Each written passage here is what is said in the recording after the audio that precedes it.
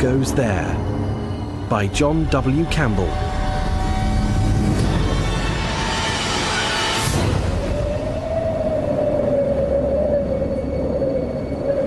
Whoa there. Whoa! Okay. You'll get your supper soon enough. Come on, let's get you inside. Hey, Branny. Pulled well. That's a boy. That's a boy. Conant! Hey, Connie! The boss wants us all in the mess. When? I have to feed the dog. Soonest! Feed him later. He says now. Oh, hear that, boys? He says now. Yeah, all right, gentlemen, settle down, thank You you. should tell the Huskies, Chief. They've been going on bloody non-stop. Yeah. I don't know why. They're the only ones here who don't have to eat your cooking, Kinner. Hey, there's nothing wrong with my cooking. Thank you.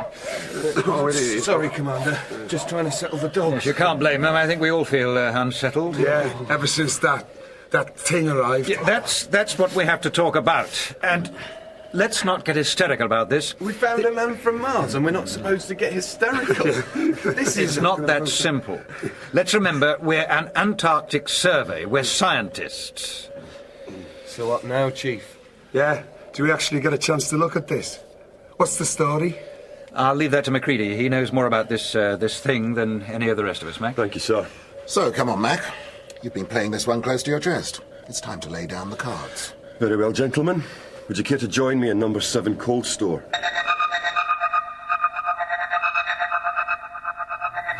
He said it was ugly. They didn't say the alphabet. Come on, Scouse. I bet you wouldn't look so good to it. Just as long as it never gets a chance to try, Doc. Can I smell something? You shouldn't. It's frozen solid. Me too. Getting colder every day. A week and we'll be snowed in. Yeah, OK, Mac? Right. Well, I think you all know the background. Magnetic anomaly appearing within 50 miles of the pole. Speculation, a meteor of some kind. Probably landed a million and a quarter years ago. We decided to take a look, keeping it pretty much under wraps. And I don't have to remind any of you, we're all government employees and subject to the Official Secrets Act. Wouldn't have anything to do with the fact that the Antarctic is an open continent. That we're meant to share and share alike. Yeah, Mike Kinner, just a bit. Of course, the small fact that the army managed to destroy what we found while trying to get it out the ice might just have something to do with it too. So it's not a rumour. There was a ship. There was a ship. Sunk pretty deep in tertiary ice. We were able to access a fin of some kind. But you couldn't analyse it. I mean, didn't anyone there figure that? What did you use? Thermite rapid heat. Navy uses it for free and icebound ships. Army uses it for destroying them. London wanted them to move fast before anyone else got in on the act. And now they never will, right, Commander? Yes, I'm afraid so. A 1 million-year-old spacecraft lost. But we got the driver. Yeah. I don't know how much we want him. It, Kinner. Where did you find it, Mac? 200 metres south of the craft. My best guess is that it got out for some reason. Maybe it was injured, maybe confused. Sure as hell didn't realise just how cold it can get up there. It froze. Solid. That's some ice cream. I mean, can you make it out? What it actually... Oh, God, it just makes me feel like I'm falling into a nest of spiders. Natural protective reaction. Don't know what it is? Fear it? Destroy it. I'd go for that. I'm sure I can see 3 eyes in there and they're looking out at me. Why don't you go make supper? Maybe it's hungry, Kinner. You could cook up one of your casseroles for it. Though come to think of it, it looks like one of your casseroles. Given that the ship was 1 million years old, then... You realise this thing is also... No. I just can't conceive of that. We're scientists. We can conceive of anything. It's our job to dream, Doc, and make those dreams concrete. I'll settle for thick ice. Well, that's the question, isn't it? What? Well, Blair wants to examine it. Thaw it out, take samples... You're out of your tiny mind, Blair. And you're the cook, Kinner, not a scientist. Oh. The rest of us are. Look, we have an isolation lab, we have remote tools, anything else we might need.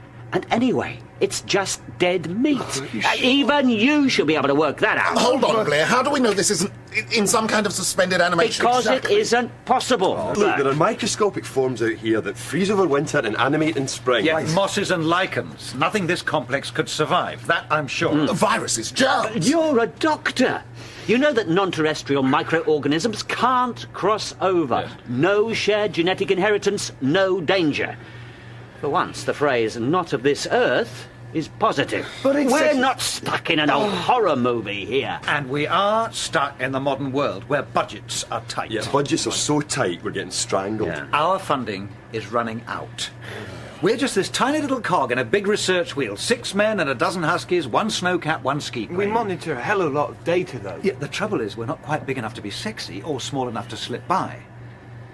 I haven't said this before, but after next year, nothing. Instruments alone. It's about money, isn't it? The whole bloody lot of it. This ship, this thing. I mean, if we get there first, we win the big prize. Think of it. We'd never be without backers again. Anything we wanted on a plate. We'd be made. For life, we have to do it. Be one hell of an opportunity. Unique, you could truly say. But if we kept it frozen over winter, took it back in the spring... They take it away from us, that's for sure. Exactly. You're for it, Mac. I'm a meteorologist, Kinner. I don't really have an opinion on the science, but I do like working down here. The Antarctic, it gets in your blood, and I want to come back next year, year after, for the rest of my life. I guess you could say I'm always for men over machines. Connie? I think Mac's right. They take it away from us. So we should work on it while we can. Doc? It's a hell of a question. We shouldn't have to ask it. Yeah, well, there's a lot of questions we shouldn't have to ask. All right. I suppose, yes. You're all nuts. Just don't ask me to deep fry it. Might be an improvement. Okay, Blair. You've got it. What now? We let it thaw out naturally. No more thermite. Still, when you look at it, even through the ice, it's a horror. Well, after you've fed your dogs, Connie, you can have the pleasure of keeping an eye on our visitor. Thanks a million.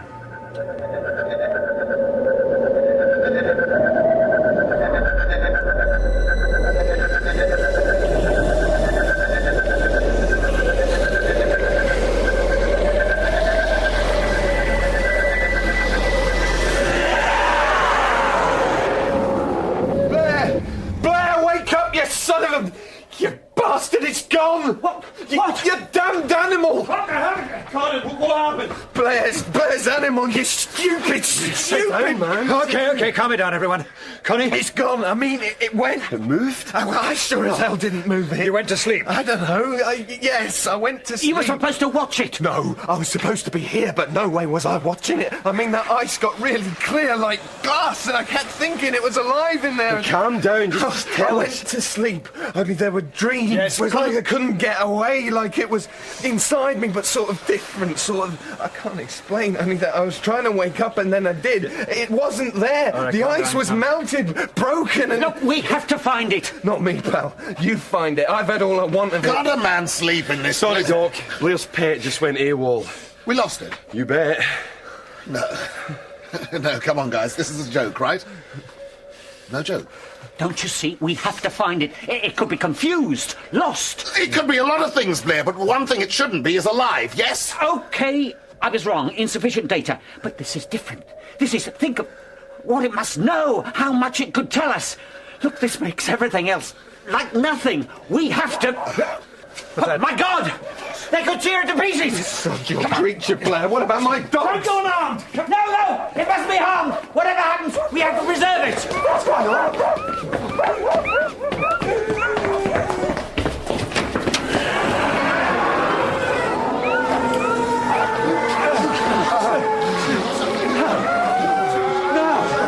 That can't be. That isn't. You want to tell me what it is, then? Gary, you have to stop it. Don't shoot! We have to communicate! It could tell us... My pleasure, Connie.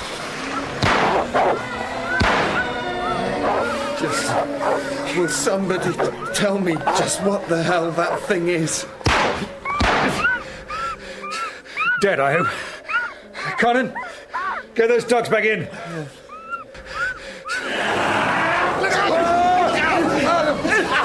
Get out of the way! Now!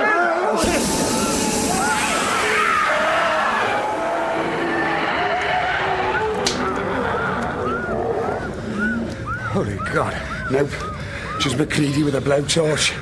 Thanks, Mac. Somebody got an extinguisher. I'll get one.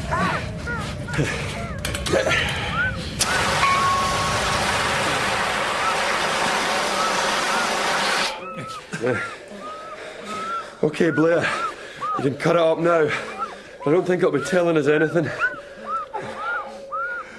Can somebody help me with the dogs? Doc? Yeah. I'm coming. I'm coming. First, anybody hurt? Commander? No, it's just a scratch. Mother surprise. Aye. It was one hell of a surprise, all right.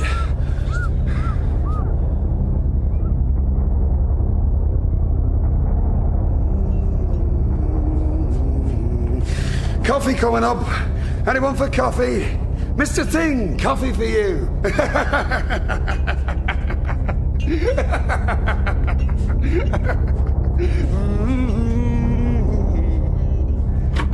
Guess it really is dead. Coffee. Oh, thanks, yes, I think we could all use some. You sure it's dead now? I put a few million volts through it after Mac had finished. Sure is. So, I mean, what's that about? I mean, look at it. Did it eat one of your dogs or what, Connie? Don't ask me. The damn thing killed 3 of them and the rest aren't going to be pulling any sleds for a while. I'm sorry. So, what is it, Chief? Do we know any more? Blair? Well, I have a feeling that what we saw first... The thing in the ice? Yes, I'm not even sure if that was its original form. Whoa. Come again? Well, look here, this dog leg. Must have ripped it off. I don't recall. No, you're right, Doc. You don't. Will somebody tell me what the hell they're on about? Sorry, Kinner. What I'm saying is that the creature did tear a bit out of one of the dogs. The dog. And ingested it and... Don't ask me how. Analysed it and started growing a dog leg. That is nuts. Isn't it? Looks like a dog's leg. Even feels like one. The fur seems real. Touch it and see. No way. But it isn't. It is something else. What? I don't know. Some kind of protoplasmic intelligence, a sort of super chameleon. Changes shape as well as colour. It absorbs organic tissue and breaks it down, moulds it. Intelligently? I don't know. Maybe it takes on the intelligence of its new form. Maybe not.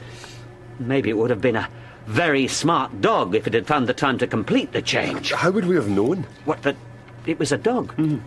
Well, we wouldn't. Until and unless it attacked one of us, or maybe changed again. What was it planning to do? What does it want? Well, survive, I should think. It's an almost perfect survival system.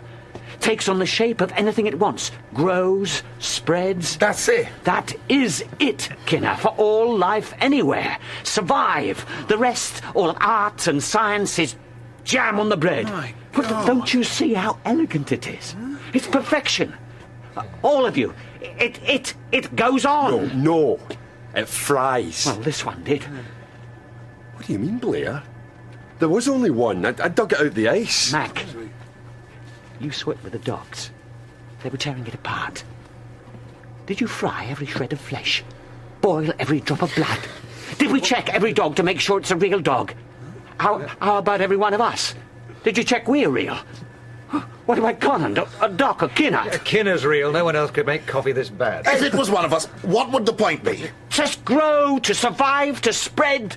First here, then the rest of the world. You have got to be kidding. Survival of the fittest. If it was me, Oh, it could fly out, just like you can. Only it won't, because I destroyed all the flight systems. Nobody and nothing flies out of here, just like nobody is calling home. I screwed the comms. Look, I'm sorry, fellas, but it had to be done. We opened Pandora's box, and something came out. Hey, and that means none of us, not one of us, can ever... Well, don't you see? There's only one way to stop this thing. We're all dead. One way or the other. Doc? It's only a sedative. He'll be all right when he wakes up. Someone had better check the comms on the ski plane. Conan? I'm on it. I'll take a look at the plane. What do you think, Mac? I think that if I do find anything untouched, I'll smash it. What? Look, Blair might be crazy, but he was right about one thing. Nobody leaves. Nobody communicates. Not until we know this creature's dead. And if we can't kill it?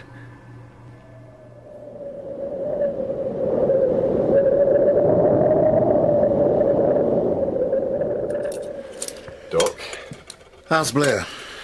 Well, we put him in the engine room, gave him enough food and water, nailed the door shut, and then backed the snowcat against it. He's not getting out. Not that he wants to. Seems to think we're all infected. He's insane, but not stupid. You think some of us are? Conant was alone with the dogs after I sewed them up. Yeah, he's been keeping to himself. Not surprising, given the way the rest of us are looking at him. Not surprising if he's not feeling himself today. And how about you, Doc? You spent time with the dogs too. Maybe we should apply the foot and mouth answer. Everyone dies infected or not. How could we trust the last man to turn the gun on himself? We could always let Blair out to do the job. Right, if he's still human. Damn it, hell, Mac, this is crazy. There has to be a test. Some way we can... Wait, hold on, Dog. This thing's able to become like a dog, a human being, a perfect imitation. Except... Well, maybe it still has to be itself. Well, otherwise it would just be a dog, and there's no point to that.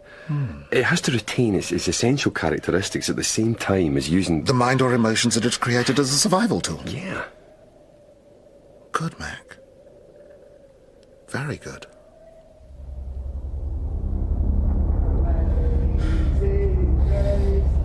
Could you guys just stop looking at me like that?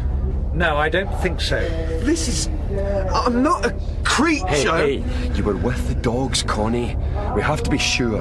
I'm sure. I mean, if I was... Kenner, will you shut up that noise? And not just about you.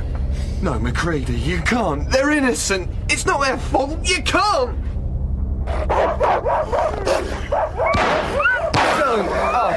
No. Only one way to be sure. Oh, no, you're crazy. Don't turn me. No, It's the only way. no. Don't get close. Look at him, Conant. Is that how you want to end up? As something polluted? Alien?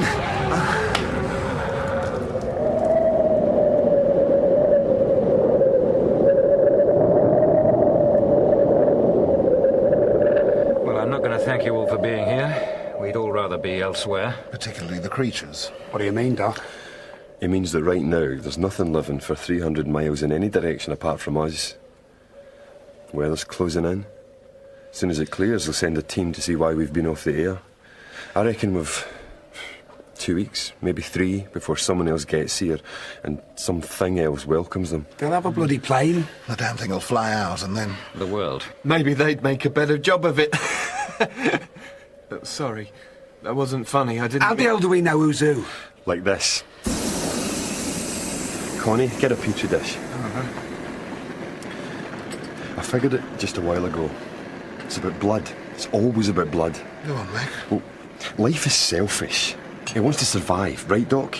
Unless Darwin was wrong. Yeah, and this thing, Blair said every bit of it was aware, self-sufficient, an animal in itself, reflecting the nature of itself. Like when it became a dog, it acted like a dog. And when it became a man, it acted like a man. And when it became that man's blood... This do, Mac. Yeah. Yeah, fine. Now, cut your palm. Bleed into the dish.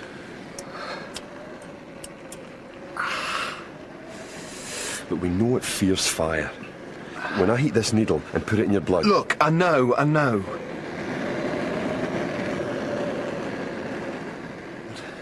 Right. See? I told you. 24 hours and I'm okay. Thank God. Right. Doc, you're next. Sure. I know I'm okay. We'll see. Connie, bring me another dish. Right.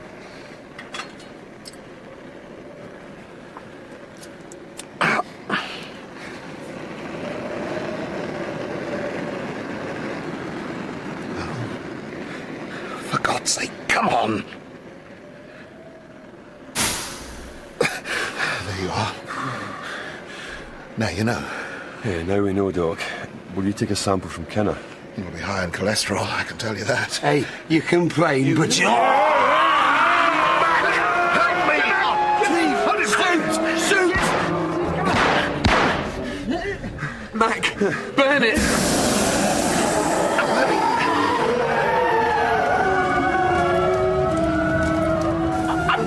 Help me! Help me!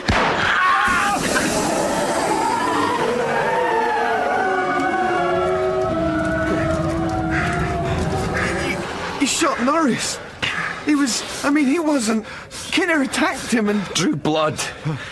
Doc was a dead man from the moment the fluids mixed, like any of the rest of us. Hey, Mac, I'm okay. It was a scratch, it was only a scratch. It probably wasn't even Kinner, it was just...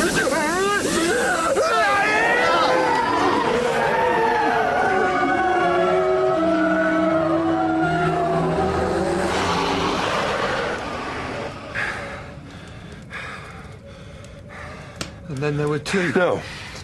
No, three. What? Blair. Oh, he's still out there, locked in the tractor shed.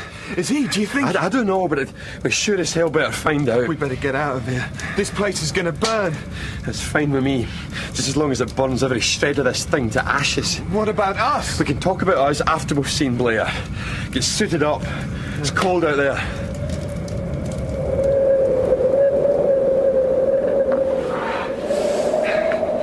Hang on to the rope! Don't get separated! No way, Mac! Can you look? I can't see a metre in front. Snow's too heavy. Look for the snowcat! Made to be visible! Think I found it, Connie! Yeah, get in! Get in!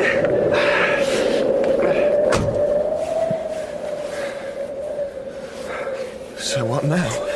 He's had a lot of time alone in there. If he is one of those things... Yeah, he could have changed into anything. Maybe back into whatever it was flew that saucer here. What if he has made something? We unmake it. Connie, you sit tight. I'll go in. If there's any suspicion that any suspicion at all, I'll fire up the torch and you drive the whole damn front wall down with the snowcat. Then throw in these cans and back off fast. What's in them? Aviation fuel. Well, the plane won't be needing it. There's enough here to deep fry a blue whale. Or to take care of one thing. Okay. Just be very careful, Mac. If I'm going to freeze to death, I'd like to do it in good company. Nobody's freezing. Okay? Nobody human is dying out here. Right, let's go.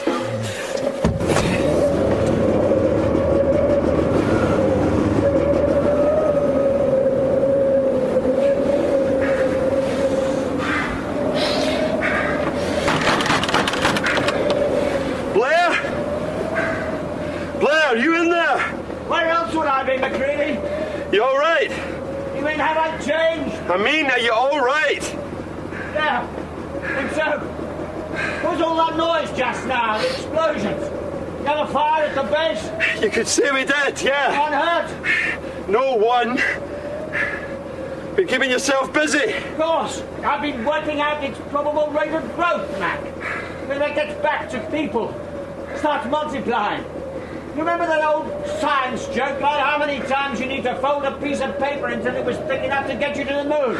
Yeah, I remember that. Once you start doubling and doubling, doesn't take many. So you're saying? Oh. Inside a year, the whole...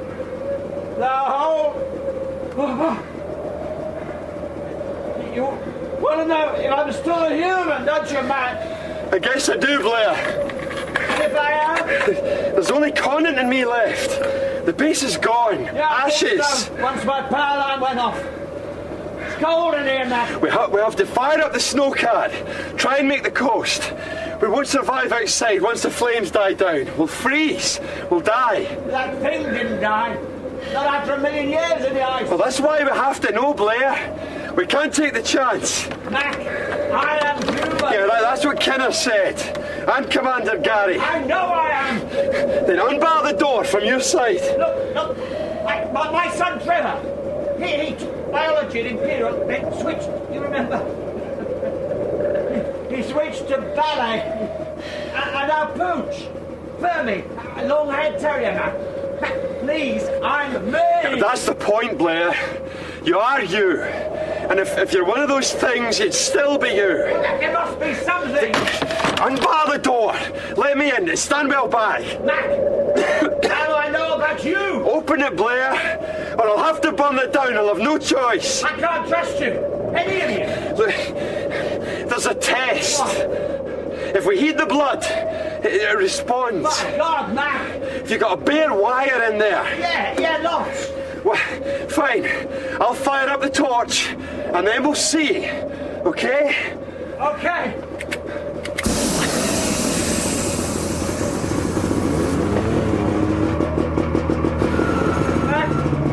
Mac, what's happening, Mac? What's going on out there? What are you doing? Tell me what's happening, Mac?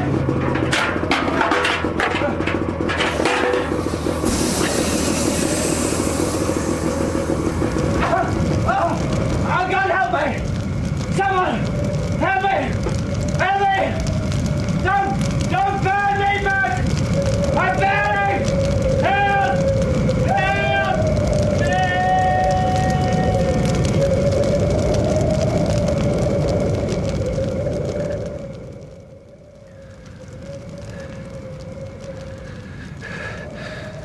That's it. That's it, Connie. All finished now. I heard him screaming. Aye. He didn't change. He didn't try and escape. He was human. He burnt and he died. A human being. Maybe. Maybe not. Mac? There's only one person didn't take that test of yours. There wasn't time. There's time now. Sure. About 3 weeks until the rescue party get here. Only we'll both be dead by then if we don't get the snowcat moving. I removed the capacitor. Huh. Thought you might. Well, could be a problem there. That's right. We could freeze, Mac. Aye, Connie. We could freeze.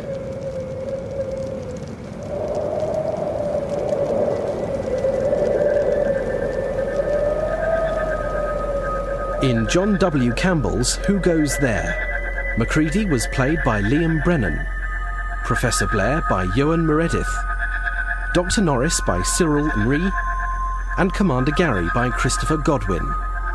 Kinner was played by Harry Myers, and Conant by Colin Adrian. The dramatist was Mike Walker. The director was Rachel Horan.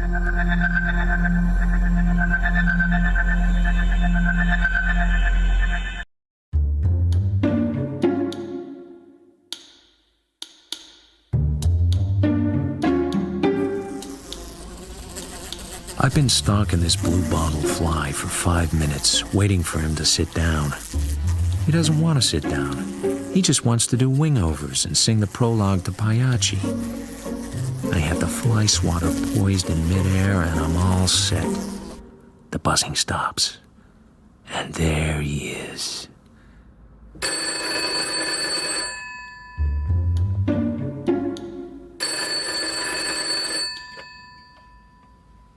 Hold the line a moment, please. I take a deep breath and swing. What's left of the fly sails halfway across the room and drops to the carpet. Hello? Thanks for waiting. Is this Mr. Marlowe, the detective? Yeah, it is. How much do you charge for your services, Mr. Marlowe? What does he want done? I can't very well tell you over the phone. It's very confidential. Before I'd waste time coming to your office, I'd have $40 a day in expenses. Unless it's the kind of job that can be done for a flat fee. Oh, that's far too much. Why, it might cost hundreds of dollars, and I only get a small salary. Where are you now? I'm in a drugstore. It's right next to the building where your office is. Come on up and let's have a look at you. If you're in my kind of trouble, I can give you a pretty good idea how much it'll be. But I need to know before... Hey, your choice.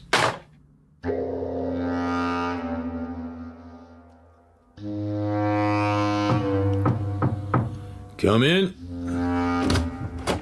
That's no way to talk to people over the telephone. You ought to be ashamed of yourself. I'm just too proud to show it.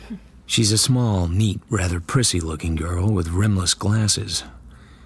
Over her shoulder hangs one of those awkward-looking square bags that make you think of a Sister of Mercy taking first aid to the wounded. If I talked to one of Dr. Zugsmith's patients like that, I'd lose my position. Why don't you forget about Dr. Zugsmith and take a seat? Or go away if you prefer. You're so rude. Should we get down to business? You don't look like the type that goes to see private detectives, and especially private detectives you don't know. I know that. And Oren would be absolutely livid. Mother would be furious, too. I just picked your name out of the phone book. What's your name? Orpha Quest. I live with my mother in Manhattan. Manhattan, Kansas, you know, not Manhattan, New York. My father's dead. And Oren? He's my brother. We've always been regular churchgoers and godly folk. A year ago, Oren came out here to work for the Cal Western Aircraft Company in Bay City. He didn't have to. He had a good job in Wichita. I guess he just sort of wanted to come out here to California. It wasn't like Oren not to write to us regularly. But he only wrote twice to Mother and 3 times to me in the last 6 months. And the last letter was several months ago. Mother and I got worried. So it was my vacation, and I came out to see him. He's never been away from Kansas before. Aren't you going to take any notes? I thought the detectives always wrote down things in little notebooks. I'll make the gags. You tell a story.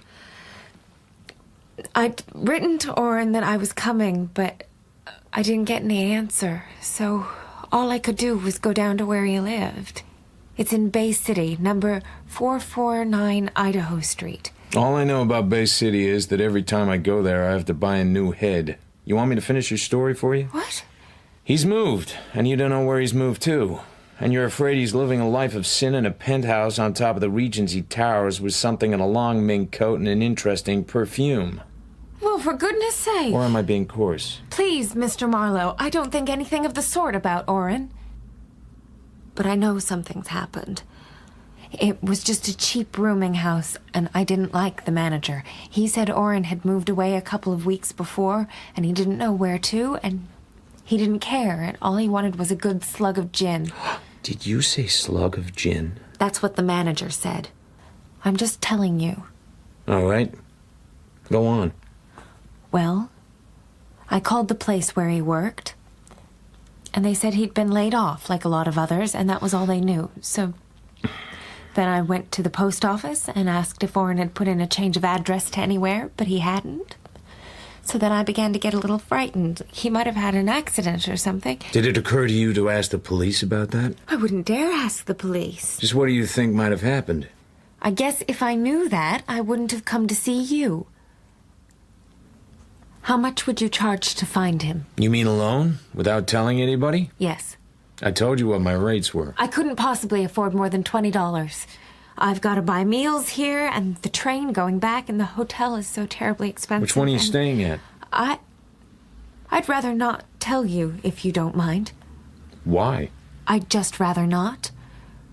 I'm terribly afraid of Oren's temper. So how come he got so bad-tempered? Is it something to do with the family and all that church-going? I don't like you. I don't think I'm going to employ you. So there's something wrong with your family, and somebody in it has to be the dark meat. If you're insinuating that Oren has done something wrong, well, I can assure you that it's not Oren who's the black sheep of the family. So who is? You? My older sister, Leela, if you must know. But I don't want to talk about her. Here's some snapshots of Oren. He's sort of bony. He's over 6 foot, but he only weighs about 140 pounds. Does Oren have any distinguishing marks on him, like moles or scars or a tattoo of the 23rd Psalm on his chest? And don't bother to blush. Well, really? No, he hasn't. So what does he do for fun?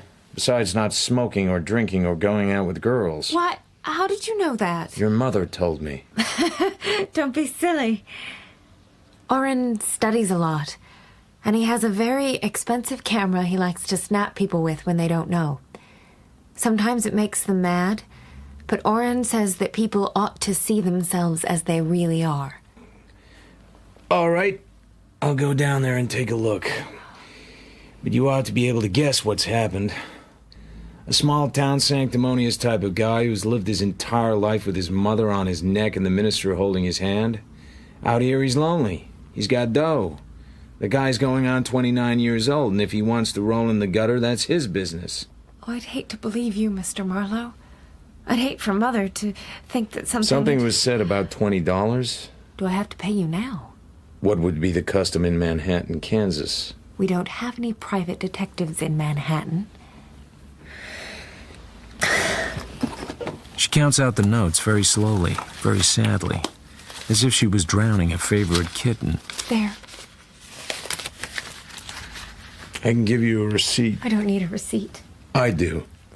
You won't give me your name and address, so I want something with your name on.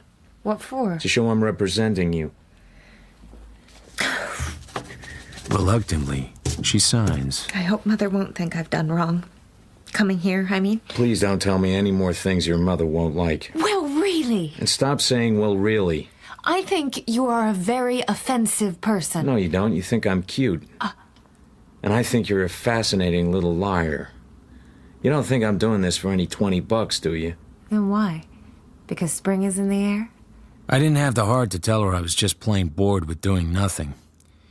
Perhaps it was the spring, too, and something in her eyes that was much older than Manhattan, Kansas.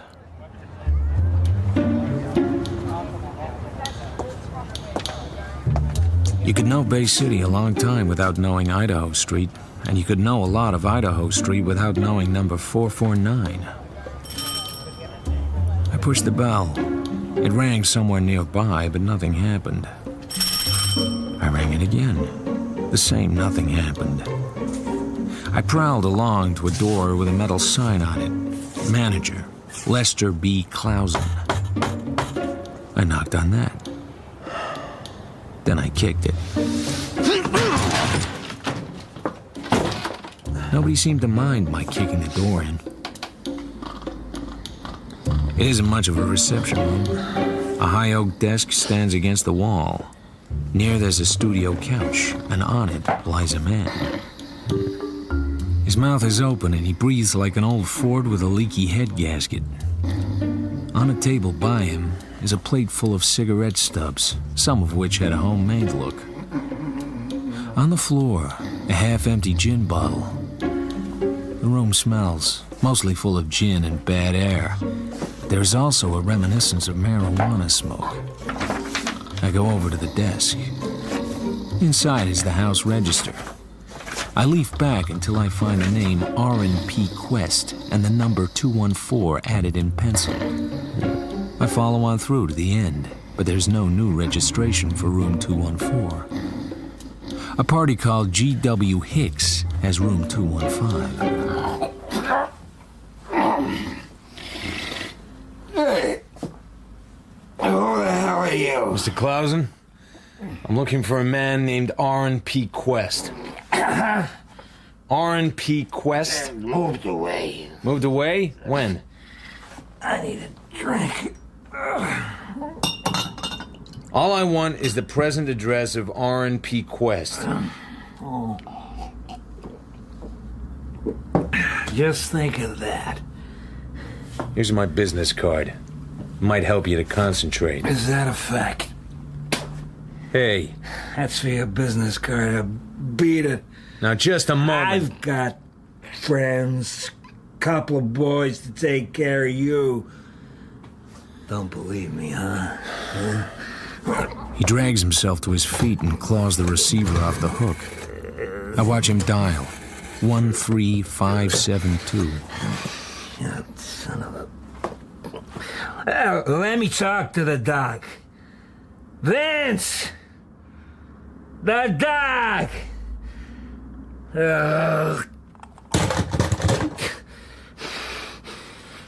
Not getting what he wants, he throws the receiver away from him. The effort seems to exhaust him. I refill his glass of gin. He drinks it with an airy flourish, lies down on the couch, and goes to sleep instantly. There's a passkey in his pocket. Before I go upstairs, I write Doc Vince, 13572 on an envelope. Maybe it's a clue.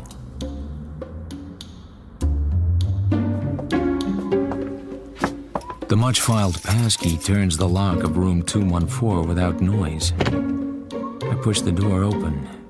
You can always try knocking. The room is not empty. I beg your pardon, the manager told me the room was vacant. Yeah.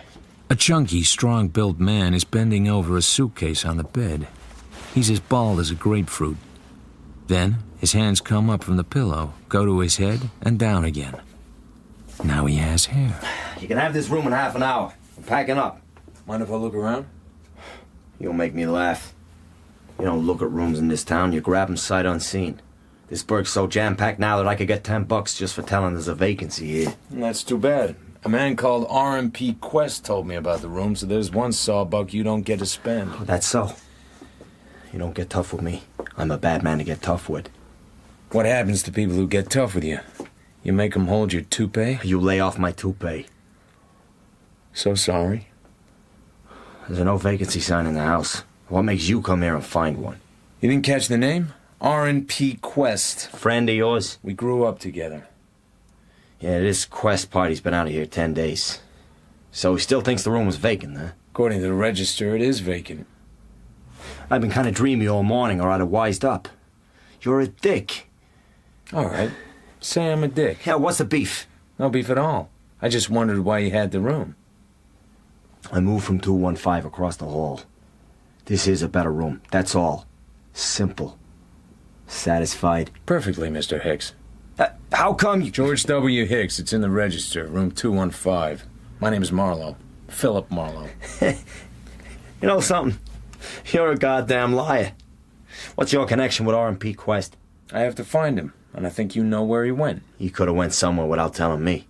Your grammar's almost as loose as your toupee. Quit talking about my toupee. I wasn't gonna eat it. I'm not that hungry. Okay. I'm a careful guy myself. That's why I'm moving out. Why? Don't you like the reefer smoke? That and other things.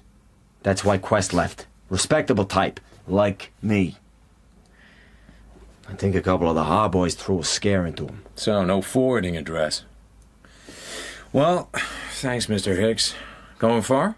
Not very far. Just far enough. What's your racket? Racket? Sure. What are you shaking for? How do you make your dibs? You got me wrong, brother. I'm a retired optometrist. Uh-huh. So that wouldn't be a .45 gun in your luggage. What of it? It's been in the family for years. Okay, Mr. Hicks. Thanks for your time.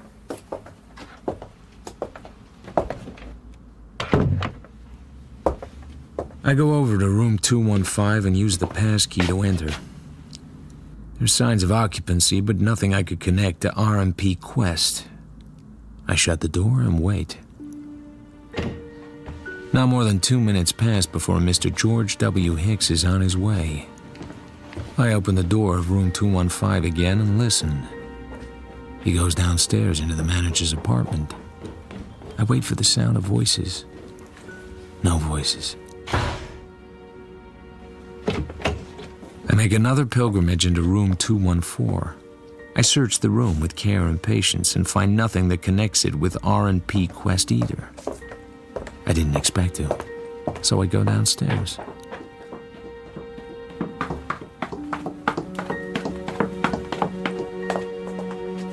Mr. Lester B. Clausen lies on the couch with his face to the wall, dead to the world. I go to the desk.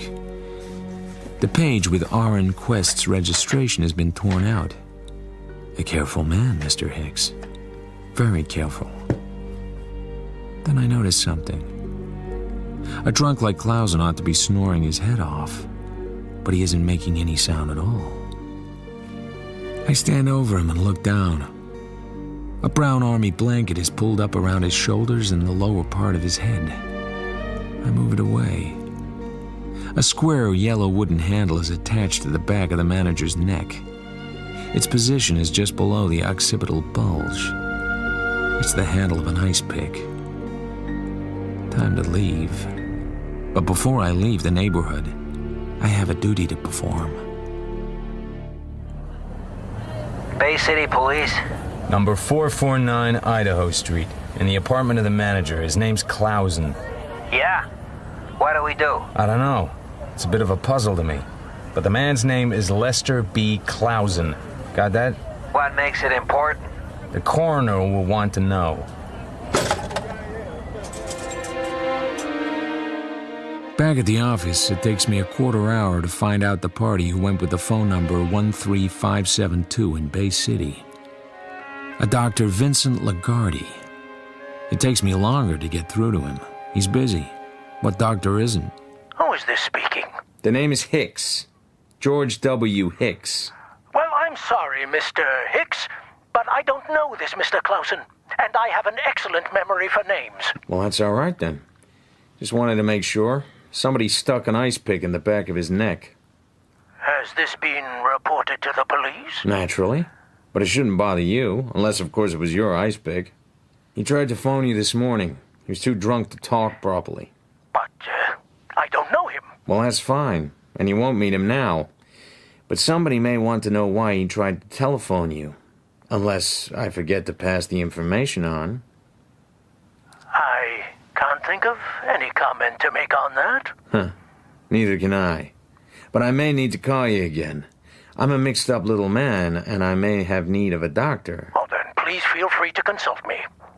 Thank you, Doctor. Thank you.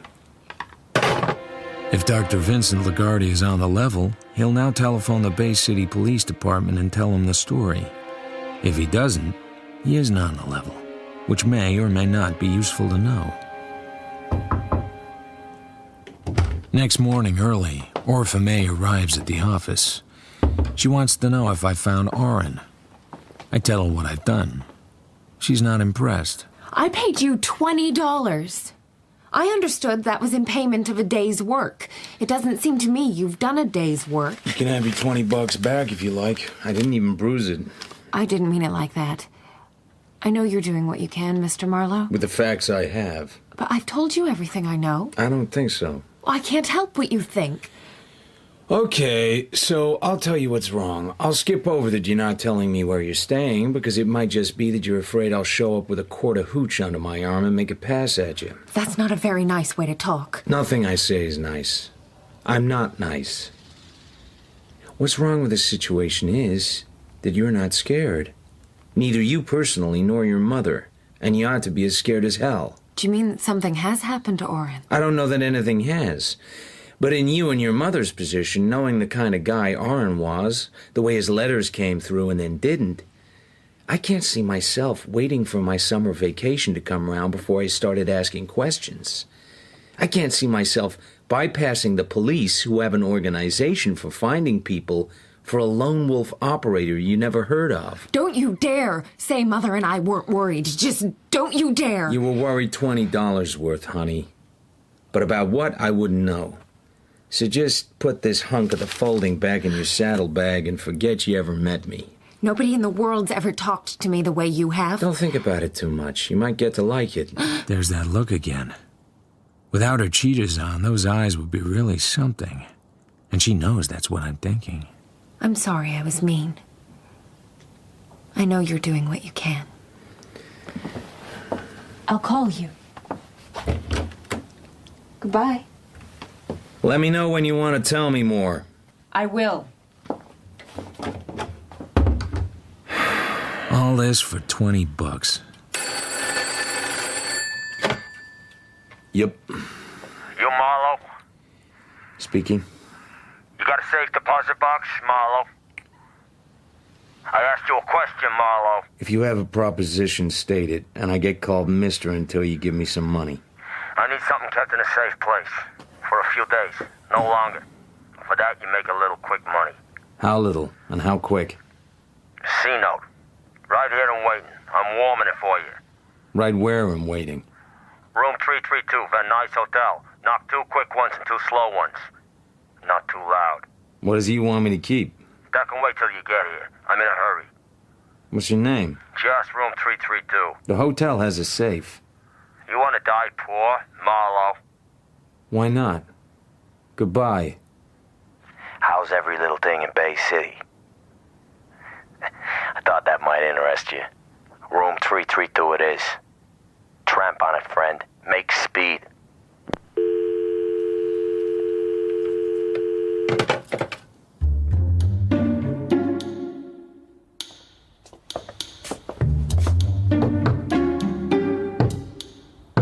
It takes me 25 minutes to get to the Van Nuys Hotel. The porter tells me that the occupant is a Dr. G.W. Hambleton. The initials sound familiar. I feel as if I've spent my whole life knocking on doors in cheap hotels that nobody bothers to open. I try the knob. The door opens, and I walk in. Dr. Hambleton? A man lies on the bed. He doesn't answer. Then the bathroom door opens, and a woman comes out. A towel in front of the lower part of her face. Dark glasses above the towel. A wide-brimmed straw hat over her head. This woman does not want to be recognized. Oh, and she's also wearing gauntleted gloves, and there's an automatic in her right hand. White bone grip.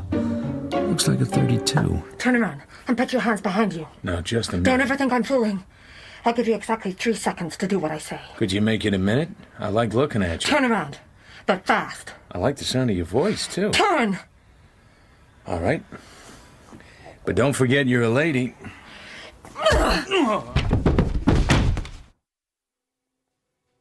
However many times somebody knocks you unconscious, the experience never gets any more enjoyable. When I come to, she's gone. But there are signs that she's been searching for something in the bathroom. All over the room, in fact. I go over to the man on the bed.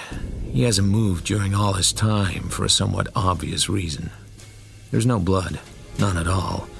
Which is one of the few nice things about an expert ice pick job. The point of interest now is whether the people who had ice-picked Dr. Hambleton, otherwise known as George W. Hicks, had found what they came for. They hadn't had much time.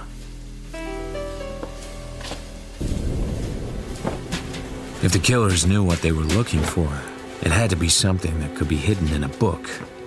A telephone box, a tube of toothpaste, or a hatband. My head is still aching, but I search the bathroom carefully. I move the top of the toilet seat and drain it.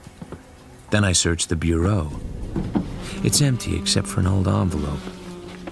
I'm examining the backs of one of the pictures when I have an idea so simple I suddenly grin.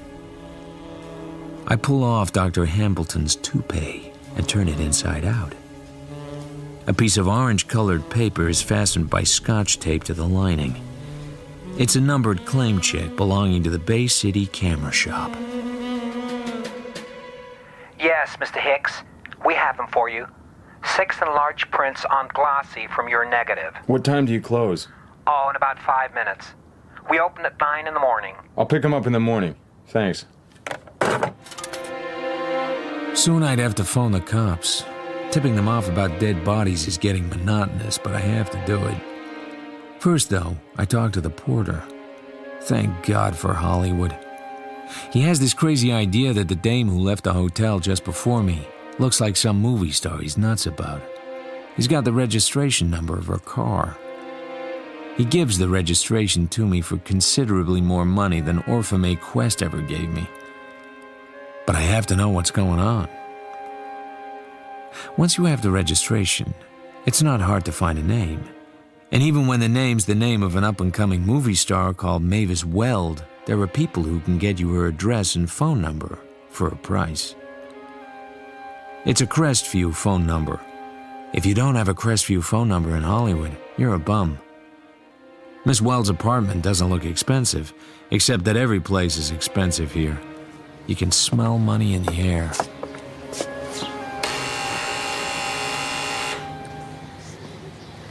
Yes? Miss Weld, please. And who is calling, Miss Weld, please? I have some stills Whitey wants me to deliver tonight. And who is Whitey, amigo? The head stills photographer at the studio. Don't you know that much? Aren't we tough? I'll come down and let you in. Miss Weld is taking a bath. She's not in the best of moods, but I'm sure she's dying to see these photos. Are you staying around too? Of course. Why ask?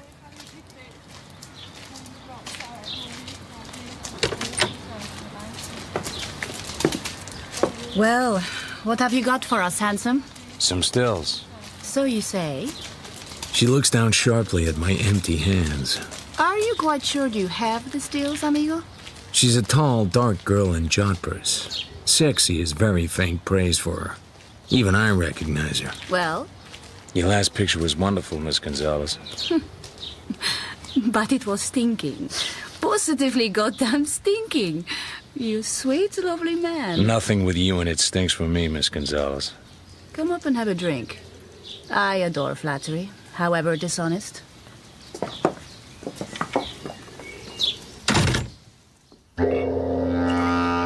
So here I am, having drinks with Dolores Gonzalez, the Mexican Spitfire, in an apartment with paintings on the walls that look lousy enough to have cost a lot of money. Here. Thanks. You may call me Dolores, if you wish. And you are... Let's just say Philip. I am most fully aware that you are a goddamn liar, and that you have no stills in your pockets. Not that I wish to inquire into your no doubt very private business. Yeah? Just what kind of bath is Miss Weld taking? An old-fashioned soap or something with Arabian spices in it? Perhaps you would like to help her. No thanks, Miss Gonzalez. I'm strictly here on business. What a waste. All my friends tell me I am far too outspoken. I do shock you, don't I? No. But if I wanted to be shocked, I'd know right where to come. Then I better give you my address. I live at the Chateau Bercy, and I'm often lonely. Dolores, I thought I asked you to get rid of whoever was at the door. I just couldn't resist letting him in.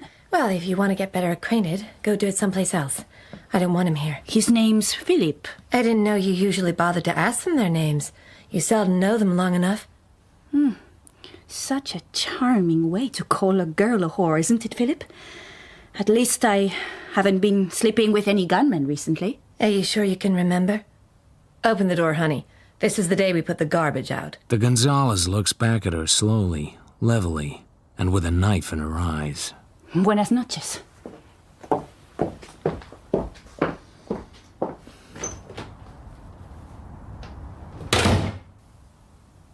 Now suppose you do the same, but more quietly. I'm here on business, Miss Weld. Out. I don't know you, and I don't want to know you. Do I have to call the manager to bounce you downstairs like a basketball? You still have your little gun with a white bone grip? My head's still aching from that knock you gave me. What are you talking about? You know what I'm talking about. So what do you want from me? Money? Money always helps. I'm sure it does. I never thought you killed Hicks. But it would help to have some sort of reason for not telling you were there. Oh, my goodness. Am I supposed to have killed somebody? How silly of me to have forgotten. Look, you're gonna find this hard to believe, but I came here with the quaint idea that you might be a girl who needed some help. I trust you have your car fare home. I'm not giving you a cent. Listen, I figured you went to that hotel room to make some kind of payoff. And the fact that you went by yourself and took chances on being recognized, and were recognized, makes me think you're in one of those Hollywood jams that really means curtains for your career. Will you shut up? Okay. You don't need me. You're so goddamn smart you could talk your way out of a safe deposit box. Go ahead and talk your way out of whatever mess you're in. Will you go now? You slimy, blackmailing, keyhole peeper. I'm beginning to think you write your own dialogue. I've been wondering just what was the matter with it. You know where the door is. She doesn't move or breathe as I reach the door. Just stares at me. Her eyes remind me of someone. That sets me thinking. Outside, I almost bump into a slim, dark-eyed man who's standing there lighting a cigarette. Oh, excuse me. I'm afraid I'm in your way. He has a key in his other hand. Not at all. You don't need that key. The door isn't locked. Of course. How stupid of me. Yeah, we're both stupid. Anybody's stupid that bothers with that tramp. Oh, I wouldn't say that. You don't have to. I've said it for you. Thank you. By the way, I hope I'm not interrupting an interesting quarrel. I would hate to do that. And since Miss Weld is a friend in common, may I introduce myself? My name is Steelgrave. Haven't I seen you somewhere? No, I don't believe you have. My name's Marlowe. Philip Marlowe. I'll remember that. Good night, Mr. Marlowe. I look back. He's still standing there watching me, the cigarette between his lips, very calm, his face giving nothing away. But I somehow sense it might have been better for me if I had known who Mr. Steelgrave was and hadn't been quite so brutal. Another day at the office. Another early visit from Miss Orpha Quest. Marlowe. The office isn't open yet. But it's terribly important. I've heard from Oren. Fine. Then you don't need a detective. Very well, but I don't think you'll like it. I don't think you'll like it at all. I'm ready to call the police now. Why is that? Because there's murder in it, Mr. Marlowe. And murder is a very nasty word, don't you think? Anybody I know? That horrid man in the rooming house was murdered. I read it in the papers. Mr. I forget his name. Let's both forget it. And please, take your money away. Endow a hospital or a research laboratory with it. It makes me nervous having it around. But I need you to find Oren for me. But I thought you said... It was all a lie. He didn't call me up. I don't know anything. Okay. I'll find him for you, honey, if he's still alive. And for free. Oh? Just one thing. What? Who was the black sheep in your family? You said it wasn't Oren, remember? But then you mentioned your sister, Leela, and passed on quickly as if the subject was distasteful. I don't remember. So I was wondering, what name does your sister Leela use in pictures? Pictures? Oh, you mean motion pictures? I never said anything about her like that. You want me to tell you her name and where she lives? You mind your business about my sister Leela. You leave her out of your dirty remarks. What dirty remarks? Or should I try and guess? Oh, I hate you. Goodbye. Well, it got rid of her, and it confirms my hunch about Mavis being her sister. Not many women have eyes as striking as this pair. All in all, not a bad result. Later, I drive to the Bay City camera shop. I proffer the claim check retrieved from the late Mr. Hicks's toupee. Then I drive a couple of blocks and look over the catch. The prints show a man and a blonde girl sitting in a crowded restaurant with food in front of them. They're looking up as though their attention has suddenly been attracted and they only just have time to react before the camera clicks. The restaurant is the Dancers on Sunset Boulevard. The girl is Miss Mavis Weld. The man is Mr. Steelgrave. And the photographer, I would guess, is Mr. R.M.P. Quest. Whether he had his sister's consent or not, I can't tell from the photo. Then I notice something else. An evening paper, the News Chronicle, is lying on the table in front of Mr. Steelgrave. I've brought along a magnifying glass, and now I use it. I can make out the headline. It reads, "Light heavyweight contender succumbs to ring injuries." And I know I have to talk to my good friend Todd Barrow, former reporter on the aforesaid News Chronicle. Okay, I checked just in case my memory got it wrong. Richie Bello was a popular young light heavyweight. He died just before midnight on the 19th of February as a result of ring injuries sustained the previous evening in the main event at the Hollywood Legion Stadium. So, it was the News Chronicle noon sports edition for February 20th which carried the headline. I knew I could rely on you, Todd. So what else you want to know? Anything else interesting in the news that day? Boy, was there another big story. Bigger than the Richie Bello if we'd known. So, tell me. Did you ever hear of Sonny Mo Stein? Yeah, he was a big-time gangster. Big time is the word. The night in question, he was gunned down over on Franklin Avenue. Which was sort of ironic, as he was a man whose gang specialized in the use of ice picks. You're interesting me. Any suspects? Yeah, a guy called Weepy Moya. Used to be next in command to Stein in the organization when they started out in Cleveland. Cleveland, Ohio? It was always a gangster town. So Moyer killed Stein? It might have been done in his orders, only he couldn't have done it personally. Why not? Because he was in jail on a gambling rap. Well, the man police suspected of being Moya, that is. They never managed to prove whether he was Moya or not. I don't think they tried too hard. The police like this guy because he's a gentleman. He has nice manners, and he keeps things sweet. And of course he had a cast-iron alibi for the shooting. Well, what better one than being in a police cell? You're talking as if this guy, who may or may not be Weepy Moyer, is still around. He's very much still around, and he's been legitimate for some time. He owns the Dancers restaurant on Sunset Boulevard, and the film stars go there, and he smells of roses. I guess he's not using the name Weepy Moyer. What guy would stick with that name if he didn't have to? For quite some time now, he's been known as Steelgrave. Thank you, Todd. Thank you very much. The photo is just two people having lunch on a certain day. But it was the day Moe Stein was shot to death on Franklin Avenue. The day a character named Steelgrave was in jail, suspected of being a Cleveland Red Hot named Weepy Moyer. But the photo says he was out of jail on the day in question. Mavis Weld took a tremendous risk when she went to the Van Nuys Hotel. Why?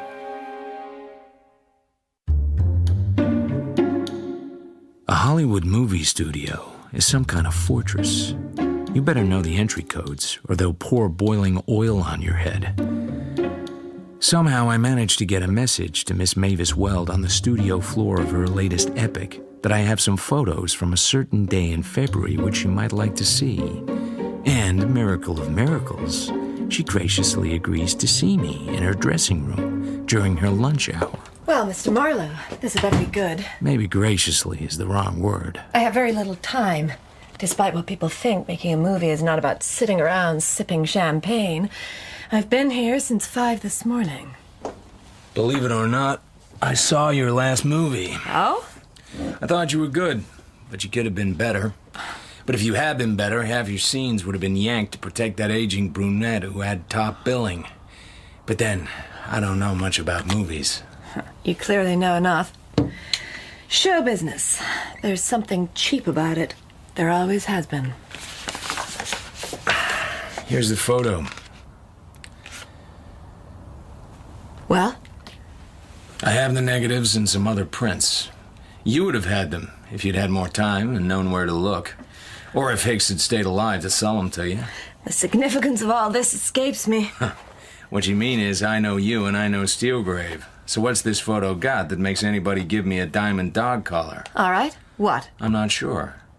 But if finding out is what it takes to shake you out of this Duchess routine, I'll find out. You haven't anything to sell. Except perhaps your life. You've waited too long. Far, far too long. For me or for you? For both of us. Give me a cigarette.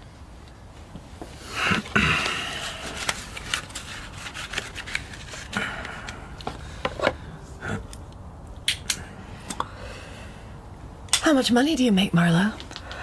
$40 a day in expenses. That's the asking price. I've taken less. $40 a day? Little lonely dollars. Are they very lonely? Lonely as lighthouses. Okay. Ask me the questions. Who's Steelgrave? A man I've known for years. And liked. He owns things. A restaurant or two. Where he comes from, that I don't know. But you know him very well. Why don't you ask me if I sleep with him? I don't ask that kind of question. Oh, Miss Gonzalez would be glad to tell you. The hell with Miss Gonzalez. She's dark and lovely and passionate. And exclusive as a mailbox. To hell with her. About Steelgrave. Has he ever been in trouble? Who hasn't? With the police? Oh, don't be ridiculous. The man is worth a couple of $1 million. How did he get it? How would I know? All right. You wouldn't. That cigarette's gonna burn your lovely fingers. I lean across and take the stub out of her hand. Our hands touch. Don't do that. And you don't really know anything about Steelgrave. Or what he'd been before you met him. I wish you'd make up your mind whether you're giving me the 3rd degree or making love to me. My mind has nothing to do with it. I really have to go eat something, Marlowe. I'm working this afternoon. You wouldn't want me to collapse on set, would you? Only stars do that. I may get top billing one day. I think you will. I told you before, I wouldn't be here if I thought you killed anybody. But you were there in the hotel. You took a big chance. There was something you wanted very badly. It can hardly have been this photograph. That was the one thing he had so well hidden that it wasn't found. But you're right. Why is it so important? It's only a photo of you and a man called Steelgrave in a booth at the Dancers. Nothing in that. Nothing at all. Unless there's something about Steelgrave. Or there's something about the date. The date? Get yourself a magnifier and look at that newspaper headline. Or show it to Steelgrave. Ask him if it means anything. You're just building a sandcastle, Marlowe. You really think that? Why not? I found something the police would love to have. Something you were prepared to go to the Van Nuys Hotel to buy. Something that got the man you were going to meet murdered. Something that possibly links your friend Mr. Steelgrave to a gangland murder. All this is as full of motive as the ocean is full of salt. Well, if this is as big as you seem to think it is, aren't you scared? As long as the cops don't find the negatives, I have a license. And as long as somebody else doesn't find I have them, I won't get an ice pick in the back of my neck. Would you say I was in an overpaid profession? I never said that. You better go, Marlowe. I have to eat. Goodbye.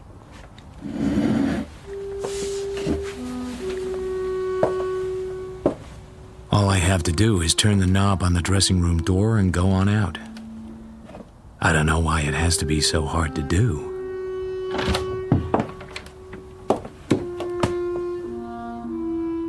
Take care.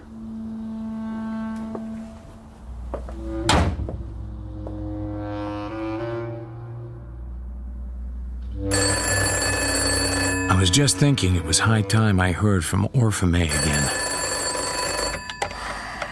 Marlowe. This time, I really mean it. I lied before. I'm not lying now. I really have heard from Oren.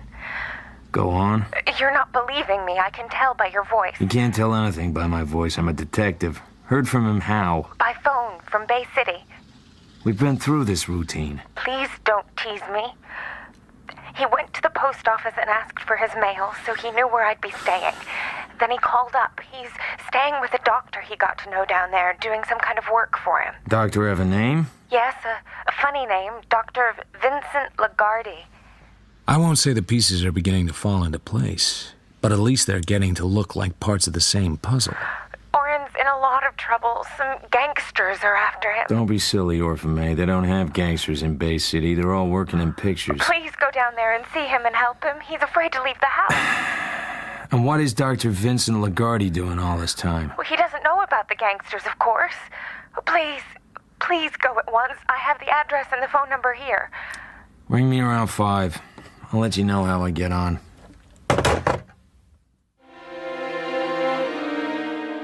I study my face in the car mirror.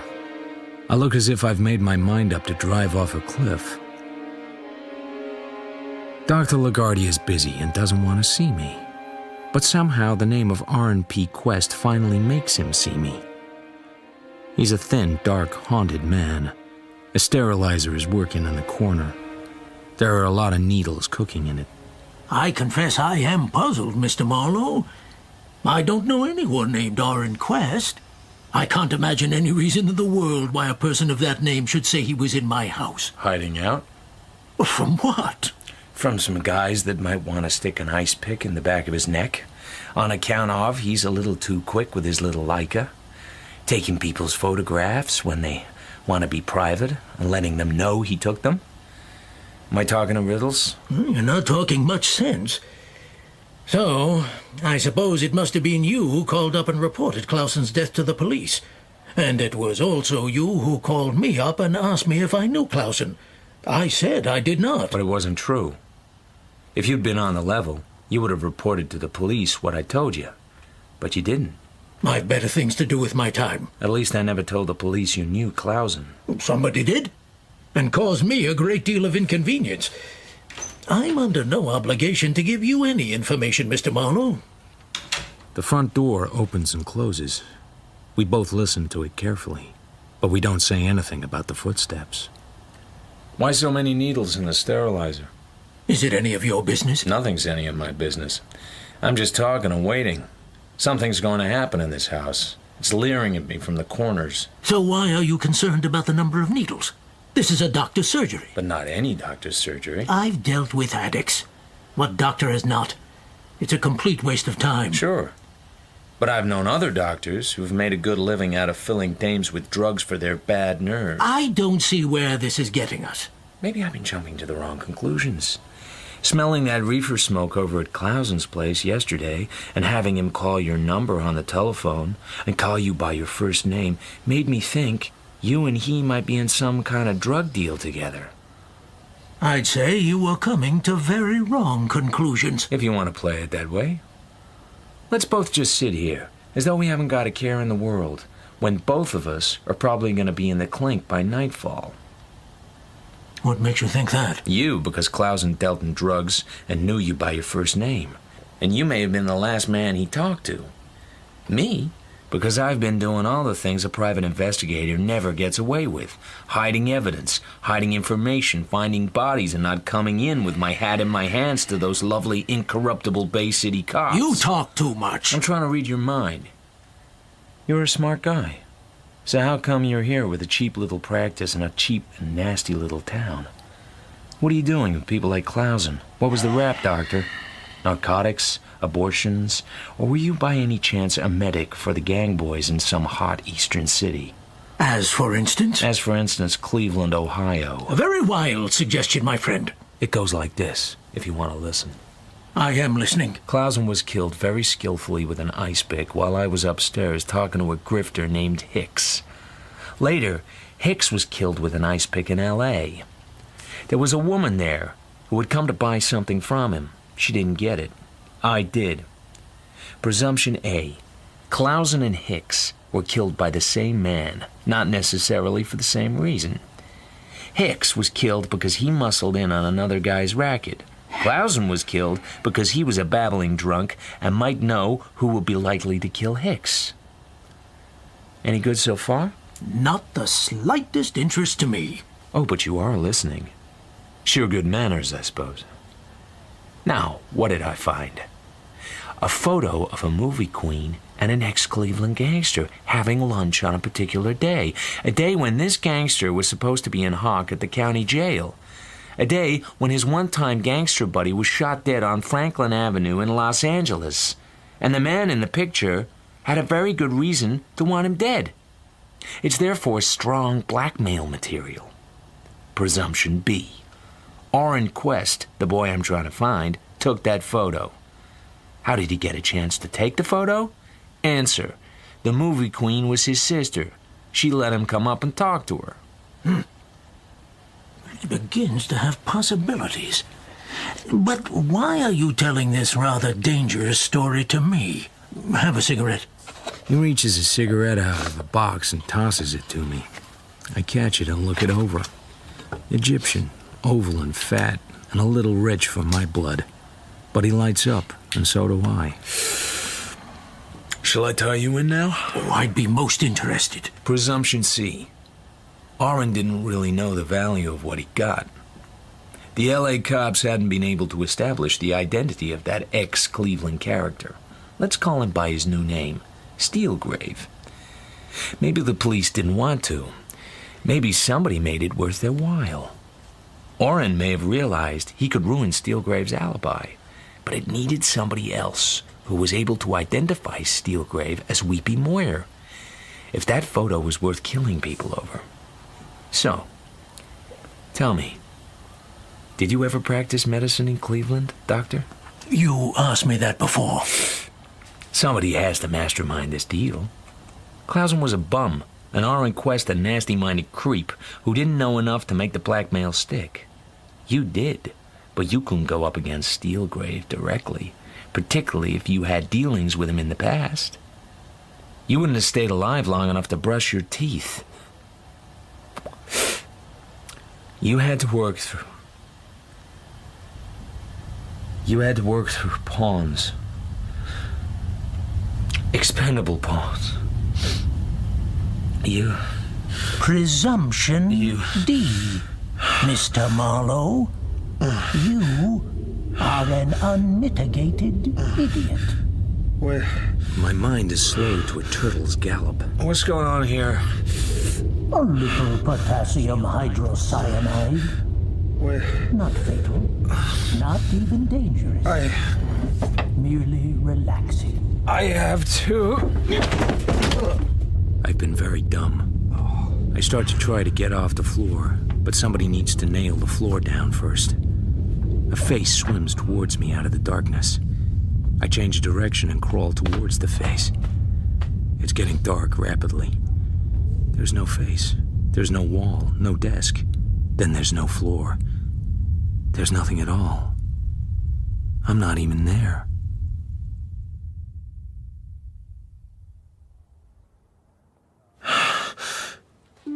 The room is just Dr. Lagarde's consulting room. Same floor, same desk, same walls. But no Dr. Lagarde. Where? I drag myself to my feet. Steps are coming down the hall. I wait by the closed door. Someone out there is in trouble. It's not my problem, but I take a deep breath, twist the doorknob, and open the door.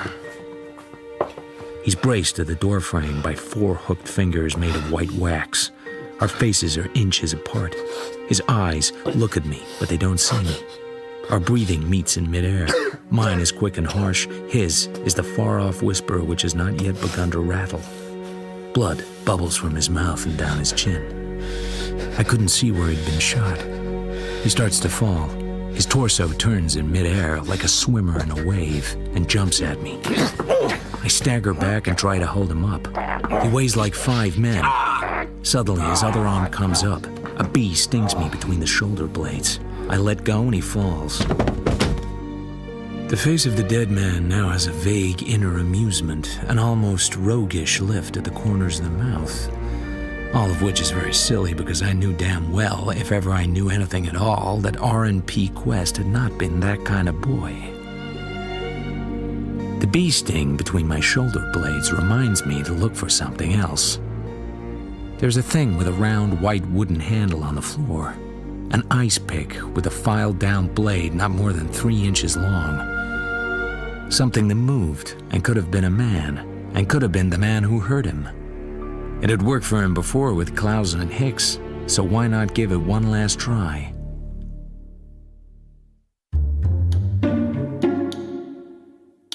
Just out of Bay City, I stop in front of the last drugstore. It's time for me to make one more of my anonymous phone calls. Come and pick up the body, fellas. Who am I? Just a lucky boy who keeps finding him for you. Modest, too. Don't even want my name mentioned. I'm far outside the law already, and my luck isn't gonna last. Then I think of Orphamay. She has a right to know first, law or no law.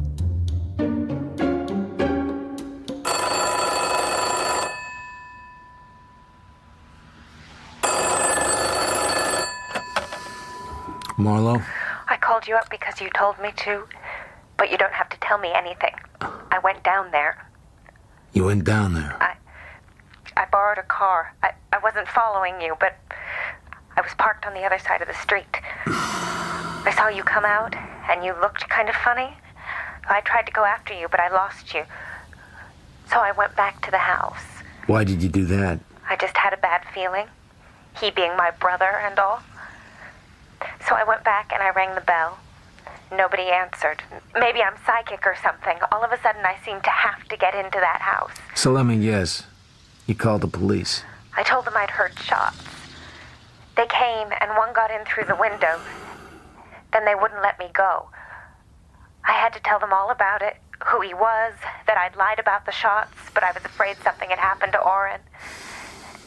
And I had to tell them about you, too. That's all right. I'd have told them myself as soon as I could get a chance to tell you. It's kind of awkward for you, isn't it? Yeah, Will they arrest you or something? they could. You left him lying there on the floor, dead. You had to, I guess. I had my reasons. They won't sound too good, but I had them. It made no difference to him. Oh, you'd have your reasons, all right. You're very smart. You always have reasons for things. Well, I guess now you'll have to tell the police your reasons, too. Not necessarily. Oh, yes, you will. You certainly will. They'll make you. In my business, a fellow does what he can to protect his client. Sometimes he goes a little too far. That's what I did. I put myself where they can hurt me. But not entirely for you. You left him lying on the floor, dead. And I don't care what they do to you. If they put you in prison, I think I should like that. I bet you'll be awfully brave about it. Sure. Always the gallant smile. Well, I'm off to the police headquarters now. They'll be pleased to see me. Good luck if I don't see you again. Better keep your good luck. You might need it, and I wouldn't want it. I did my best for you. Perhaps if you'd given me a little more information in the beginning... She hangs up while I'm saying it, and now I have to face the cops. I drove off a cliff, all right. The cops put me in a stuffy interview room and give me a hard time. There's a loudmouth Bay City cop who hates my guts from the start. The LA cops aren't fond of me either, but there's nothing they hate more than an out-of-town cop trying to throw his weight around, so that works in my favor. They tell me my client ratted on me, as if I didn't know. They also tell me Dr. Lagarde's not been found. Maybe he never will be. In the end, the cops decide to let me go. I've been given a rain check. They tell me to go and square things up, fast. As if I knew how.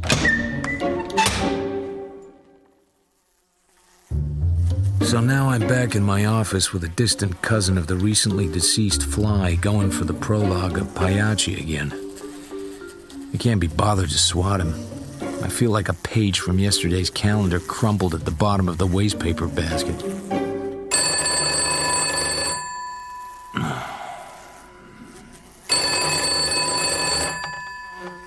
Hello. Are you on your own? Have you phoned to tell me you're feeling lonesome, Miss Gonzalez? I can always use the company of a real man. I'm sad you've not taken up the invitation.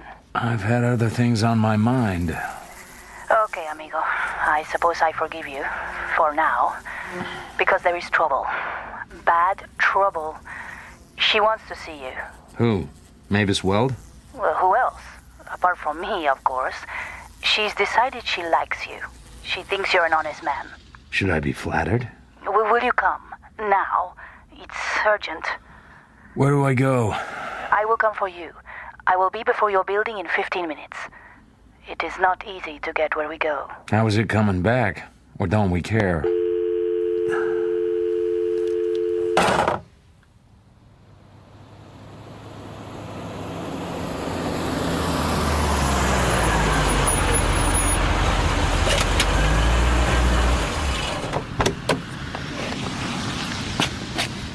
You drive, please, amigo. Why didn't she call me? She couldn't. She did not have the number and she had very little time. Why? It seemed to be while someone was out of the room for just a moment. And where's this place she called from? I do not know the name of the street, but I can find the house. That is why I come. Please, get into the car and let us hurry. Maybe. And then again, maybe I'm not getting into the car. Old age and arthritis have made me cautious. Oh, always the wisecrack. It is a very strange man. Always the wisecrack where possible. And it's a very ordinary man with only one head, which has been used rather harshly at times. Will you make love to me tonight? That's an open question. Probably not. You would not waste your time. Just for half an hour. Let's leave the sex to one side. Okay, where are we going? We go west through the Beverly Hills, and then further on.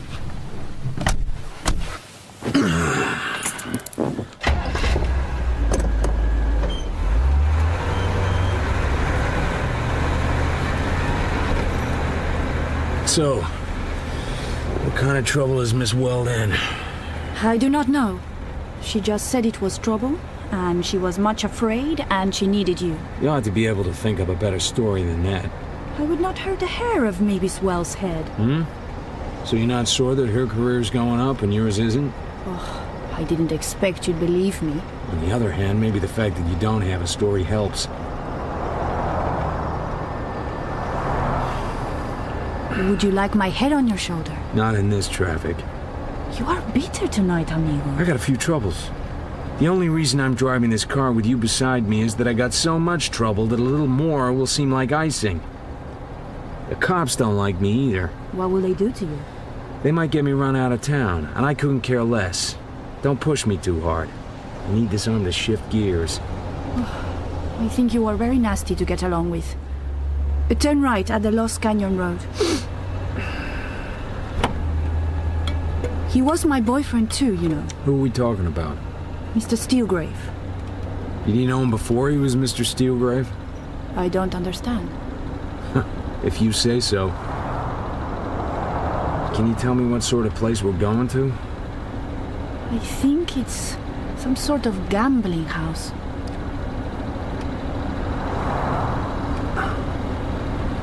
Private road. No trespassing. Is that it? Yes. It's a long, low, white house. Both the wide garage doors are closed.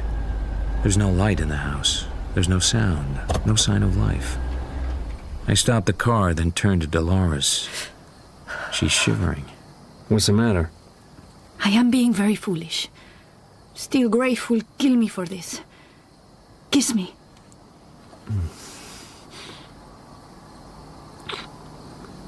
Is he in there? Yes. Who else? Nobody else. Except Mavis. He will kill her too. Mavis took him away from me, but I did not want him to kill her. The world is full of other men who have enough money. He seemed like a nice little guy when I met him. Of course he did. That is why he is what he is. You think you are tough, amigo. You are a very soft peach compared with Steelgrave. He has killed 12 men, with a smile for each one. I have known him for a very long time. I knew him in Cleveland. Will you kill him for me? Would you believe me if I promised? Yes? I'll kill him if I have to. That's all I can ask. Good luck, amigo.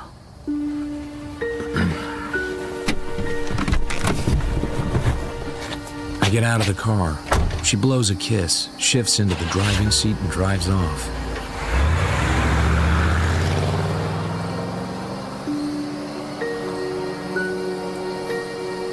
I'm alone in the moonlight. I head for the house. I didn't think the door would be unlocked for my convenience, but strangely it was. Inside is a hallway. Beyond is a kitchen big enough for a dancing class. At last I come to what must be the living room. It's curtained and quite dark, but it has the feel of great size. I feel for a light switch, but in houses like this, they have a different way of doing things. No light switch. Hello? Anybody here needing a detective? Amber light begins to grow high up behind the cornice that circumnavigates the room. Floor lamps, soft chairs, love seats, long shrouded gaming tables in the middle of the floor space. But the joint is dead. The room is empty. Well, not quite. Hello again yourself. I still think you came too late. Too late for what? She's leaning against the side of a grandfather's chair, wearing a pale cocoa fur coat. Her face would have been chalk white if it hadn't been for the lighting. I need a drink, or maybe I'll fall down. That's a lovely coat. Stone Martin. $40,000. Rented for the picture. Is all this part of the picture? This is the picture to end all pictures. For me. I do need that drink. If I try to walk... Go ahead and faint. I'll catch you on the first bounce. Thanks. Why did I come too late? Too late for what? Too late to be shot. Shucks. I've been looking forward to that all evening. Miss Gonzalez brought me. I know. She'll be disappointed as hell. She put you on the spot. She may have started out to, but she changed her mind. What a way you have with the girls. Oh! I carry her over to a gold couch and spread her out on it. Then I fetch her drink. A dark and pungent brandy. Can you hold it? Sure. Where's yours? I'm not drinking. My emotions are being worked on enough without that. I can't think of any lines tonight. It's the Technicolor dialogue. Freezes up on you. Aren't we talking like a couple of nuts? We could get sensible. Where's Steelgrave? He was here. May I have a cigarette? The old cigarette stall. Here. So, where is Steelgrave? You ought to be glad wherever he is. He thought he had no choice but to kill you. You wanted me here, didn't you? Were you that fond of him? I must have been. It seems like 1,000 years ago I met a nice, quiet little man who knew how to behave in public and didn't shoot his charm around every bistro in town. Yes, I liked him. I liked him a lot. And in the end, I liked him with this. She pulls out a white-handled automatic. It looks familiar. I sniff the muzzle. It's been fired, and recently, too. So where is he? Try that chair over there. It's a high-backed wing chair, covered in flowered chintz. It's turned towards the wall. Now I turn it. He leans on the corner of the chair with his head tilted back. His eyes are half open. The bullet has gone through the outside pocket of his double-breasted jacket. It's been fired by someone who knows where the heart is. What did you expect me to do? He killed my brother. Your brother was no angel. He was a killer himself. I don't care. Steelgrave didn't have to shoot him. Somebody had to, and quick. So how long have you known the photos existed? Weeks. Nearly 2 months. Oren called me up and said he'd lost his job. He needed money. He didn't say much about the photos he'd taken. He didn't have to. I knew I had to tell Steelgrave that the negatives existed. I didn't mention Oren's name. Then when Hicks got hold of the negatives and contacted me, I got scared. This was getting out of control. There's something you don't seem to understand. Steelgrave knew that whoever was behind those photographs wanted money. A lot of money. He knew that sooner or later the blackmailer would have to show himself. That's what Steelgrave was waiting for. He killed my brother. He told me so himself. The gangster showed through then, all right. It had started showing through for some time. Funny people you meet in Hollywood, don't you? Including me.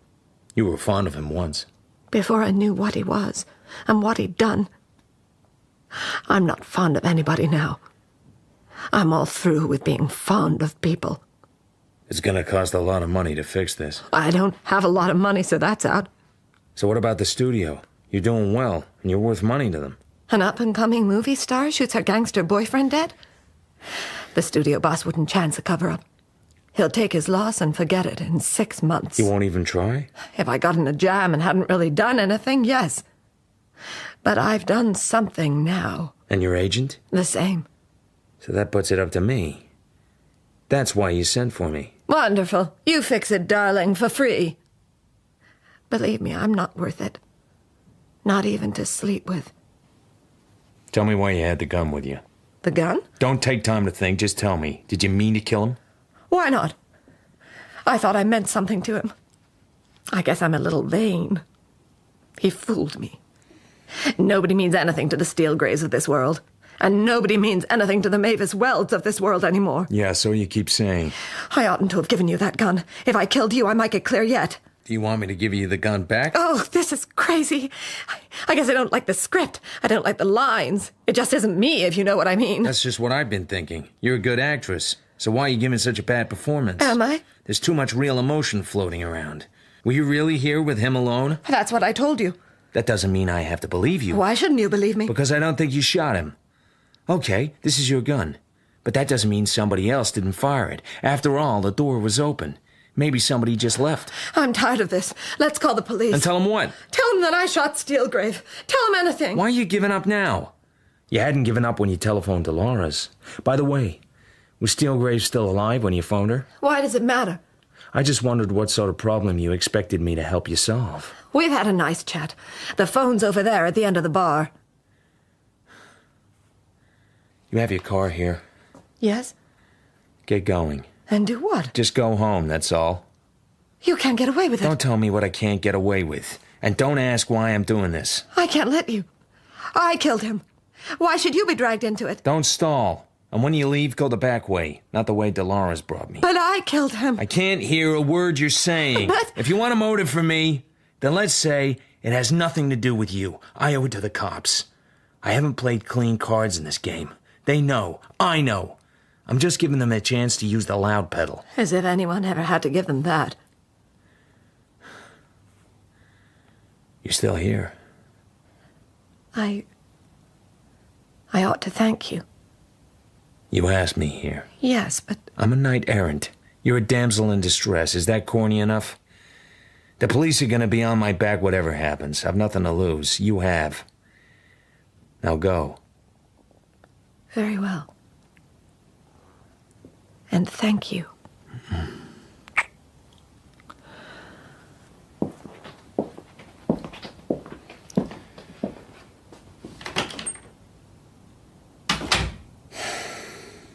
After a time, I hear a whirring noise.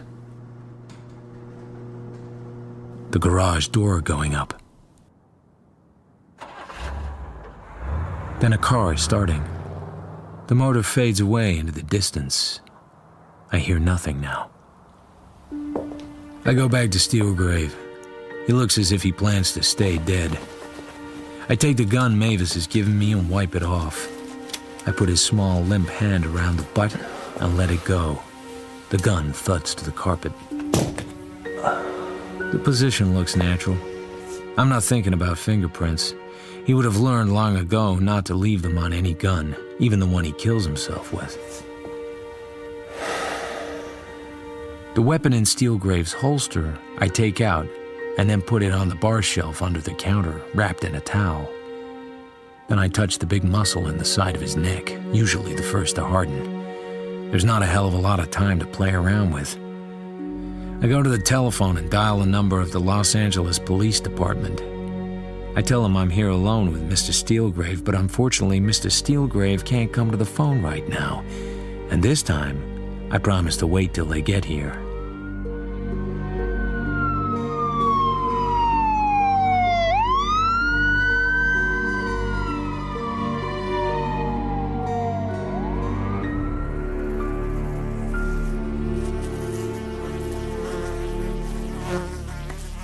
How long do flies live?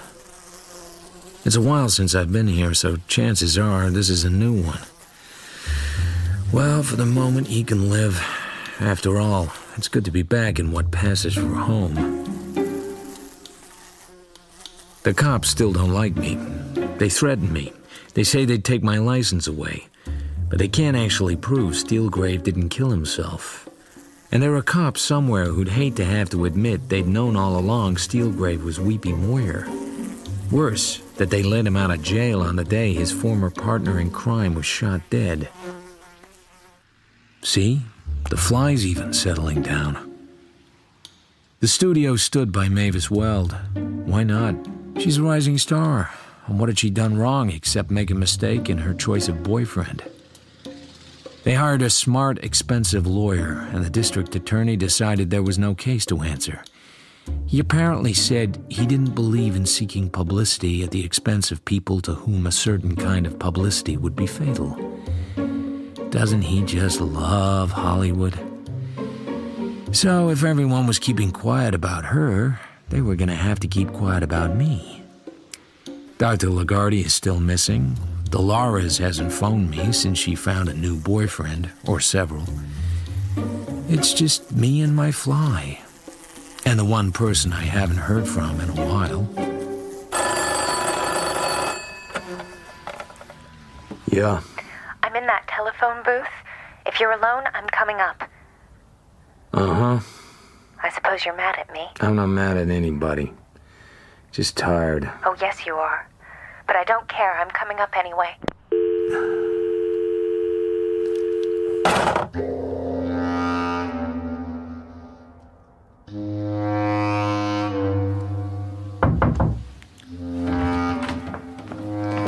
It's me. I'm going home. Would that be Manhattan, Kansas?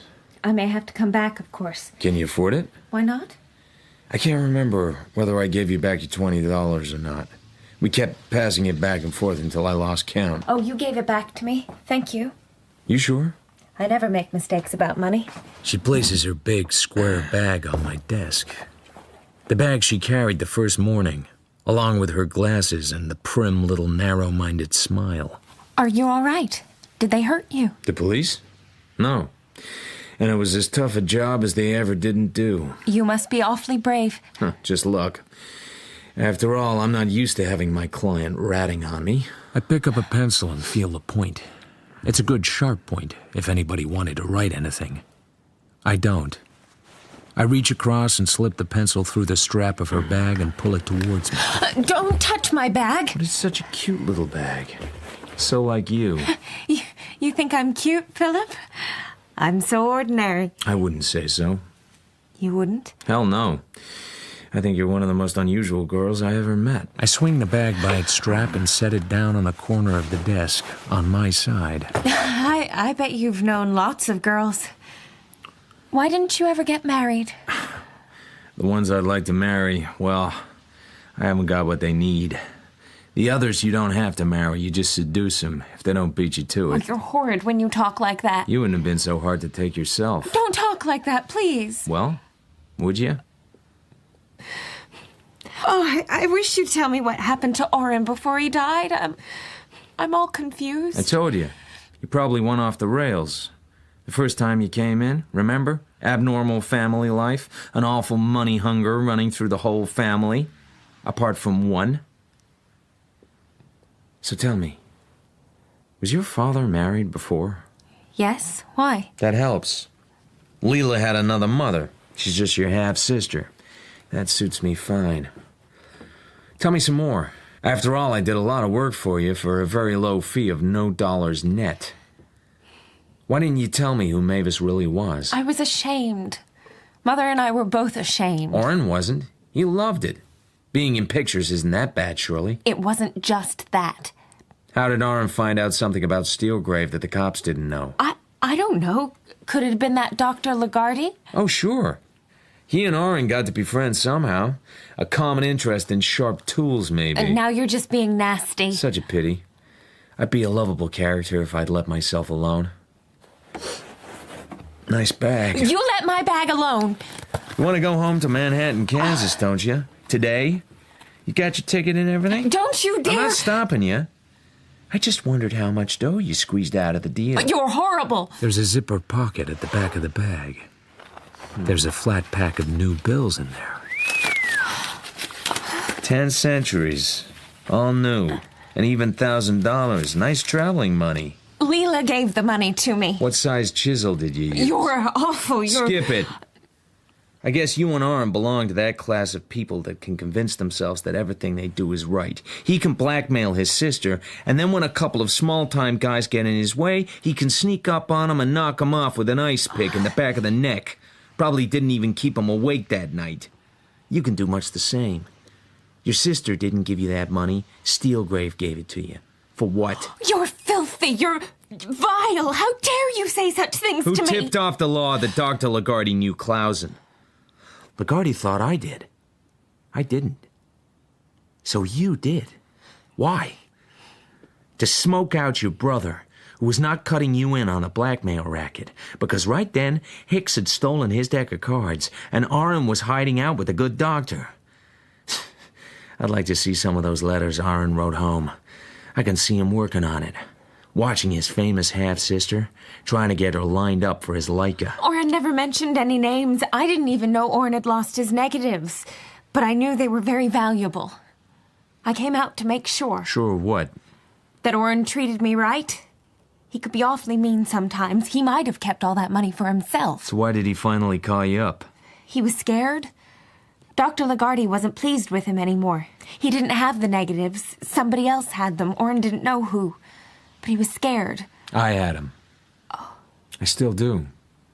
They're in my safe. How much are they worth? How about splitting that grand with me? I never thought you were a crook. Anyway, I couldn't give you this money. I really couldn't. Well, Mother and I owe money still on account, and the house isn't clear. What did you sell Steelgrave for that grand? You had one thing to sell. You knew where Oren was. To Steelgrave, that information was worth $1,000. Steelgrave went down there and shot him. He paid you the money for the address. Leela told him. She's a sort of free and easy Hollywood babe who doesn't have very good morals. But when it comes to bedrock guts, she has what it takes. She's not the ice pick type. And she's not the blood money type. How dare you? Yeah, blood money. Your own brother. And you set him up so they could kill him. $1,000 blood money. One thing I regret. Not seeing your meeting back in Manhattan, Kansas with dear old Mom. Not seeing the fight over how to split that $1,000. I bet that'd be something to watch. And who are you? A cheap shyster, a nobody. Why, even $20 buys you. I could tell the police you've been suppressing evidence. They'd believe me. And I could tell them who shot Steelgrave, because I know who didn't. What do you mean? Your sister told me she did it. She was prepared to tell the world that she'd killed him, but she hadn't. How do you know? Because you shot him. You're the only person in the world who could make her feel bad enough about herself to agree to take the rap. All the guilt you could put on her about your straitened circumstances and your grief over Oren's death. Steelgrave was a vile man. No question of that. He said horrible things to me. Just like you say horrible things to me. My comments can't have been in the same league. I think he thought it was funny. He invited me to that house of his, then he gave me a billfold wrapped in a cloth of some kind. When I unwrapped it, there was a hole in the middle, and the hole was stained with blood. I felt sick. No one likes to be reminded of what they're responsible for. Then he gave me a pile of fresh notes. He thought that was the end, but...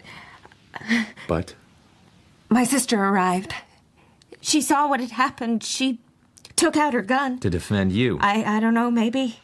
That's my guess. But I was so mad and so upset. I grabbed the gun from her and I plugged Mr. Steelgrave through his double-breasted suit. He'd killed Oren. And then you persuaded Big Sister to take the rap. She owed it to us. Owed it?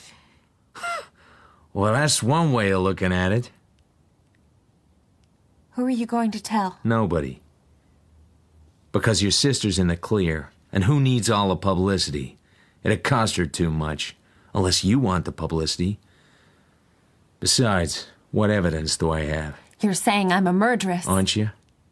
You just don't understand anything. I'd agree with that.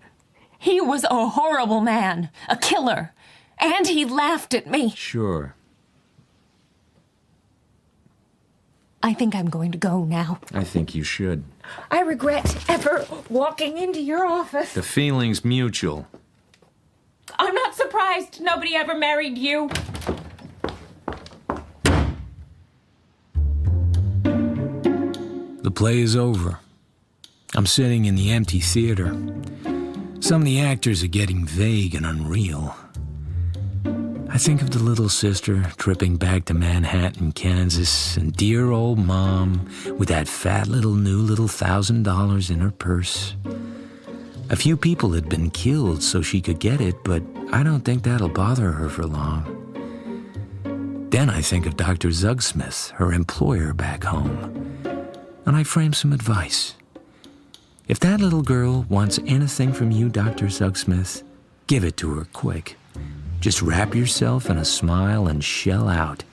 Don't get involved in any discussions about what belongs to who. Just keep the little girl happy. That's the main thing. Good luck to you, Doctor. And don't leave any harpoons lying around the office. Sorry, Fly. Wrong moment.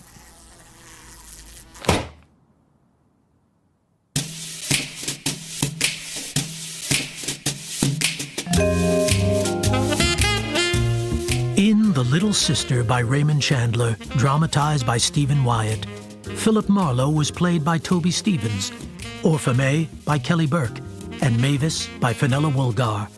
Lagarde was played by John Garasio, Dolores by Janita Jimenez, Hicks by Jonathan Forbes, and Clausen by Peter Polycarpou.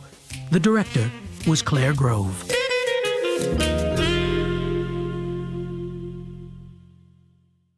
Curiosity allegedly kills cats. Why this fate should befall our feline friends in particular is beyond me. I do know, though, that if a bedroom door is locked, I cannot rest until it is opened. Perhaps you feel like that, too. Davy Snowden did.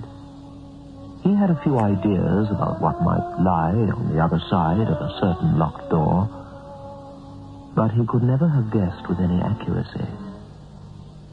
You see, a mere turn of a handle sent him on a journey into and beyond midnight.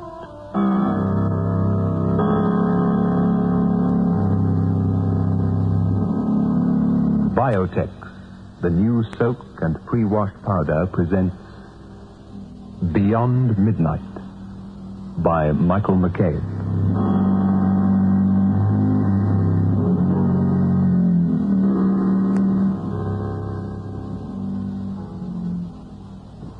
I received a letter from Mrs. Bookfights of Spoon Street, Lakeside, Cape Town during the week, and she wrote to me about Biotex. She said my daughter's gym tunic was very badly stained, with the result she would not wear it. I decided to try Biotex, which you advertise, and I soaked the garment for a few hours, and much to my amazement, the stains disappeared. I've spoken about this product to my friends who are now using Biotex, and I'd like to say a big thank you for making this product available to us. Well, as I've been saying for a little while, Mrs. Bookfights and you other ladies, Biotex is absolutely marvelous when it comes to helping get rid of those very stubborn stains. I've kept on emphasizing that you let soaking do your washing. And you will notice that these stains just vanish by using Biotex merely by soaking overnight or for a couple of hours in warm water or pre-washing in your washing machine. It is spelt B-I-O-T-E-X.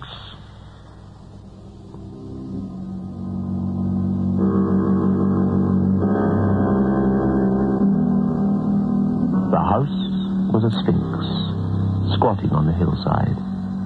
It had the dark, sullen look of all empty houses, but its size also made it seem tragic.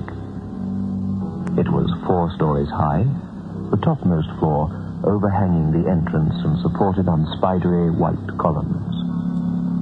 It was a house built in an era of opulence, and then deserted by its owners for smaller, racier houses in more fashionable sections of the countryside.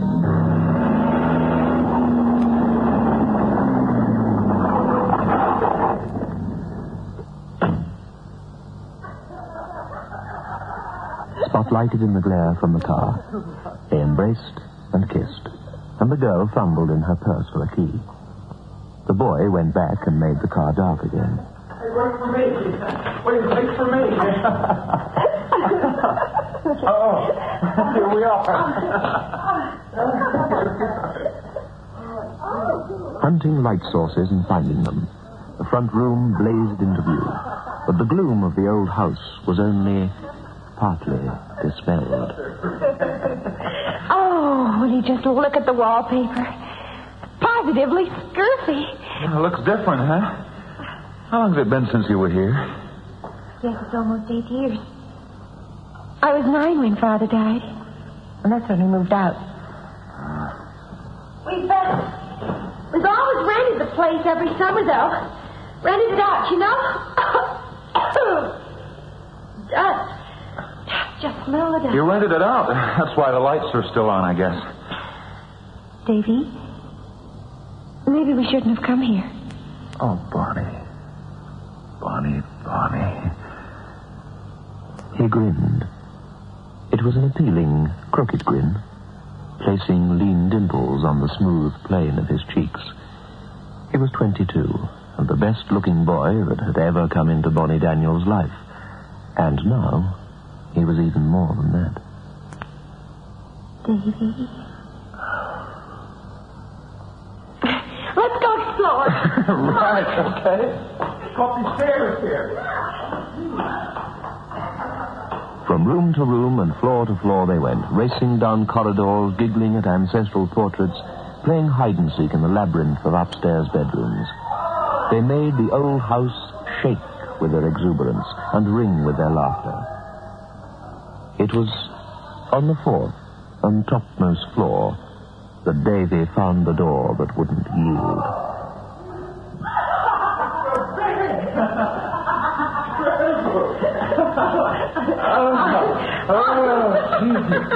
You go now. I'm a ghost. I's just a little old ghost. I can't, baby. I can't. I have to sink down. Sink down. And rest because I'm tired. And I've no strength. And This is queer. All the others are open. Oh, brother. This one's really stuck. No, it isn't stuck. It's locked. It's always been locked.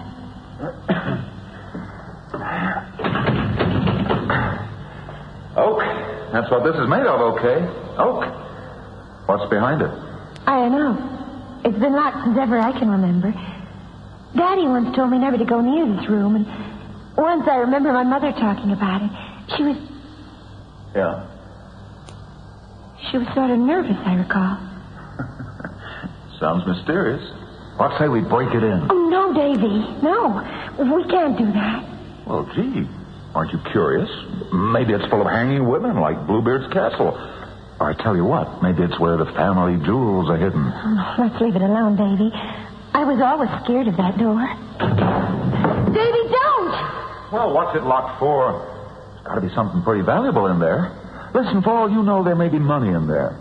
I mean, your father left the house to you, didn't he? I mean, if there's something valuable in there, it belongs to you, doesn't it? Davy, you promised not to talk about money. I'm not talking about your mother's money. But the house isn't really mine. Not yet. Well, not till I'm 21, and that's 2 years yet, Davy. Don't be technical. Davy. Okay, if that's how you feel. We have plenty of time anyway. Hey, come here. No, please, Davy. Let's go downstairs. Oh, sure, let's go. Come on. They went to the first floor, and Davy, with dramatic gestures, pulled all the dust sheets from the furniture, and then he went to the basement and returned with kindling. The fire took a long time to get going. A city boy, Davy was inexpert. Finally, though, warmth was induced, and they pulled the sofa close and curled into each other's arms. Come on, kitten. Time to go to bed. You're asleep. You always fall asleep. Hey, what the... Hey, we got company. No, wait. It's Mother.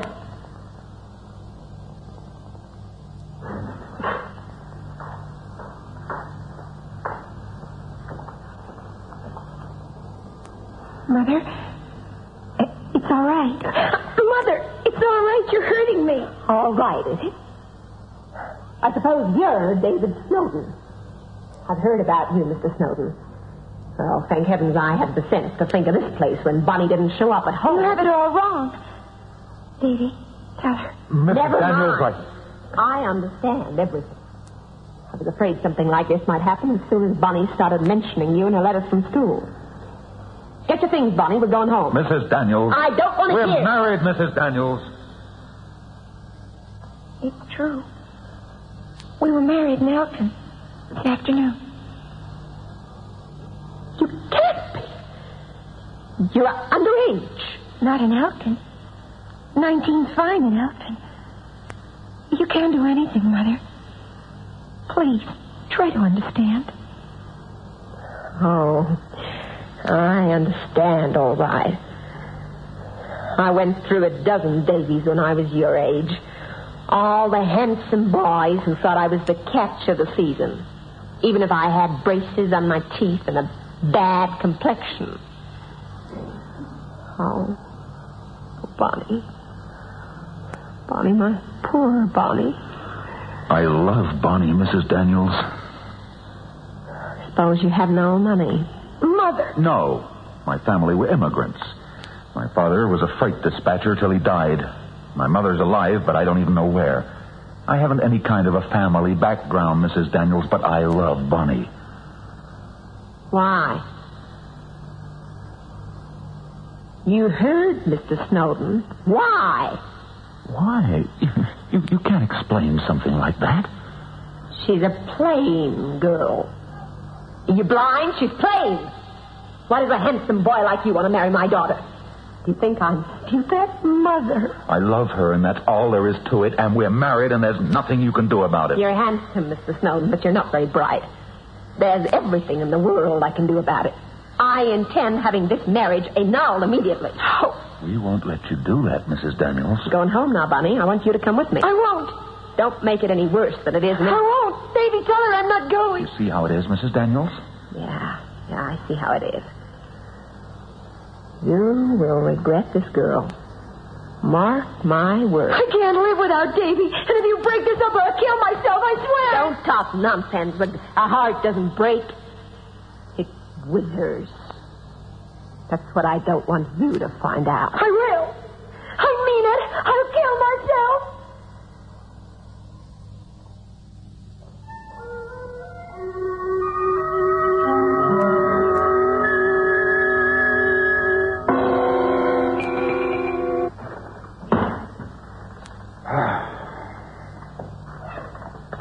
It's a lousy hole, and you know it. I'm ashamed to have to bring you here to 2 rooms downtown. Oh, don't worry, Davy. We'll make it nice. You'll see. There's something else. More important now, Davy. Can she really do what she said? I don't know. I'll have to talk to a lawyer. Because I couldn't stand it if she did, Davy. Your mother loves you. She wouldn't hurt you. Davy, tell me the truth. Do you think I'm plain? Huh? I think you're beautiful.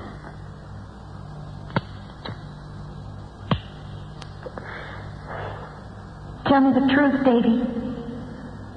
Do you think I'm plain, Davy? Do you? Tell me the truth, Davy. Do you think I'm plain, Davy? Do you? Tell me the truth, Davy. Do you think I'm plain, Davy? Do you? Tell me the truth, Davy. Now, an effective spray-on furniture polish that gives a wax shine instantly. Johnson's Pledge. Just spray on, and your duster becomes a magnet. Picks up every speck of dust in seconds. Pledge dusts, cleans, deep waxes quickly, easily. And new, deeper wax formula Pledge will protect your furniture longer. Buy Johnson's Pledge Aerosol today. Soak, soak. That's all you have to do. Soak, soak. Just for an hour or two, you'll find things look as good as new when you use new Biotex. With amazing new Biotex, the stubbornest stains will vanish. Yes, vanish clean away. Just by soaking your laundry overnight in cold water, or for an hour or two in warm water, or by pre-washing it quickly in your washing machine. Get amazing new Biotex today.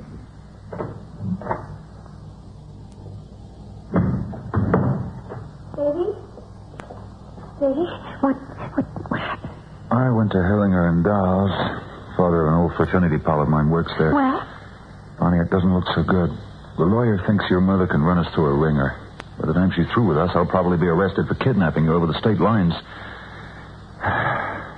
Looks pretty hopeless, Kitten. It can't be, Davy. Maybe if you talk to her... She won't give me a chance. She's made up her mind that all I want is her lousy money. Well, what if there wasn't any money? What if I signed away all the rights to the money my father left me? That would make her believe... That would make her believe us, wouldn't it? That's kind of drastic, Bonnie. I mean, the money's yours when you come of age. I mean, you're entitled to it. I don't care about the money. Yeah, sure, but there has to be another way. There has to be. Davy. What? You don't care about the money, do you? Do I care about your money, Bonnie? Because if I thought... If I thought that... What, Davy? What kind of a question is that to ask your husband? Well, you better give me some kind of answer, Davy. Have I acted as if all I want is your money? Oh, sure. That's what your old lady thinks. Oh, because sure, I want my mother to be wrong. More than anything else in the world, I want my mother to be wrong, Davy. Oh, say it, lover. Please, Davy. Listen, I got an idea. It's a crazy idea, and I won't blame you if you don't go along with it. What is it? You remember what you said, what you told your mother up at the house about you killing yourself? Yes, but what are you talking about? Look, she didn't believe you, of course. Nobody believes you when you talk wild like that, but if anything, it'd make her realize that you really love me. I mean, that this marriage was really important to you. No, look, listen, Bonnie, don't get me wrong. I mean, what would your mother think if she thought you were really serious about killing yourself? Wouldn't that make her change her mind in a hurry? Why, I suppose it would. You can't fool about like that, Davy. Well, we couldn't fool her about a thing Look, like... if you really tried to commit suicide, Bonnie, only you didn't try too hard. How could I do such a thing? Well, there's a couple of ways. Gas, for instance. I mean, we could fix up a phony thing with a gas. Kitten, don't look like that. We'll just forget the whole thing. No. Now, go on, Davy. I'm listening. Well, maybe the easiest way will be with poison. It might be more convincing, even, because I'd have to get a doctor, and he'd have to pump you out. Davy, I couldn't do that. Wait a minute. It could be sleeping pills, or... But... I have some of those. It wouldn't hurt at all. Oh, look, all you'd have to do would be to take a couple. Nothing to really hurt. Oh. You could write to your mother, you see. Tell her what you're going to do, but that I don't know about it, see? You could say you were going to swallow a bottle of pills, but in actual fact, you only take a few. Then, when your mother shows up here... Scares me, Davy. The whole thing scares me. I promise you, kitten, nothing will go wrong. And your mother will know you love me. You do love me, don't you, Bonnie? Oh, I do. I do. Bonnie sat down that same afternoon and composed a letter to her mother with Davy's assistance. It was brief, emotional, and final. Davy's editing gave it a tone of melancholy forgiveness. He grinned as he licked the seal and raced to the mailbox. They waited until the next afternoon before putting their plan into action.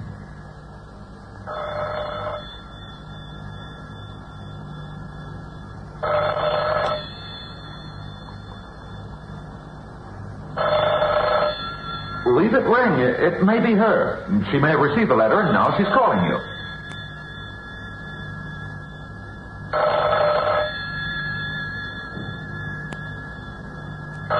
Leave it ring.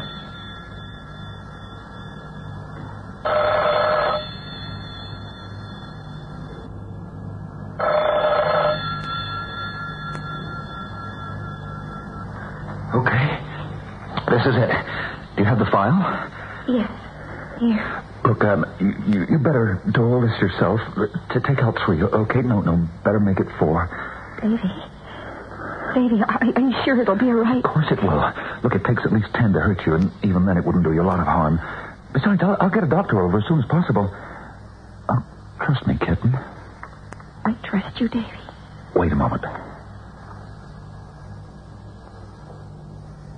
Here, water. Davy? Yes, kitten?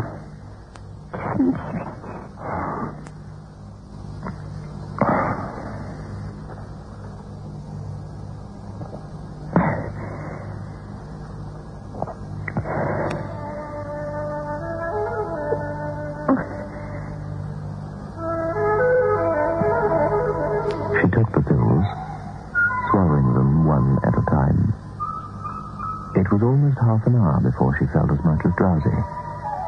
He suggested that she went to lie down in the bedroom. She did this. She was asleep 10 minutes later. He called her name, but she didn't waken.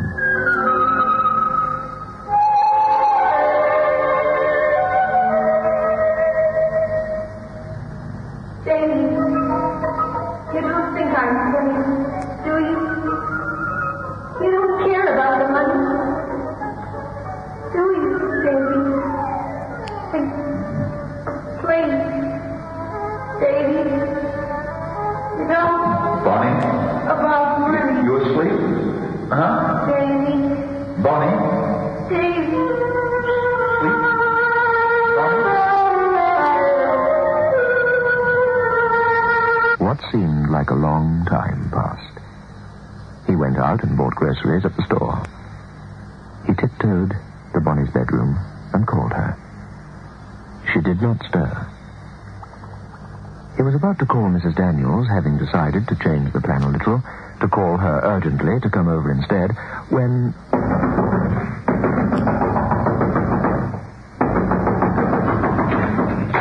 Where is she? Where's my daughter? Well, Bonnie, why, she's lying down sleeping, I guess. I just got in a couple of minutes ago. Just a minute. What is this? That's what this is all about. Take your dirty little hands off me. Oh, brother, look at her. It worked. She's out of her mind. Now there's...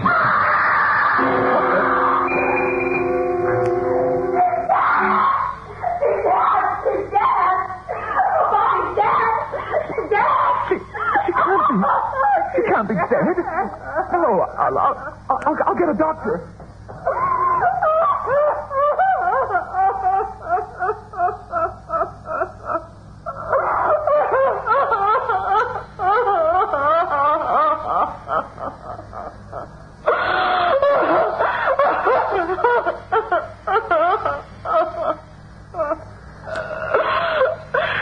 You're too late. You drove her to this. It's your fault. If you'd let her alone. Me, it was you. She did this because of you. She isn't dead. She can't be dead. Bonnie, wake up. Wake up, kitten. It's all right. Everything's all right. It's all right, kitten. Please. Oh, for Pete's sake, you gotta wake up. Bonnie, wake up. She can't be dead. There weren't many pills in that bottle. She couldn't have taken many. She wouldn't need much. Not with Bonnie's heart. It wouldn't take much. What are you talking about? She's had rheumatic fever when she was 13. Her heart's been weak ever since. Bonnie. Please, Bonnie. Bonnie, kitten, wake up, please. It's okay, Bonnie. Bonnie, wake up.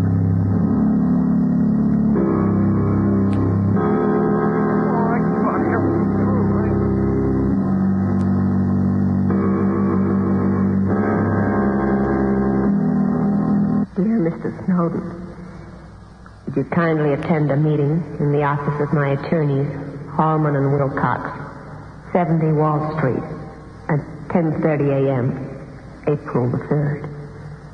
Were they meaning to do him harm? What could they do? Concerned about his making a claim against Bonnie's estate? He had already covered the question. Hellinger and Dowles had assured him that he had no rights to any part of the girl's estate. What then? What then?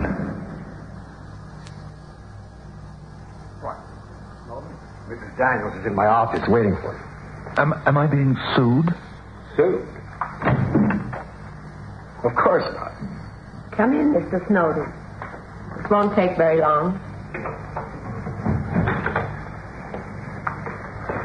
I wonder if you're curious about my daughter's estate. In case you didn't know, her inheritance from my late husband wasn't due until she was 21.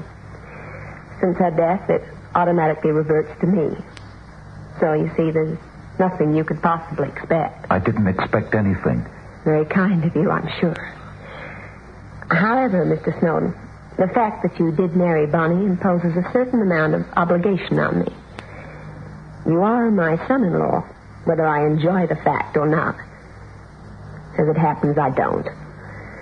But as it also happens, I feel that it's necessary to make some kind of settlement in regard to your welfare. I don't understand. I'm sure Mrs. Daniels Shut up, very Walter. generous. Tell him myself. Mr. Snowden, you seem very fond of that old house of ours.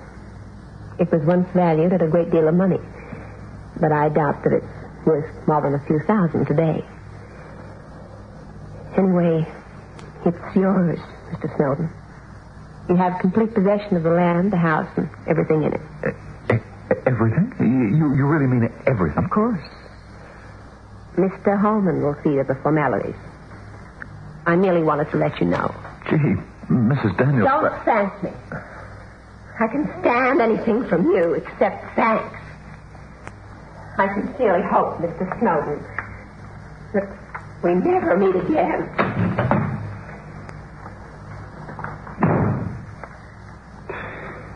Nothing. Let's take care of all the details. Could I just ask one question?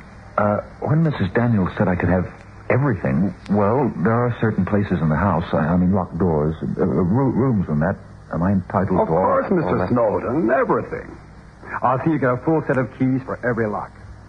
Now, so that you're done, isn't it? Came the day when Davy drove out to look at his estate. A cursory inspection of the lower floors, and then the climb to the fourth. He was winded by the time he reached the door. He was excited, too. There might, of course, be nothing of value in the room, no treasure, no hidden cache of jewels. But there might just be something of value, he reasoned.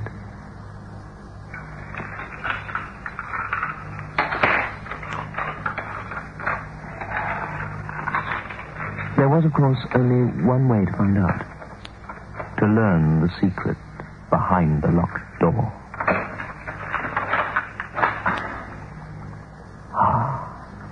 Success.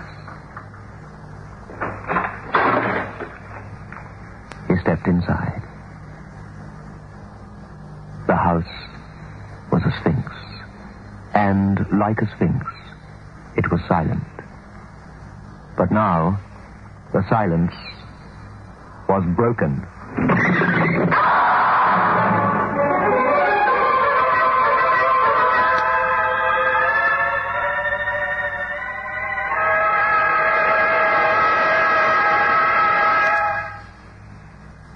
You lied to him. You knew perfectly well what you were doing when you deeded the house to Snowden. I knew. You going to give me away, Walter? You could call that police lieutenant back, you know. Of course I'm not going to give you away. But, well, there's such a thing as morality. I knew there was nothing behind that door, except rotten floorboards. I used to argue with my husband about it. I used to say we ought to have the floor repaired, that someone might fall through that terrible overhang and be dashed to pieces on the driveway. But he was a strangely miserly man. So we just locked up the room and forgot it. It's an old, gloomy house, Walter. But sometimes I really think it wasn't so bad.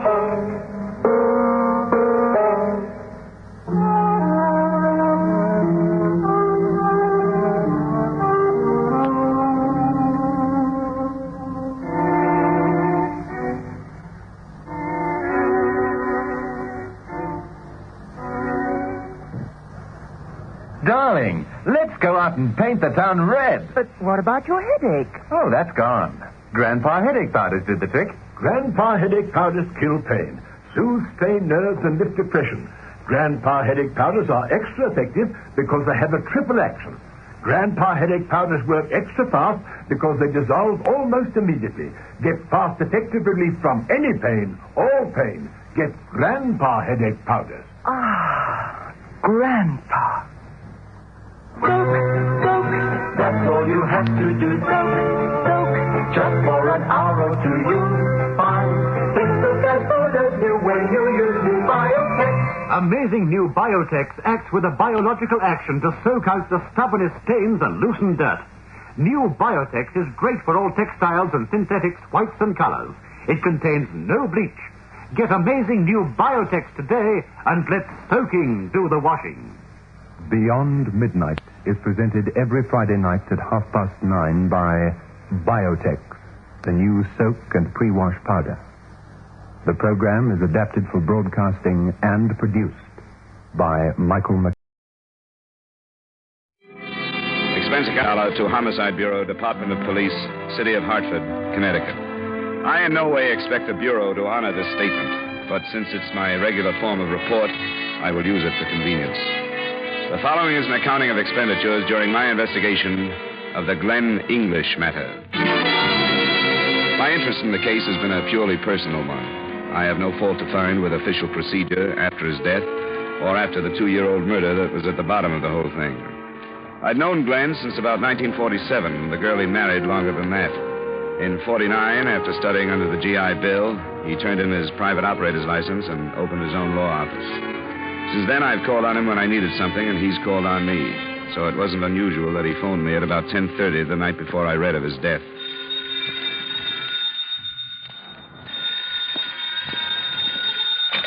Johnny Dollar. Hi, Tin Star. Who's this? That champion of perjured testimony? Got any to sell? Nothing that you could afford. How are things, Glenn? Okay. I'd like to ask a favor of you, Johnny. Sure, what is it? I've got some evidence that I want to protect, a statement. Could you get a photostated for me in the morning? Yeah, I'm free in the morning. This is pretty hot stuff. I'll tell you about it when I see you. In for the night? Yeah? Well, I may come over. If I don't see you tonight, I'll drop in on the way downtown in the morning. So you understand that the way it was put, there was no reason for me to think twice about the fact that he didn't show up that night. But the next morning, when I read about his death in the paper, naturally our conversation came back to me. I phoned his widow and went to see her a little after noon. Oh, I don't know. I just don't know what to think. I'm sorry, Donna. I haven't helped matters any. Maybe I shouldn't have thrown this at you. I thought of going to the police first. But I figured it would be better if I had something more definite.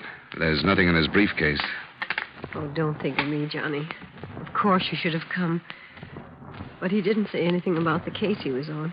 What did he say when he left last night? I wasn't here. He called me from his office about 5:30 to say he'd be late again.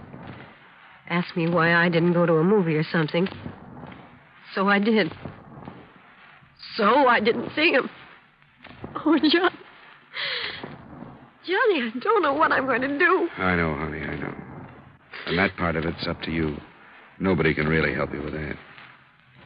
It did happen, didn't it, Johnny? I'm not going to open my eyes and see him next to me and everything all right again. Oh, I used to dream that way sometimes. Donna, please. But not this time. Now I wish I could never wake up. Is somebody going to be staying with you? I'm going to his mother's house. I can't stay here. You shouldn't try. I'll talk to his secretary and then go to the police. I'm not helping any, am I? Oh, it's all right. Are his things still downtown? His things? His clothes and so on. Yes. They wanted me to bring them, but I couldn't. They'll send them in a day or two. I'll try to help, Johnny. I'll try to think. But right now, I don't remember his saying anything. He did say, "Goodbye, darling," on the telephone. That's what I keep remembering.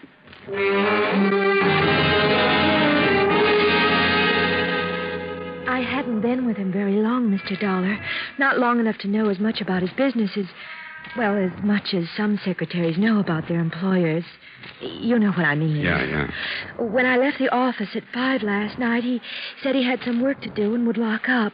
I asked him if he wanted me to stay, but he said it wasn't necessary. Can we find out what the work was that kept him? Well, he said something about a new client coming in. And you don't know who it was? Well, he didn't say, Mr. Dollar. He didn't mention a name. Uh-huh.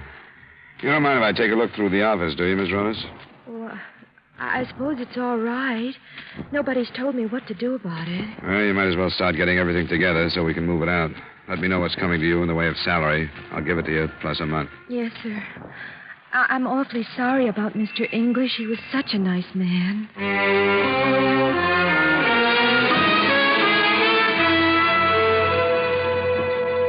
I didn't really expect to find anything of value in his files, and I was right. Most of his cases were unimportant civil suits.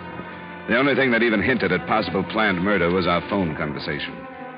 I realized how vague it was, but I decided to come to the police anyway. I was received by your Lieutenant Frank Dolger, who sent for the reports on the case and led me to his office. Yeah, sit down. Thanks. Well, I don't know, but the way I see it, you haven't given us enough to launch a full-fledged murder investigation. Yeah, it isn't much I realize there. He was a friend of yours? Yeah, but I'm not the kind to stir things up just because of that. He said he had some hot evidence that he was going to bring over, and he was killed between his apartment and mine. What kind of evidence? Only that it was a statement he wanted to protect. He used that word, Lieutenant, protect. I suppose you could say he might have meant Against fire or something like that. Well, the point is, Dollar, that his being killed could make things seem to be more important than they really are. Yeah. It's easy to read meanings into things, situations like this. You've probably run into it yourself. Yeah, I have. Didn't you say he thought he'd drop by in the morning? That's right. Well, then he wasn't necessarily on his way to your place. Maybe he went out for cigarettes or something. Well, I thought of that, but it doesn't hold. There's a drugstore a block away from his apartment. It's in the opposite direction. I can't think of a reason for his being at the intersection where he was found, other than that he was coming to see me. Well, I don't know. Now, I don't want you to misunderstand me. I'm not trying to slough off anything that deserves... come in. Here's the report on that traffic death. Oh, thanks, Wilson. Anything else? No, that's all, thanks. Well, we'll see what we have here. English, Glen L. No, cause of death, multiple fracture of the skull. Internal injuries resulting in cerebral anoxia, possibly tendon. What does it say about his effects? Personal effects upon person. Overcoat, hat, brown two-piece suit. We can skip the clothing. Well, let's see, then. Signet ring, left ring finger, checkbook on Plymouth Bank. Cigarettes, lighter, here. Wallet containing $38. Driver's license, personal business cards, membership cards to, Yeah, there's nothing there. Well, I'm afraid nothing that looks like this evidence you speak of, this statement. There we are again, Lieutenant. It could mean one of two things. That he didn't have it with him and his death was accidental. Or it could mean that it was taken from his body after he was killed. But everything so far is based on supposition. I know it is, Lieutenant. I know that you can't assign a squad of men every time some crank comes in with an idea. If you can bring us anything definite, Dollar. Yeah. Well, believe me, I do understand, Lieutenant. You suppose I could talk to the autopsy surgeon as long as I'm here? Sure. Certainly you can. It's, Dr. Ramsey. And you'll find him a very cooperative man.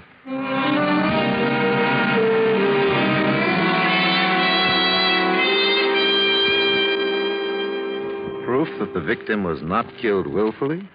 It appears he was struck and thrown against a parked car, his head striking the bumper.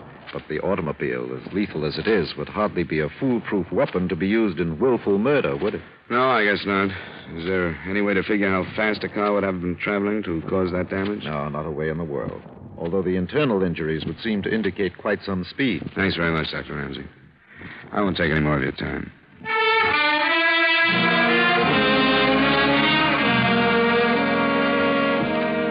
I want to repeat, I have no fault to find with the department. I got nothing but cooperation.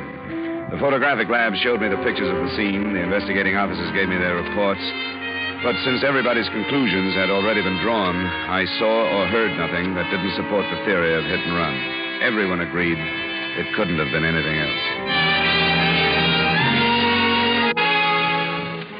I turned down a case that afternoon because I couldn't get Glen out of my mind. I went to the corner where he was killed and poked around in the snow. I didn't know what I was looking for, and I didn't find anything. The people living near the corner had already been questioned by the police and repeated to me that they hadn't seen or heard anything the night before. And that evening, in spite of a promise made to myself that I'd leave her alone for a while, I went to see his wife again. It's all right, Johnny. Something happened to me after I got here and spent some time with his mother. She's so brave, I feel ashamed of myself. I'm okay now. What about you? Oh, I can't get any place, Donna. Can you talk with me about it? Sure I can. Yeah, it's driving me crazy. I saw his secretary, and she mentioned that he was going to meet a new client. When he called to tell you that he'd be late, did he say anything about that? About meeting somebody? No, he'd been working late quite a bit the past few weeks. He had a case coming up in the morning. I know. I went into that at the office. It's not what I'm after. What did he say? Can you remember? Word for word, if possible. Yes, I can. Because I said most of it. I was being a typical wife. I didn't like him working at night, and I lost my temper. I didn't give him a chance to explain anything. That's what I have to remember about the last time I talked to him. Never mind now. Come on. He didn't mention anybody. Just that he'd have to work late. Will you give me the key to your apartment? Yes. I'll have to go through his things, Donna. I didn't want to ask you to let me when I was there earlier, but now I've got to. I've covered every other angle I can think of.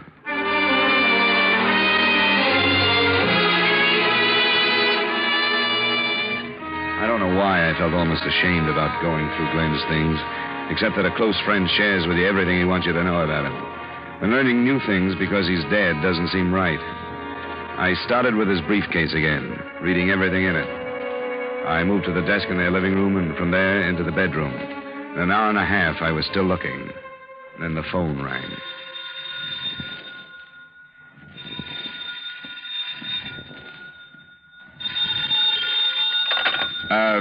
Hello? Is Mrs. English there?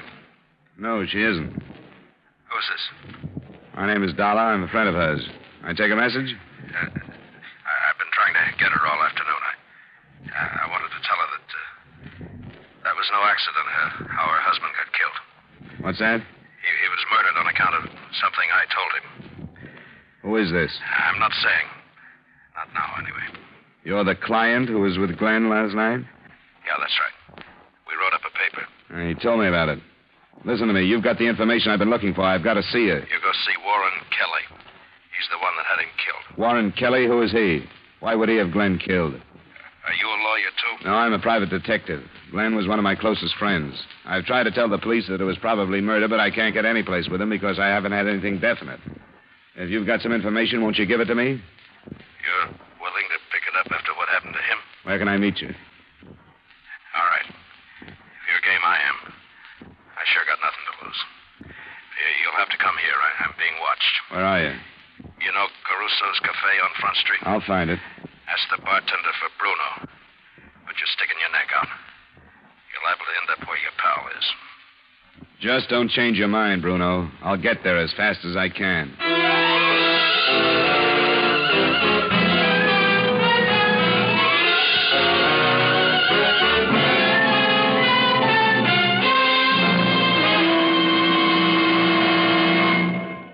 We'll return to yours truly, Johnny Dollar, in just a moment. Learn how American communities have solved major problems on a local level.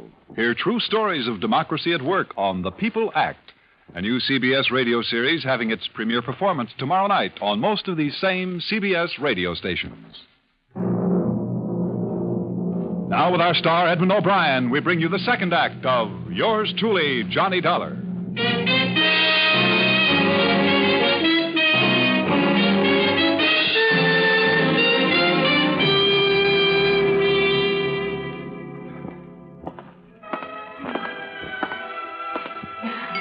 Good evening, sir. What do you have? I came to see Bruno.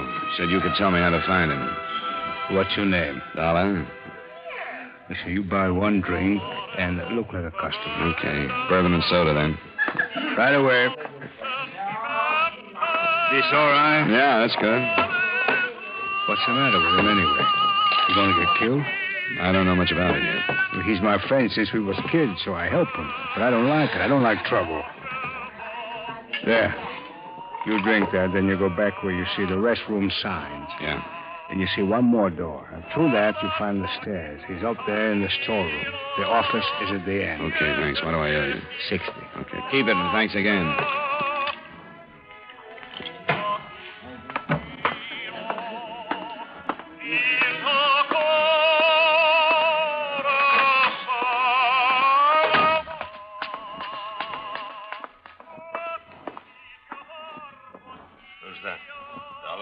Yeah. All right, I'll turn the light on.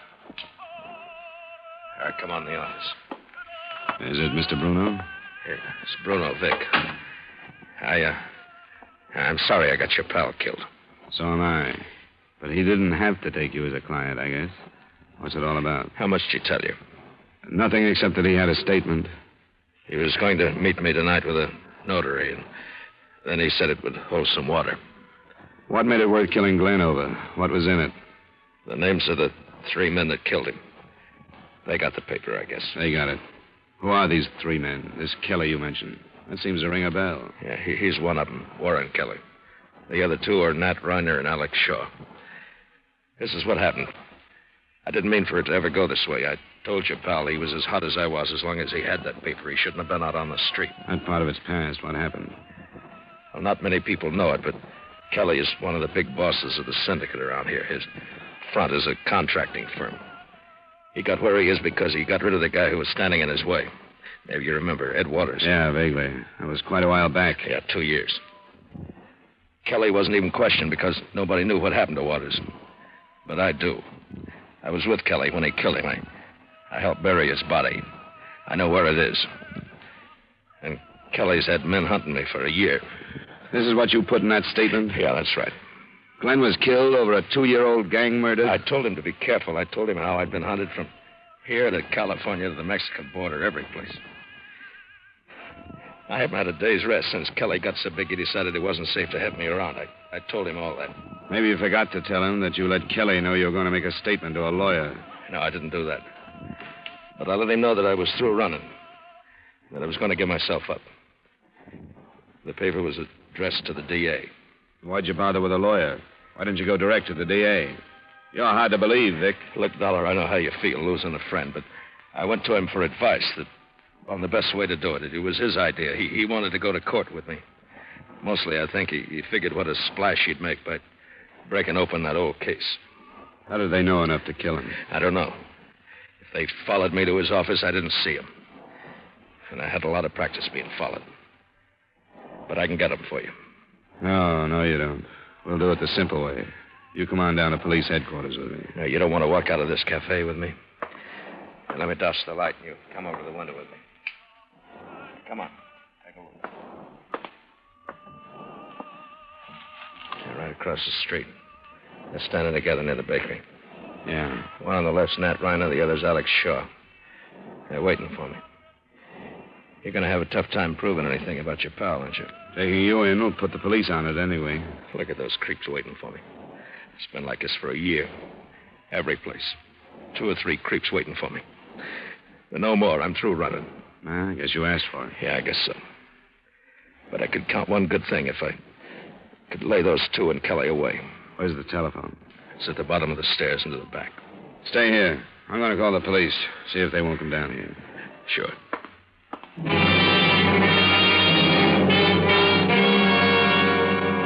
I realized that I still faced the same situation. I was phoning in about a material witness and 2 suspects in the death that the police had filed as accidental. Lieutenant Tolger was off duty, and the desk sergeant wouldn't give me his home number.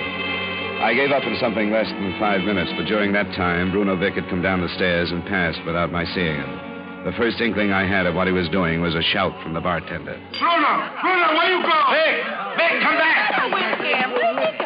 Where you going? He's got a gun. Vic, don't be a fool. Ryder, Shaw, you're waiting for me. What happened? What's going on? Vic. Is that Bruno? Bruno, is he dead? Yeah, he's dead. Who's that one in the street?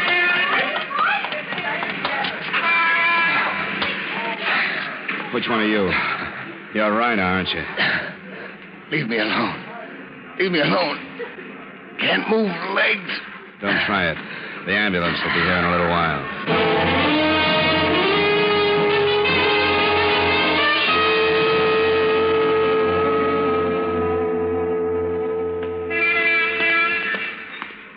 Well, Dollar, they tell me you finally made a murder case of it.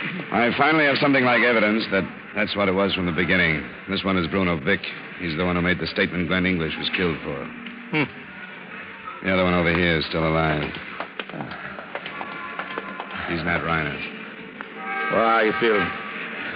Leave me alone. Tell the lieutenant about that hit and run last night, Reiner. Get away from me. Well, any more? No, Reiner was here by himself waiting for Vic to come out. He fired first before Vic saw him, and Vic just managed to get a shot off before he died. That's a lie. If you want to take the rap alone, Reiner, I'll lie all the way up to the Supreme Court to help you do it. Well, we'll have a little talk later on. Tell me how this happened, Dollar. Well, Vic was holed up on the second floor of the cafe. I was in the phone booth downstairs when he started out. From what he said to me, I think he came out knowing he was going to be killed. I don't quite understand.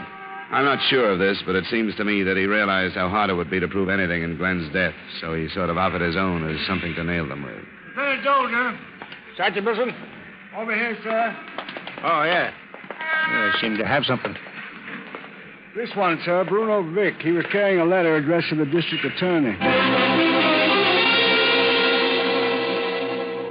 As testimony in a court of formal law, I don't think Vick's unwitnessed letter would have been worth anything. But under the circumstances of the case, it was pretty strong police evidence. It obviously was as close as possible a duplicate of the statement given Glen English, in content at least. But it opened... In a way, you could call this a dying statement, because I'm not going to run anymore, and they're waiting for me. He went on to describe the 2-year-old killing of Ed Waters and concluded with his theory as to how Glen English was killed. It was detailed enough to keep Lieutenant Dozier on the case until 3 a.m., when Nat Reiner regained consciousness after a spinal operation. Well, Reiner, you know that you would have died if it hadn't been for the work of the police surgeon? That's one thing they forgot to tell me. Did they tell you what you said under the anesthetic? I didn't say anything. Truth serum or a lie detector is going to bring out the same things. Like what? Like where Alex Shaw is staying, 718 Harstock. I didn't say that. You don't remember what you said about Warren Kelly? I didn't say anything. You talked about last night, about catching up with that lawyer, Glen English. No. You named the street corner. No. I know you're bluffing. How did you know it was Highgrove and Clayton? That's what you said. I read it in the paper. Why should you read about that? It was on the front page. Why, semi-conscious, should you remember the intersection?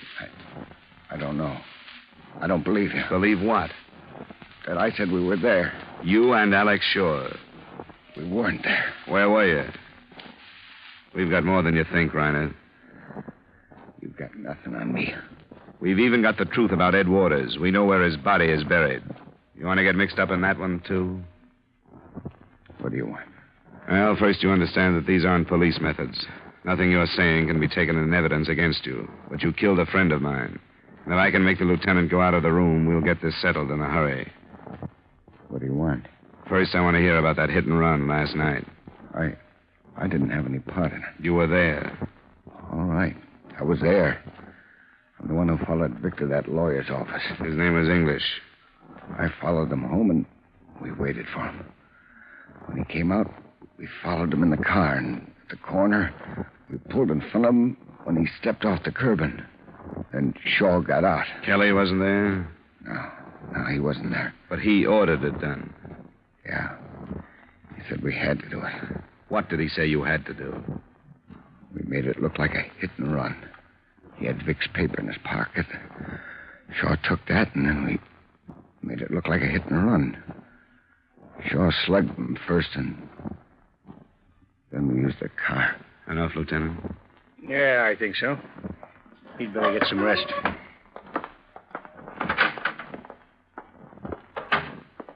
It's pretty late. I have 2 squad cars standing by to go after Alex Shaw. I didn't mean it was too late for that, Lieutenant. Do you think he'll be there? He's there. I got a report he arrived not 20 minutes ago.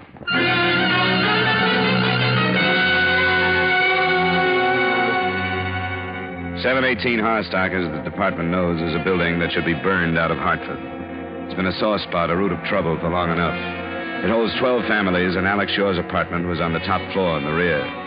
Lieutenant Dolger's men were given positions that covered all the exits, and he and I went up.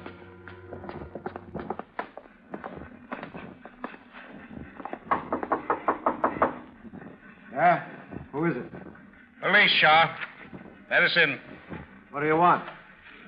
You were identified as being in that shooting scrape in front of the Caruso Cafe. Come on, let us in.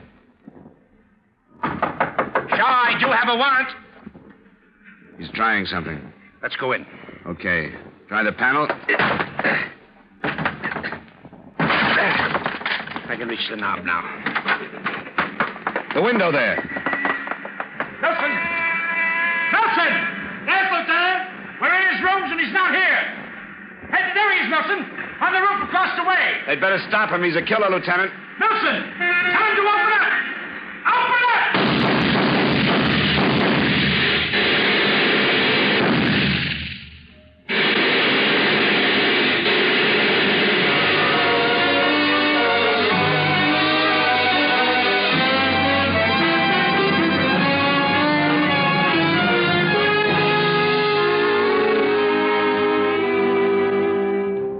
won't bother with any final entry or any expense account total, since this statement will only be read by the police.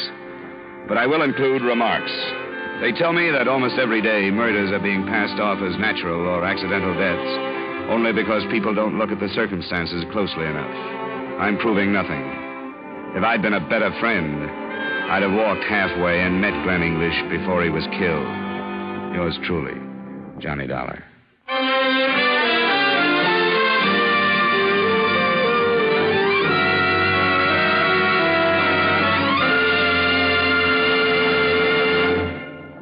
Yours truly, Johnny Dollar, stars Edmund O'Brien in the title role and is written by Gil Dowd with music by Wilbur Hatch. Edmund O'Brien can now be seen starring in the Paramount Pictures Technicolor production Silver City. Featured in tonight's cast were Jeanette Nolan, Jim Nusser, Gene Bates, Wally Mayer, Jay Novello, Edgar Barrier, and Bill Conrad. Yours truly, Johnny Dollar, is transcribed in Hollywood by Jaime Del Valle.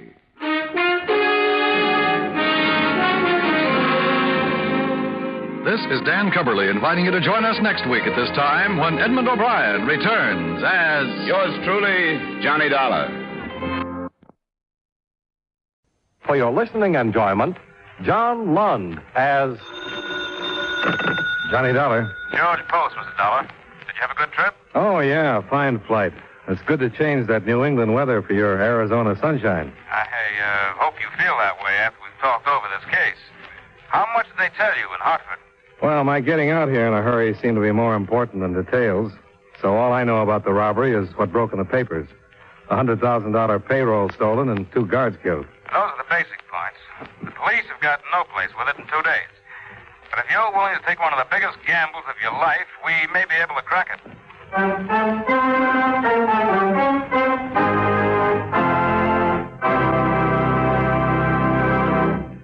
We'll return to our program in just a few moments. But first, someone once said, necessity is the mother of invention. In other words, every inventor feels that there is a definite need for whatever he invents. It may be as large as a battleship or as small as a pin. But someone, somewhere, will find a use for it. And just to make sure that no one tries to cash in on his invention, every inventor carefully takes out a patent or copyright on whatever it is that he has invented. Where does he go to get his patents or copyrights? Probably to the Department of Commerce, since that is the prime concern of the department. For example, suppose you invent a widget with 2 handles instead of 1. Well, this means, of course, a big boon to widget users because it can now be operated by left-handed as well as right-handed people.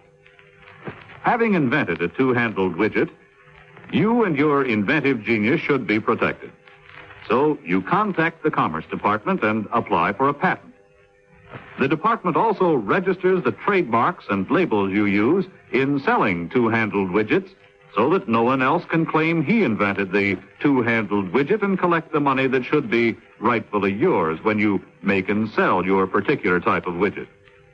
Now, suppose you also write a book on the history of the 2-handled widget or a song titled The Love Song of the 2-handled widget. You take them to the Department of Commerce and have them copyrighted. This way, you can always prove that the book and the song are your property. So if some foreign inventor suddenly appears with the startling announcement that his country claims the honor of having invented the 2-handled widget or the one-wheel doohickey, you can prove he is mistaken by producing the prior patent you have registered with the United States Department of Commerce.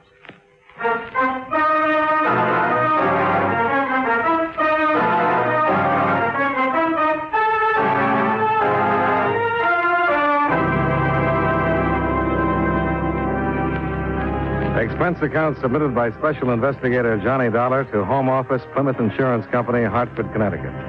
The following is an accounting of expenditures during my investigation of the Paul Gorrell Matter. Expense account item 1, $153. Airfare and incidentals between Hartford and Phoenix, Arizona. On the way from my hotel to the Plymouth offices, I noticed that the afternoon papers were front-paging a report of the local killing of an unidentified man. I learned shortly afterward that the murder had an important bearing on my own foreseeable future. The story about it was displayed prominently on the desk of George Post, Plymouth's chief adjuster in Phoenix, when I got to his office. You say that all you know of this case is what you read in the Eastern papers? Yeah, that's right, and as you probably know, there weren't many details. Yes, being that far removed, of course. Here, it's been the worst crime in years. The killing of the two guards was needless. They weren't putting up a fight? No. They've been disarmed with standing with their backs to the killer.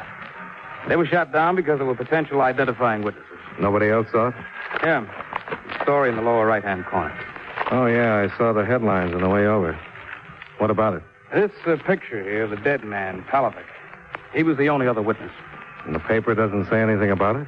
The papers don't know it, and the police don't know it. There were two men involved in the robbery. Palovic was one of them. Well, you must have some big reason to hold this kind of information from the police. I have. Palovic phoned me the morning after the robbery, and I met with him in secret that afternoon. He told me that he'd broken off with his partner in the affair, a man using the name of Paul Gorrell. He said there'd been an agreement between them that there'd be no shooting, but that in spite of it, Gorrell shot the guards down in cold blood. Well, did you ask him why he didn't go to the police if he was so interested in clearing himself of the killings? He said he was on parole, would face an automatic 20-year term if he went to them. What did he expect from you? Nothing. He said he'd been in trouble with the law most of his life, but that he'd never killed anybody. He claimed that all he wanted was to stop Gorrell from enjoying what he termed that blood money. He told me where Gorrell is and what his plans are. Is Gorrell still in Phoenix? Yes. And I know what you're going to say. That you still think it's a job for the police. Well, with 3 murders to his credit, I sure do. We decided to try it our way because their plan was to mail the money out of the state. Palovic was sure that Gorrell has already sent it, but didn't know where, except that it was someplace in or near Los Angeles. Uh-huh. Any idea how he's going to try to get out of town? Yeah. It's one of those share the ride arrangements. You know, the kind that are advertised in the classified sections. This man is driving to Los Angeles and wanted passengers to share the expense and help with the driving. Both of them are going in the same car? Yeah. And since Palovic isn't going, there's room for me, huh? That's what I meant when I mentioned you're taking a gamble. There's no doubt that Gorrell is a completely ruthless killer. Now, will you go? Well, I don't like it for a lot of obvious reasons. But I wouldn't like a reputation for turning down cases either. When do I leave?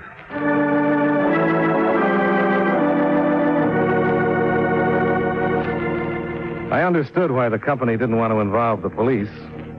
In their opinion, the chances were that more effort would be spent in apprehending the killer than in tracing down the money. But a big insurance company is one thing, and a private investigator working behind the law's back is another. And that was one thing I didn't like about the matter. Another that rang a little sour was Gorrell's choice of getaway method. The police admittedly had no witnesses and therefore no description.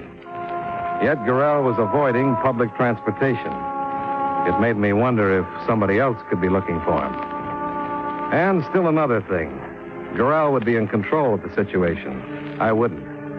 I couldn't even afford the luxury of a gun for fear the bulge would arouse suspicion. The owner of the car for the trip was a Mr. Bovey, and I phoned him from post office. You couldn't have read it in today's paper, Mr. Dollar. I canceled my ad last evening. Well, I clipped the ad a day or so ago when it wasn't definite about my going to the coast. I hope you have room for me. Well, I'm afraid I don't. I already have 2 gentlemen and a lady.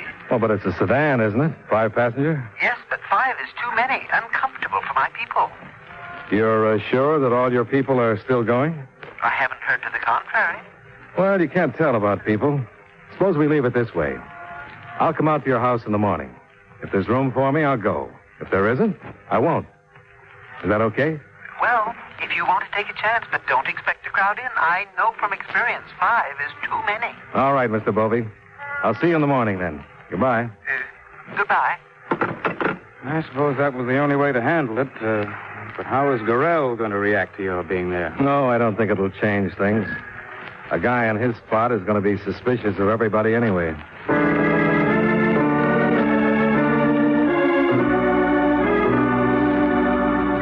At 9 the next morning, I arrived at Bovey's address in a Phoenix suburb.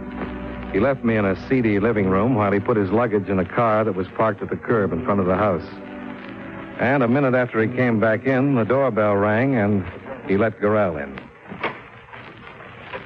Just leave your luggage by the door, Mr. Gorrell.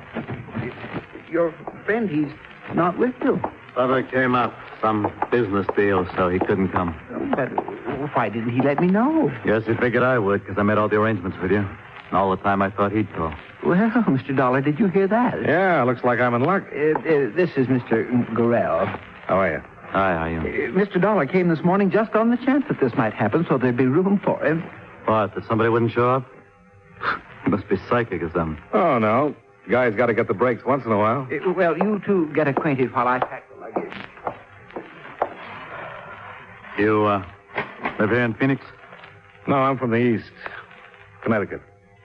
You travel all the way out here this way? I mean, in people's cars like this? Not all the way. I think I'll go outside, see what's going on. I don't want Bovey scratching my bag up.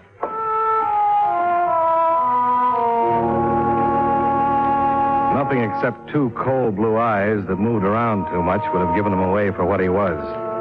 The rest of his makeup, thin, triangular face, blonde hair, and slightly stooped figure, would have made him unnoticed in any company. By the time I followed him outside, the fourth member of our party had arrived. She was a not unattractive brunette wearing harlequin sunglasses that made her look frightened. I wondered how she'd look if she knew who her traveling companions were. This is Mr. Shelton and Mr. Dollar. Miss Shelton? Hi. We're all loaded. All right, then we're ready. Now, how shall we arrange how you sit? Does anyone care? Yeah, how about I take my turn driving first? I drove a cab for a while, and I know some quick ways out of town. Well, that's fine. Miss Shelton, will you sit in the back with Mr. Dollar? I like to ride in front in my own car. It's all right with me. Thank you, Mr. Dollar. The starter's right there, Mr. Gorrell. Yeah, I got it.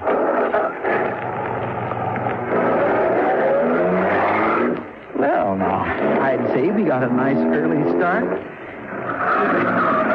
Which way are you going, Mr. Gorrell? North on Mission Drive? That's right.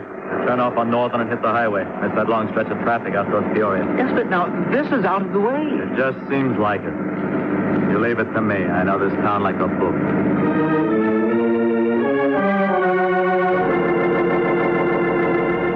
Whether Gorrell was missing some roadblocks that I knew nothing about, I couldn't be sure. But I wasn't sure his back road way out of town was working either.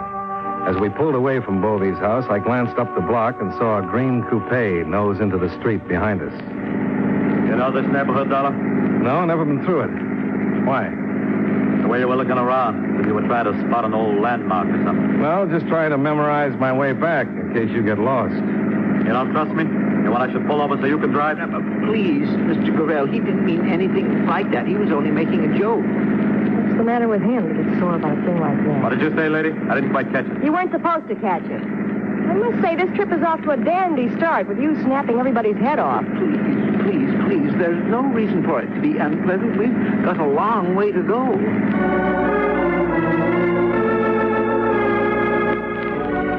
That evening, with Bovey driving, we were approaching Blythe on the California border when the car began to heat up. By the time we found a garage on the outskirts of town, it was almost dark.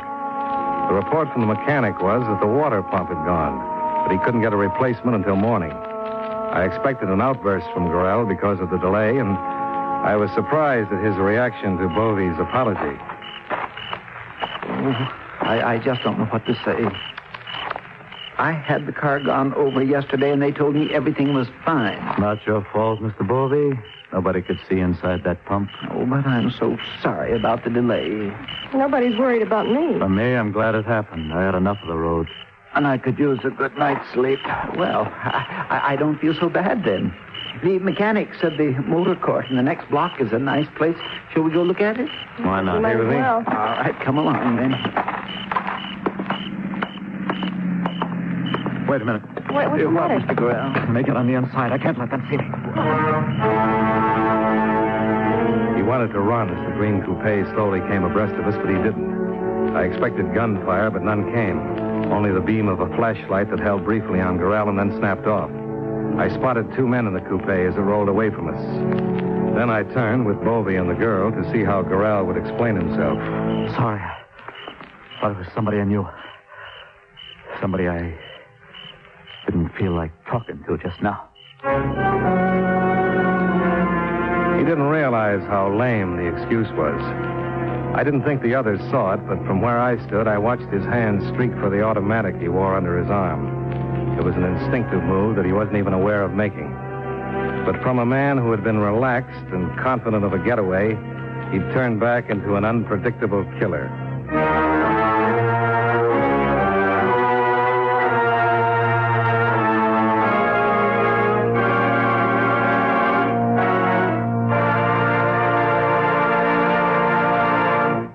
You know, many great men have attained the highest office in our land, the presidency of the United States. Can you guess the name of this man? The presidency was the first and only public office he ever held. He never went to school, but was taught at home by a tutor.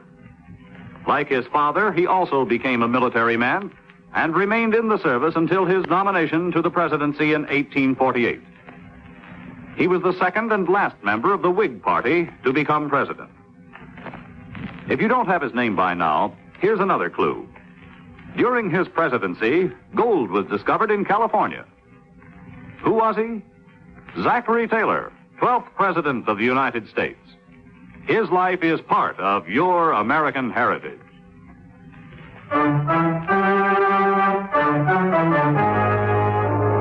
And now, with our star, John Lund, we bring you the second act of Yours Truly, Johnny Dollar.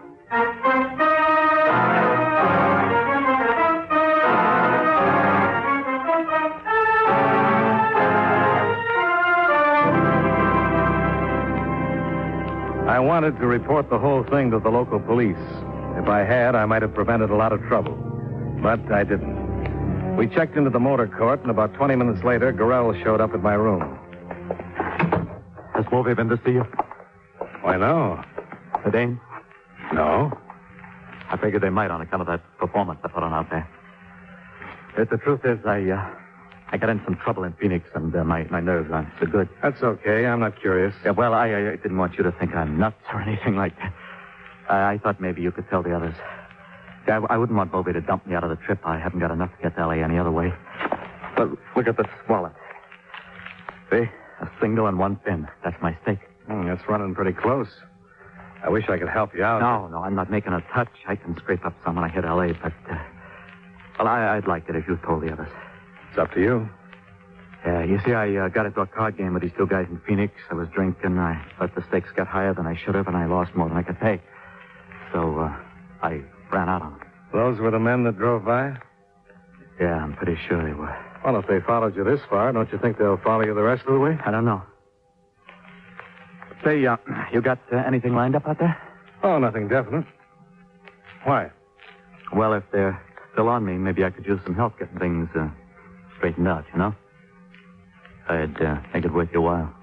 What kind of help? I will see how things stack up when we get there. Anybody that travels like this could use a few extra bucks. You can't kid me there. Yeah, that's right. Okay. You tell Bovey and the Dame what I said. And then maybe you and me can give each other a hand. Maybe. Well, I'll see you in the morning. I hear we're going to get an early start.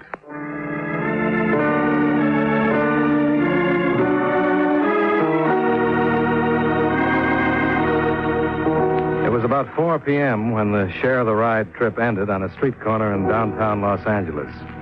Bovey drove away, the Shelton girl disappeared in the crowds, and Gorrell and I took a cab. The Twins Hotel on Spring Street. Right, get in, Dollar.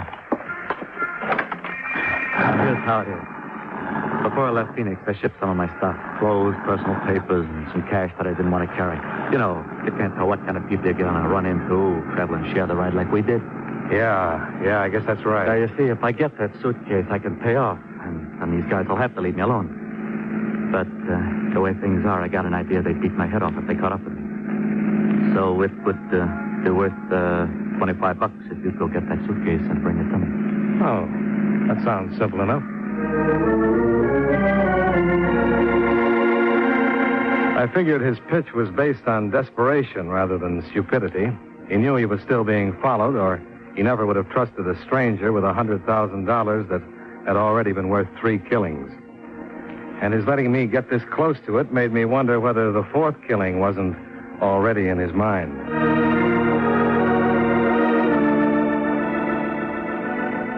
We both checked into the Prince Hotel, and in his room, he gave me the express receipt I'd need to pick up the suitcase. I left him and made my first stop at a phone booth. I called the police, told them my story, and arranged to meet a plainclothes sergeant from homicide a block away from the express office.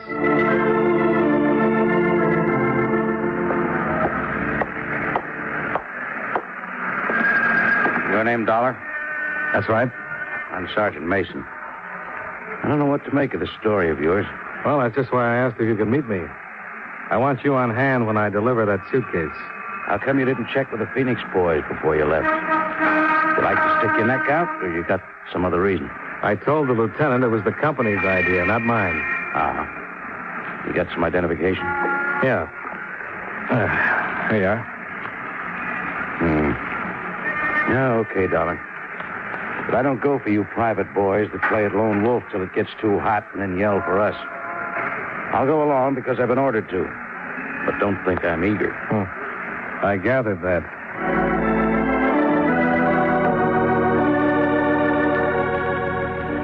I took delivery of the suitcase without a hitch. Sergeant Mason was waiting halfway down the block when I came out with it. He trailed me back to the Prince Hotel and waited while I went ahead into the lobby. I got to Gorrell's floor, and when the sergeant was a few steps behind me, knocked on the door. Gorrell? Gorrell? It's Dollar. Try the door.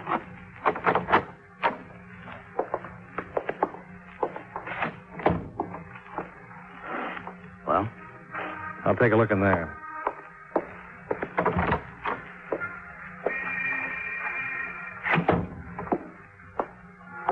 Well, his stuff's still here. There's no sign of a struggle. No sign of anything. Do you have any idea how empty the story of yours sounds, Dollar? Yeah, I suppose it does. But how about coming to my room? We'll get this suitcase open. No, not with me there.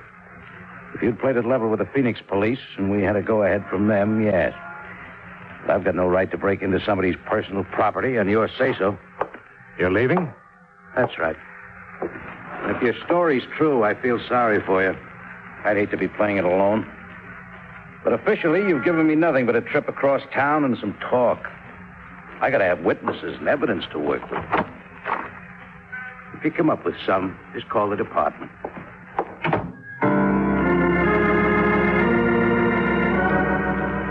I hope the company will remember Sergeant Mason's procedure the next time there's a choice between working with the police or without them. He had every right to walk out, and when he did, this is what he left me with. A, the obvious possibilities involving the suitcase and whoever was after it. And B, the fact that returning to Phoenix with the money and without Gorrell would put me in the light of aiding and abetting the escape of a murderer.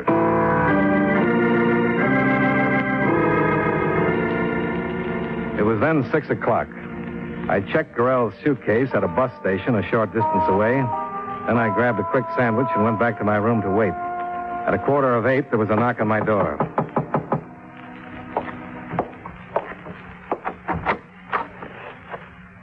Aren't you going to invite me in? Oh, sure. Sorry. You knocked me off balance a little. Come on in, Miss Shelton. Thank you. I don't suppose there'd be a chance that you just listen to me without asking any questions and then do what I tell you to. What would you tell me to do? Pack up and get out of here. Out of town would be better. Why? Because without knowing it, you've got yourself mixed up with some bad people. Who do you mean, Gorrell? Yeah. What about him? I didn't realize you knew him. I don't. I mean, I didn't. Look, you have to ask questions. Well, I'm sure not going to pack up and move out of here just because you show up with some crazy talk about bad people. Well, it's true. Gorrell was trying to use you to save his own skin. Did you go after a suitcase for him? Yeah, but I didn't get it to him. He wasn't in his room when I got back. I know that. Some men came after him. The same ones that we saw in Blythe. They might have killed him by now. And they're liable to kill you, too. Where did you get all this? Just believe me that it's true and get out of here. I can't say any more. Come here. It's Gorrell. Don't let him in, please. I'll be right there. You get in there. Yeah.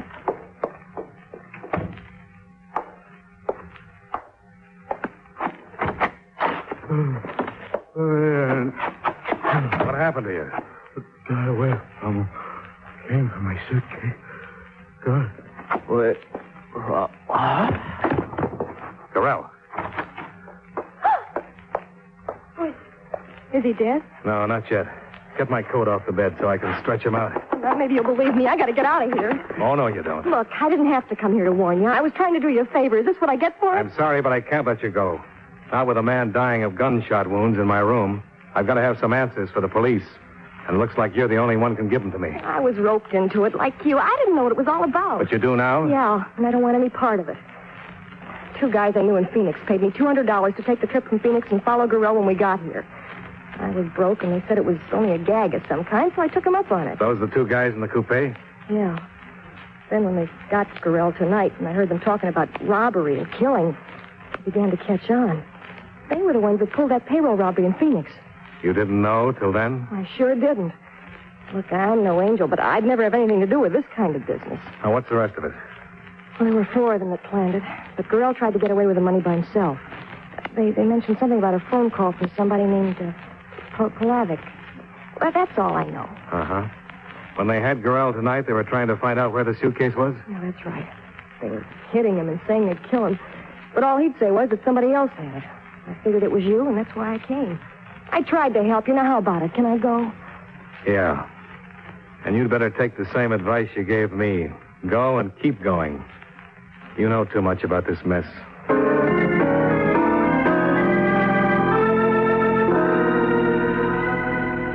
After she left, I called Sergeant Mason in the emergency hospital. Gorrell was still unconscious when I opened the door about 15 minutes later. I assumed it would be Mason, but it wasn't. Back in the room, Dollar. I've got you. Is he dead? He's close to it. Did that automatic put him where he is? Stay out of what's none of your business, and you won't get some of the same. Gorrell made it my business. He talked before he passed out. That's too bad. Did he tell you he chalked up another killing to his credit tonight? Oh, I guess he forgot that. The one who came with you from Phoenix? A friend of mine. I've lost 2 of them over this, so don't you try to play it smart. You know what I'm here for. You can look the place over. You won't find the suitcase. You picked it up. Where is it? Look in the top right drawer of the bureau. Why? Go ahead. You'll find a claim check in there. Nobody can get the suitcase without it.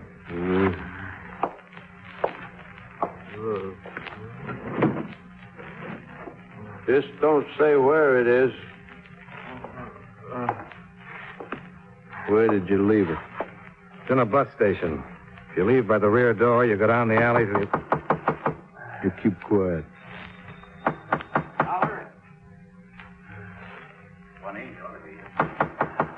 Quiet.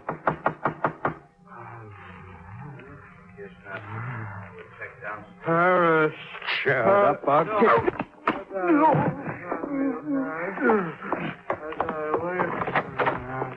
Come on in, Sergeant. I've been knocking. By any chance? Huh? Which one's which? That's Gorrell on the bed. I guess he won't live long enough to profit by this. And I hope you will. What?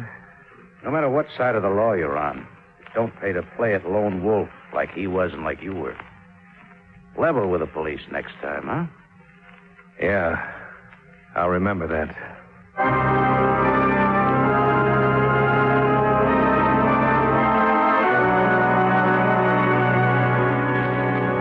Expense account item 2, $63.80. Miscellaneous between Los Angeles and Phoenix. Item 3, same as item 1, transportation back to Hartford. Expense account total, $369.80. Yours truly, Johnny Dollar.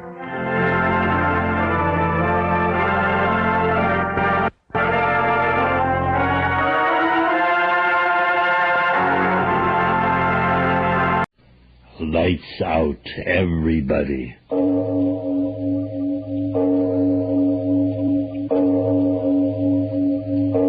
It is later than you think.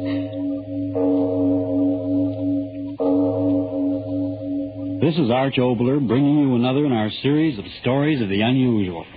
And once again we caution you, these lights-out stories are definitely not for the timid soul. So we tell you calmly and very sincerely, if you frighten easily, turn off your radio now. And now, Profits Unlimited.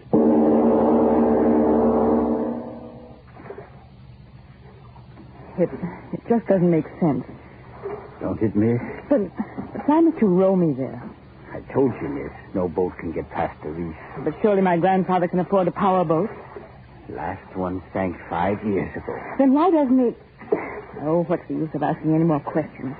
I've asked, and every answer just gets me more mixed up than I was before. It's all very simple, miss. Simple? All just a question of money. What do you mean, money? 10 generations the Cordays have lived and died on the island. It's all just a matter of money. But my father... Yes, all but your father. He was the one they called the fool. Mr. Williams, I don't think you've any right... It isn't a matter of right or wrong, miss. It's what they said. How much farther is there to go? I can't see. Yes, mist is always heavy this time of morning. You'll be there soon enough. Aye, all a matter of money. Oh, why don't you talk words that mean something? You're like my father was. We could talk perfectly sanely about anything in the world, but the moment I spoke about the island and my ancestors, well, then there wasn't any clarity or logic anymore. Why don't you tell me what it's all about? There's nothing to tell you that you won't know when we get there. But tell me something. The sun's rising, Mr. Lake. Look, Mr. Williams, for 15 years, ever since I've been old enough to know what it's all about, I've been trying to get some information about my family. All I know is that for generations the Cordays have lived on this island. While my father was alive, I could never come here. But now he's dead, and I'm here, and I've got to know something about them, anything. Yes, so that when I meet my grandfather, I'll know a little of what it's all about. Please, tell me. It's all a matter... Don't say that again. Tell me something that means something to me. Rowing in the middle of nowhere, I tell you... Wait, miss. Wait? What? Ahead. If you just look ahead of you. Land. Island always comes sudden like out of the water. So many trees. They're always green. You're not rowing, yet we move. Always a current. I've waited so long to get here. Aye. We're moving so swiftly. What? There's a landing pier. Aye. Hold on. We'll bump. Now, I'll hold it. If you'll jump. All right. You'll stand there, please. Wait for me. Yes. No one here. My grandfather, where is he? Are you afraid already? Afraid? Why should I? Of course I'm not. But they knew I was coming here. My grandfather, why isn't he... Through the trees. Look. You want clear answers. There's one of them. Chimneys. Smoke. Factories. Yes, they are factories, aren't they? Aye. But factories here. Stood there for 10 generations. But on an island in the middle of... Why here? It's all a matter of money. What? Tell me. 330 years ago, Pierre Corday came to this island and built them up. But why here? I'm telling you. I've been telling you all along. A matter of money. You know what money is. Well, it's been the day and the night and the sun and the moon of your family for as long as there's been one of you. Money, aye. And here was the making of it and the horror of it. But why? Let me tell you. You wanted to know. Let me tell you quick. His profits weren't big enough, Pierre Corday thought to himself. And the trouble was with the men in the factories who decided they wanted too much. Oh, it was the men at the machines who were to blame. He could find a place where only he'd be the boss, where there'd be no investigators and boards of arbitration, and then he'd tell the men what to do, and they'd do it. And up with the profits and out with the headaches in an island. Aye, a private island. That was the answer. And this was it? Aye. It. Beyond the jurisdiction of any man but one of the name of Corday. So here he moved his factories, machine after machine, and when everything was set up, he sent out to the places where men walked the streets looking for work, and he said Listen to me, you single ones. You're hungry, so listen to me.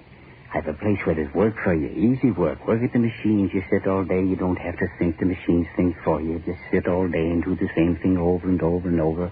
I'll pay you well, and I'll pay you regular. Aye, a life job if you do what I say all your lives. And men came here? Aye. Why not?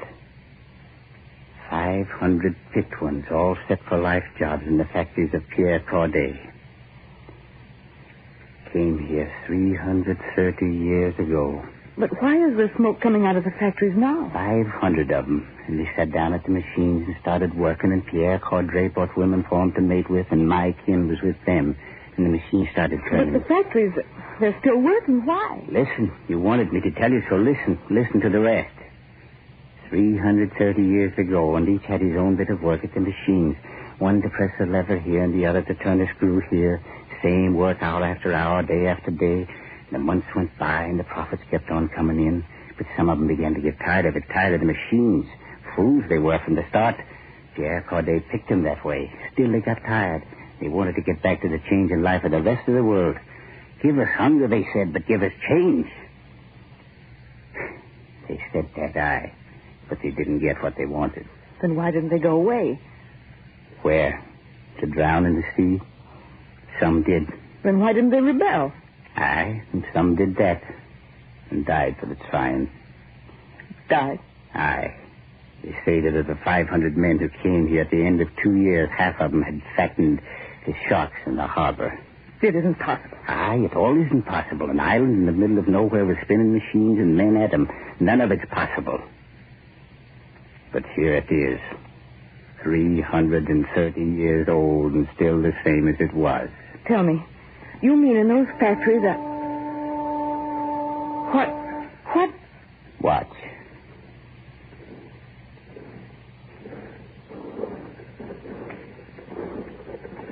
People. Marching. Who are they?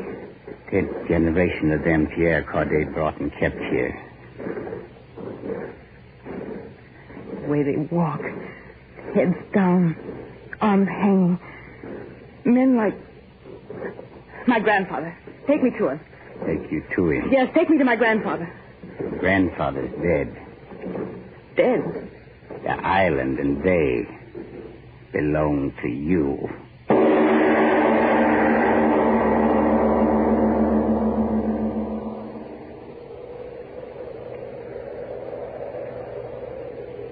Believe? His grave is so new. 2 weeks.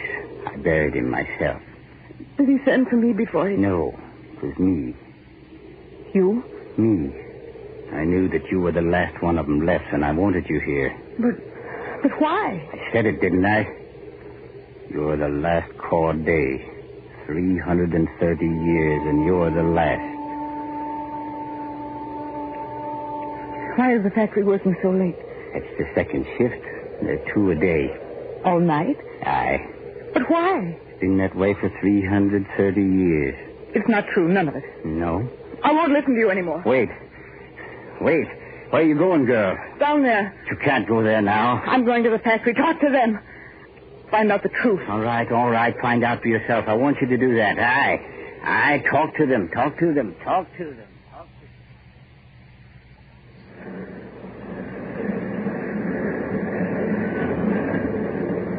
Row on row of men and women and children. Aye, why not the children? The more hands, the more production. That was the law of the Cordays, the law of the island. Their faces empty.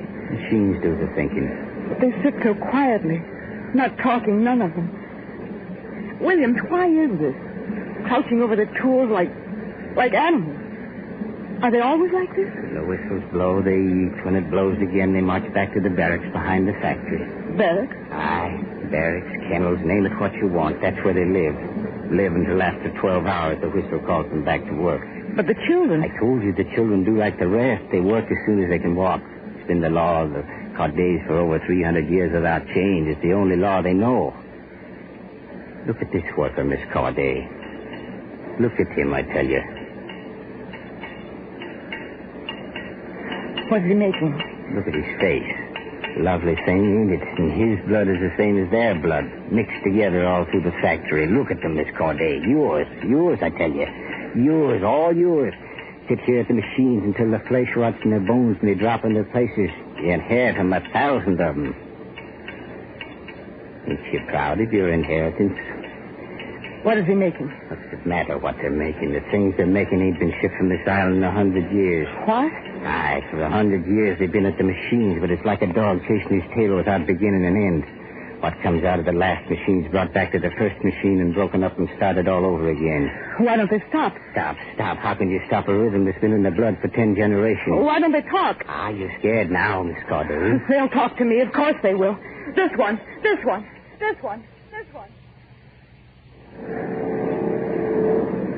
You, I beg your pardon. Would you stop work a moment and talk to me? I said, would you stop work a moment and talk to me? Williams, doesn't he hear me? He hears. Then why doesn't he even turn his head? Not him. Not any of them. I don't believe you. This woman, Lady, would you please stop work and talk to me? Scared to look at him. Lady, talk to me. I'm Dale Corday. I'm scared, all right. I insist that you talk to me. Doesn't answer. I told you, not while they work. Oh, your family bred them right. Bred? Yes, like you breed dogs the way you want them. Yes, for 330 years, bred to sit and work and no nonsense. Never to talk up to their right, just sit and work the way they're told. You stand there looking at me and you don't believe me, do you? Well, try to get him to stop work. Try to get him to say something to you. Try to get him to act like human beings. Well, they're not human beings. They're workers. Yes, workers for the family of Corday. And what are you going to do about it?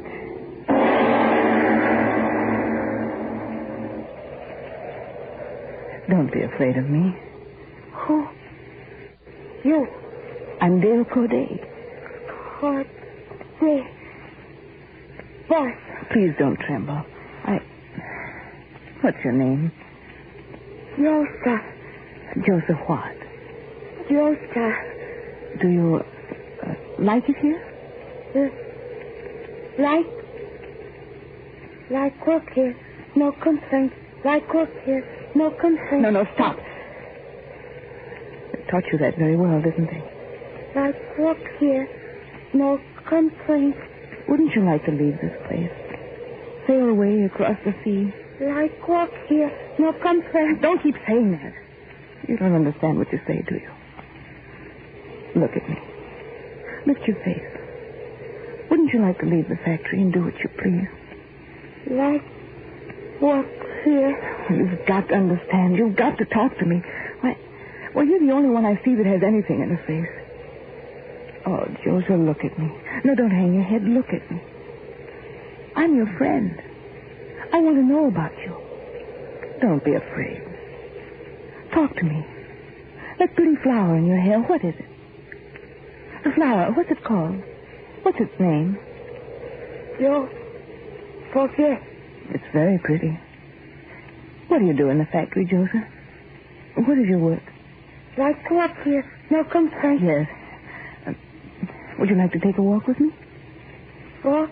Yes, through the valley and show me the flowers. No walk. Why not? We're so blow soon. Walk begin. You don't have to work if you don't want to. Come on. No, we're so blow soon. But I tell you it's all right. You don't have to go. No, I go. But I want you to stay here. You will stay here. No, let Joe go.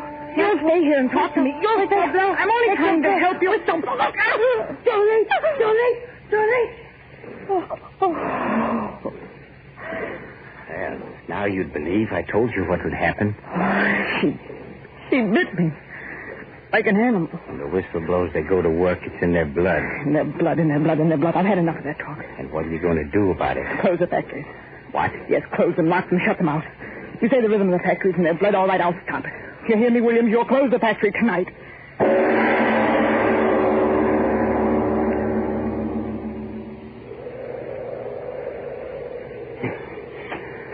Well, it's done. Good. Tomorrow you'll start me back to the mainland. I'll make arrangements to get those people off of here. Will you now? You're breathing so heavily. As soon as I locked the doors, I ran back all the way. Why? I wanted to see your face. Why? I wanted to see your face after the whistle blows. Whistle? Aye, it'll blow just as always. But I told you that... And I did. I locked the factory, shut the big doors, and threw the bolts, but the whistles at the powerhouse, and some of them are always there. Aye, the whistle will blow, and they'll march to work. But they won't get in. Aye, here they come. You'll start me to the mainland very early tomorrow, William. It's a long way. I know it, but it's got to be done. Too long a way. You've a sail. Tonight I'm putting an end to their marching. Tomorrow I'll...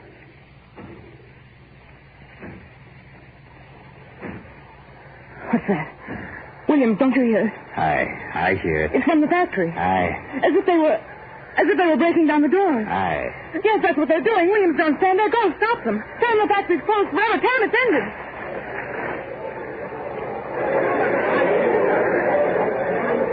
Go tell them yourself. They've broken in, gone back to work.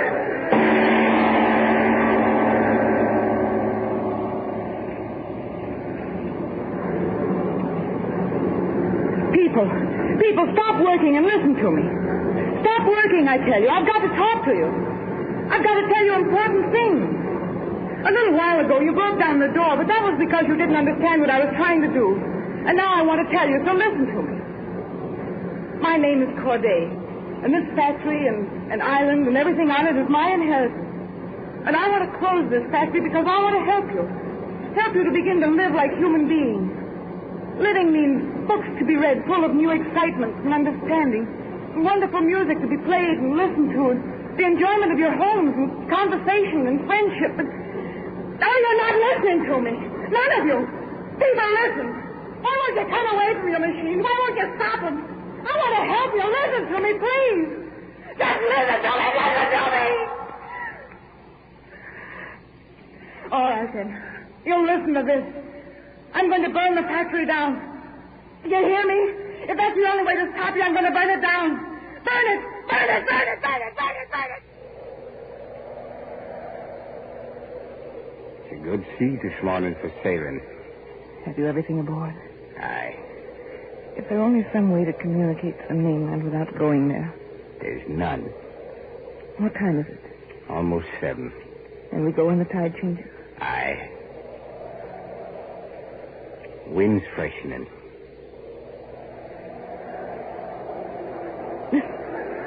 Listen on the wind. You hear it? I hear. What? What do you think? It's them. For 2 days. Never even going home. They heard you say you'd burn it, and they're afraid. Afraid I'd burn their cage until they stay there watching. Watching. One shift works and the other watches. That's how it is. But not their cage alone, Miss Corday. What do you mean? I mean, it's yours. What? One boat on the island. This. And in a couple of minutes more, it won't be here. What are you talking about? You and I are going... That's where you haven't got it straight, Miss Corday. Going, yes, but only me. I've wanted to ask you this for days now. Why are you always trying to frighten me? Now I've done it. Turning, we'd better... The tide... Eh? To go. Yes, I've scared you now, haven't I? Well, say it. Say it. Now, you don't have to. It's in your eyes. Just the thought of being left here with them year after year, nothing but them. It's enough to turn the insides of you white, ain't it? Why do you think I sent for you? I'll tell you, and I'll tell you quick, and then I'm off to sea. I sent for you because I'm a man born different from all the rest that were here. There were 3 kinds, workers, servants, and you Cordays. Well, servant I was, but in the borning of me a piece of hate got in my heart, and it kept growing through the years. I mean, it's more than I am. A hate for a name and the sound of the name and those that have it, Corday. Well, you're the last of them, and here you'll stay with the sound of them and the sound of the factory grinding in your ears until you're as old as I am. And I hate the Pierre Corday and the rest of his kind is as old as mine is. This is your inheritance. An island and a factory and 1,000 perfect workmen who never want anything for themselves except the bit of food they grow, who sit at your machines until they rot and die. A perfect inheritance for a Corday. I'll leave it all for you until you rot and die. William, come back. You don't understand these people. I want to... William.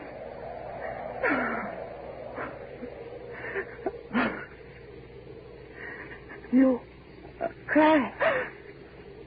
Me, Joe. Joe. Me, Dad. Dad.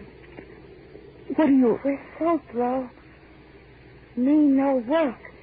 Why? Me want show you flower. Oh, my dear. You cry. No. No, I'm not crying. There isn't time. I've so much to tell you. You first, and then the others. One by one. You talk. First, I want to tell you freedom. Say it. Freedom. Freedom. 300 years ago, my people and your people gave it up. My people wanted profits, but they lost their freedom to the machinery they set up to give them those profits. Your people wanted the security of a bare existence, and so, too, gave up their rights as men to the machinery of profit. But now we've got to win that freedom back again for all of us. Freedom.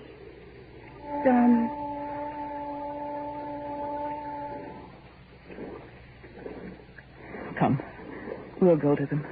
I've so much to try and tell them. Things that I understand now.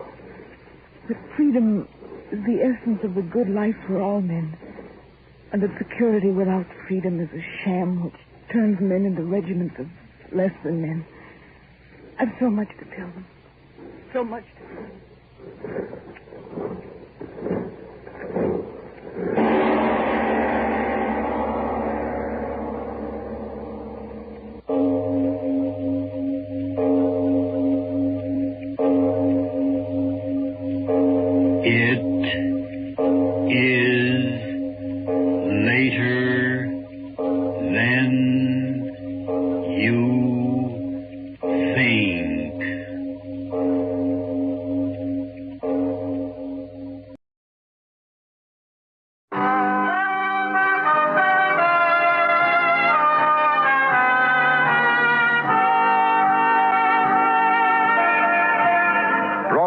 My Beat, from Times Square to Columbus Circle, the gaudiest, the most violent, the lonesomest mile in the world.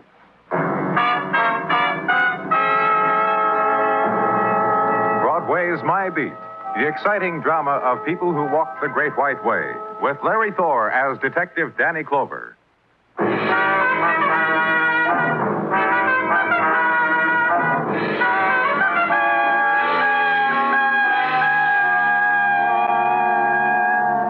Afternoon sun strikes glints on Broadway's pavements, and the perfumes of summer drift in from meadows never known, from tropic seas that were never sailed, from green hills veiled in mist and imagined in childhood, drift and die against neon bled of its color. But the illusion still rides the silken vessel of a girl's summer frock, and the season dances in her slow, languid walk, and her passing is reflected in chrome and steel. There's crowd between you and her. There's loss. So walk away from it, kid, and order the beer and skim off the longing. Summer, too, will finally pass from Broadway.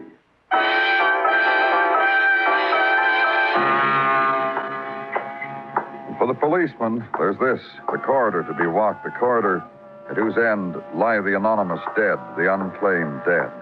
Walk it and push open a swinging door that opens onto the city's morgue. Stand for a moment against the stillness and move into it. Over here, Danny. This one. What about him? Fill me in, Muggavan. It's a summer's day, Danny, and you and I have to cry about it, kid. Just tell me, huh? Well, this is the one they brought in yesterday, Danny. One those boys and girls found buried in the sand on Coney Island. When they dug him out, they also found a knife wound in his chest. Made them sad. They turned off their portable radio, stopped dancing. You identify him yet? Yeah, that's why I called you. All right, you called me. The man was in his beach trunks, no wallet on him, no bundle of clothes, not even a locker tag. You want me to compliment you on how hard you worked for his identity?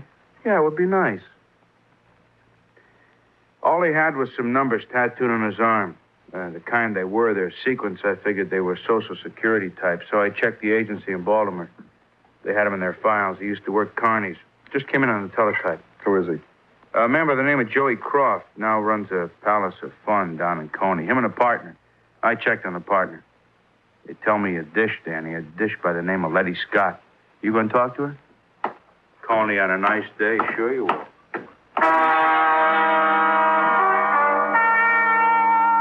And leave the place of the tagged and catalogued dead, the clean and quiet room where death is pigeonholed, accounts current for homicide. Leave there and out into beginning twilight, and the drive now to Coney. And Coney Island on a mild summer's evening is carnival, is pink cotton candy and things that spin and things that whirl. And Coney is 10 shots for a quarter, and guess your weight, and down rushing rides and carousel. Giddiness and laughter, hot dogs, arcades, and little Egypt's oldest granddaughter. Ask a question of a man in a harlequin suit who needed a shave, and be directed to some steps and a frosted glass door to an office, top room. Come in. Hi. Hello. Well, thanks.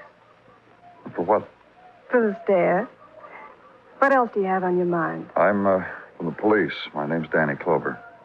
I asked you something. Yeah, you did. It's about Joey Croft. All right, it's about Joey Croft. Sit down, wait for him. Go ahead, do that. I'm his partner. He seems surprised he sees you sitting in his chair when he comes in. Say Letty said you were to do that. Joey's dead. He was found yesterday on the beach, Miss Scott, dead, stabbed to death. He's in the morgue. Let me alone, will you? All right. Let me alone. Stabbed? That's right. Murdered. What, a fight, an argument with somebody? Joey's temper... Well, how? Who did it? We don't know. What about you? Are you kidding? Did you kill him? I'm the girl who used to ride elephants. That makes me kind to all animals and nearly all people. And I was real kind to Joey. I don't go around killing him. Where were you yesterday? Here, all day. I was here all day, mister.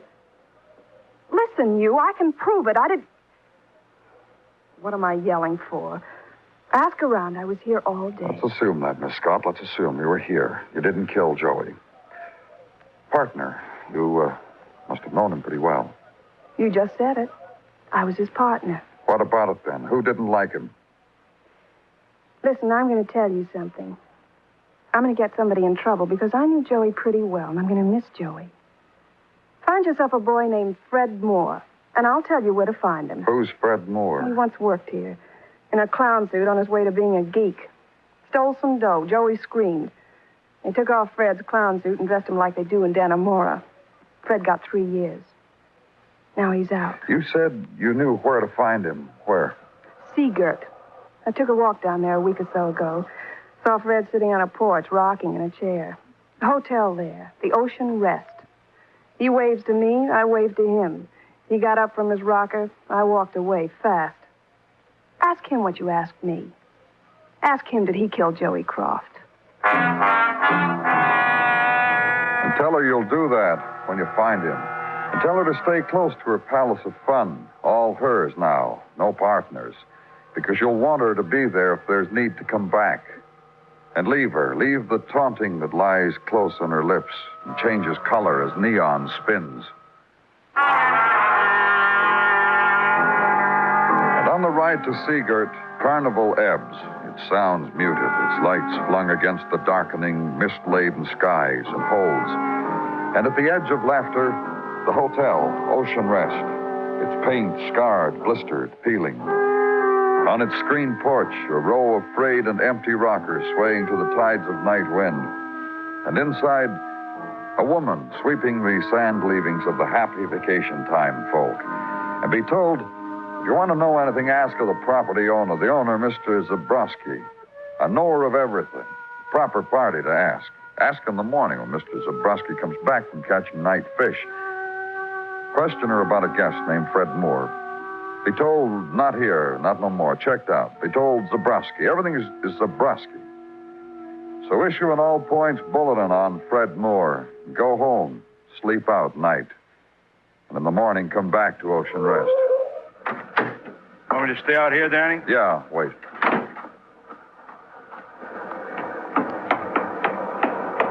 Don't go inside, you. What? Out here is better. You're the police fella asking around the cleaning woman last night? That's right. You, Mr. Zabrowski? I didn't catch no fish in case you would care to ask. You don't care, huh? I'm looking for Fred Moore. Freddy the geek, Freddy the guzzler, Freddy the ex-con? How a man can do such things to his body. Go fight a geek. Your cleaning woman said he checked out. When? Maybe 2 nights ago. Maybe same 2 nights ago on day Joey Croft was killed. I read this morning's paper. I say to me, was this same 2 nights ago Joey Croft was knifed? And Freddy checked out the next night the police fellow?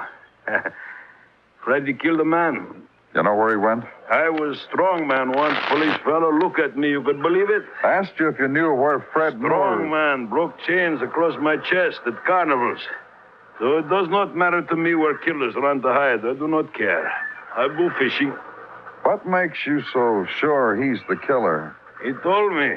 He said to me, Zabrowski, this Joey Croft wronged me. Put me in prison. Wronged me. I fix him. This he said to me on this porch.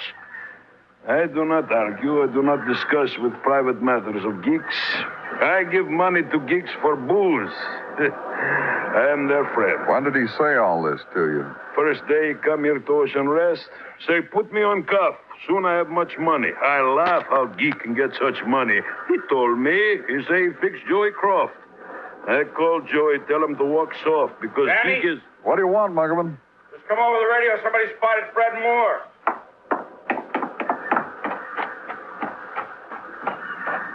A citizen spotted him on West 16th, Danny, in Manhattan. Okay, let's go.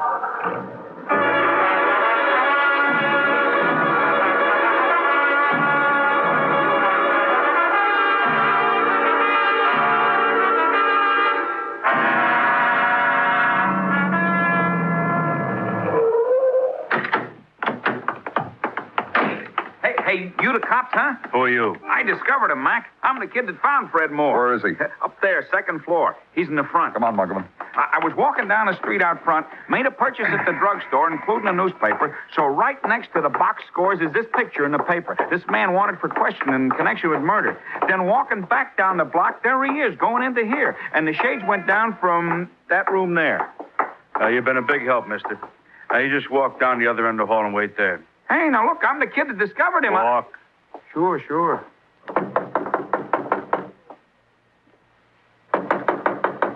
Fred, open up. It's the police. Lights come in front of the door. Try the knob.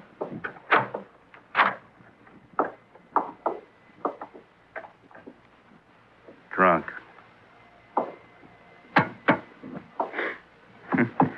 Yeah, smell this, Danny. Pretty lousy bourbon. What's the matter? He's Fred Moore, isn't he? He's the man we were... Yeah, he's Fred Moore. Not drunk, huh? No. He's dead.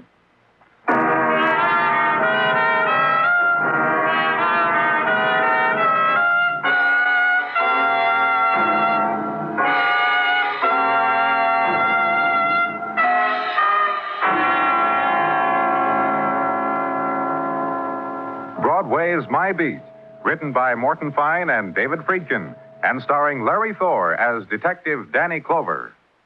The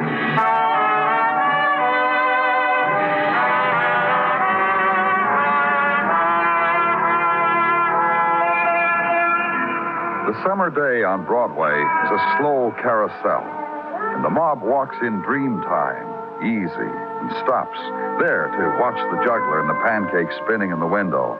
And there, the spectacular and death-defying act of the jaywalker. And walks again, stops again to drink at the enameled and lighted fountain of eternal orange juice. It's the languid time on Broadway, the easy smile time. And it's clown and a girl blowing kisses, the end of the fabulous ride that costs only a dime.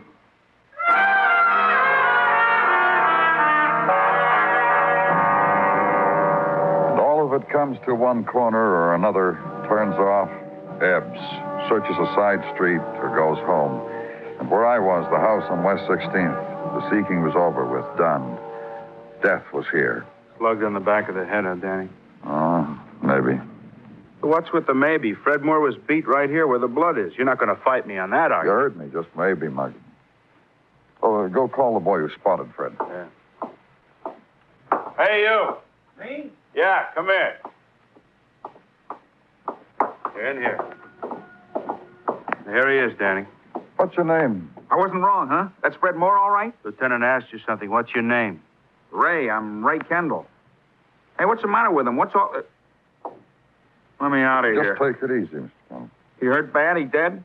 Anybody else walk in or out of this apartment house while you were standing outside? Sure. I guess so. You guess so or you know? I'm no cop. I said sure, I guess so, because I guess so. Can you describe anybody who went in or out? I don't know who went in that house. I see a wanted guy. I'm supposed to be a deputy or something. I'm supposed to walk up to him and say, hey, Buster, no more of that. You're pinched. I'm a guy, that's all. I don't do things like that. Me, I'm scared to death half the time, and you expect me to get... Yes? This is the second time I called. Nobody answered the first time. Who is this? I'm Nora Forrest. You're in my apartment. Where will I find you, Miss Forrest? Not far. I'll be in East River Park, one of the park benches on 23rd. Stay where you are. I'll be right there.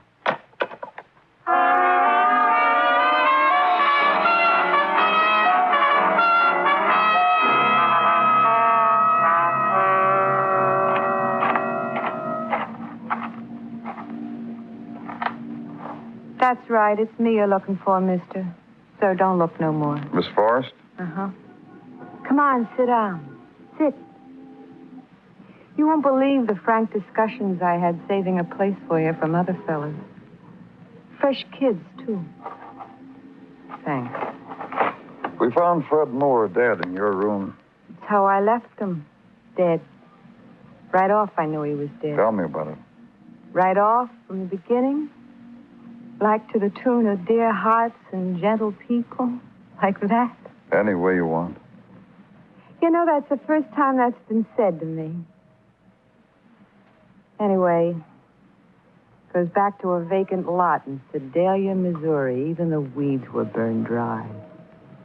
It's where they set up a carny, and I did the hoochie-coochie in front of a sideshow tent. Miss Forrest. You said any way I want. You said that.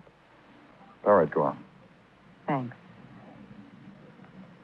It attracted. Even Freddie it attracted.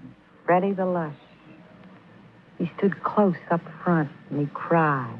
Real tears, mister. Honestly. Memories. You went out with him? Couple times. Girl said to me, Nora, baby, what are you building? What's the percentage in a sure thing geek? That's how they talked to you when you were crazy enough to go out with Freddie. They didn't know I'd seen this Lush cry. You saw him after that? A couple more times till I couldn't stand it no more. Then... Well, then what? Then the carny lost him. After a while, they lost me, too. Then I read in Billboard Freddie's up in Dannemora on a larceny rap. 3 years without booze. Figured it'd do the kid good. Did you write to him and keep in touch with him? No. But he found you, knew where you were. He found me, all right. Took him a day. Took him till Sunday night. That's when he comes beating on my door with a bottle of booze. It's Sunday night, all dressed up, and no place to go. So I let Freddie in. How did he die, Nora? My own way, huh? I let Freddie in. And even though he's drunk, there's something different about the lad. Like he was daring the world, like he'd done something big. Even came through the haze of bourbon. Be nice to me, Nora, he said. Be nice while you got the chance. There's others standing in line, he said. That Dannemora does things. How did he die? First he danced, real nice.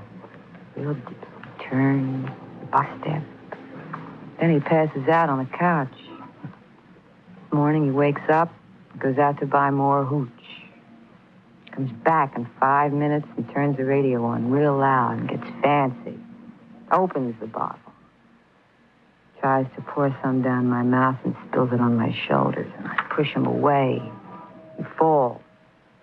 His head hits the sink pipe. Right to the beat of the music. Like it was a drum or something. Like...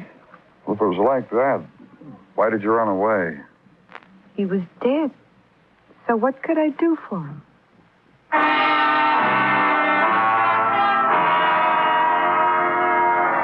So take her to city jail, hold her as material witness.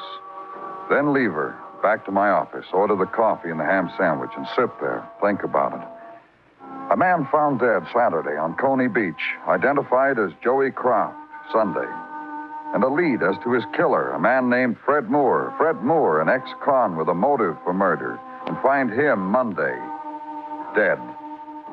And think about it some more, and it all gets mixed up with the carnival sounds, roller coasters and hawkers and calliope, mixed up with a strong man gone to fat and two carnival women. In the middle of all of it, a door opens and Sergeant Tartaglia interrupts. Here, Danny. Coffee and a ham sandwich on white. I told you no mayonnaise, Gino. Don't knock it. It don't cost extra. Eat, Danny, eat. The way you're holding the sandwich, you're going to drop the lettuce. I told you no lettuce, Gino. Danny, Mama Tartaglia had a proverb she used to tell us anent food. It went like this. Do rabbits get scurvy? No, they nibble lettuce. The way Mama said it, it rhymed. Thank you, Gino. Next time, no lettuce, huh? As is your wont. Now to work, maybe? No mayonnaise either.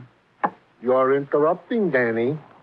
On the way up from the delicatessen, I stopped at my desk to pick up several items for your perusal. Well, let me have them. Eat, Danny, so eat already. I'll tell you about them. Item 1, a memo from Gordon of Technical to wit. Flecks of blood found on drain pipe near head of deceased Fred Moore. More or less bear out the story of Miss Nora Forrest. Well, go on. An examination of Miss Forrest by our own Dr. Sinsky reveals several bruises such as might be inflicted in a tussle of the type she described to you. Is there anything there on the record of Fred Moore? Indeed, Danny. Fred Moore, in between jail sentences for petty theft, assault, and the like, worked around Coney. His last jail sentence was for 3 years for larceny and thereby hangs a tail. Oh? Indeed. The deceased Fred Moore was a model but lonely convict. In all of his 3 years there, Danny, no visitors. In spite of the amount of letters he wrote to everybody he ever knew, no visitors. Except Letty Scott. Letty? Uh-huh.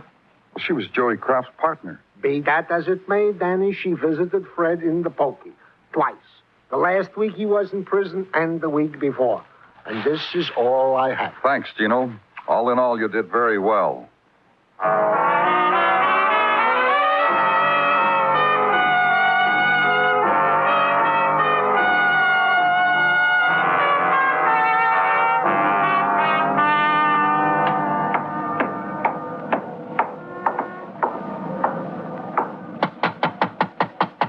Come on in, Danny. Hi again. I recognized your shadow behind the glass door. You two men know each other. I meet him. This morning I speak with him. How are you, Mr. Zabrowski? Good, good. Zabby used to be a strong man in the sideshow. Did he tell you that, Danny? Yeah, he did. What are you doing here? She, her, this one lady, she say come here. I got lonely. I can understand it. Everybody's dying. Everybody does. Take from the bottle, police fellow. Enough here for everybody. Baby, honey. Zabby, that's not right. That's not right at all. I'm giving this party for you. Don't you remember? I told you. Police fella, you better go. It's my party. No more. It's my party, Letty. Yours, honey. See? Going to have to wait. You know that, don't you, Letty? I heard you've been asking around, talking to people. Cop talk. Cop talk, little lady. That's right. About murder. Joey Croft. I heard Fred Moore's dead, too. Now you can't ask him about Joe. woman. You go now, huh? With her. Hi, Zabby. You stay here with me. Anything you say, sugar. Let's talk some more about Fred Moore, shall we? As long as Zabby can stand you. His death was an accident. Fred was drunk. He tried tried something, wound up on the floor with his head near a pipe. Geek. Geek is geek way to die. What did you think of Fred, Letty?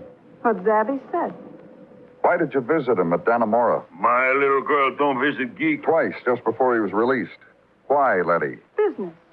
What business? Oh, don't worry about it, sugar. Just you and I 1 minute from now. You got real tired of your partner, Joey Croft, didn't you? Yeah, I got real tired of Joey Croft. It happens to me. Don't you worry about it, Zabby. It takes a long time. Man like Fred, no friends, in prison for 3 years. A girl like you, a beautiful girl, comes to visit him. Something, huh? Second time I was there, the boys in cell block 8 beat their cups against the bars. Sure, I went there, Danny. Had a talk with Fred. It impressed him. Made him promises and got him to kill Joey. Zabby, how long can you stand this, sugar? Wait. All right, sugar. I'll tell you the rest, Danny. Fred killed Joey Saturday when he got out. Then Fred came to me and I gave him a bottle of booze for his trouble. When I sent him away, he felt like a man. That's how drunk he was. Then wandered over to see a girl he'd known a long time ago, Nora Forrest. He could face her now. He'd accomplished something. He died. Let's go, Letty. Sit there, honey, baby. You police fellow, Letty don't go with you. She do nothing. She bought herself a murder. You do that, Letty? Get him. Break him for me, Zabby, like you used to do to Chains. Yeah. He's spoiling your party, Zabby. Get him. Such thing to do to geek.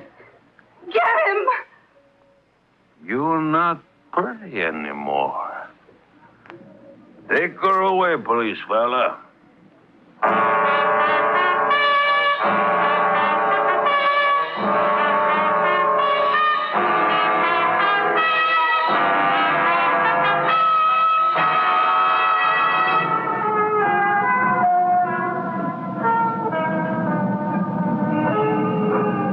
It's the happy time on Broadway.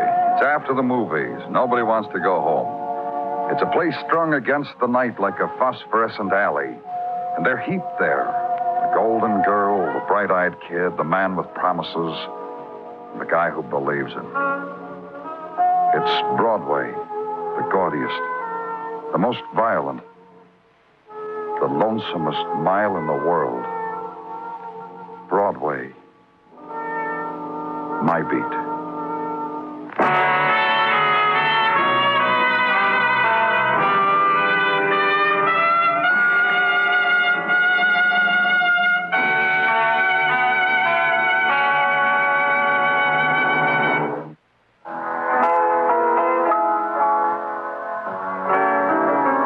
Broadway's My Beat is produced and directed by Elliott Lewis, with music composed and conducted by Alexander Courage.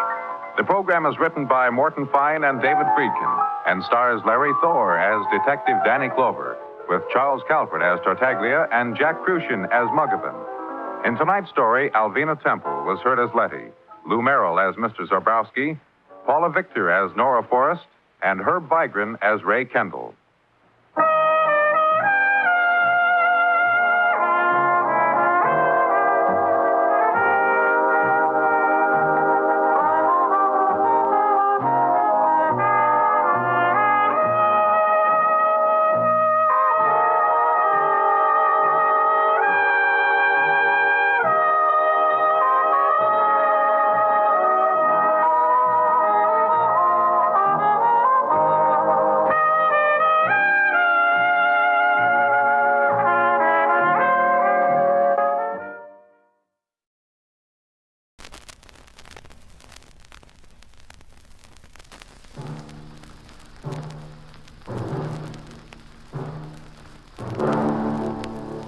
Crime and Peter Chambers.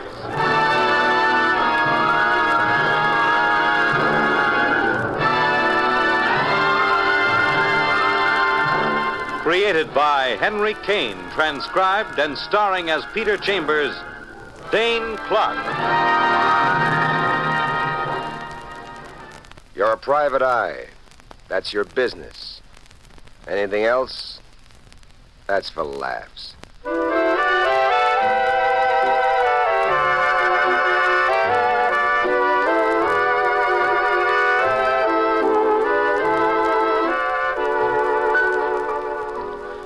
Your client is a lady. Every inch a lady. And every inch of the lady, gorgeous. She's a blonde with black eyes, which makes you sit up and take notice, and there's plenty to take notice of. I will not believe that my uncle committed suicide. Is that clear, Mr. Chambers?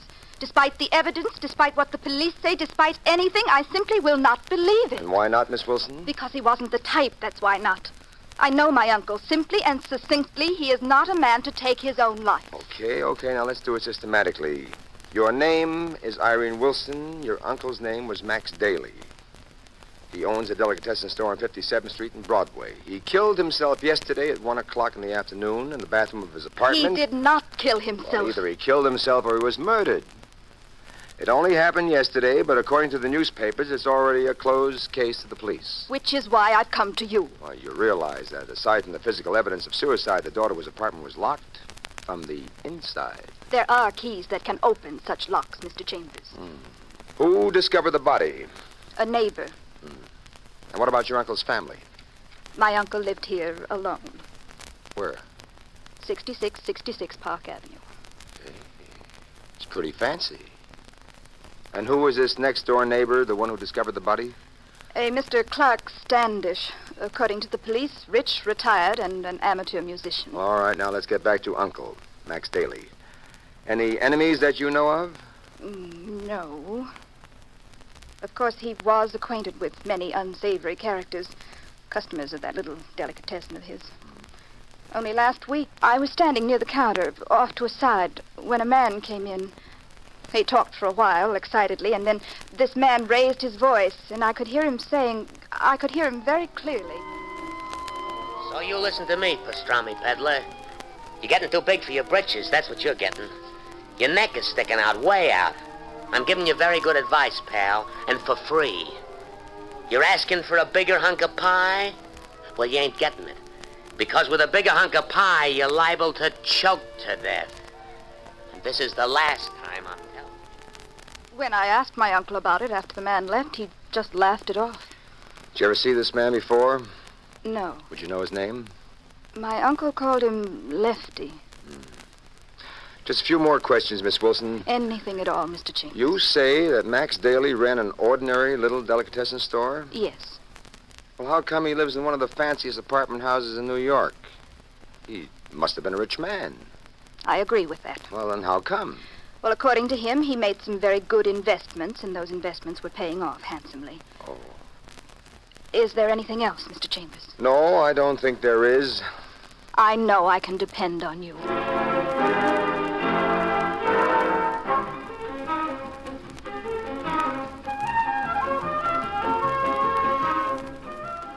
Your first stop is police headquarters, and your first interview is with Detective Lieutenant Louis Parker, straight cop and good friend. So far, Pete, it looks like suicide, pure and simple. Seems he was shining his shoes when he got the impulse. Call came from a neighbor who heard the shot. Now, we had to break our way in. The door was closed from the inside. We found him in the bathroom. Yeah, I heard that. He was finished shaving. His own gun was beside him. He was a neat guy, Max Daly. He'd been shining his shoes, and he'd been wearing gloves while shining his shoes. Wearing gloves? Mm-hmm. Then he makes up his mind to knock himself off, and he does. So, door to apartment locked, powder burns on temple close enough, nitrate impregnations in the right-hand glove, gun there on the floor. It's his own gun. Now, what would you say, pal? Murder or suicide? What would I say? Well, what difference does it make? Maybe this'll make a difference. What? Your client, the gorgeous Irene Wilson. What about Irene Wilson? First, her little hat shop is somewhat kaput. Meaning? Meaning it's on the verge of bankruptcy. So? So, she asked her uncle for a loan, and he refused. So? So, if anybody murdered him, she'd be the prime suspect. What with her having a key to the apartment, too? Oh, sure. And then, though the police say it's suicide, she comes to me to prove it's murder, just because she's got an affinity for the hot seat. There's a better reason than an affinity for the hot seat, Yeah? Pete. An affinity for $200,000. What are you talking about, Louis? Uncle Max Daly recently took out a life insurance policy in favor of pretty Irene. $100,000, 200 G's in case of accidental death. Murder, that's accidental death. And suicide? Well, before the 2-year incontestability clause goes into effect, suicide makes the policy null and void. Now, is it all beginning to come to you? Yeah. If it's suicide, Irene gets nothing. Mm-hmm. If it's murder, and it can't be proved that she committed the murder, she gets $200,000. Very good, Detective. She would be interested in showing that it wasn't suicide. And how she'd be interested? Where are you going? Find out which way her interest is going to lead. To a cabana on the Riviera or a chair in Sing Sing.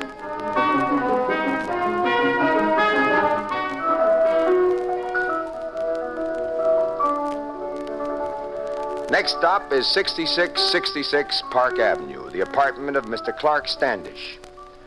You stick your finger on the doorbell.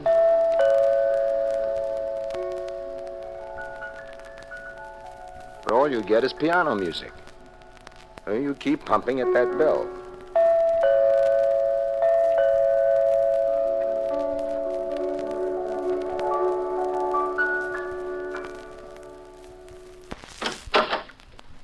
Yes? Yes, young man. Name's Peter Chambers. I'm investigating the death of Mr. Max Daly, and I was told that you were the one who discovered the body. I didn't quite discover the body, but I would say that I was the one who turned in the alarm, shall we say? Come in, young man. Please, come in.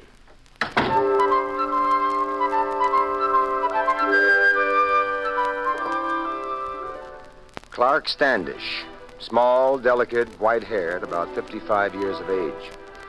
He's dressed in black pants, small pumps, silk blouse, and a maroon smoking jacket. He leads you into a lavishly furnished room, and he leans delicately over a baby grand piano. I'm the man that called the police, but I didn't know that Mr. Daly was dead at the time. Well, would you mind telling me a little bit about it, sir? Certainly. It was about 1 o'clock yesterday afternoon. I heard a shot. A single pistol shot. Did you suspect where it came from? One needn't be very perspicacious for that, Mr. Chambers. You see, there are only 2 apartments on each floor, and it being a rather warm day, the windows were open. The windows? Come here, Mr. Chambers. Yes.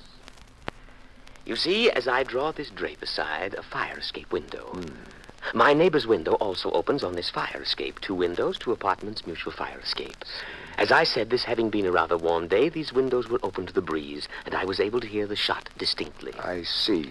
Well, sir, I was playing the piano at the moment, and when I heard the shot, I attempted to disregard it, hoping perhaps it was a backfire from downstairs. You know how it is. But it kept nagging at me, and finally I went across and I rang his bell. There was no answer. I kept ringing, still no answer. So I came back here. Didn't know if I was doing quite the right thing, but I called the police. Well, it turned out that you did exactly the right thing, didn't it, Mr. Standish? So it seems. Tell me, sir, did you know Mr. Daly well? Friends or just acquaintances? Matter of fact, I didn't know him at all. Usual New York story, not knowing your neighbor, but I suppose it's common enough in this city. Yes, of course. Did see each other occasionally and nodded, but we never actually spoke. I do hope I've been of some assistance, Mr. Chambers. Thank you very much, Mr. Standish. You've been very kind and most cooperative. Oh, not at all. And if there's anything further, please don't hesitate.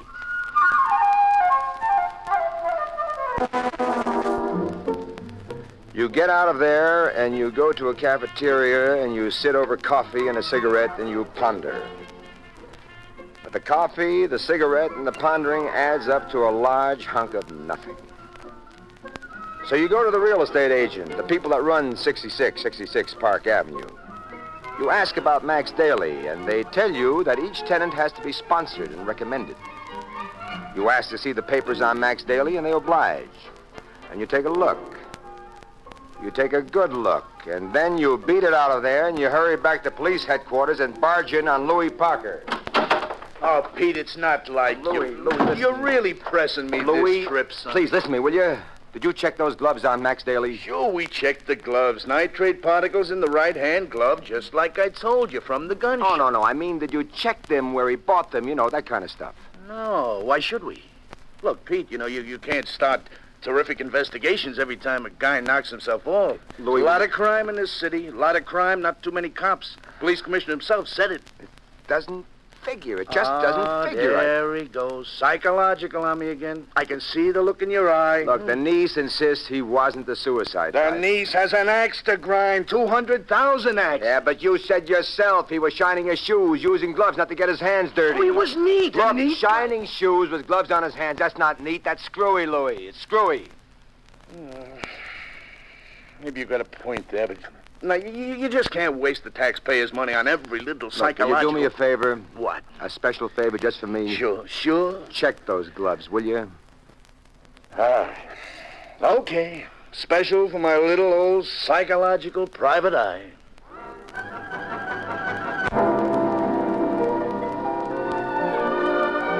You go up to Irene Wilson's exclusive hat shop on Madison Avenue, and you fire a few questions at her.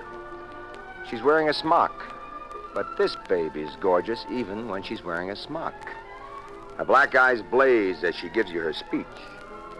Yes, I am on the verge of bankruptcy here. Yes, I asked my uncle for a loan, and he refused. He had no confidence in this shop, in this location. He was always a good businessman. Yes, there is a policy in my behalf. Yes, I know I get nothing if he committed suicide, and I know I get $200,000 if it is proven that he was murdered. Yes, I did not tell you any of that, and there was other things that I haven't told you. I don't tell everybody everything. But I did tell you what I thought was relevant, and I tell you again, I don't believe he committed suicide. I do believe he was murdered, and I don't want you to believe that I murdered him. So you're on your white horse again. A private eye knight on his bedraggled white horse, galloping around the asphalt wilderness looking for answers. You wind up in Max Daly's delicatessen, the gallant knight munching on a pastrami sandwich. The joint is open and running despite Daly's decease, and the waitress keeps eyeing you. Finally, she moseys over. Say, you're Peter Chambers, ain't you? You're the eye guy, ain't you? Yeah, I'm the eye guy. I'm going to tell you something. Wait, just a minute. Would you get me bicarb? This food is wonderful, but it always... Listen. Well, what?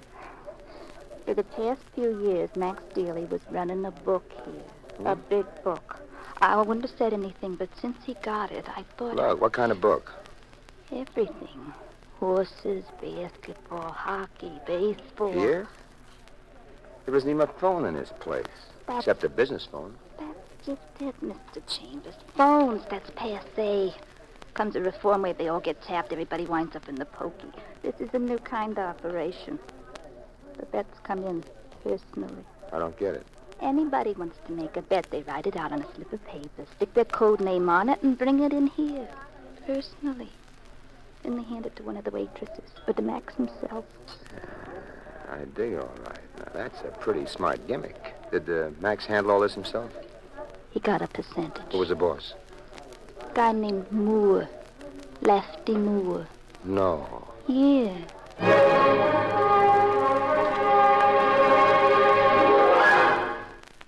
So you're on the run again.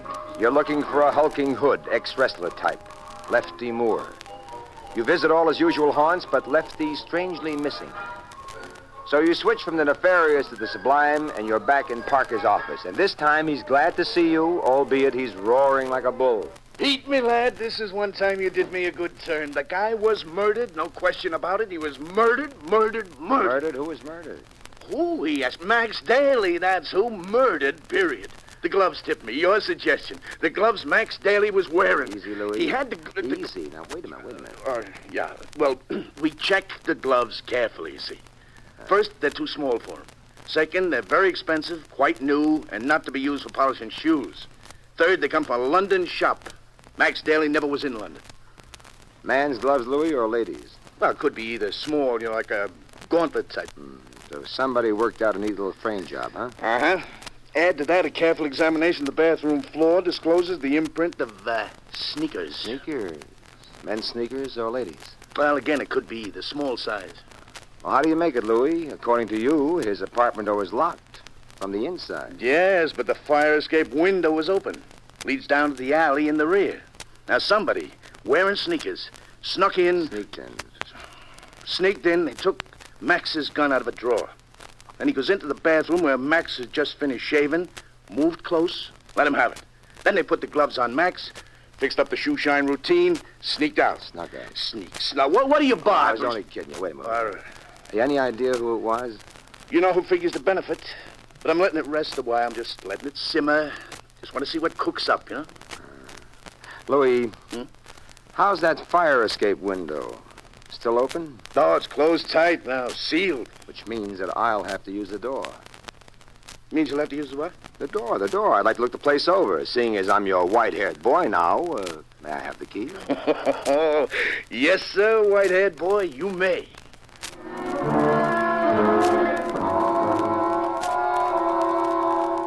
Max Daly's got a cute little place, and you've hardly even begun when there's an instrument jiggling at the door lock.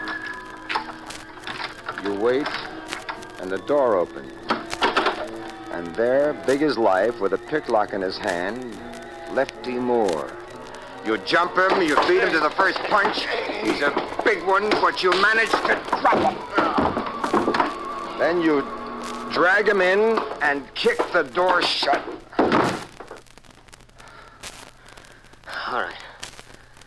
All right, Shamus. Lay off. Lay off. Now, look, pal. The gun I'm holding is out of your holster. Now, if you insist that I use it, I use it. Is that clear? Yeah, clear. All right, now. Breaking and entering, that's burglary. You can get a long rap for that. Now, if you talk up, and if you talk up good, maybe the rap won't be so long. Am I still clear? Yeah, clear. All right. Now, what do you want here? A ledger. A ledger? I waited till the heat was off, and now I'm here looking for a ledger. What kind of a ledger? Max Daly. He was doing some high-class bookmaking. Yeah, I know. So he kept a ledger, a black leather record book. Well, how do you know the cops don't have it? Are you kidding, Shamus? If the cops ever had that book, there'd be rockets busting all over this town. Lefty, let me ask you something. Yeah? Where were you yesterday at 1 o'clock? You mean when Maxie was bumped? I got the best alibi in the world. Alibi? Yeah. I was in court, pleading not guilty to a traffic rap. Ever been in London? London? Oh, what's with London? You mean the London... Okay, Lefty. Let's, you and I together, look for that black leather record book. You talked me into it, Shamus. Leave us look. You look, but you do not find. So you attach Lefty to a minion of the law with instructions that it be placed in the capable hands of Detective Lieutenant Louis Parker. And back you go to Irene Wilson, real glamorous now in a man-tailored red gabardine suit. You pump questions at her, and what do you know? For once, she comes up with the right answer. Yes, my uncle did have a black leather record book. He kept it here at my shop. His instructions were that I was to destroy it upon his death, but in the circumstance... Give me, honey, give me quick. I never looked at it. He kept it in a locked briefcase, which I kept here in my safe. Okay, let's have it. Yes, Mr. Chambers. I'll get it for you. Please wait. You wait, and you grab, and you break open that lock, and you look. And then you're running again. And then you're at 66 Park Avenue at the apartment of Clark Standish. Ah, Mr. Chambers. Any new ideas on the subject of Max Daly? Plenty. And they're all about you. I beg your pardon. You went through that window wearing sneakers. You got into his place, clipped his gun, caught up with him in the bathroom as he finished shaving, and you let him have it. And then you pulled that shoeshine routine, slipped your gloves on his hands, left the gun there, and beat it back to your place. And then, sweet and innocent, you called the police. You had heard a shot. You want to know your first mistake? I'm listening, Mr. Chambers. You told me you didn't know him. You never spoke to him. Yet a check at the real estate office showed that you sponsored him. Slipped your mind, didn't it, Mr. Standish? But why should I kill him, Mr. Chambers? What motive would I have? Well, I got that right here, Mr. Standish. Right here in Max Daly's record book. Oh? We may be able to do business, Mr. Chambers. Oh, a real brain guy, huh, Mr. Standish? Dreamed up an idea of personal vetting, no telephones involved, had left him alone fronting for you? Let's talk business, Mr. You Chambers. did business with Max Daly, but when he got too big for his britches, when he wanted a bigger hunk of pie, that business was stopped. With a bullet.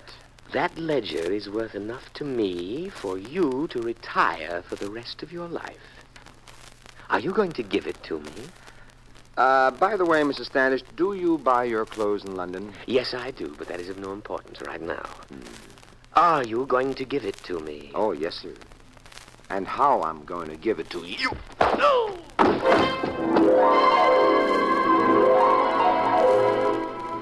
And so, with all the bad little boys safely put away in the pokey, and after congratulations have bounced around like rubber balls in the children's playground, you suddenly realize you've never settled the fee with Irene Wilson, and she is coming into 200,000 solid simoleons. So, that evening, you're at Irene Wilson's apartment, ready to discuss your fee, and there she is, in gold lounging pajamas. On me. You're quite attractive, Mr. Chambers. Now that it's all over and I have an opportunity to observe... And you... Beautiful is the word. And beautiful is an understatement. You said there was something to discuss. Something Let her about... wait, Irene. Let her wait. Let it wait and wait. I wouldn't wait too long if I were you. That is very good advice. Oh, Mr. Chambers.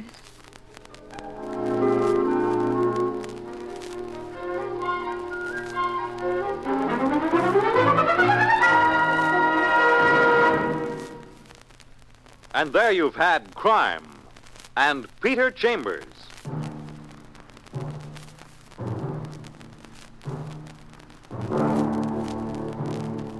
Dane Clark was starred as Peter Chambers. Crime and Peter Chambers Transcribed was created and written by Henry Kane.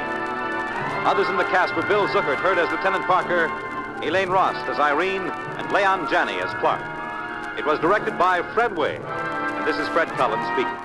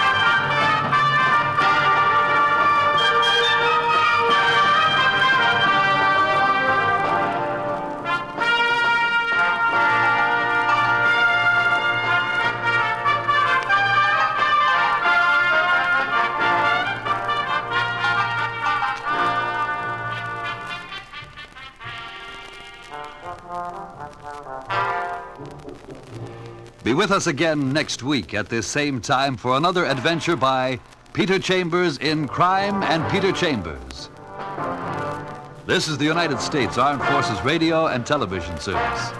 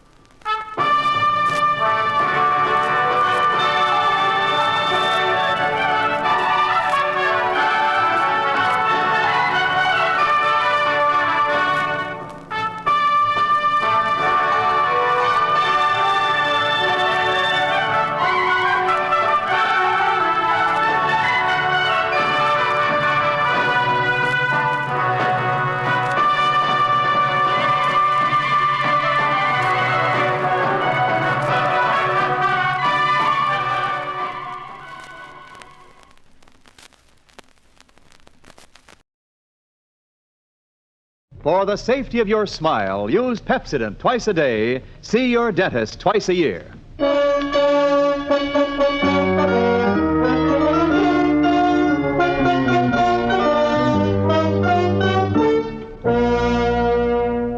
Lever Brothers Company presents the Pepsodent program, The Adventures of Philip Marlowe, starring Van Heflin.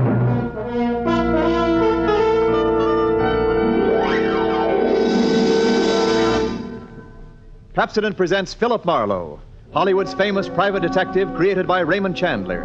Philip Marlowe, tough, cynical private eye of Murder My Sweet, the sardonic, case-hardened detective of The Brasher Doubloon, The Lady in the Lake, and The Big Sleep. You've seen him in action in all of those top-flight mystery pictures. Now, in order that you may continue to enjoy this exciting mystery series, Pepsodent brings you The Adventures of Philip Marlowe on the air with a cast of noted radio players and starring MGM's brilliant and dynamic young actor, Van Heflin.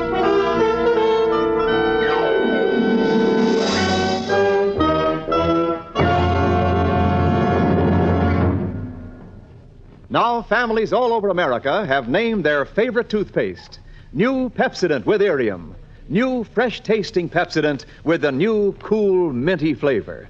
It's the 3-to-1 favorite over all other toothpastes. It's true. With families all over America, new Pepsodent is the favorite 3-to-1. Families from coast to coast recently compared new Pepsodent with other toothpastes at home. They preferred new Pepsodent by an overwhelming average of 3-to-1 over all other brands they tried. These families, 3-to-1, said new Pepsodent tastes better, makes breath cleaner, makes teeth brighter. Yes, families 3-to-1 say new Pepsodent tastes better, makes breath cleaner, makes teeth brighter. Get new Pepsodent toothpaste for your family right away.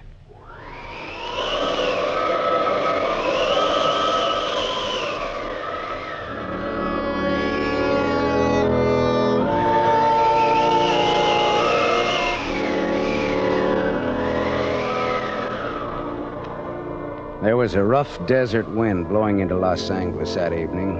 It was one of those hot, dry Santa Anas that come down through the mountain passes and curl your hair, make your nerves jump and your skin itch. On nights like that, every booze party ends up in a fight, and meek little housewives feel the edge of a carving knife and study their husbands' necks. Anything can happen when the Santa Ana blows in from the desert.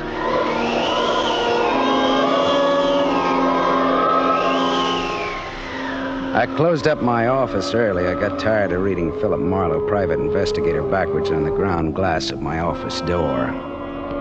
So I opened the door and closed it from the outside and locked it and went out to get a beer before I went up to my apartment.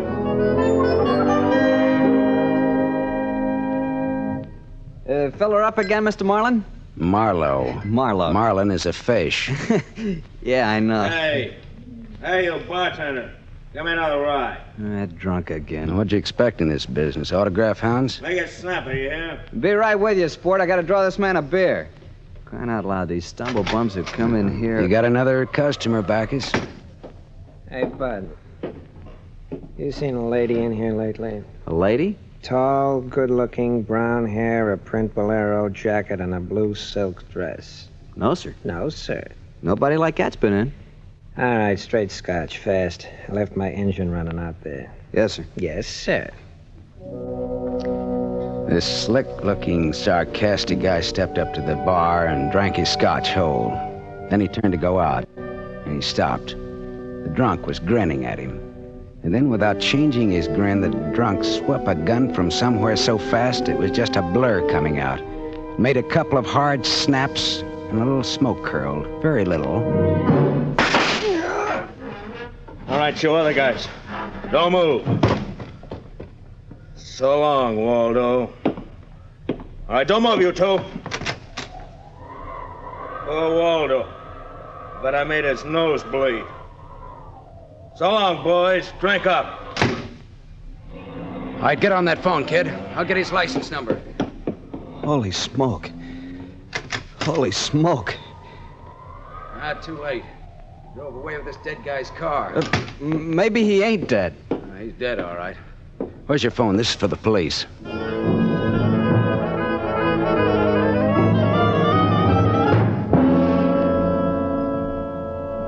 The prowl car boys were there in about 5 minutes.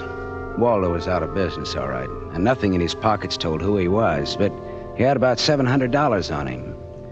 I told the cops what I knew, including about Waldo's tall, brown-haired, pretty girl in the bolero jacket. It was about 9 o'clock when I stepped out of the elevator in my apartment house and almost walked right into a tall, brown-haired, pretty girl in a bolero jacket, waiting for the elevator on my floor. Oh, excuse me. Just a minute, lady. I said excuse me. I'm in a hurry. Now, if you'll be good enough to Look, step you better out not go outside in those clothes. Just what do you mean by telling me what? This isn't a make. You're in trouble. Trouble? Yeah, the cops are looking for you in those clothes. But I haven't done anything that... I'm in room 41 across the hall now. I never collected an etching in my life. All right, I'll go with you. I'll go. I got to my room and rustled up some scotch and soda and brought the girl her glass. She had a small automatic in her hand. It jumped up at me, and her eyes were full of panic. I put down both glasses on the table slowly so that I wouldn't be misunderstood. Look, sister, maybe this wind has got you crazy, too. Don't move. Be careful, don't move. A man just got shot in a bar down the street. Before he got it, he'd been asking about a tall, pretty girl with a bolero jacket, like yours. What did he look like, this man? Tall, 5'11", slim, dark brown eyes with a lot of glitter, dark suit, white handkerchief in the breast pocket. And he must have seen you earlier tonight to know how you were dressed. Am I getting anywhere? He used to be my chauffeur. You had an appointment with him, didn't you? Why? Listen, he asked for you, didn't he? Yes, I had an appointment with him. He'd stolen something from me when he left 3 days ago. I was going to buy it back from him. Why didn't you tell the police? I couldn't tell them. It was valuable, wasn't it? Valuable enough for Waldo to steal? $15,000. Oh, it's peanuts. But it wasn't the value. It meant something to me. The man I love gave it to me, and now he's dead. He was a flyer shot down over Germany. I'll go back and tell my husband that. He probably hired you. He did? Well, how much is he paying me? And where is this husband of yours? He's at a meeting. This late at night? He's a very important man. He's a hydroelectric engineer. I'll have you know that my husband is one of the... Skip it. I'll take him out to lunch sometime and have him tell me himself. And about Waldo. Whatever he had on you is dead stock now, like Waldo himself. You mean he's dead? Waldo is dead? Yes, sister, he's dead. Dead. Lady, he is dead. Oh. I scream and I'll give you 2 black eyes. I'm not going to scream. Who would that be? There's a dressing room behind that door. Hide there. Now, don't argue with me. Do it. Right, all right.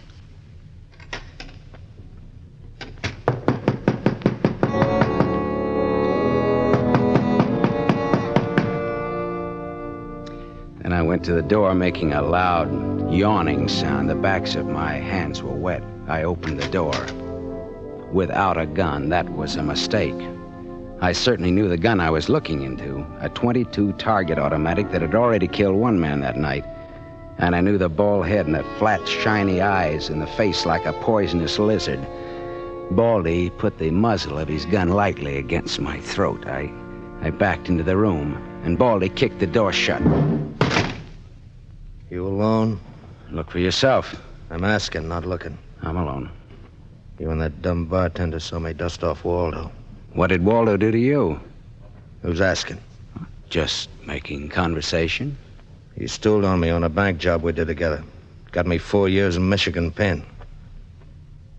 How is he? Dead. I'm still good, drunk or sober.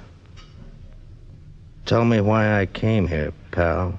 You heard the barkeeper and me talking. I told him my name, where I lived. That's how, pal. I said why. Skip it. The hangman won't ask you to guess why he's there. Oh, you're pretty tough at that, ain't you? But you're slamming off, pal. All right, but you could get that gun out of my neck and try somewhere else. Oh, yeah, sure. Is this better? This suit you all right? Just so it isn't my neck. Say when, pal? It's your party. I leaned against the gun. The door of the dressing room showed a crack of darkness. The crack widened. I began to shake a little. The girl came quietly into the room, but there was white all around her irises. She was scared.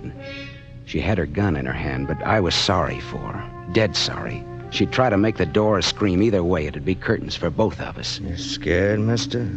You worried about any little thing? I couldn't talk. The girl floated in the air somewhere behind Baldy, and her horrified face was drifting toward us.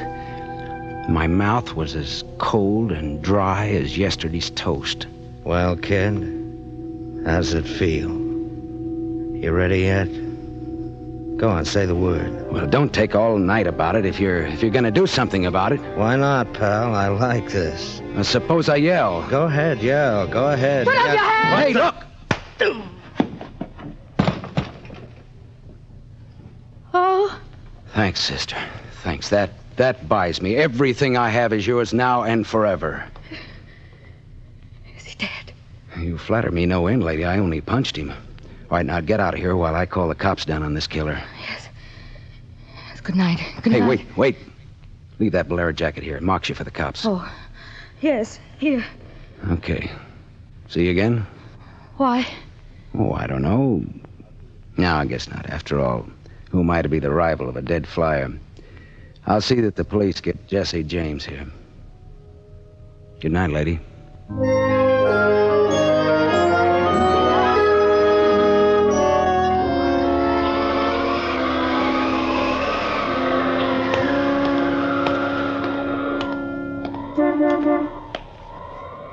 Yeah?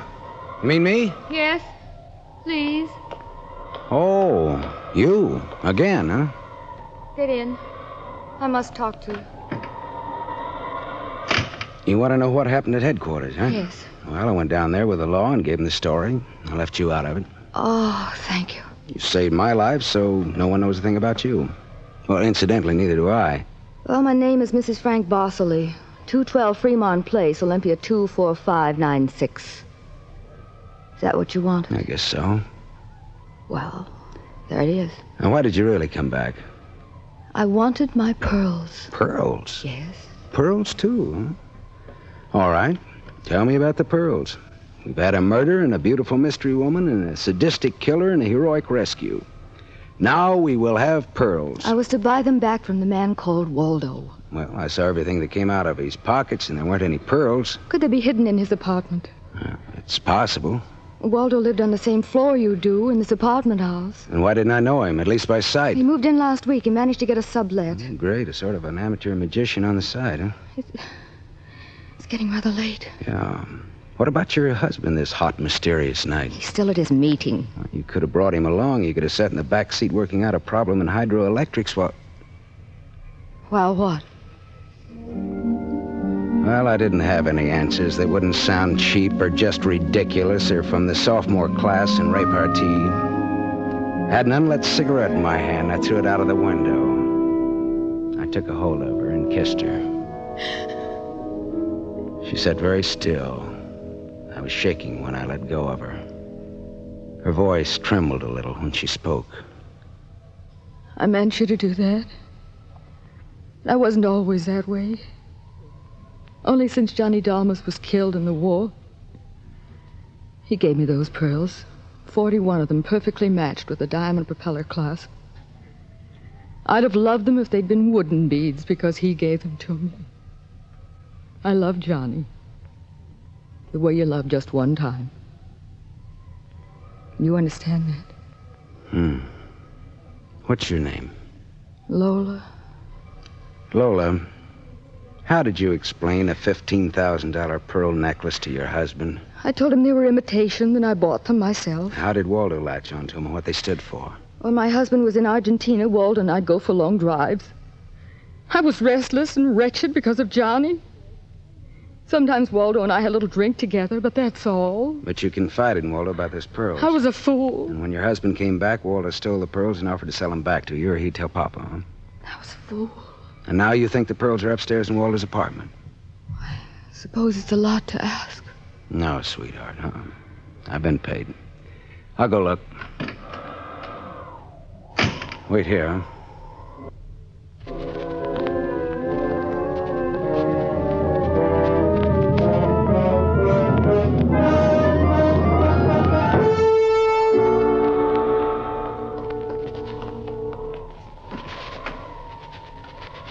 Was the gun long, Lola? No. Well? No. No pearls? No pearls. Oh. There was a man in Waldo's room. A man? Who? You know a man named Leon Balsanos? Not by name. I don't know. Mexican, South American, about 45, small, iron gray hair, very neat, fawn-colored suit, wine-colored tie. No, I don't think I know such a man. Is he the one in Waldo's room? Yeah. What does he have to say? Very little. In fact, nothing. He's dead.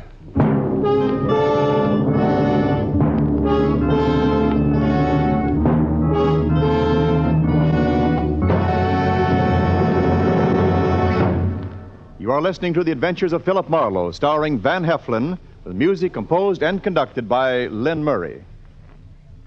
Yes, families all over America have named their favorite toothpaste. New Pepsodent with invigorating Irium foam. New, fresh-tasting Pepsodent with a new, cool, minty flavor. It's the 3-to-1 favorite over all other toothpastes. It's true. With families all over America, new Pepsodent is the favorite 3-to-1. The Farrell family of Evergreen Park, Illinois, preferred New Pepsodent on every single count. The Farrells say New Pepsodent tastes best of all, makes breath cleaner, makes teeth brighter. On all these counts, by an overwhelming average of 3-to-1, families prefer New Pepsodent over all other toothpaste they've tried. It's a fact. Families 3-to-1 say new Pepsodent tastes better, makes breath cleaner, and makes teeth brighter.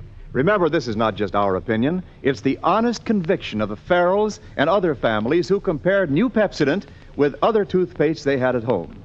Get New Pepsodent, the only toothpaste containing Irium. Get it for your family without delay.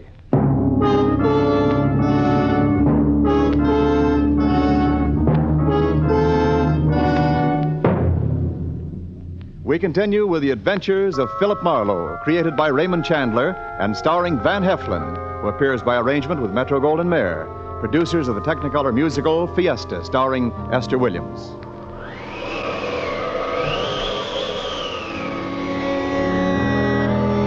I sat with Lola Barsley in her car listening to that jittery, infuriating desert wind gallop around in the midnight streets.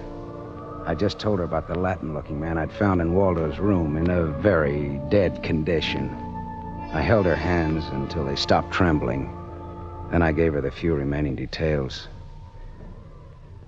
He had a gun in a shoulder holster, but someone had strangled him before he could use it. Someone? Waldo? Maybe. You see that convertible coupe 2 cars ahead of us? It's been there for hours. It was there before I parked here to wait for you. Leon, the man in Waldo's room, came in that car, but according to the key containers he carried, that isn't his car. Whose car is it?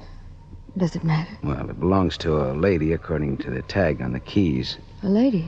Well, anyway, a woman, if you're going to split hairs. Eugenie Kolchenko. In West Los Angeles? Never heard of her. Uh-huh. All right, well, you go home now, huh? What are you going to do? Drive that flossy convertible around, wave at my friends, impress people. You run along now. Me, I've got another date.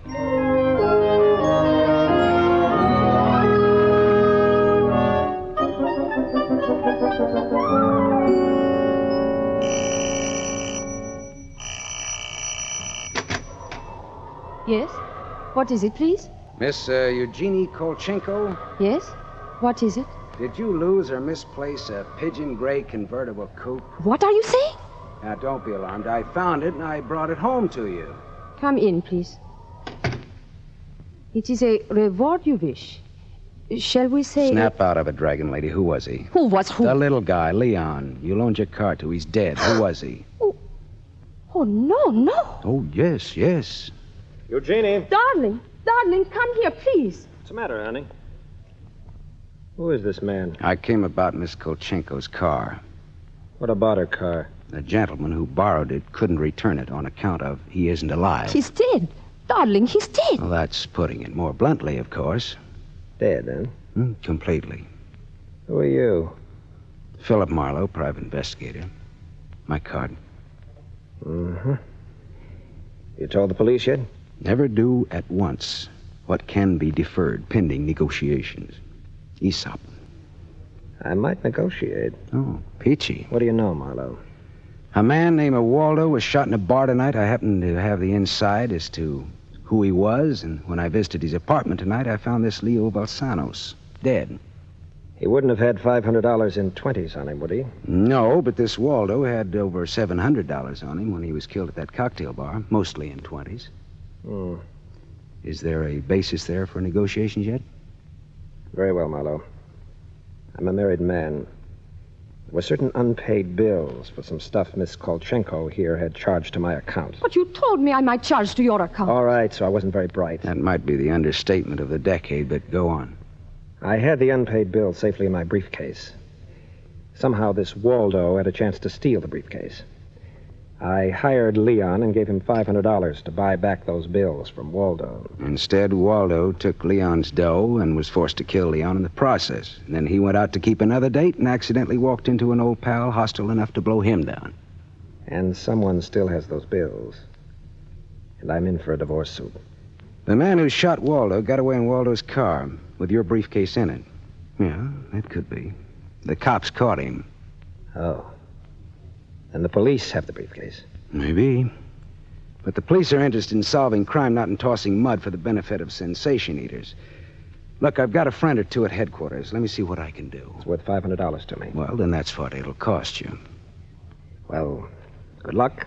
And, thank you, Mr. Marlowe. Philip Marlowe, remember? My name is Frank Barcelay. Barcelay? Oh. What does that mean? The big hydroelectric engineer? Yeah. How did you know? My voices tell me. Who? Darling, this man is manifestly insane. It's the heat, Miss Kolchenko. It's the Santa Ana. It's the desert wind. May I use your telephone?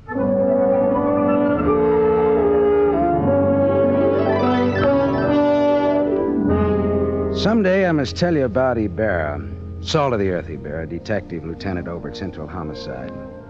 I phoned Ibarra from Miss Kolchenko's house and told him where he could find a well-dressed cadaver named Leon and furnished a few small details.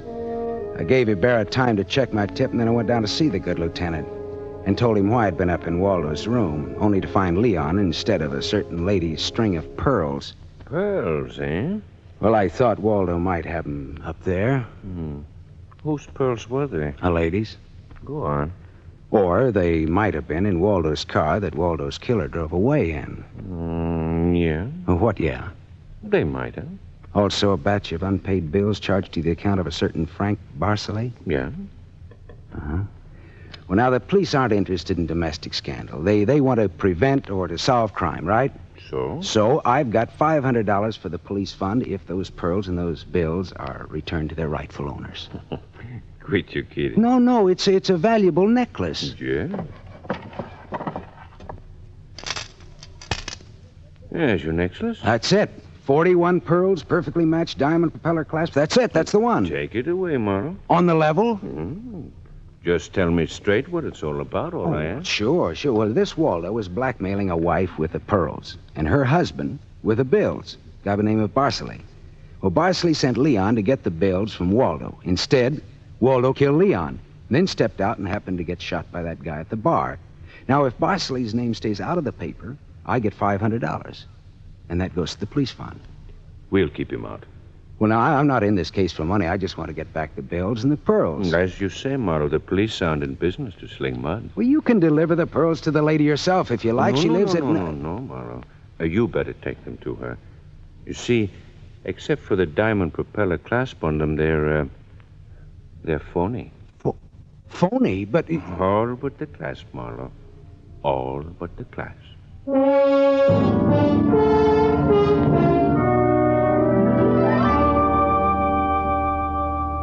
I stared at Ibarra. So the flyer, Johnny Dalmas, the great lover, had given Lola a string of fake pearls. Well, I didn't know how to tell her, but I called her up and told her to meet me at the Beachcombers at 2. I was going to slip her the bad news slowly. I'm glad you asked me to meet you here, Mr. Marlowe. See, I had to have someone to talk to. Go ahead. Go ahead, talk. I'm listening. Now, Mr. Marlowe, now more than ever, I must have those pearls. Why? Money trouble? Oh, no. It's just that everything's gone wrong. And this morning, my husband told me we're to separate. Oh, I'm I'm sorry, Lola. But if I had Johnny's pearls, it would be a link with the past and with Johnny. And all he meant to me. It's how a woman feels, Mr. Marlowe. I wouldn't blame you for not understanding. Maybe I do, though. So please, Mr. Marlowe, please, you'll try to find my pearls. Lola, look, Even if it isn't all of them. Any part of them. Any single smallest one of them. It'll be Johnny's. Look, will you meet me here again around 4 o'clock? I'll be here. Okay, I'll see what I can do.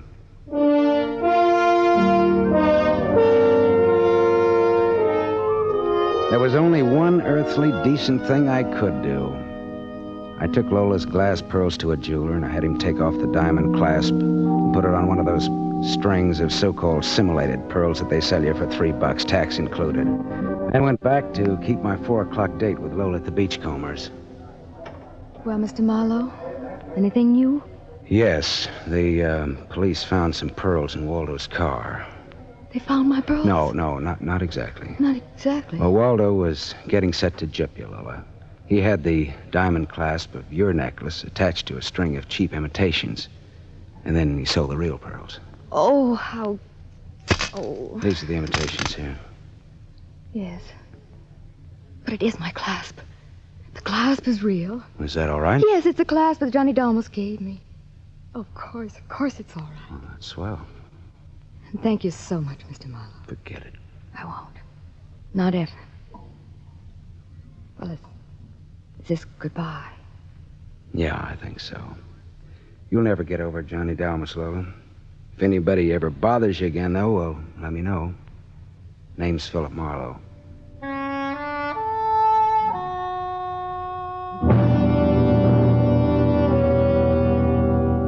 I drove almost to Malibu, and then I parked and walked out on a rock cliff jutting into the Pacific Ocean. Then I reached in my pocket and dug out the string of Bohemian glass pearls that Lieutenant Ibarra had found in Waldo's car. I cut the knot at one end and slipped the pearls off one by one. One by one, I flipped them into the water. The gull swooped down on them and then flapped up again, screaming indignantly.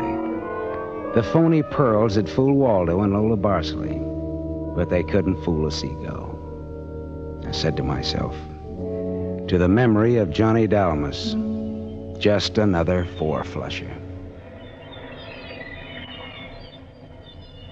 I listened a while to the wheeling seagulls. All at once I realized that the wind had died. The Santa Ana had blown itself out. The red wind was done. It was over.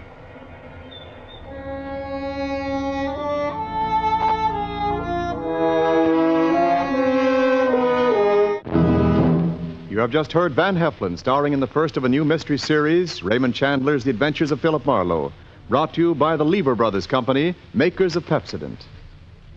Have you tasted the new Pepsodent toothpaste?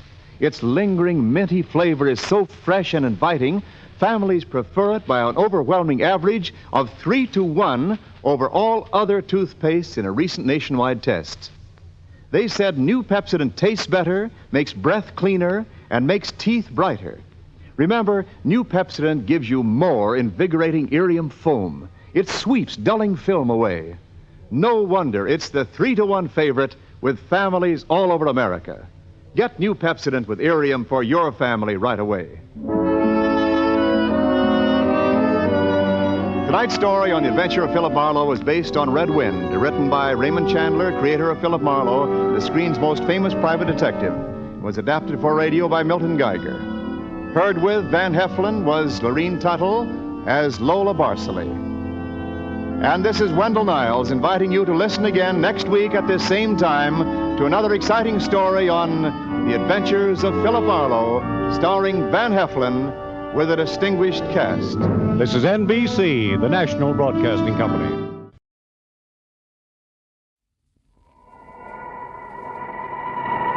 Mystery House.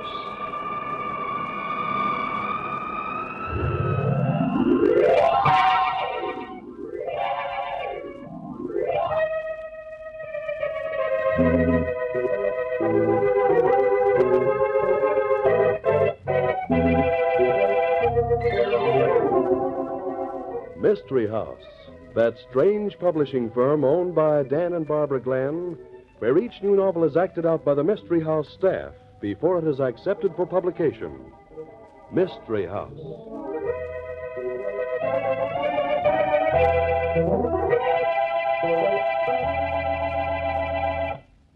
Say, that's tough, Barbie. Dan having to go out of town this week. He's missing the chance to act in a swell story at Mystery House tonight. It's a very peculiar story, Art. Good characters, Barbie? Oh, if you're worrying about a good part for yourself, Art, you have a honey. Oh, listen, Barb, you know it wasn't that. Tom, you tell her my sole interest is in the show as a whole. She won't believe me. Well, Art, I think everybody has to have a personal interest in everything they do. You have a personal interest in all your work, do you, Tom? Why, certainly. Now, you take this message. Just listen.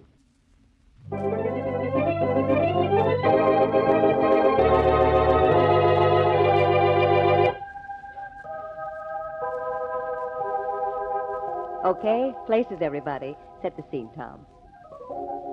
Laugh? I thought I'd die. Tonight's story opens in the luxurious but overly ornate dining room of Amos Gadley, a millionaire and an incurable practical joker. 3 other people are seated around the table. I think you'll find this coffee a rare treat. It's my own special blend, imported especially for my use. Give everybody a generous cup, Jefferson. Yes, Mr. Gadley. Drink hearty, friends. You'll never get anything like it.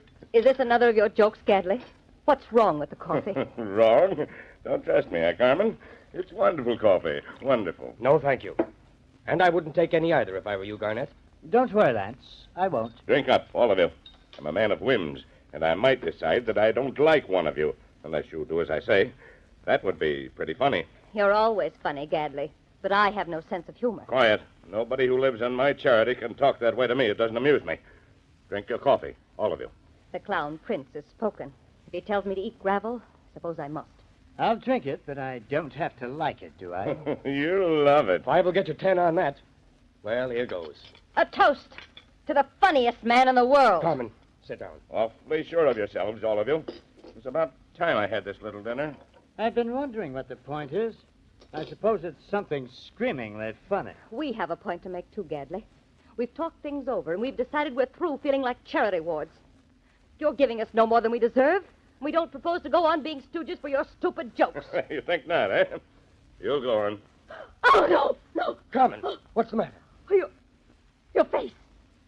And Garnett. What's up? And yours, too, my dear. We're all turning blue. Our skin. Not me. I ain't blue. What was in that coffee? A little chemical, Mr. Garnett, and don't worry, it's quite harmless. As harmless as all your little pranks, I suppose? I have the word of a reliable doctor that all it'll do is tint the skin a brilliant blue. It'll wear off completely in 24 hours. So for 24 hours, we look like circus freaks. Yes, Carmen, darling, for 24 hours. Maybe a little inconvenient. Anything for a laugh? Maybe, but this isn't for laughs. I wonder which one of you has seen this letter before. How would we know whether we've seen it before or not? It's just a plain white envelope with your name and address typed on it. And no return address. Of course you wouldn't know. None of you would know. Maybe I'd better read it to you. Yes, that might be a good idea. Dear, fat, funny boy, nobody loves a good laugh as much as you do, and this'll kill you. You'll be dead by midnight, Saturday. What? That's tonight. Don't interrupt. You probably won't appreciate the humor of your murder, but it'll be a big laugh to at least 3 people. And the letter's signed, guess who? Pretty good, eh? Excellent. Yeah? Well, it was supposed to scare me, but it didn't. Maybe it should have scared you, Gadley. It had to be one of you 3. And so we're going to have a most amusing experiment this evening. Experiment? What are you up to now? Jefferson and I will search all 3 of you for any possible weapons. Listen, you don't... I think that you 3 are the ones mentioned in that letter. The ones who'd get a big laugh from my murder. Maybe you're right. I've been a practical joker for years. You're telling us. I've had a lot of fun. You 3 were, well, my failures. 3 jokes that failed to come off. 3 jokes that failed to come off. Just like that. Why, you rotten, filthy, fat old devil, you... Shut up! I'm not joking now, Lance, and I can be pretty mean when I'm in the mood. I've paid all 3 of you, made up for everything. If you think you could ever make up for what you've done to me, you're mistaken. I've never felt humble about taking your money. Fine. I wanted to be sure I had the right 3, and I'm sure I have. Now we're going to have some fun. What time is it, Jefferson? 10:30, sir. Excellent. The experiment should take about an hour. Jefferson, telephone the police station for me. Yes, sir. What is this, anyway? What are you trying to pull? You'll know soon enough. Here you are, sir. Hello? I'd like to speak to Captain Linwood, please. Oh, hello, Captain. This is Amos J. Gadley, Delacourt Apartments. I'm about to be murdered, Captain Linwood. Who? I don't know exactly, Captain. But certain people are very blue about it. No, I'm not joking. Never was more serious in my life. Goodbye.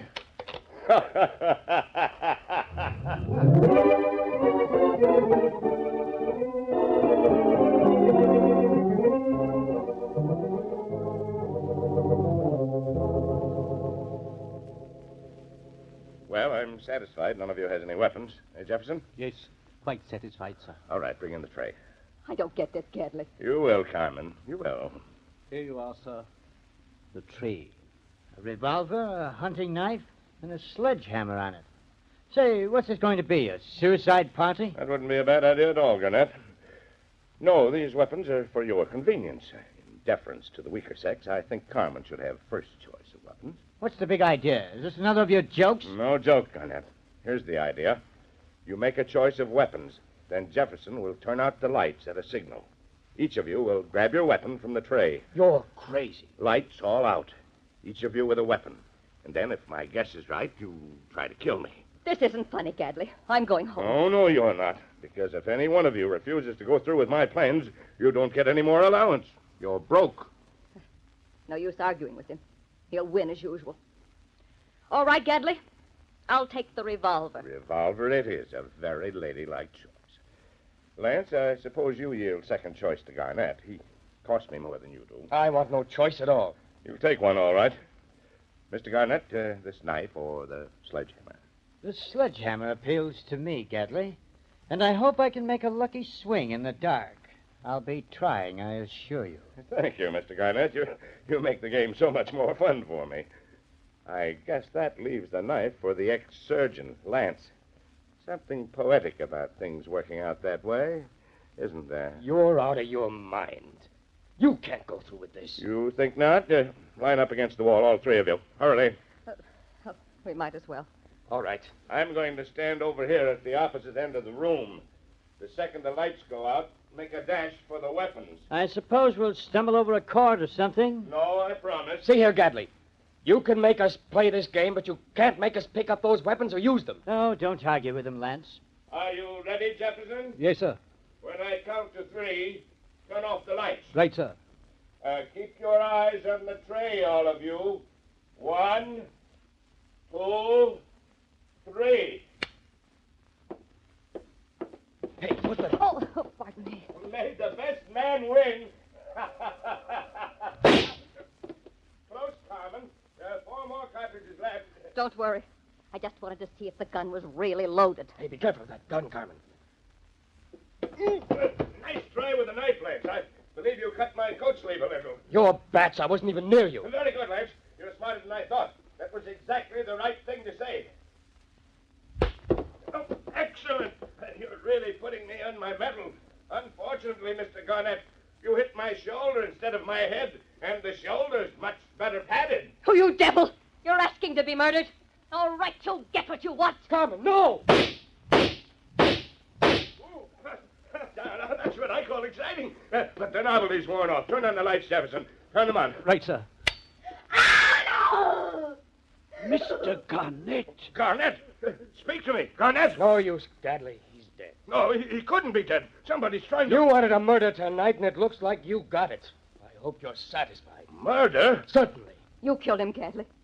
First you killed his soul, and now his body. I hope you hang.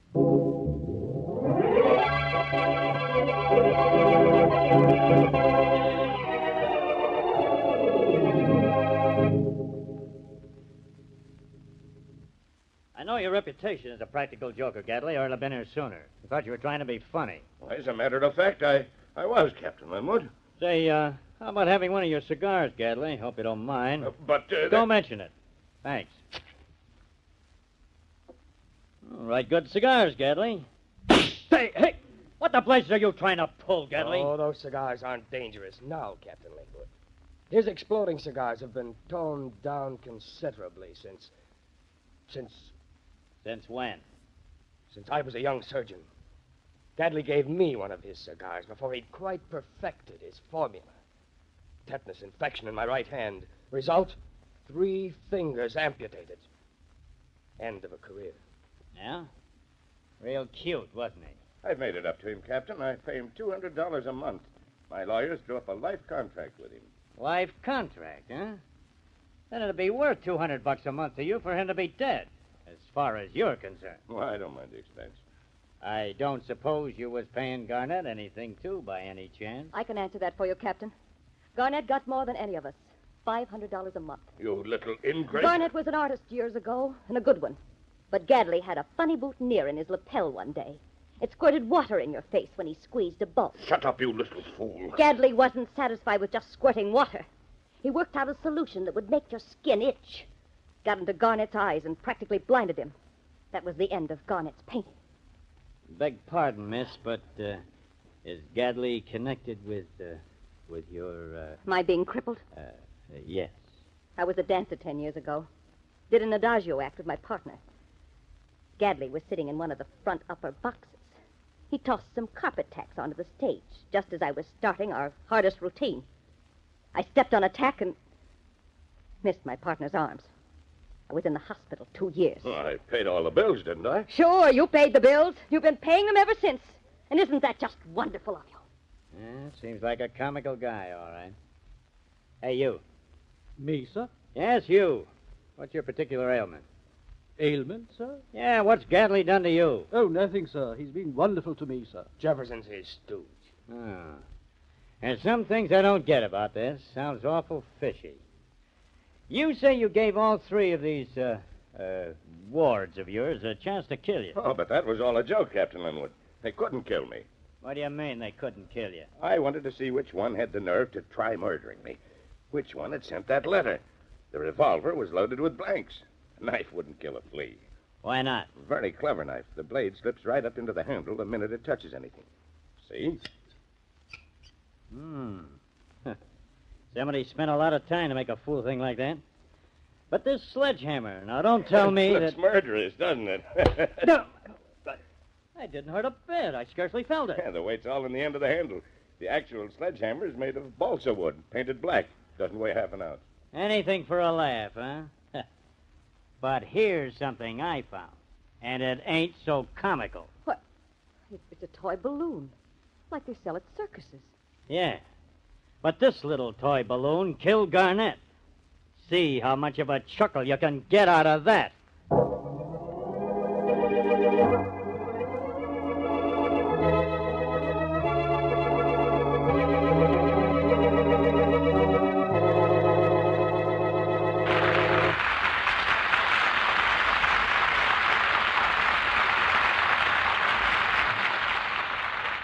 Garnett killed by a toy balloon. Doesn't seem possible. But strange things happen in Mystery House. You'll find out all about it in the second act of tonight's story.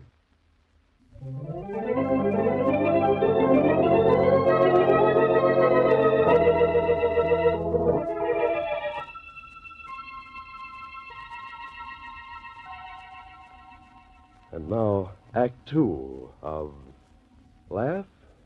I thought I'd die. We go to Captain Linwood's office in the police station. He's talking to Amos Gadley's butler, Jefferson, as the scene opens. You know anything about that balloon, Jefferson? A balloon? I talk plain enough. The big red rubber balloon in the base of the ashstand in Gadley's apartment. You're all wrong about Mr. Gadley, sir. He's innocent, absolutely innocent. He's a good man and a generous one. And he has a wonderful sense of humor. Yeah, I'm laughing fit to bust. Now, what was that balloon doing in the base of the ashstand?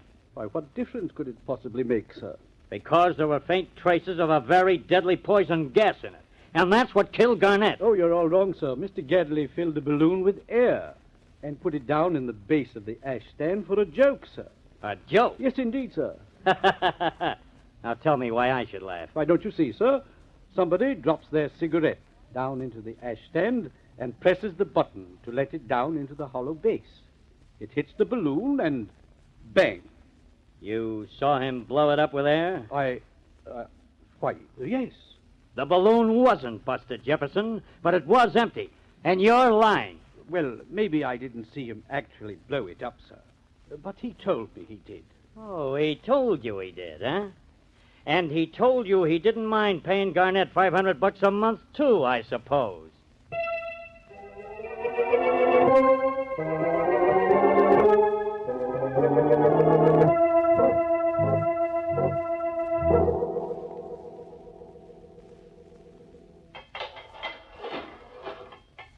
You've got to let me out of this jail, Linwood. My lawyers will have you walking a beat before you get through with this. So you don't know from nothing about a balloon in the ashstand, huh? No. I've told you that. You weren't playing a cute little practical joke. No. How many times do I have to tell you no? Oh, it's no good, Gadley. You were tired of paying. If you could kill one and make it look like one of the other two did the job, you could cut your payments a lot. That's ridiculous. You thought you were safe. You had the balloon filled with deadly poison gas. I don't know anything about any balloon, I tell you. Yeah, I heard that before. Garnett was getting more money from you than either of the others. You held the balloon in front of his face and slowly released the gas. You're mad. Then you dropped the empty balloon back in the ashstand and pressed the button to let it down into the base. You thought it would never be found. You can't do this to me. It's a frame-up. A silly little toy balloon, but it collapsed with a bit of poison gas still in it. You know what that means, Gadley? You're an utter idiot. You're insane. It means the electric chair for you, Gadley.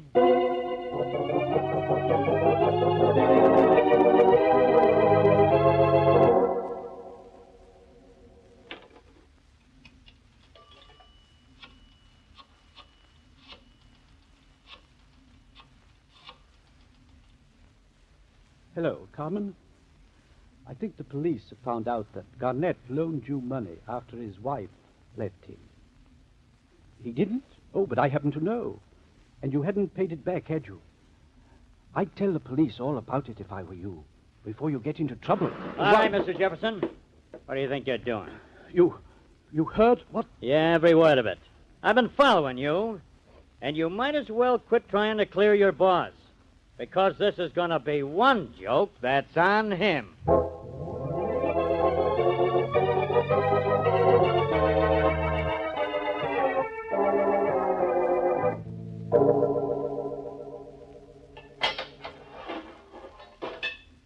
You again. Yeah, and this time maybe I got something that'll help you. I don't know, but I ain't a guy to let my prejudices overcome my duty. You're a stupid fool. Maybe, but I'm not alone if I am. Did Mr. Lance and Mr. Garnett ever have a quarrel when they were in your apartment? Why, I don't know. Maybe they did. You didn't hear one? Maybe. I don't remember. Oh. You know, I'm going to throw that butler of yours in the clink right along with you if he don't quit messing up this case. What do you mean? He told me Lance and Garnett nearly came to blows at your place a couple of weeks before the murder. That you pulled them apart. And that Lance said to Garnett... Yes, it's true. Absolutely true. Oh, you remember now, huh? Certainly I remember. They had a fight, a bad one. Then suppose you tell me what Lance said to Garnett. I don't remember. That's what I thought. Your butler told me Lance said to Garnett, "I'll kill you the first chance I get." Oh, you'd have remembered that, Gadley, if it had ever been said.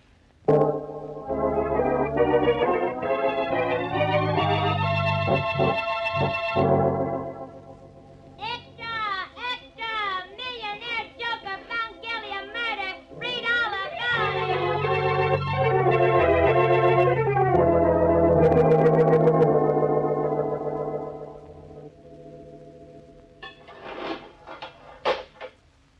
Good evening, Mr. Gadley, sir. Jefferson. Good old Jefferson. They let you come to tell me the governor's going to grant a reprieve? I'm sorry, sir. He's not.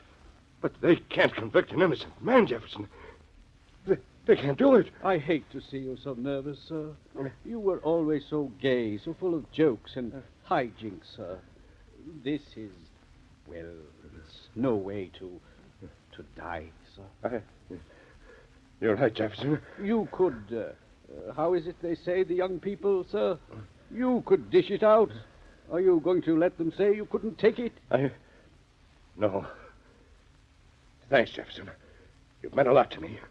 You've stood by me through everything. It was nothing, sir. They're going to electrocute me, Jefferson. That'll be quite a shock, eh? Get it, Jefferson? Quite a shock. Oh, very good, sir. The silence will probably be electrifying. I guess I can take it. Jefferson? Of course you can, sir. I'd give a sparkling performance tonight, Jefferson.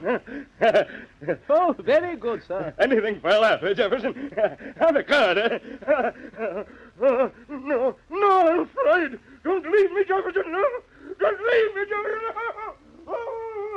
Oh, that's very funny, sir. That's the funniest yet. Well, I'll be seeing you in tomorrow's paper. Say, that wasn't bad either, was it? Bye-bye.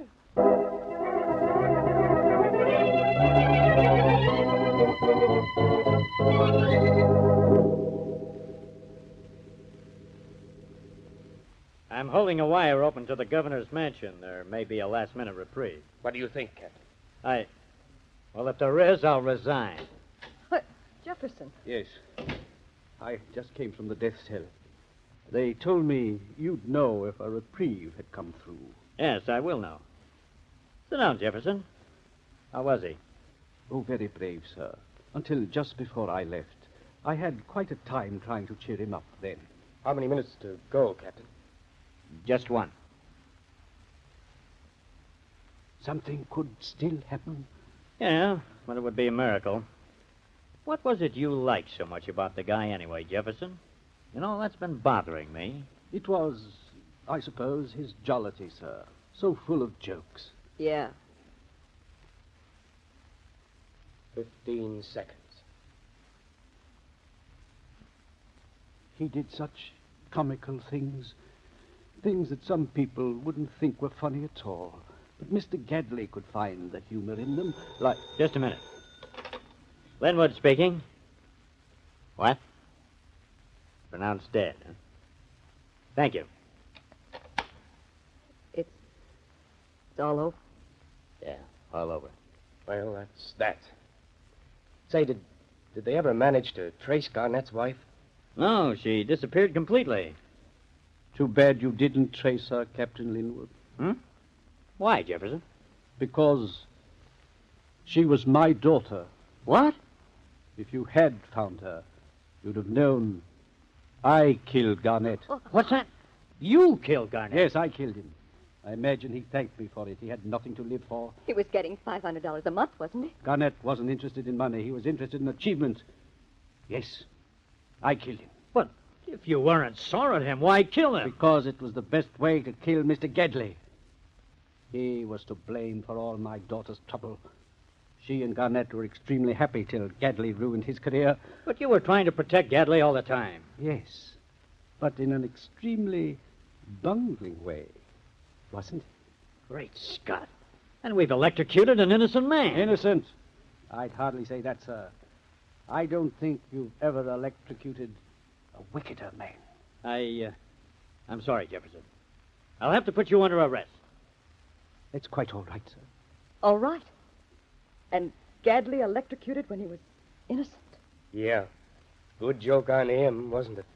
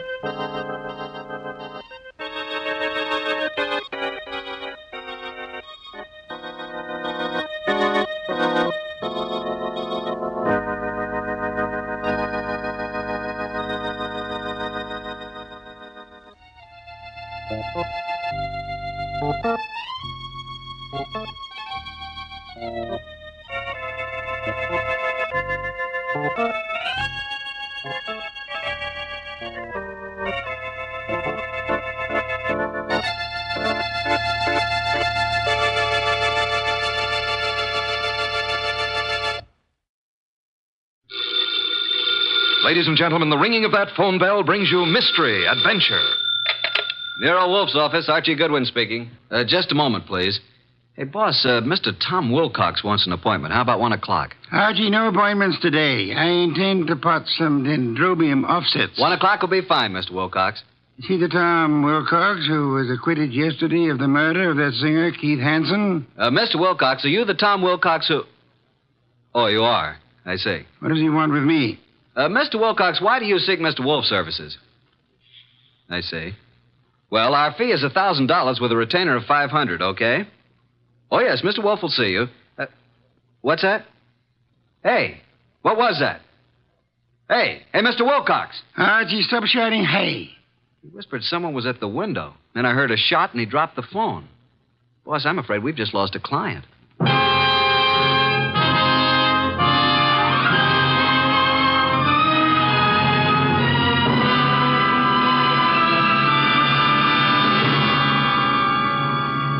Ladies and gentlemen, it's that renowned genius who is the bulkiest, balkiest, most ponderous, and most brilliant detective in the world. Yes, none other than that chairborne mass of unpredictable intellect, Nero Wolfe, created by Rex Stout, and brought to you in a new series of adventures over this NBC network in the person of Mr. Sidney Greenstreet.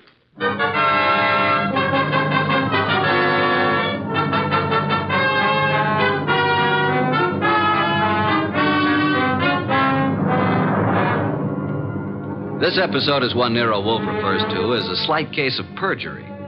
It all started with a phone call from Tom Wilcox and the ensuing shot, which I was sure had brought our newfound income to an early end. Anyway, there was the shot and... Hello? Mr. Wilcox? Hello? Oh, boss, I've certainly waited long enough for him to come back to the phone. We may have just lost a nice bankroll. Nonsense, Archie. Other clients will rescue us. Now for a cold bottle of beer, Archie. We're almost out of beer. I better get over there and see what happened to Mr. Wilcox. The beer first. Nero Wolf's office, Archie Goodwin speaking. Oh, Wilcox, you all right? Well, was that a shot? It was, huh? I'm glad it missed. Tell him to come right over here. Yeah, you dug the slug out of the wall. Well, come right over. Boss, the police never found the gun that killed Keith Hansen. No gun was found. Wilcox said he thinks he was shot at with a .32. He dug the bullet out of the wall. The murderer of Hansen must now be after Wilcox. If Wilcox is telling the truth. He was acquitted. The society gal, Mrs. Patricia Park, established his alibi, said she was with Wilcox at the time the murder was supposed to have occurred. I read the papers, Archie. Where's last night's paper? Wow, boss, look at her picture. Ooh, she's a honey. Archie, will you get me some beer? Well, if you move your arm 6 1/4 inches, you can't possibly miss it.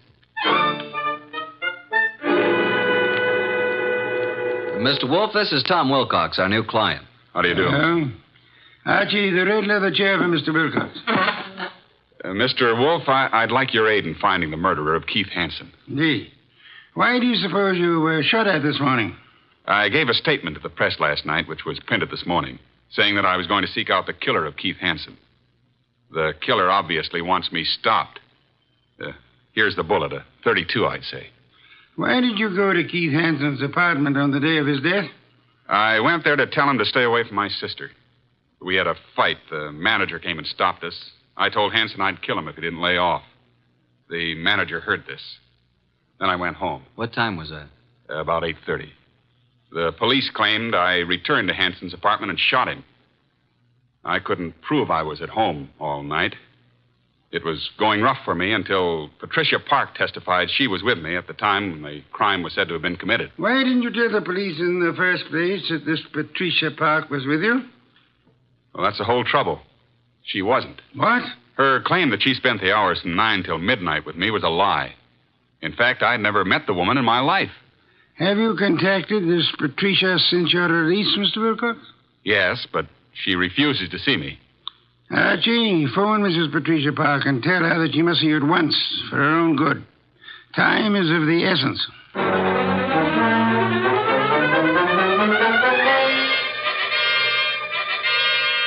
And what else can you tell me, Mrs. Park? Mr. Goodwin, I haven't anything more to say than I've already said. All I want is a simple answer as to why you lied about being with Tom Wilcox. Well, Tom Wilcox is a very fine man, but he isn't telling you the truth. Did you commit the murder and succeed in establishing your own alibi by swearing you and Tom Wilcox were together 10 miles from the scene of the crime? I did not. Do you own a gun? Don has one around. Who's Don? Don's my husband. Oh, is he here? I doubt it. He's never here. Spends most of his time at the bookies, throwing away every cent he can get his hands on. I've had to cut his allowance to practically nothing. Doesn't he work? No. He studied medicine, but gave it up. He was an illustrator for years, but gave that up when his eyes were burned in a plane crash. Mm-hmm. Where's the gun? It's in the desk. It used to be in here. What caliber? I don't know. Where were you at 10 o'clock this morning? Why, I think I was with the cook. Someone fired a shot at Tom Wilcox this morning through the window. No. Oh, no.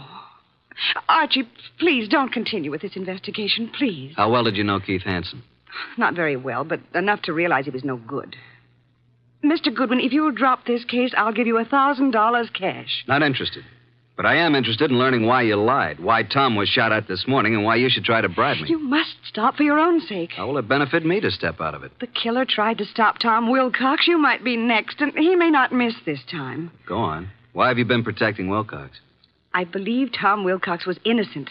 And I didn't want him to be sentenced to die, so I lied at the trial. He told us today he'd never seen you before. That's true. But he looked so innocent, so clean and good and decent. That's not very believable.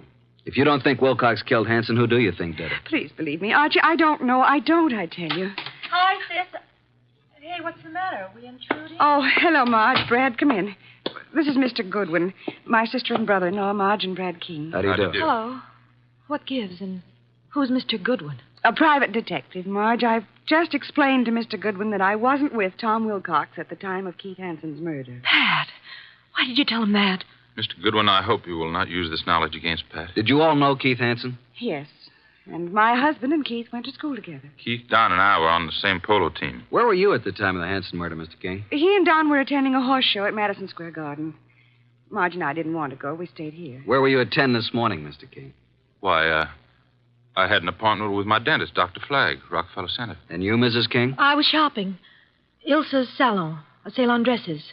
Why all this questioning? Marge, someone tried to kill Tom Wilcox this morning. What? May I use the phone, Mrs. Park? Yes, of course. First door to your left. Suppose you try to find the gun. Marge, that gun is missing from the desk. I haven't seen it. Do you know the caliber, Mr. King? 32, I think. It must be in the house. For your sake, I hope you find it.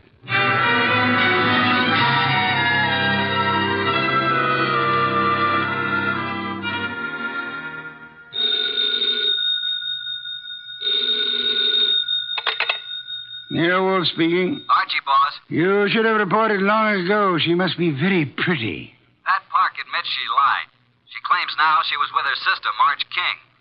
Marge and her husband, Brad, have alibis, and all have alibis for this morning. I'll check them before I return. Where were they the night of the Hansen murder? Well, Brad and Don Park, that's Pat's husband, were at the Madison Square Garden horse show. Pat and Marge were together here at the house. Impossible to verify the Madison Square alibi at this date. Check all the rest and come home for lunch. It's Oysters Rockefeller. Has Inspector Kramer arrived yet? He has, and left the police records on the Hansen murder. He has taken the bullet Wilcox brought to be checked at ballistics. Good. Pat had a .32 caliber gun in the desk in the library. It's now missing. Indeed. And, boss, Pat just offered me $1,000 to quit the case.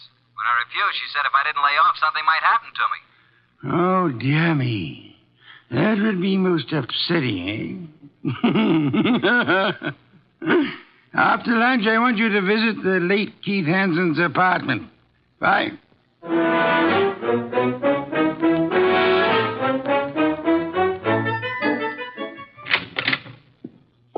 Before you join the others, Mr. Goodwin, I want to talk to you. All right. Close the door, Marge. Pat didn't mean anything when she offered you money, Archie. And she wasn't threatening you, honest. I'm convinced. Why the pressure? Well, why don't you sit down? Here, by me. Okay. What's on your mind, huh? Archie, I can add another 1,000 to what Pat offered. Wouldn't that be enough, Archie? I can give it to you right now. Brad'll write a check. Does Brad want me to stop, too? He said you couldn't be persuaded. Every one of you seems to have had a reason for killing Hanson. None of you apparently liked him. Now be a good little girl, Marge, and stop trying to act like a Delilah. If you're innocent, you have nothing to worry about. You're stuffy. I hope you do get hurt. Thanks a million. Now let's join the others. Well, Pat, did you find the gun? I can't find it anywhere. Oh, Mr. Goodwin, this is Don Park, my husband. How do you do? How are you? Have you seen the gun, Mr. Park? Not for ages. You're a detective, eh? Yeah. May I ask where you were this morning about 10? Why? Well, frankly, I was at my bookies. Where's that? I can't tell you, but I'll call him and you can check it. Were you and Brad together at all times during the horse show the night of Keith Hanson's murder? No. Brad wandered away a couple of times, and I saw some people I knew. You know how it is. We'd meet at intervals. Archie, you're wasting your time. None of us is guilty. I made a fool of myself, that's all. Tom Wilcox was such a decent man that I hated to see him have to pay for taking Keith Hanson's rotten life. If a man's guilty, why should you butt in? You never use your head. Pat is one person who thinks of others before herself. Marge, forget it. Now you've got private detectives snooping around. What are you after, Goodwin? Who are you working for? Why don't you let my wife alone? The case is closed, isn't it? Maybe. Don, this just makes it more interesting to Mr. Goodwin. As a matter of fact, I think you all know more than you're telling. I still think Tom Wilcox killed him. And there's only one reason why Pat should protect him. Don, that's enough. Nice, happy family, suffering all the torments of a guilty conscience. Is that it? What are you trying to do, Mr. Goodwin? Get your nose poked? Not exactly. If not, you'd better leave. Okay, Mr. King, I'll run along. Mr. Wolf will be anxiously waiting to hear about this. So long.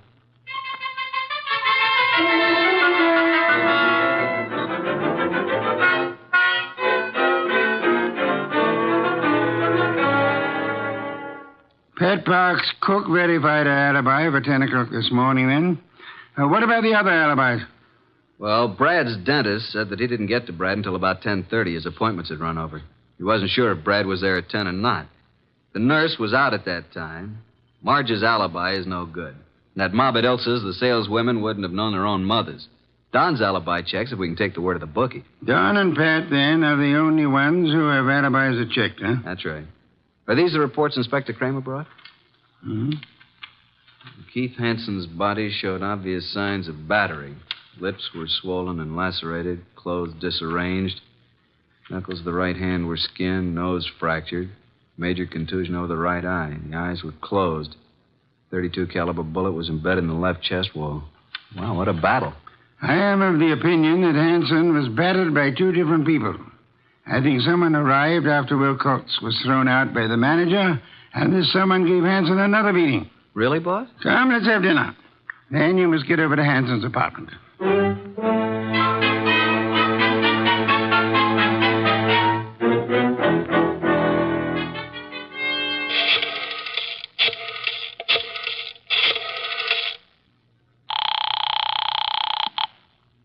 Boss? Yes, Archie?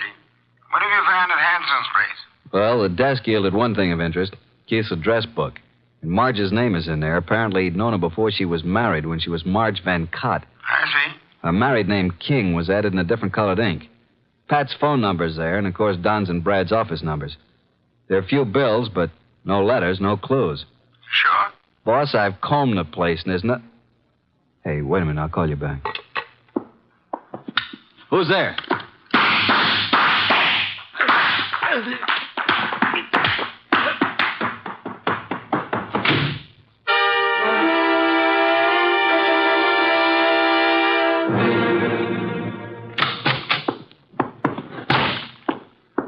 Archie, you know I dislike the banging of doors. Sign of ill breeding. Archie, what happened to you? Target for tonight, Archie Goodwin. Your forehead's bleeding. You better have Fritz fix it. Well, my head can wait. Some guy certainly surprised me at Hanson's. Creased me on the forehead. Good thing I snapped off the lights. He emptied his gun at me. We scuffled and he got away. And then I dug his slug out of a chair. I think it's a .32. But look at this, boss. A little round piece of glass. Found it on the floor. It's very small, very smooth, and concavo-convex in shape. Half an inch diameter. Watch crystal? Don't think so. The edges are too smoothly ground. I'll examine it under a magnifying glass. I'll get it, boss. Oh, hi, Tom. Come in. It's Mr. Wilcox, boss. Archie, hey, what's happened to you? Somebody tried to scalp me. Good evening, Mr. Wilcox. The red leather chair, Tom. Archie, please finish your report. Did you notice anything else of importance at Hanson's apartment? Is that where this happened? Yeah. Well, there were dozens of gals' photos scattered around.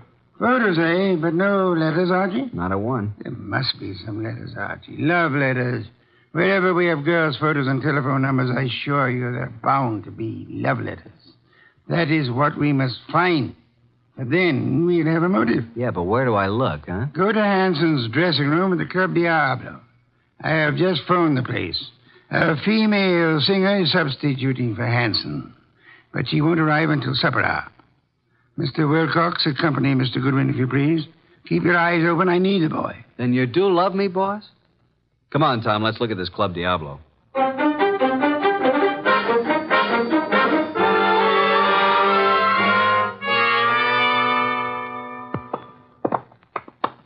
Well, I fixed it up with the stage doorman.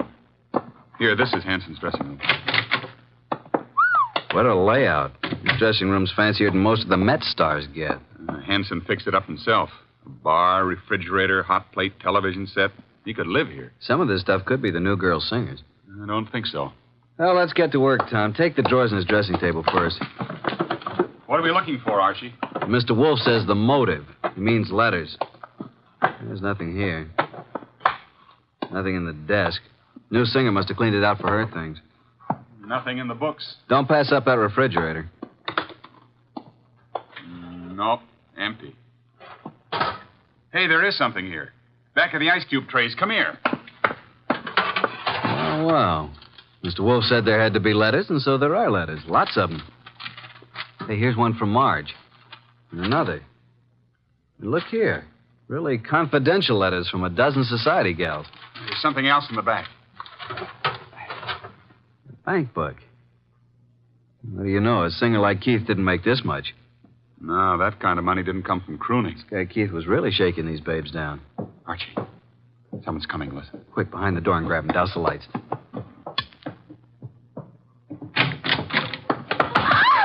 Marge, run! Hold it, Tom.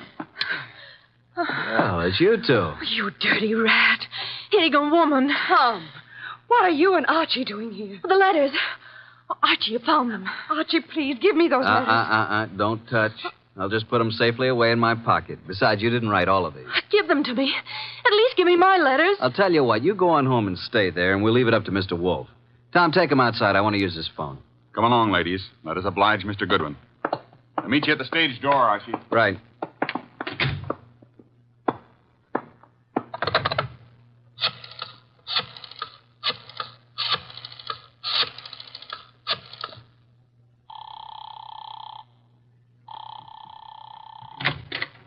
Hey, the lights. Who's there? Put the phone up, Goodwin. Who are you?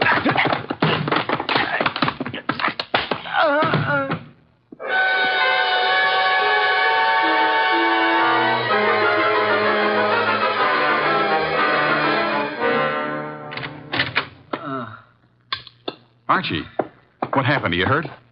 Here, let me help you. I'm all right. I guess.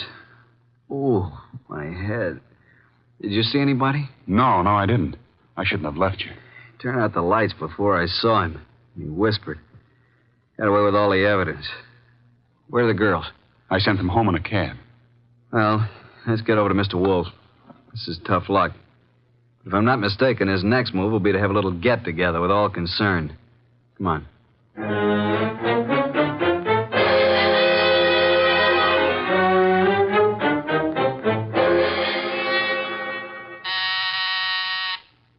Archie, the door, our guests are arriving. Excuse me, Tom.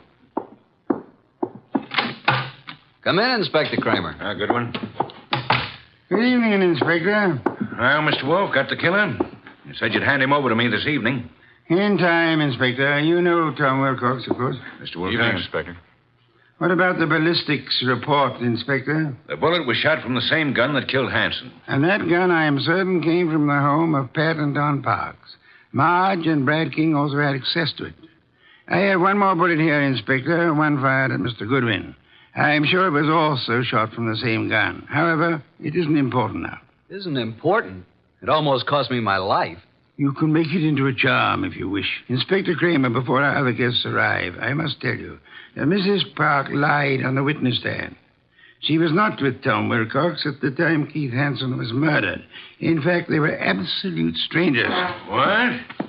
Sit down, Inspector. 4 other guests are due to arrive any moment. Well, who are the other guests? Patricia and Don Park, Marge and Brad King. One or all is involved in the Hansen murder. Archie, do any of these people wear spectacles? Nope, none of them. Do you know why this person killed Hansen, Mr. Wolf? First of all, Hansen was a blackmailer. The girl Marge was the current victim. The letters Hansen held were the threat. I'll explain later. Well, then Pat must have thought that Marge killed Hansen to get the letters, and she lied on the stand to save Tom's life because she believed Tom was innocent. Where's this Marge King? I'll have her picked up. Sit down, Inspector. Archie, I believe our guests are arriving now. Come in, come in. How are you? Good evening. Archie, cheers. Inspector Kramer, Patricia and Don Park, Marge and Brad King, and this is Tom Wilcox. We met at the Club Diablo this afternoon. All right, Mr. Wolf. Which one is it? Patience, Inspector. One of these 5 people is the murderer of Keith Hansen, a killer. What is this nonsense? Please sit down. Mr. Wolf speaking. Go ahead, boss. Any one of you had sufficient motive to have committed the Hansen murder. Not one of you has established a bona fide alibi. You who are actually innocent must tell the truth, or you shall all suffer as accessories after the fact. Mr. Wolf, you're wasting your time. Marge, several years ago, you were secretly married to Keith Hansen. It lasted but 1 week. You gave Keith the money to get a divorce from you at Mexico. He didn't, which made you a bigamist when you married Brad. Keith was all set to blackmail you. He knew your husband, Brad, was wealthy. Marge, is this true? Yes. Oh, please, Brad, I thought he got the divorce. If I'd known that, I would have killed Hansen myself. Maybe you did kill him. One moment, Inspector.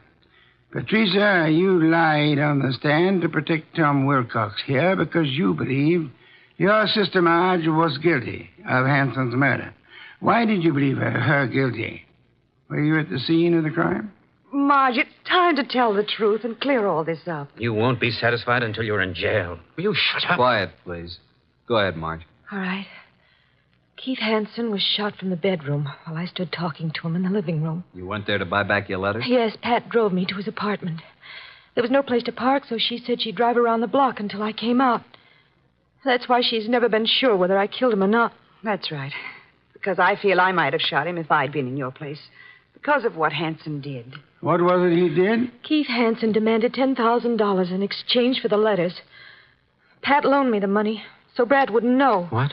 Is that true, Pat? You loaned her $10,000? I got to Keith's apartment about 9:30. He looked awful. He obviously had been in a fight. The room was mussed up and his nose was bleeding. Yes, go on. He went to the bedroom to get the letters and came back saying they were gone. I didn't believe him. Keith said he knew who had taken them and he'd have them back by morning. He grabbed the money from me and put it in his pocket. He was just about to tell me who took the letters when there was a shot from the bedroom door.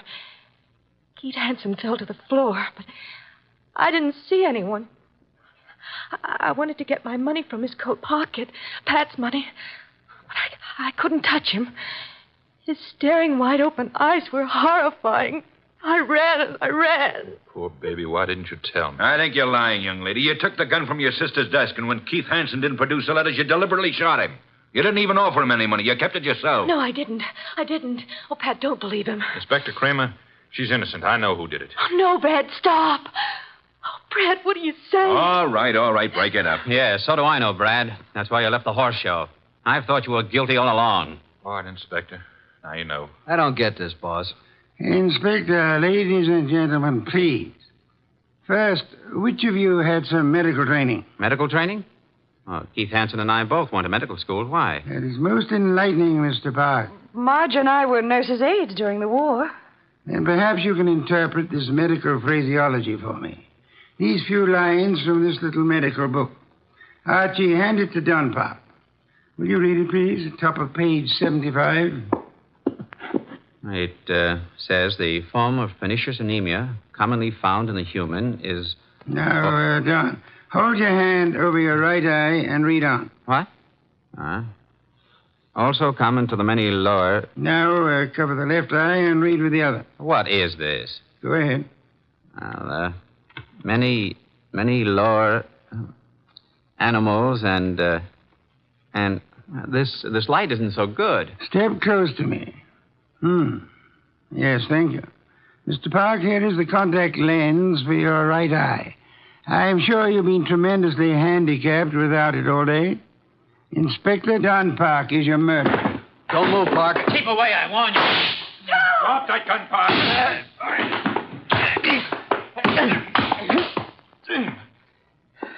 Well, I got his gun. There you are, Inspector. He's all yours now. Okay, come on. Okay, Goodwin. But I'll get out of this. You trapped yourself, Don, by your contact lens. It dropped from your eye during the scuffle with Archie in the Hanson apartment this afternoon. And the gun Archie just took from you is undoubtedly the murder weapon. And the gun that fired the bullets at Wilcox and Archie today. Hey, Tom, are you all right? There's blood on the side of your head. Just grazed my scalp. You and I must have hard heads. Well, that's that. Thanks so much, Inspector, for dropping in. Come again, won't you?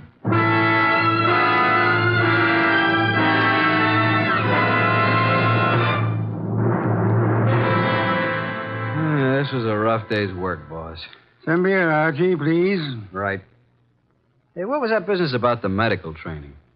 Marge said the body of Keith had staring, wide-open eyes, preventing her from touching the body. But the police found the eyelids closed. How did they get closed? Well, he must have bothered Don, too, and he closed him, his medical training. Right. A layman would never touch the eyes of the dead. Marge couldn't, not even to get back the $10,000. Here's your beer. Why did Don do all this, boss? Obviously, he learned of Hanson's blackmail scheme and was trying to force him to agree to split Marge's $10,000. Don was quite startled a minute ago to learn that Pat, his own wife, put up the money. However, when they heard Marge arriving, Don stepped into the bedroom, found Marge's letters in there, and must have hidden in the closet. And then as Keith Hanson was about to speak Don's name, Don shot him and took Marge's money. And of course, he planned to carry on a blackmailing of Marge himself, thinking the money would come from Brad. Yeah. And you are warming that beer with your hot little hands. Pour it, please. There you are. You've had a rough day, beaten twice and lost to interesting women. Tonight you may open your bedroom window. Good night, Archie.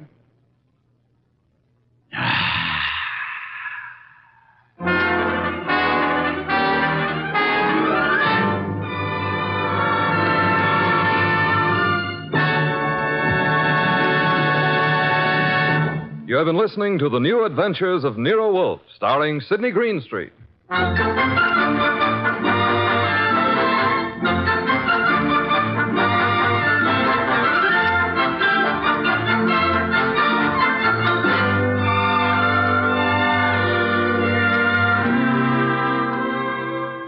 Tonight's transcribed story by Gladys Williams was based on the characters created by Rex Stout. This is an Edwin Fadiman production, produced and directed by J. Donald Wilson. In the cast were Harry Bartell as Archie Goodwin, and Mary Lansing, Gene Bates, Paul Marion, Barney Phillips, Ken Peters, and Bill Johnstone. Next week at this same time, Nero Wolfe and Archie will bring you The Case of the Lost Heir. Don Stanley speaking. 3 chimes mean good times on NBC.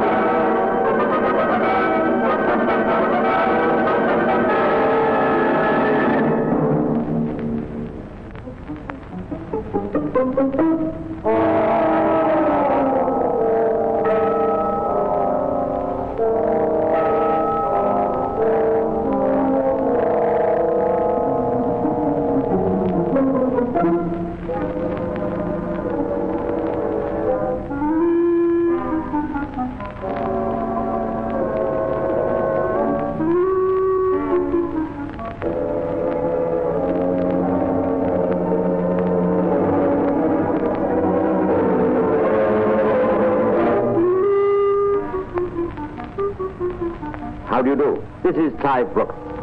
Why do so many good girls fall in love with so many bad men? History is full of them. Crime is full of them. I'm not thinking of such men as Joseph Smith, you remember, who made love to rather aging ladies, gave them a bath, and then murdered them. No, I'm thinking of scoundrels who succeed with really young and attractive women. You know, I've come to the conclusion that it's a question of approach. The average young fellow falls in love with a girl and just hopes that she cares for him. But the scoundrel selects his victim, plans a campaign, and sets about it deliberately. That's it, the approach. These are many and various. There's the obvious one we all know, the misunderstood husband approach. Then there's the I'm so lonely approach. And then I want someone to confide in and help me approach. Also the you're so lovely approach. Strangely enough, most effective with plain women. And then the Tarzan approach, dangerous but attractive, I believe.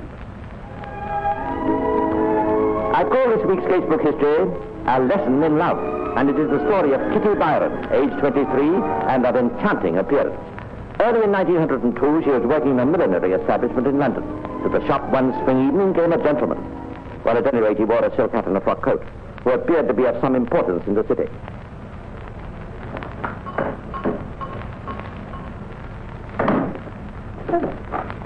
Good afternoon, sir. May I be of assistance? Yes, you may indeed. My name's Baker, Arthur Reginald Baker. Oh, yes, Mr. Baker. I understand you're making a hat for my wife. I've called to collect it. Are you ready yet? Oh, yes, sir. As a matter of fact, I was just putting the finishing touches to it as you came in. Splendid. May I see it? Certainly, sir. There's it. Charming. I don't know whether Mrs. Baker will quite approve of so many daisies. Oh, I'm sure she will. Still, if she doesn't, she can always bring it back and I'll take some off. Well, I'm afraid that wouldn't be possible. You see, she leaves tomorrow for the west of England to visit her parents. Oh, well, then perhaps you could bring it back, sir. Oh, I don't imagine it'll be necessary. Still, one never knows. I've long since given up trying to anticipate the whims and fancies of the opposite sex. Oh, you do it wrong, sir. I'll believe that, my dear young lady, when it's demonstrated. If I do return with it and you're not in the shop, whom shall I ask for? Well, I'm Miss Byron, sir. No relation to the poet? Not that I know of. Well, you could well be one of his heroines, nevertheless. Thank you, Miss Byron. The account will be sent in due course, I've no doubt. Oh, yes, sir. Splendid. Hello. And that, so Kitty Byron thought, was that. But it wasn't. After this first meeting, Reginald found himself recalling Kitty's delectable charms and felt impelled to seek her again. But this time, being the scoundrel he was, with a properly planned campaign. You'll recognize it. It's the I want someone to confide in and help me approach. And so, a week later, at closing time, as Kitty locked the front door and stepped into the street. Good evening, Miss Byron. Why, it's Mr. Baker. Yes, of course. I called about a week ago to collect a hat for my wife. Yes, I remember quite well. So there weren't too many daisies after all. I thought there might be. Now, if you just wait till I reopen the shop. On the contrary, Miss Byron, the hat was a great success. My wife was in the train. Well, then, why are you here? See you? Me? Yes. I don't understand. Miss Byron, I flatter myself I'm a good judge of human character. One has to be to succeed on the stock exchange, you know. And the moment I met you, I realized just what sort of a person you were. Warm-hearted, sympathetic, generous, and intelligent. You overestimate my qualities, Mr. Baker. Oh, not at all. I go so far as to say you could help me very considerably if you were willing. Very considerably indeed. Help you? How? I'm in desperate need of advice, and I've no one else to turn to. Oh, I know that must sound strange, a man like myself, business connections and so on, but you see, all my friends are men, and their viewpoints no different from my own, and that wouldn't help me in the least. And so, I've come to you. Well, I'm afraid that I... No, please don't refuse me. Please, I beg of you. You could do so much, I'm sure you could. Tell me, you're engaged this evening? Why, no. Splendid. Then at least you won't begrudge me half an hour, eh? Well, there's a little pub along the street. It's cozy and quiet. Suppose we go there and... I don't drink, Mr. Baker. No, I rather touch liquor myself, as a matter of fact. Then let's have some tea, shall we? It's much more pleasant. Well, I'm not very sure that I... Please, Miss Byron. Oh, all right, then. But only for half an hour, mind. Thank you, my dear. Very kind. There can be no doubt about it. Kitty Byron was flattered and impressed. After all, what harm could come from having a cup of tea? Besides, he was such a gentleman, charming manners, silk hat, frock coat, and he seemed so sad. Well, that's how he appeared to Kitty. To me, he sounds and looks like an infernal scoundrel. Be that as it may, a few minutes later found them sitting opposite each other in the corner of a cafe in Oxford Street, and Reginald gallantly pouring out tea, and incidentally pouring out his own pet version of the story of his life. This version portrayed Reginald as a sadly misunderstood husband, patient and long-suffering. There were tears in the eyes of both when at last it was over. How could she have done such a thing? Well, it's all account of this wretched woman I told you about. The woman met at the dinner party? Yes. How was I to know I'd be put next to her? Was it my fault she ignored the man on her left all night and talked all the while to me? And afterwards, when she suggested it might be cool on the terrace, I couldn't very well refuse to go with her, could I? Of course not. And then meeting her again by chance in the city the following week. And then being seen by some kind friend who immediately rushed back to my wife with the news. That's what caused the damage, of course. Oh, but surely you could have explained everything. My dear girl, I tried to. And your wife wouldn't listen? Oh, she listened all right. But nothing I said made any difference. I'm afraid she's a very obstinate woman. So the next day she packed her clothes, and the day after that she left. Well, why don't you go after her and have the whole thing out? Oh, it wouldn't help, I'm quite sure. Yes, but surely... No, I know her too well. It'd only make things worse. Well, let's hope that when she's had time to think it over, she'll realize how foolish she's been and come back. Well, let's hope so, certainly. Oh, but she will sooner or later, won't she? I don't know. I have a feeling she's left me for good. Oh, the whole thing's just too absurd. If you'd done anything wrong, it might have been different. Exactly. I knew, see it from my point of view. You're a very sympathetic person, Miss Byron. Oh, I'm afraid I've not been very helpful. Oh, but you have. If you only knew what a relief it is to be able to talk it over with someone who understands. You could help me even more, if you would. How? Well, you see, now I'm on my own, I get lonely. I sometimes so desperately lonely that I feel like like ending it all. Yes, after all, what's there left to live for? What's the point in going on? Oh, Mr. Baker, you mustn't think of such things. You must simply mustn't. I try not to. I know it's foolish, but... Well, if only I had someone to talk to. Someone I knew I could count as a friend. Miss Byron, do you think it'd be asking too much if... Well, what I mean is, could I see you just now and then? Oh, but... Please. It'd be more to me than you can guess. I shouldn't, I know, but if you really feel you need someone... Thank you, my dear. I shall never forget your kindness. Never. Nice work indeed, Mr. Baker. You've used nearly all the well-known approaches. I'm so lonely approach, and even the threat of suicide approach. Poor Kitty Barron. I'm afraid she's hooked. A few more weeks during which everything went according to plan, Reginald's plan, and the inevitable happened. With an air of triumph which he took no trouble to conceal, Reginald rang the doorbell of a house in Duke Street, Portman Square, and a couple of minutes later the landlady, a Mrs. Laird, was showing the couple over a vacant apartment. Oh, it's charming, isn't it, Reginald? Yes, indeed. Very comfortable, I must say. Oh, what do you think, my dear? Oh, I think we should take it. You do? Splendid. Oh, I'm so pleased. I'm sure she'll love having you. When will it be convenient for us to move in, Mrs. Laird? Oh, any time you like, sir. Tomorrow? We could manage that, couldn't we, dear? Oh, yes, I think so. Well, tomorrow it shall be then. Rent in advance, of course. I'll write you out a check at once, Mrs. Laird. Oh, you don't have to worry about that, sir. By the way, I do hope you'll forgive me, but I don't think I quite caught your name. Baker. Mr. and Mrs. Baker. Oh, yes, of course. How silly of me. Mr. and Mrs. Baker. And so the little milliner's assistant threw up a job and became the wife of the city stockbroker. For a while it seemed that her gamble for happiness had succeeded. Every morning, promptly at 9:30, Mr. Baker went off in his silk hat and frock coat. And every evening, promptly at 6, he returned. And if he brought home with him sometimes an alcoholic aura, he usually brought flowers as well. But for Kitty, the process of disillusionment was slow. And it wasn't until one day in the autumn that she began to realize that she mightn't have made such a good bargain after all.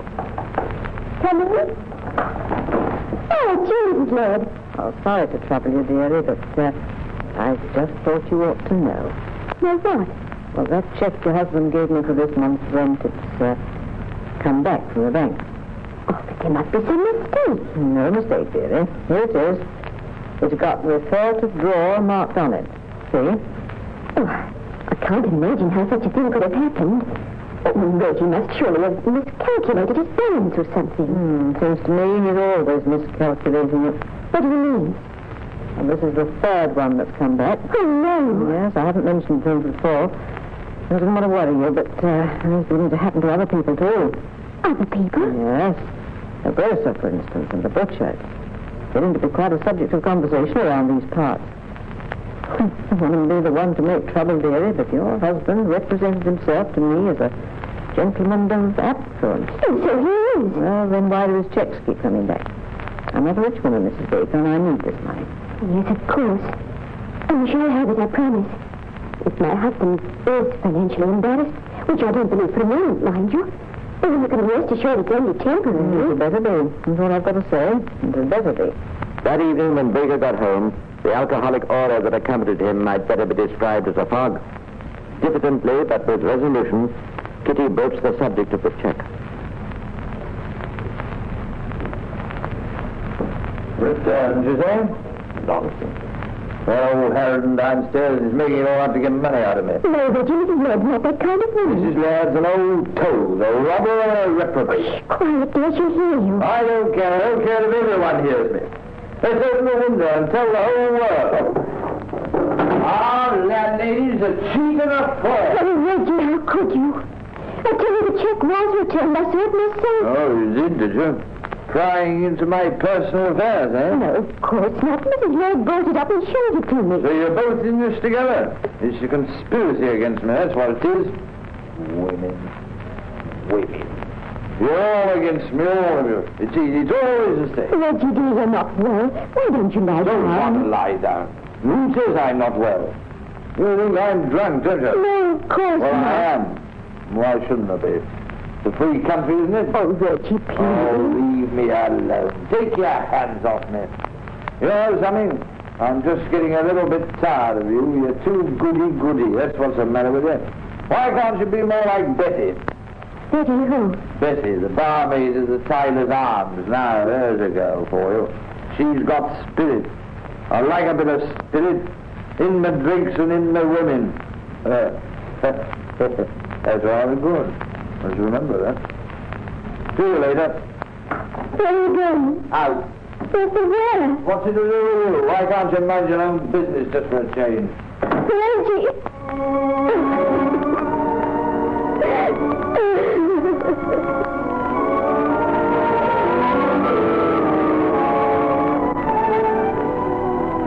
That's right. Weep, Kitty Barron, for well you may. Of course, next morning there'll be apologies and protestations of undying love and promises that it won't happen again. But it will happen again and again and again. And what's to be the outcome of it all? Where is it going to end?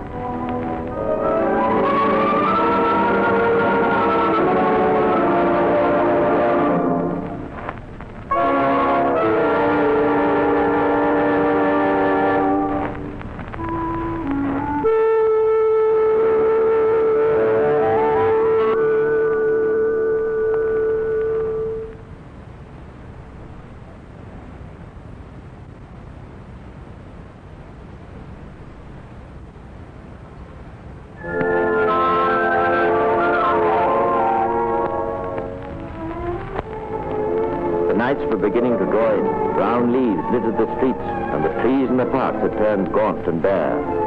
There was a chill in the air of London, and a chill, too, in the heart of Kitty Barron. Then one day, early in November, she had a visitor, a quiet, sad-eyed woman of 35 or so. Oh, you're Kitty Barron? Yes, how strange, but you're nothing like I pictured you at all. Well, you're hardly more than a child. I'm 23. I would guess 3 years younger at least. Well, I hope this doesn't sound rude, but what's it got to do with you anyway? After all, I feel surely it's understandable that I should be interested in my husband's affairs.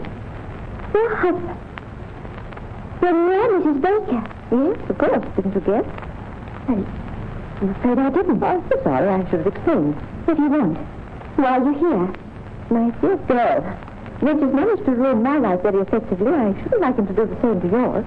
Surely the circumstances are a little different. The circumstances may be, but I warrant Ridge is just the same as he ever was.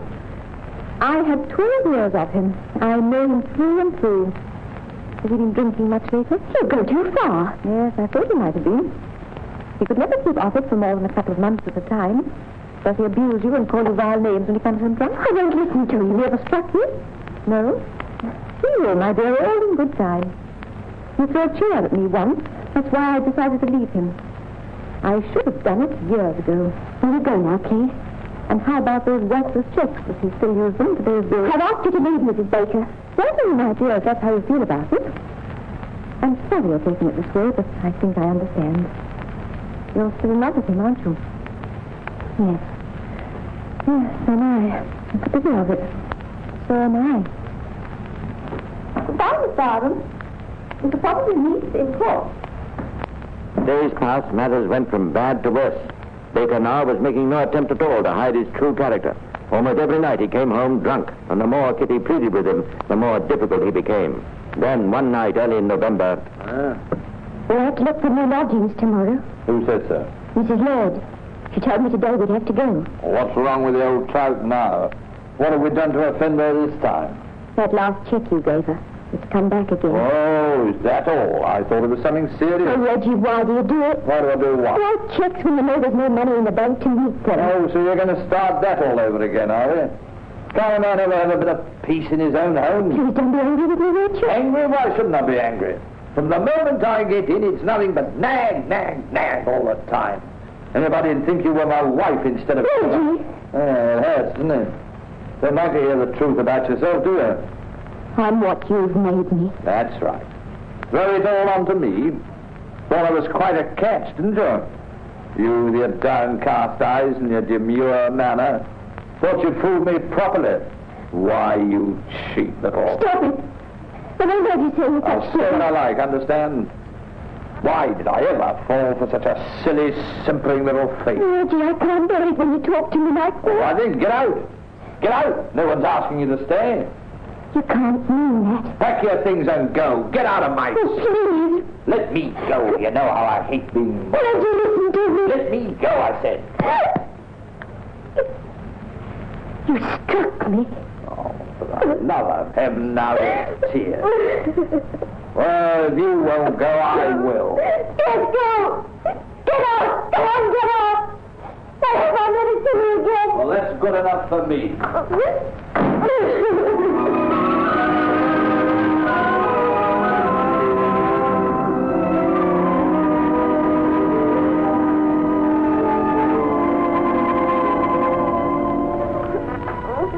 I hope I'm not intruding. Go away. Please go away. There. I know how you feel. Here, put your head on my shoulder and have a nice cry. It'll do you good.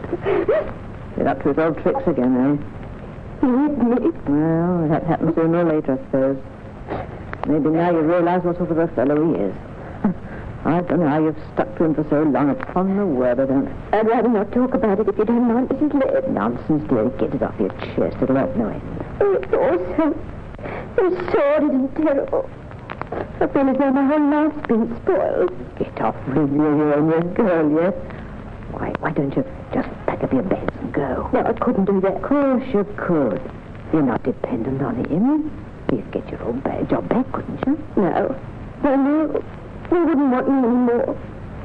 More fools than all I can say. Anyway, there's other job. No, it's too late now. Leave him. Why not? He'll never bring you anything but misery. I know that, but... You see, I still love him. What? After the way he's treated I know it's foolish, but I just can't help it. I wouldn't want to go on living without him. The way things are, it seems to me it's pretty hopeless trying to live with him. Where's it all going to end? I don't know. If I was you, dearie, I'd wait until tomorrow morning when he's sober. Then have the whole thing out with him. Yes, I think I will.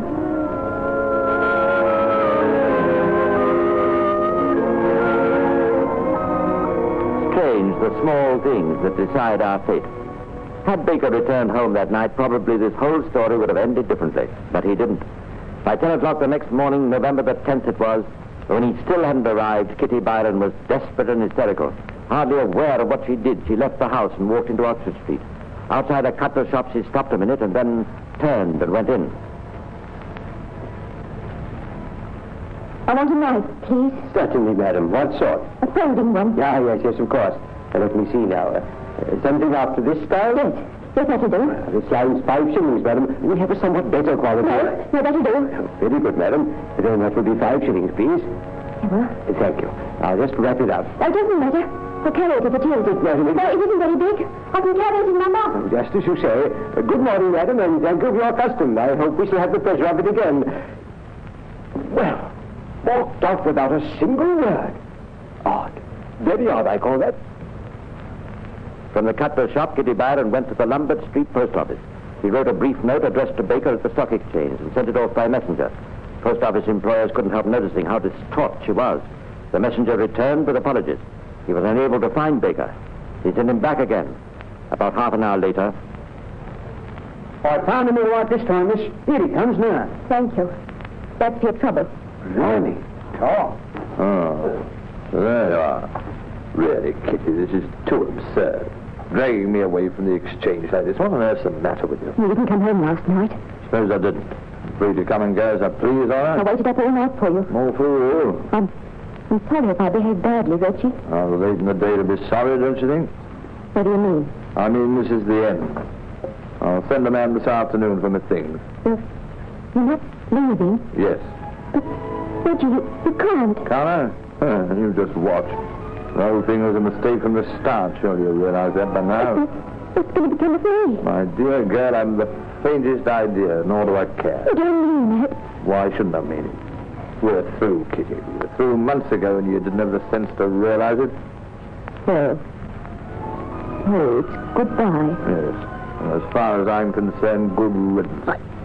Kitty. Kitty. What on earth? Put down that knife. Now, don't be a fool. Kitty, please. Listen to me. Help! Help me, someone!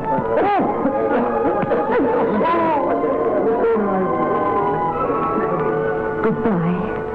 Reggie, goodbye. I'm a grab her off. Now then, what's going on here? What's all this fuss about? I killed him. Reggie! Now then, take it easy. You better come along with me, young lady. Well, there it was. Beautiful young woman, romantic name, cream passionnel. All the necessary ingredients. Little wonders that newspapers devoted columns to the case, that on the day of the trial the inadequate courtroom at Newgate was packed to suffocation, and that hundreds of people unable to get in waited outside to hear the result. Acculave was one of the shortest murder trials on record. The whole proceedings were got through in a matter of 3 hours or so, and there was only one possible verdict. We find the prisoner guilty of murder as charged, with a strong recommendation to mercy. Sentence of death was duly pronounced by Mr. Justice Darling, but not a person in the courtroom, least of all the learned judge himself, believed for a moment it would ever be executed, nor in fact was it. Thousands of people besieged the offices of Kitty Byron's solicitor, anxious to sign their names to a petition for reprieve, but it was never needed, for before it could be presented to the authorities, the Home Office had granted what it sought.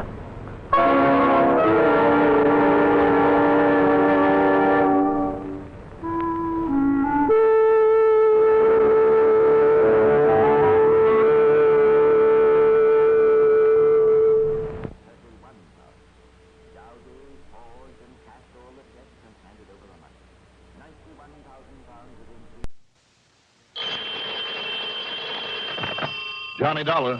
Hi, Johnny. This is Lou Little over here at State Unity Light. Lou, there must be some mistake. Goodbye. What? Now, wait a minute, will you? Well? Don't hang up on me. What do you mean, some mistake? 2 solid years I had to wait for an assignment from you. Well, I know. Now suddenly 2 calls within 2 weeks? I don't know if I can stand the shock. Come clean. What's the problem? Problem? My only problem, Johnny, is getting rid of exactly $1,000. Well, how nice. And I suppose you just want to hand it over to me. What else? You're kidding. Am I? You got to be. Why did you come over here and see? Sure, why not? Just be ready to pay my cab fare. Sure, why not? Okay. Okay. The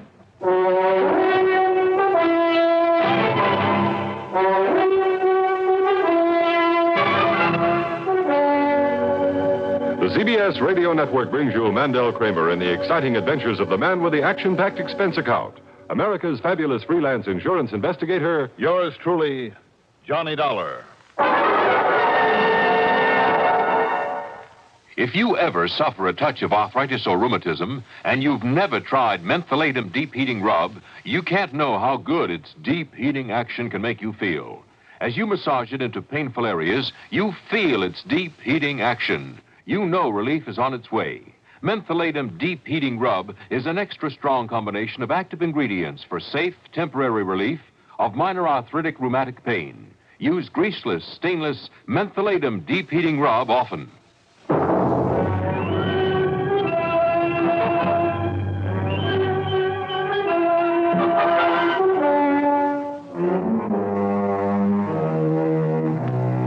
Expense account submitted by Special Investigator Johnny Dollar to State Unity Life Insurance Company, Home Office, Hartford, Connecticut.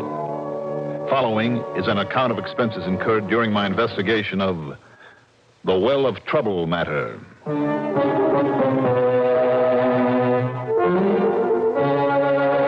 maybe Lou Little was just leading me on. Had some real nasty case bothering him, but if it meant $1,000 in my kick, and after the one I handled a week ago for him for free, well, to repeat myself, why not? Expense account item 1, $1.20 for a cab to his office. Not kidding you one bit, Johnny. Here you are, baby. A perfectly good check for 1,000 clams. Well, a Merry Christmas to you, too. But what's it for, Lou? Why don't you take a look at the signature on it? G. Stanley Porter. That's right. Last week's little fracas. After what you did for him, and considering you wouldn't even take expenses for it, well, he insisted that you have this. Well, I thought I made it plain, Lou. That... He insisted. All right. I'm certainly not going to turn down $1,000. He wouldn't have it otherwise. Tell him thanks for me, will you? Be glad to. Hey, what goes around here? Huh?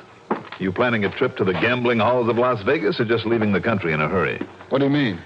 Big stack of dough on your desk. Oh, that. Yeah, what goes, Lou? You must have around 5,000 here, all in small bills. Well, pick up the change lying there, and you'll find there's exactly $2,388.24. I was just about to mail out a receipt for it. Receipt? Yeah. Just received it in the mail from an old crackpot by the name of Jeremy R. Withers. What's it for? His insurance premium. What else? In cash? In cash, like always. He simply stuffs it into a plain brown envelope and mails it in. Without even insuring it? He must be a crackpot. Johnny, I've written him half a dozen times, pointing out the risk in sending this much cash in the regular mail.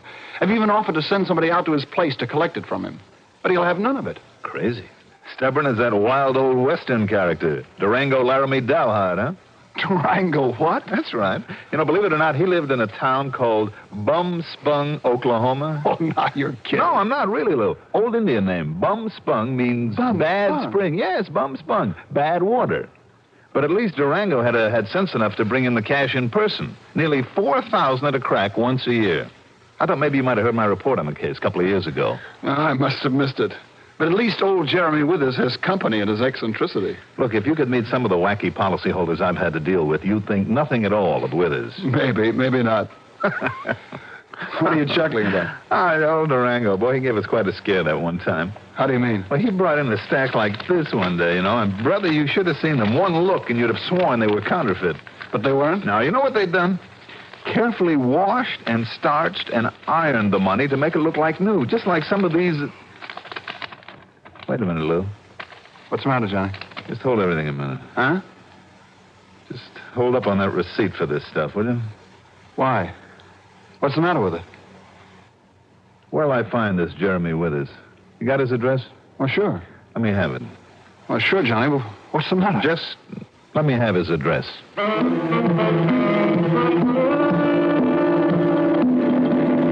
Expense account item 2, a dime for a phone call to police headquarters where I got some very interesting information. And, incidentally, gave none in return. Item 3, another $1.20 for a cab back to my apartment. Item 4, $3.97 to fill up the gas tank in my car. It was getting dark now, but I headed west on 44, then north on 202. A few miles short of Granby, I found the dirt road I was looking for, leading off to the left. Then, finally, the crossroads known as Millbury Corners, consisting of one general store, a grocery, and a filling station, where I stopped only long enough to get some local directions. The Jeremy Withers place turned out to be a tiny, square, unpainted clapboard building that sat forlornly in the middle of a small, seedy-looking, weed-grown lot. But there was a flickering light inside. I could see it even through the tightly drawn shades. No doubt an oil lamp. And when I knocked on the door... Who is it? Who is it? My name is Dollar. Johnny Dollar. Dollar? That's right, from the insurance company. Open up, Mr. Withers. Just to leave me open up the peephole I put on this here door so as I can take a look at you first. Go ahead. Dollar, eh? Here, take a look at these, my credentials, if you can see them in the moonlight. Dollar, eh? Come on, Withers, open up, Just leave me get these here now chains undid. This bolt now. Come on, Withers, you're stalling. All right now? Just you stay outside there and tell me what the trouble is, young fella. It's about that insurance premium of yours. What's the matter with you, boy? I sent it all in yesterday. I'll say you did. In hard cash, too. Just like always. Good hard cash. Good, huh? Say, what are you talking about? I'm talking about some of the 20s that were mixed in with that stack of bills. Some of the nice new ones. Like this one, for instance. What's the matter with it? Are you kidding? Plenty. Just a minute, young fellow. Just tell me one thing, Mr. Withers. Where did you get this money?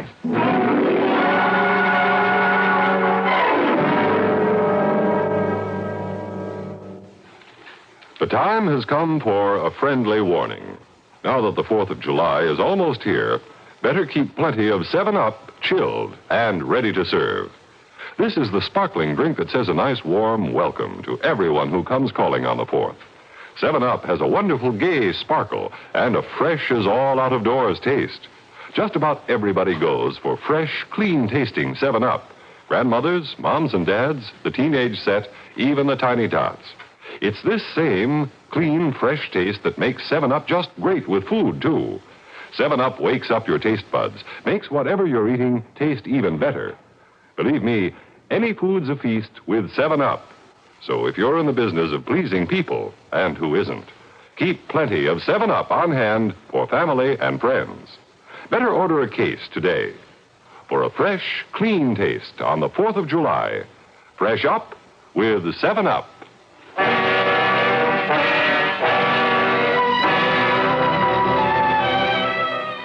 Now, you look here, boy. What's the matter with that money I sent in? I said, where did you get it, Mr. Withers? I'm talking about these brand new $20 bills.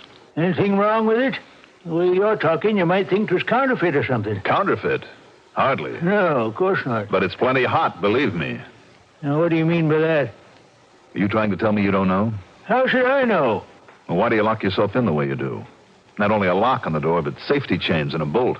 Man's got a right to protect himself, ain't he? Against what? Well, maybe against nosy people like you. Now, what's the matter with that money? You going to tell me or ain't you? Sure, I'll tell you. These new bills are part of the loot from the First National Bank over in Millville. Loot? That's right, stolen money. Over $20,000, mostly in new 20s. No. I worked on the case. I had to memorize a list of serial numbers, or rather number groups, as long as your arm. You must have a good memory, boy. Luckily, the numbers were consecutive, all starting with 66644, so it wasn't too much of a strain. Well, you mean you didn't solve the case? I didn't get to first base. But you didn't answer my question. Where did you get these? Just part of the money I had. Mr. Withers, where do you get your income? Well? From a pension, that's what. Pension? Anything wrong with that? Big enough to afford an annual insurance premium of over $2,300? So for 2-3 years, I've been able to pay it okay. Doesn't make any sense, Withers, and you know it. Now, look, son, I worked hard all my life. Made a right steady income. And I saved up a little bit to put aside. Mr. Withers. I never did like to waste what I had on fancy living and such like. So after my wife died and our kid went off and got herself married, well, I just kept on putting it aside. Mm-hmm. And these here last couple of years, too, I've been buying up some insurance so my daughter, she can benefit when I die. Now, anything wrong with that? What sort of work did you do? Flagman for the railroad company, that's what. Flagman on a railroad crossing. A flagman. And you say that paid enough to save enough to buy the kind of policy you hold? I told you. Sure. Some of that money you sent the company was all right. Maybe it did come out of your pension money or whatever you managed to save. But the rest, these brand new $20 bills? Now, you better tell me about it, Mr. Withers, or would you rather tell it to a judge? Well, all right, Mr. Dollar, did you say it is? That's right, Johnny Dollar. Well, maybe I had better tell you where some of the money come from. I think you better. Well, you see, I had a son, too. A stepson. His name was Bernard. Wait a minute. Barney Withers? You knowed him? Barney the Bum. That punk and small-time bank robber who was finally killed trying to crack Security First over in Danbury. Yes, sir. That was right after the job in Millville and 2 or 3 others before that. Yes, sir. Keep talking, Mr. Withers. Well, now, maybe it's a pretty bad thing for me to say, him being my wife's kid and all, but, mister, that Bernard was no good. That's an understatement. Whatever happened to him, I mean his being killed, that's all he deserved. No good bank robber. Go on. Well, it was my knowing about him. That's what kept me from ever putting what I had in any bank. Instead, I sort of kept it right close, where I could watch over it. Where? Yeah, sure, I'll tell you. Right under the floor, over there in the corner. You better show it to me, Mr. Withers. I'd like a look at the rest of your money. Well, it's all gone now. Gone? I mean, all used up. The money of my own, I mean. That's why I had to start using up some of that Bernard hid away. What's the matter with you, anyway? First, you tell me Barney was no good because of the jobs he pulled. You say that he deserved to die for what he did. Yes, sir. But you don't hesitate to keep and use the money that he stole. Well, no, I didn't steal it, did I? Well, do you think that makes you any less guilty for keeping it and spending it? Well, sure. Instead of returning it to the banks that it was stolen from? And why didn't you turn Barney in when you found out what he was doing? You say you had no use for him. Well, I've been looking out for myself, is all. Man's got to look out for himself, don't he? Well, from now on, the state's going to be looking out for you. You mean you're going to get me arrested and put in jail? You don't think I'm going to let you get off scot-free? Well, it ain't as though Bernard done them jobs alone by himself, is it? What difference does that make? Well, 'cause that partner of his killed the bank guard over in Millville. Never caught him, though. That has nothing whatever to do with this money that... Wait a minute. You know who that partner was? Oh, I know. Why else you suppose I keep myself locked in here this way, and why I took out some life insurance? Who was he? Oh, that rotten, crooked Jerry McNear, that's who. And you didn't tell the authorities? Why should I? If I had, they might have tried to make me tell them where Bernard hid the money at. The same as that McNear's been trying. Only I kept telling him I don't know. Mr. Withers... Don't you see? As 'tis, the police and all think McNear got all the money. And I'll tell you this, Mr. Dollar. Yes, tell me. Only thing that's kept that McNear from killing me off for not telling him is that then he'd never find out where Bernard hid out that money. Well, you better tell me, Mr. Withers, and fast. Yeah. Well, now, if I tell you where it's at, so's you can take it back, you think maybe the police, they'd go a little easier on me? Well, isn't that pretty up? Wait a minute, what's that? A little shutter out there on the kitchen window. Must be. Now, listen. If you're sure it'll make it any easier on me... If all or most of that money can be returned on the basis of your information, well, of course it will. All right, then. You know the old Hacker farm about 2 miles up the road? No, but go on. Well, that's where the big poplar trees and the broken-down windmill is. Mm-hmm. A lot of broken windows in the house. Place is empty. Go on. That's counted nobody been living in it maybe for, 10, 15 years now. Except in Bernard when he was hiding. And the money is somewhere in that house? Well? Dollar? Yes? You sure you'll try and have 'em go easy on to me if I tell you where that money's hid? The only thing I'm sure of is if you don't tell me, I'll turn you over to the authorities and tell them to show you no mercy at all. All right, I'll tell you. Go ahead. Well, now, at the back of that old house, there's an old well. Only it ain't been used for years, and it's near empty now. Yes? You let yourself down by the rope on the windlass, maybe, 7, 8 foot. And there's a sort of big shelf hollowed out. And that's where it is? The money's right there on that shelf. Hey. Okay, Pop, thanks. Jerry!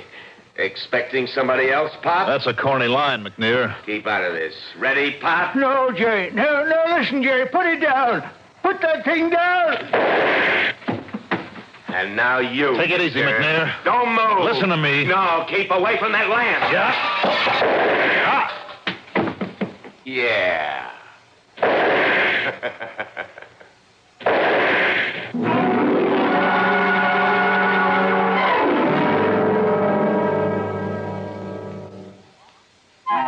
Hot, tired, thirsty. Easy as 1, 2, 3. You've made iced tea, and oh, what a beautiful flavor. Oh, what a beautiful flavor in new instant tender leaf tea.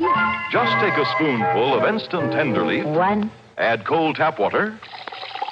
2. Load it with ice. 3. You've made iced tea. New instant tender leaf is 100% pure tea. Richer, brighter, livelier tea. It's made right from the juices of ripe young tea leaves. Instant tender leaf brand. Make a pitcher full. Easy as 1, 2, 3. You've made iced tea, and oh, what a beautiful flavor in new instant tender leaf tea.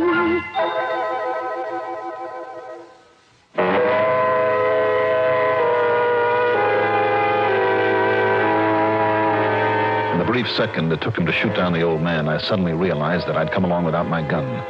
In spite of smashing the old-fashioned oil lamp, the only light in the place, his first shot put a nice new part in my hair. As I rolled under the table, the other 2 shots missed me, although he must have been able to see me in the light from the fire I'd started. He stood there looking down at me at the blood running from the crease in my hair. But then, instead of shooting again, he turned away from the now roaring fire, went out the door, and took off in a car. I got thoroughly singed, dragging myself and the body of Mr. Withers outside. Then jumped into my car and headed up the dirt road, hoping I could find the Hacker farm some 2 miles away. The one with the tall poplars, the broken windmill, the windowless house. Yes, and the loot from the bank robberies. Ahead of me were the tail lights of McNair's car. The moon was full. I could see pretty well, so I cut off my own lights. After only a mile or so, he turned off to a farm that had a broken windmill, all right, but there were lights in the windows of the house. Good. He was going to the wrong place. Or else the old man had told me wrong. With my headlights on again, I finally found it. The old Hacker farm. The remains of a mailbox still bore the name on it. After a quick look to make sure I wasn't being followed, I drove in the yard and parked the car behind a clump of bushes. Then walked around the old well. With only the moonlight to go by, I lowered the bucket, snagged the rope over the handle of the windlass, and slowly went down, hand over hand, into the well, feeling with my feet around the circular brick wall for the shelf that Withers had described. It was a big square hole in the side of that wall, big enough for me to crouch in, and to find, with the help of a match, the 2 battered, moldy old suitcases loaded with money. Mostly 10s and 20s, literally hundreds of them. No wonder McNair had been willing to kill once he'd found out where it was hidden. But as I knelt there, wondering about the best way to load the stuff in the bucket that was now swinging down near the water at the bottom of the well. Pretty stupid, Dollar. What? Got yourself into a trap, didn't you? Did I, McNair? You think I didn't know it was you coming down the road after me before you turned off your lights? So you knew. That's why I turned off at that other place, to make you think I was stopping there, so you fell for it, huh? Fell for that old gag. Pretty smart, aren't you, McNair? That's right. That's why I stay alive. But you're not smart, Dollar. And that's why you're going to end up in the bottom of this well feeling real dead. Kind of, I'm the guy that's got the gun.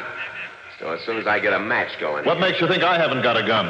And didn't try to use it while I was knocking over the old man? And you think I didn't know you were still alive back As he there talked, in his place? I crouched there, out of his sight, and pulled off my jacket. I draped it over one of the suitcases, set my hat on one corner of it, then shoved it out just far enough for him to see it if he struck another match, in the hope he'd think it was me. Then I waited. Yeah, I got plenty of light now. And you think I can't see your head and shoulders sticking out of that hole?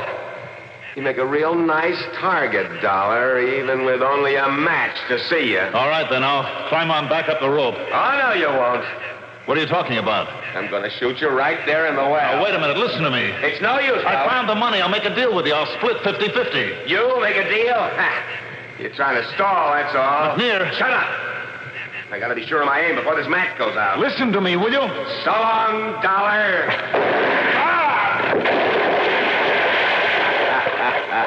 Just as easy as that. All I got to do is get down there and pick up all that nice new money.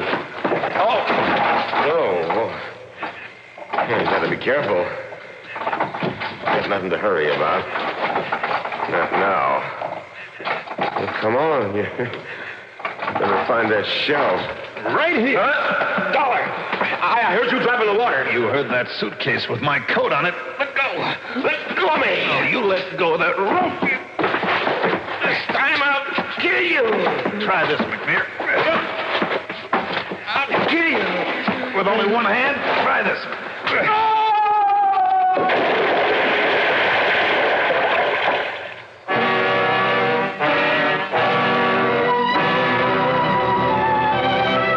All he could do when he'd recovered from the shock of his fall was stand there in the water at the bottom of the well, knee-deep in the money from the suitcase I'd thrown down there, cursing me as I climbed out and pulled the bucket out of his reach. He was still there when I brought back a couple of the state police. Expense account total? Why bother with it when I'll collect such a nice commission on the loot I recovered? Not bad, you know. I mean, for one night's work. Yours truly, Johnny Dollar.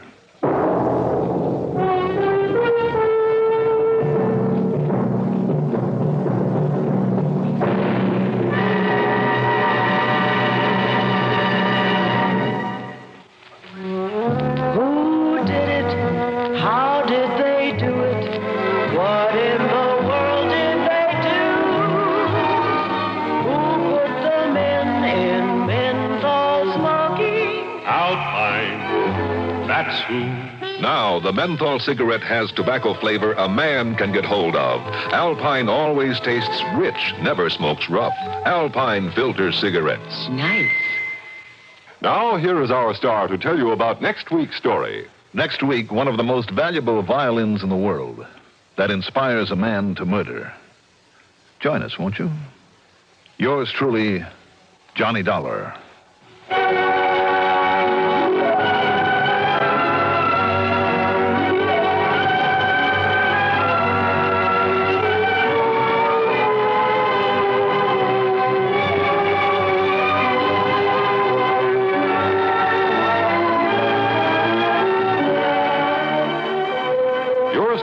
Johnny Dollar is written by Jack Johnstone, produced and directed by Bruno Zerato Jr., musical supervision by Ethel Huber. Johnny Dollar is played by Mandel Kramer. Also featured in our cast were Parker Fennelly as Mr. Withers, Leon Janney as McNear, and Alan Manson as Lou Little. Be sure to join us next week, same time, same station, for another exciting story of yours truly, Johnny Dollar. This is Art Hanna speaking.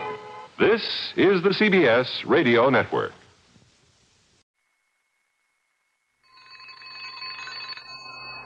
All right, John, I'll answer it. This is a hallmark, Doctor. Dr. Watson, please to help. Oh, come in. Come in. These are not surgery hours, but the doctor is in. I'm sure he'll see you. Come in. Let me help you. John, dear, a patient. Please come quickly. Hurry, dear, hurry. I'm all right. Just to sit down. What is it?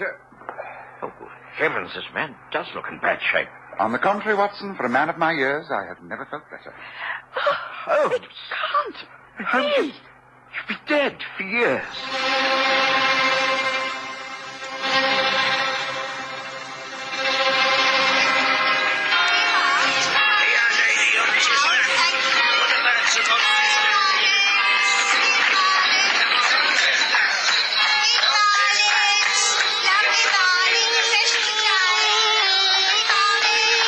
We present the stories of Sherlock Holmes.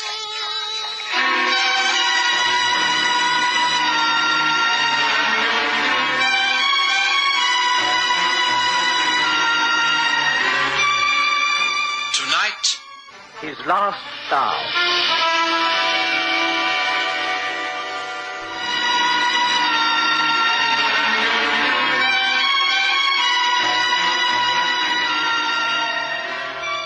I'd never been so stunned with surprise in all my life.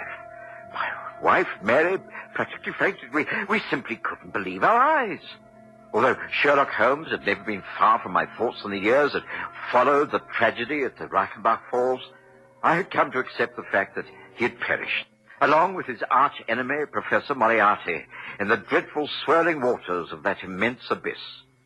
Yet, here he was, peeling off yet another of his many disguises, requesting permission to smoke his favorite pipe, sitting on the sofa in my sitting room, as though nothing had happened. He appeared a little older, perhaps a little thinner, but his voice was still incisive and unchanged. The years fell away. I have to apologize, both for this sudden shock and for the great time of silence, but both were necessary. But I have never believed that you were dead. Not for years. Mary's right. She kept faith longer than I did. But Holmes, surely the chasm, the young Swiss, Hans, he's said I know. An explanation is required. It is essential. Well, the facts are these. Hans was mistaken. Moriarty and I did fall from the top ledge of the falls. We fell to the narrow pathway that leads up from that final ledge. I knew what Moriarty was intent upon. I could see the purpose in his eyes. He had given me permission to write a note of farewell to you before this final encounter. He knew his own game was up. He intended taking me with him to his death. He rushed at me, grappling with me, trying to pin my arms to my sides and take me with him over into the water. Well, I have some knowledge of Japanese baritsu. It stood me in good stead. I slipped through his grasp and applied a throw. He screamed most horribly as he lost his balance. With my head over the brink, I saw him fall a great way. He struck a rock and then disappeared into the foam. But the tracks. I saw with my own eyes that two men went down the path, but none returned. No. I think my brain has never worked more speedily. Fate had placed a great chance my way. I'd long wished to retire. I knew that for as long as the world had faith in me and I lived in Baker Street, I should never be left in peace. Here was my great opportunity. If I could get out of the falls alive, then I could start a new life. I climbed the face of the cliff. That's impossible. The face wall is sheer. Not quite. I decided to attempt it. If I failed, then Moriarty would still win. If I succeeded, I could enjoy a life of retirement. And it was by far the hardest climb of my life. At times I imagined I heard Moriarty's voice screaming at me out of the depths. But I managed it. Well, I will not bore you with the details from then on. I took my time before returning to England. There was only one man who knew the truth. My brother, Mycroft. Oh, Holmes, don't you think that you could have... It wasn't that I didn't trust you and Mary, Watson, but I preferred it this way. We would have been bound to have taken up our friendship again. Others would have found out. Mrs. Hudson, Lestrade. I simply could not afford to take that chance.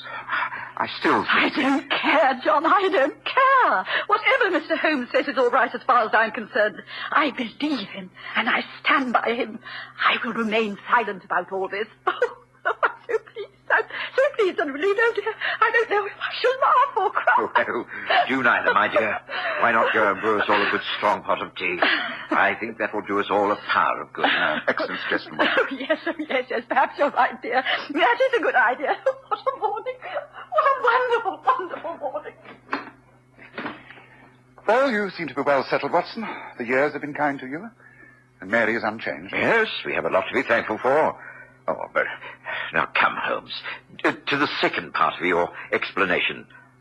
Why now? Why suddenly, after all this time, have you come back into our lives? Good question. I made sure my retirement was complete. I lived the life of a hermit among my bees and books in a cozy cottage on the South Downs. But through Mycroft, the only man who knew of my existence, I've been forced into action again. You see, Watson, this is 1914. And in the summer of this year, war will be declared. The greatest war this world has ever known. A world war. Oh, Holmes, you can't be serious. Well, there are always rumors of war, always quarrels with Ireland, arguments with Germany, disagreements with the French, but an open conflict? Oh, never. How I wish you were right. But the Kaiser has already made his plans. You'd be amazed if you knew how riddled this country is with German spies. It is inevitable, Watson. And that's why for some months now I've been engaged in counter-espionage. I can tell you that at this moment 2 gentlemen are engaged in a most important conversation in the garden of a large mansion just south of this city. One is known as von Bork, a remarkable man, the most devoted of the Kaiser's agents. His companion is Baron von Herrling, the chief secretary of the German legation in this country. Now, they are putting the finishing touches to a plan that is the culmination of von Bork's work over the years. So far as I can judge the trend of events, you should be back in Berlin within the week. You will be surprised at the welcome that awaits you. Your work in this country is most highly thought of. The English are easy to deceive. I have achieved everything simply because I am a born sportsman. It is not a pose. I hunt with the English squires. I play polo. I match them at it every game. I box against the young army officers and sail against their best yachtsmen. What is the result? No one takes me seriously. Quite a decent fellow for a German, you know, old boy. And all the time in this quiet country house of yours lives the most astute Secret Service man in Europe. You are a genius, my dear von Bork. You flatter me, Baron, but I certainly make claims that my 4 years in this country have not been unproductive. I have never shown you my little store, have I? No. Would you mind stepping this way for a moment? Certainly. After you, Baron. Dankeschön. I must, of course, claim protection from the embassy for the important papers that I shall be taking with me. Oh, naturally. You have already been booked in the embassy entourage. There will be no difficulty for you or your baggage. Of course, it is just possible that none of us will have to go. England may leave France to her fate when we start to march. There's no binding treaty between them. There is a definite treaty with Belgium. England will honor that. England is not ready for war. We are. Our special war tax of 50 million has made it possible. But here, as far as essentials go, anti-submarine measures, munition storage, high-explosive bombs, nothing is prepared. How then can England come in? We have managed to stir the devil's brew, the Irish question. All England's thoughts are centered at home. She must think of her future. Yes, that is another matter. Mr. John Bull must decide whether to fight with his so-called allies or without them. But fight Germany, she must. This is a week of destiny. But come, you were speaking of your papers. Indeed I was. Here.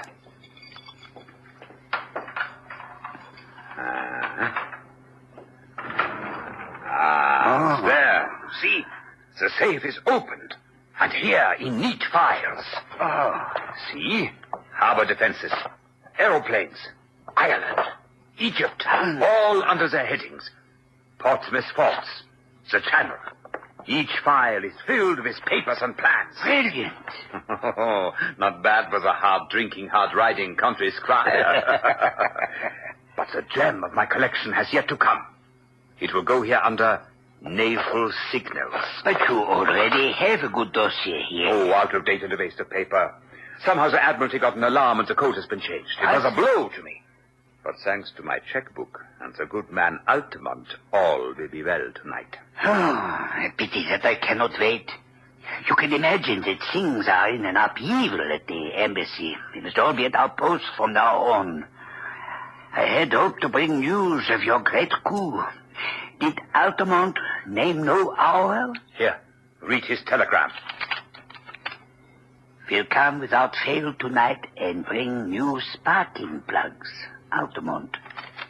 The sparking plugs? He poses as a motor expert, and I keep a full garage. In code, everything likely to come up is named after a spare part. If he talks of a radiator, it is a battleship. Of an oil pump, it is a cruiser, and so on. Sparking plugs are naval signals. I see. This was sent from Portsmouth at midday? Oh, by the way, what do you give him? In this case, £500. Greedy rogue. They are useful, these traitors, but I begrudge them their blood money. I grudge Altamont nothing. He has never let me down. I know him well. I assure you he is not a traitor. Yes, a very bitter Irish-American who is filled with intense hatred towards his country. Ah, Irish-American. This full Aryan blood on his mother's side. Must you really go? He should be here at any moment. I regret. I can wait no longer. Then we place these things away, and I will see you off. Thank you.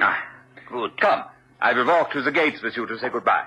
I shall call upon you tomorrow with the new, sparking plugs.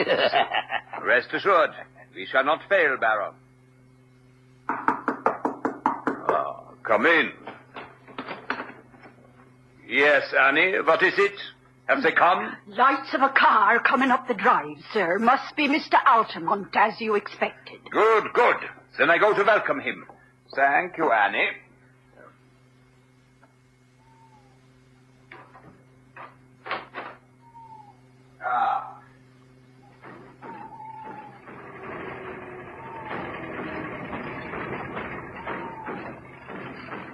We're just fine, Smith. Staying way behind the wheel, huh? Just so you say, Governor. Welcome, Altamont. I grew tired of waiting. Please do come in. Sorry, got kind of held up. Come in, come in. Now tell me, is all well with you? Well, it's great. Terrific. You're going to give me the glad hand here tonight, okay? Just wait until I show you. I'm sure bringing home the bacon. Come on, bring out the drinks. This sure calls for celebration.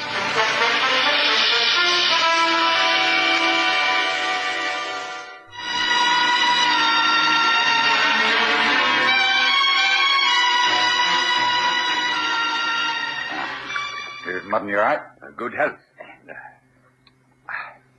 And the signals? Just as I promised. Every last one. Semaphore, lamp code, Marconi. Copy, mind you, not the original. That'd be too dangerous. But it's the real McCoy. You can lay to that. Well, of course, a copy is better than the original. If an original were missing, it would change the whole thing.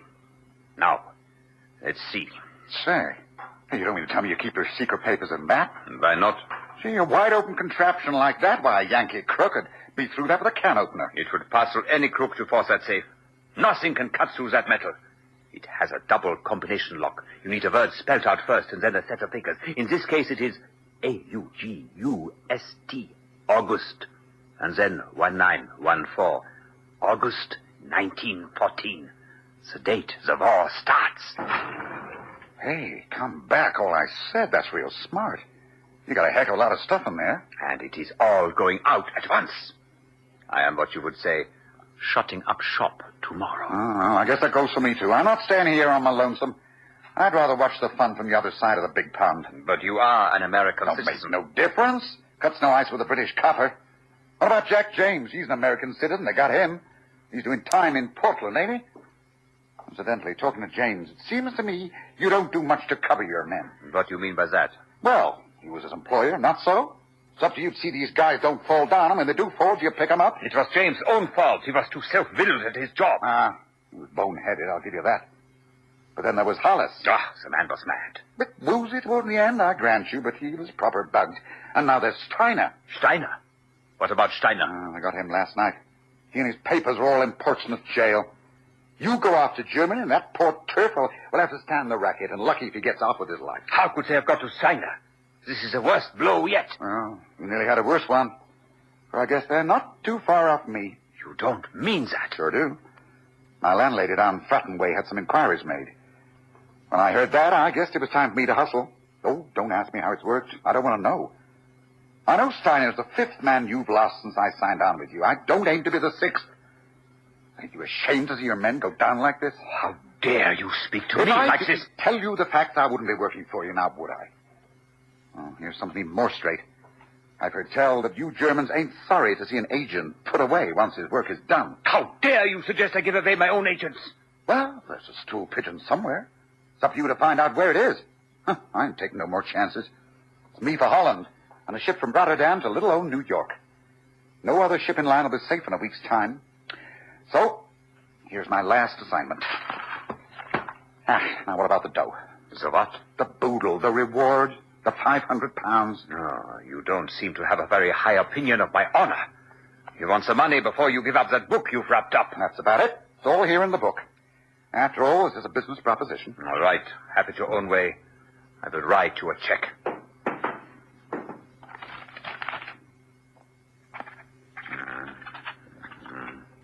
Here we are. This should be sufficient. Now place the book down there on the desk.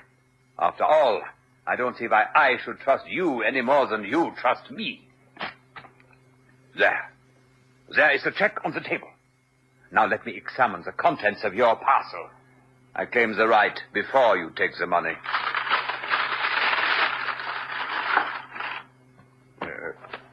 What kind of joke is this? This is the practical handbook of bee culture. Altamont, what kind of... Gently now. Gently. Let the chloroform do its work. That's it. Another glass, Watson? Or should I say Smith? Don't mind if I do, Governor. You know, Holmes, I think this is the first time I've given an impersonation for you. Well, let's hope it'll be the last. And there he is, poor fellow, flat out on his own sofa while we enjoy wine from Franz Joseph's special cellar at the Schönbrunn Palace. Oh, do open the window, Watson. The chloroform vapor does not help the palate. And while you're doing so, please touch the bell. Oh, very well, Holmes. There's little need to hurry, Watson. Just help me pile all this material from Von Bork's safe into this handy valise. There's no one in the house but the faithful old Annie. You ran, sir. Ah, yes, Annie. You'll be pleased to hear that all is well. Oh, I'm so pleased, sir. Oh, dear. He does look bad, doesn't he? Simply out cold for a short while, Annie. Nothing serious. Oh, he was quite a kind master, sir, within his rights, of course. He actually said he would pay for my passage to Germany. Can you imagine me living out there with all them Huns? It would hardly be suitable, would it, sir? Hardly. Thank you for your help.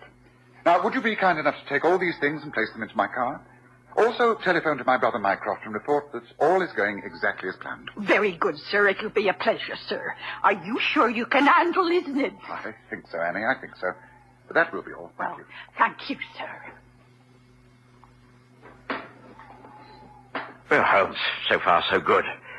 You must have been impersonating this American Altamont for some time to have ingratiated yourself so deeply in the favor of Von Bork. It's taken nearly 2 years and entailed actually living in America.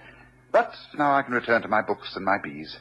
Here is my magnum opus, my book on bees. I intend to write a second volume, Observations on the Segregation of the Queen. Have you never missed the old life, the catching of ordinary, everyday criminals? Oh, not really. The passing of Moriarty, I rather lost interest. It was only when the Prime Minister himself appealed to me, through Mycroft, to enter the game again and tackle this gentleman Von Bork, that I felt any enthusiasm. Von Bork is a superb spy. He matched the English in everything. That's why I assumed the role of an Irish-American and was persuaded to join his team. Since then, I've managed to make most of his plans go subtly wrong, and I placed 5 of his top men in prison. I heard that. I heard what you said, Altamont. Good. Because you, Herr Von Bork, will be the 6th bird in the cage. I shall get level with you, Altamont. If it takes me all my life, I shall get level with you. That was the favorite remark of the late, but far from lamented, Professor Moriarty. Colonel Sebastian Moran was also known to have muttered it. Damn you, Altamont, for a double-dyed traitor. I am no traitor. Neither am I Altamont. Surely my speech now shows you that I am not an American. Altamont of Chicago had no existence, in fact. I used him and he is gone. Then, who are you? It's really immaterial to you, Herr Von Bork. But I've had dealings with you and your kind. It was I who brought about the separation of Irene Adler and the late King of Bohemia. I also saved from murder Count von Grafenstein, your mother's elder brother. It was I... There is only one man. You are Sherlock Holmes. But they told me you died years ago. The High Command. It never does to believe the High Command. Now, if you'll be so kind, we shall take you to the car and then to Scotland Yard. You are not the police. You have no right under British law to threaten me and abduct me. You are kidnapping a German citizen and stealing his private papers. They will reject you. I will take that chance. Now, come. Watson, take the papers. Right. Von Bork, come. No point in resisting now. This is the end. No. Stay where you are. The almighty Sherlock Holmes. You chloroformed me, dragged me down here, and forgot to even see if I was armed. The revolver My German service revolver left in my inner pocket. Well, this is the end.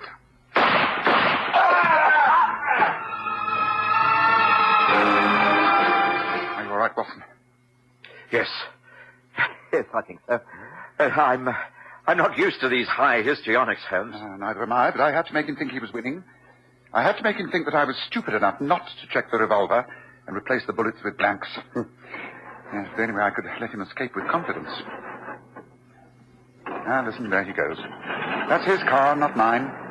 Mine has a special geared-up engine, racing quality. Now, come on, Watson. This is the last time. My final bow. Now, let's get after him. He's the only one who can involve the Baron and lead us to the rest of the conspiracy. Holmes took the wheel of the motor car, and as we raced up the country lanes and out into the well-made roads, I pondered yet again on this strange twist to the autumn of our lives. Gone were the hansom cabs. Taxis were now replacing them. There were even motor buses, and the horse bus was fast disappearing. The Underground Railway tunneled its way under our very feet. What lay ahead? The hideous cruelty of a modern war with trenches and shelling, bayonet fighting, and even war in the air. It seemed that a curse of the Almighty hung heavy over a degenerate world, and there was a feeling of doom in the sultry and stagnant air. Holmes dragged me back to earth. There, look ahead. That's where Von Bork has left the car. He's rushed into the building. The lights are on. That means they can suspect nothing. Come, Watson. And careful now. The net closes for the last time. Careful. You are sure this is the truth, Von Bork? I am sure. Baron von Herling will vouchsafe for every word. Of course. We are lucky to have discovered the truth in good time. And we are assured that this Sherlock Holmes and his colleague are dead. I shot them myself. But we must act swiftly. We must cancel all previous plans. Our information is false. If we act upon it... If we act upon it, the German war machine will start at a tremendous disadvantage. Herr Conrad, you must know as leader of the espionage unit in this country that Von Bork would never go to these lengths unless it were true. We must act now. I agree. The whole of our network is in jeopardy. I therefore disband this organization.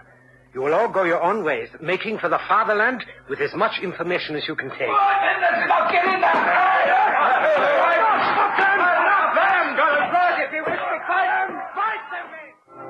Well, Watson, my true friend, let us stand here on the terrace for a few minutes.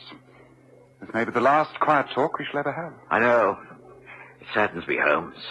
I remember so much of the past. How many cases, the rooms at 221B Baker Street. Dear Mrs. Hudson and those precious breakfasts. Best meals of the day. The pipes we smoked before the fire, the fogs, the endless journeys in hansom cabs, the arguments with Lestrade, the agony columns in the newspapers. Oh, dear. Is it really over? Yes, it's over. The whole era is over. But we've ended it effectively as far as you and I are concerned. We have beaten the most ruthless spy organization this country has ever known. It won't prevent the war that is upon us, but after the war, perhaps because of our small efforts, a cleaner, better, stronger land will lie in the sunshine after the storm has cleared. Let us hope so, Watson. Let us hope so.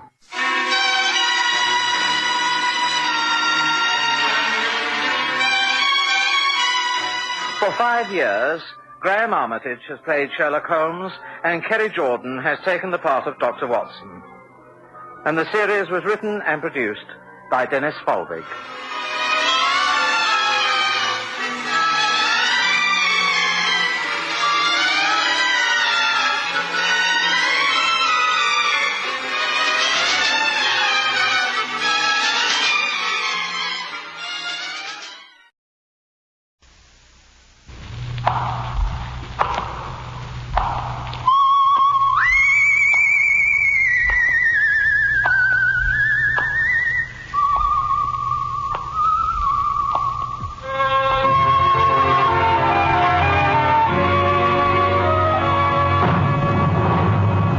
The Adventures of the Saint, starring Tom Conway.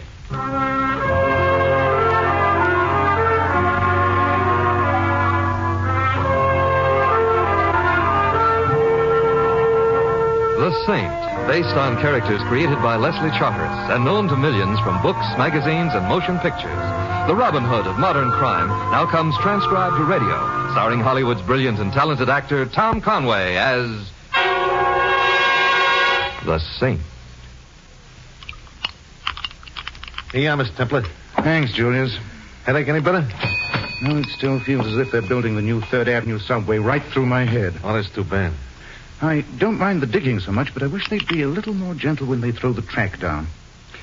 They're rather quiet in here tonight, anyway. Yeah, well, it's raining. You know the people, they stay home when it rains. It was quiet last night, too. Well, then it was nice out. The people, they don't like to go indoors when it's nice out. Oh, I see. Mm-hmm. What this business needs is nice, intermediate weather. But who's going to go in proposition nature? I'm glad to see you take the ups and downs of the saloon business philosophically. Mr. Templar, a guy's got no philosophy in him. He's got no business in the saloon business. Besides, I don't mind a couple of quiet nights. Gives me a chance to catch up on the newspapers. Now, what's the headline there? Oh, it's the same thing. Russia? Yeah, Russia. That other calamity, the local one. Oh, which? Frenchy LaSalle. Oh, that's a former calamity, isn't it, Julius? They're burying LaSalle tomorrow. Well, that's what the cops say. But you don't believe it, huh? Ignorance believes nothing, Mr. Templar, and me, I am ignorant. Oh, then I'll have to change your rating on my little list, Julius. I've mistakenly marked you down as wise. Nah, in many ways ignorant, Mr. Templar. Like, for instance, how do they know? How do you mean, how? Well, for 6 months, the cops have been hunting high and low for this LaSalle. They got a reservation for him at Sing Sing, private room. And a chair that's equipped with a built-in toaster. Yeah. They're going to fry him, and believe me, nobody deserved it better. And they finally find this Frenchy LaSalle. You see, he's dead in a river. 3 weeks in a river, Mr. Templar. So how do they know? You mean a man doesn't look like he used to look after 3 unhealthy weeks in the Hudson? That's my point. It ain't that I think the cops may be doing it on purpose, but they make sometimes mistakes. Not very often. But sometimes. And it says in the paper he didn't even have no fingerprints left, 3 weeks in a river. No, but you forget. He was wearing a ring that LaSalle always wore. The scraps of clothing were definitely established as LaSalle's, and the shoes and, there were a few other things. Yeah, but... Julius, a scientist can reconstruct the face and body of a man dead almost 1 million years just from a couple of bleached bones. Who knows? Huh? Well, they say that this is what the fellow looked like 1 million years ago, but you and me, we going to tell them no? Or the fellow, maybe? You're a cynic. No, Mr. Templar, I'm just ignorant. But what's the difference? They say that it's Frenchy LaSalle they're putting under tomorrow, so all right, it's Frenchy LaSalle by me, too.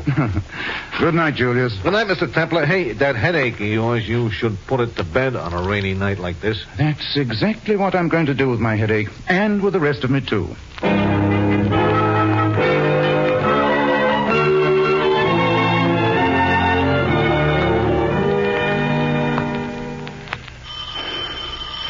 Oh, no.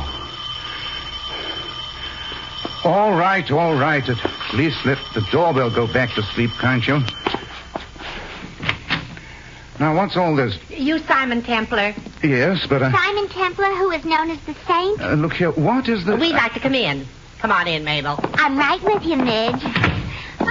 Oh, this is a nice joint. Business must be good. See here, would you two please explain... So you're the Saint. Look, the Saint. Look, I never give autographs, and if I did, it wouldn't be at 2 a.m. Oh, we couldn't make it any earlier. The Saint.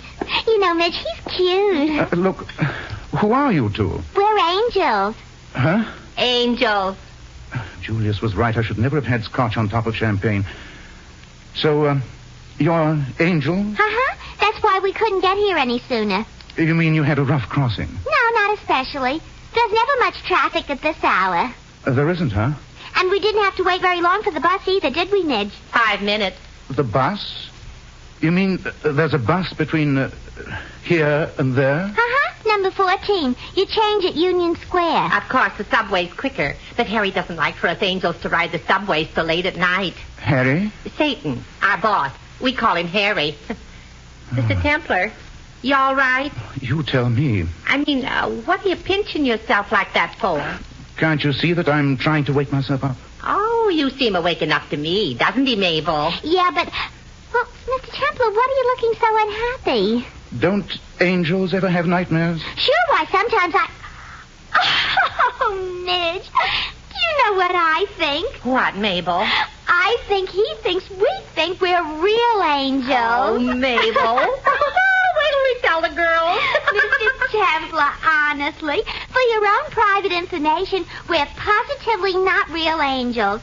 I mean, not the kind that you find in heaven, for instance. No? No, we're Satan's angels. Oh, no. Oh, you've heard of us, of course. Not since the last time I read Dante's Inferno. Don't you like music? Of course I like music, but what on earth... Mr. Templar, Satan's angels. Or, putting it another way, Harry Satan and his all-girl orchestra. Oh, for the love of... You're an orchestra. Uh-huh. Tenor sax. Bass tuba. It's a good thing neither of you said the harp. We'd be in for another round of confusion. Look, girls, I'm not feeling very well at the moment, so I wonder if you wouldn't mind continuing this. But, Mr. Templar, we have a problem. Take it to Phil Spitali. And after we came all the way across town following our last performance at the Paradise... Paradise?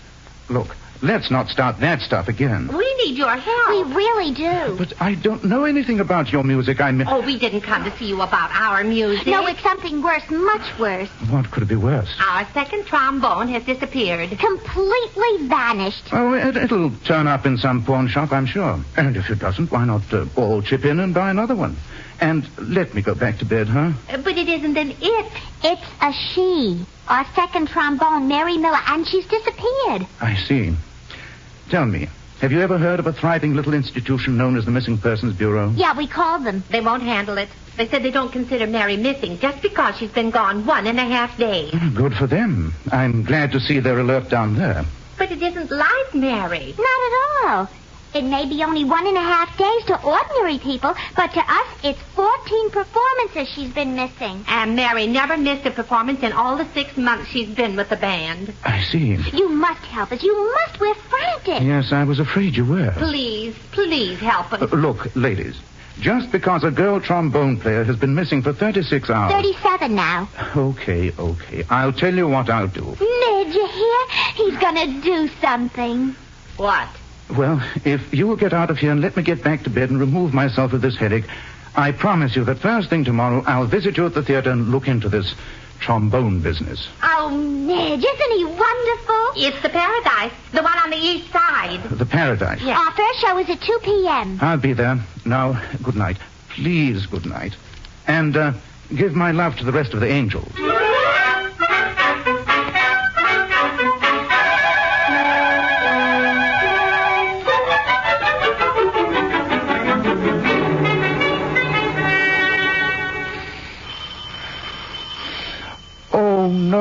No, not those two again. All right. Angel. For heaven's sake, girls. I don't look like girls, do I? As a matter of fact, you don't look like anything I've ever seen before. I'm coming in, Saint. Oh, come on, why be different? What's the gun for, Ugly? You. Oh, it's nice joint you got here. That's what they all say. Cigarette? Yeah, thanks. It's poisoned, you know. I've been poisoned before. Now, we talk now, huh? You're holding the gun? Yeah, I'm glad you noticed things. I'm here about them tomatoes, Saint. Trombones, tomatoes. Tonight I'm doing a bigger business than Macy's. Them dames, them angels. Keep clear, Saint. Tell them. Don't go looking for no missing dames, Saint. You won't be finding no trouble, you get it? Oh, the general drift. You know, I'm beginning to think I know you from somewhere. Yeah, then it's time to stop thinking. The face is familiar, but I can't seem to place the nose. Now I've got it. We'll lose it. That nose was flat the last time I saw it. About a year ago, so you've bought yourself a new schnozzle, Jake. The name's George. The name's Jake. Jake Florio. You worked for Frenchy LaSalle. I'd drop it. Head of his artillery corps. You're clever, Saint, but right now is when you're going to start feeling sorry you wasn't born dumb. Now stand where you are. Wait, now get out of here. Oh, wait. Well, that's one way to get rid of a headache.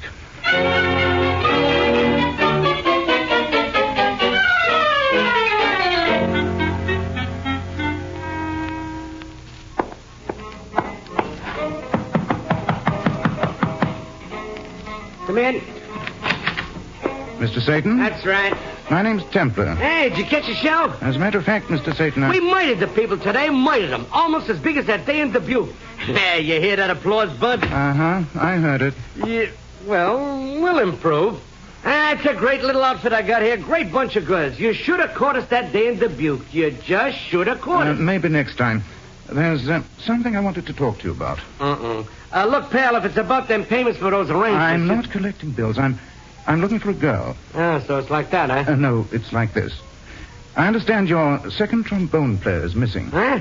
Second you're nuts. This is news to you. Mary'd never miss a performance. Most conscientious girl in a band. Loves music. The only one in the whole outfit who does. Was she behind her trombone just now? You mean in the show we just now give? That's right. You're the leader, don't you know? Well, sometimes, you know, I can't... Harry, are you decent? Yeah, come in. Harry, I want...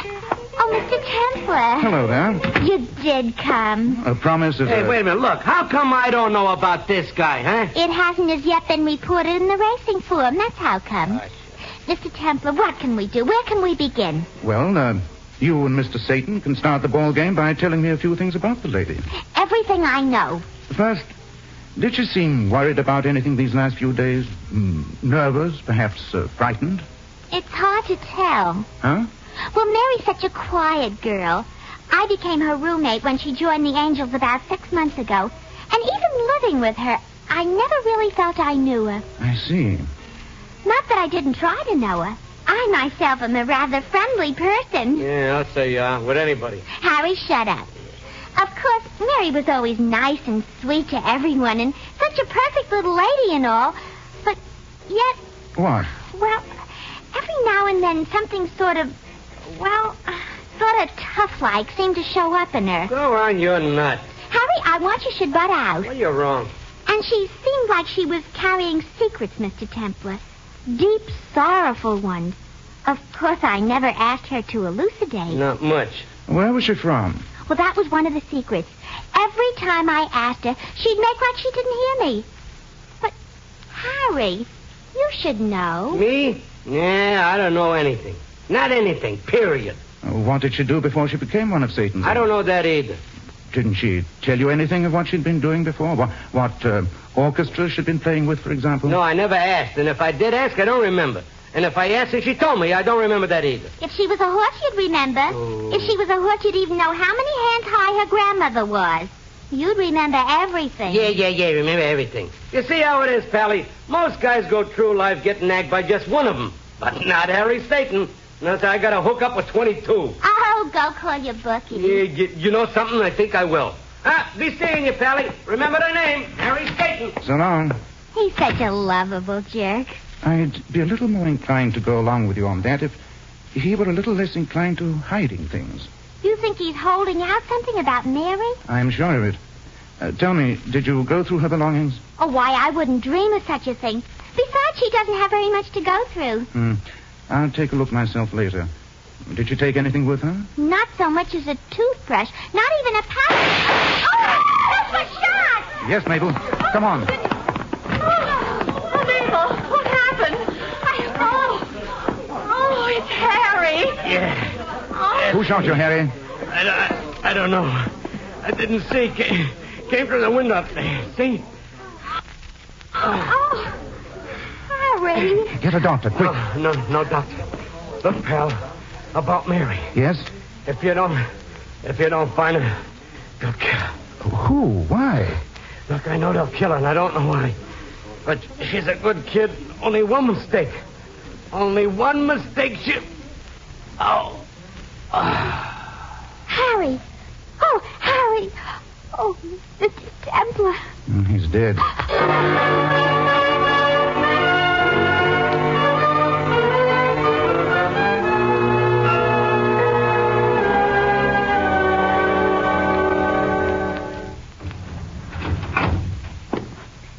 Our room is down the middle of the hall, Mr. Templar, this way. I see. Thank you.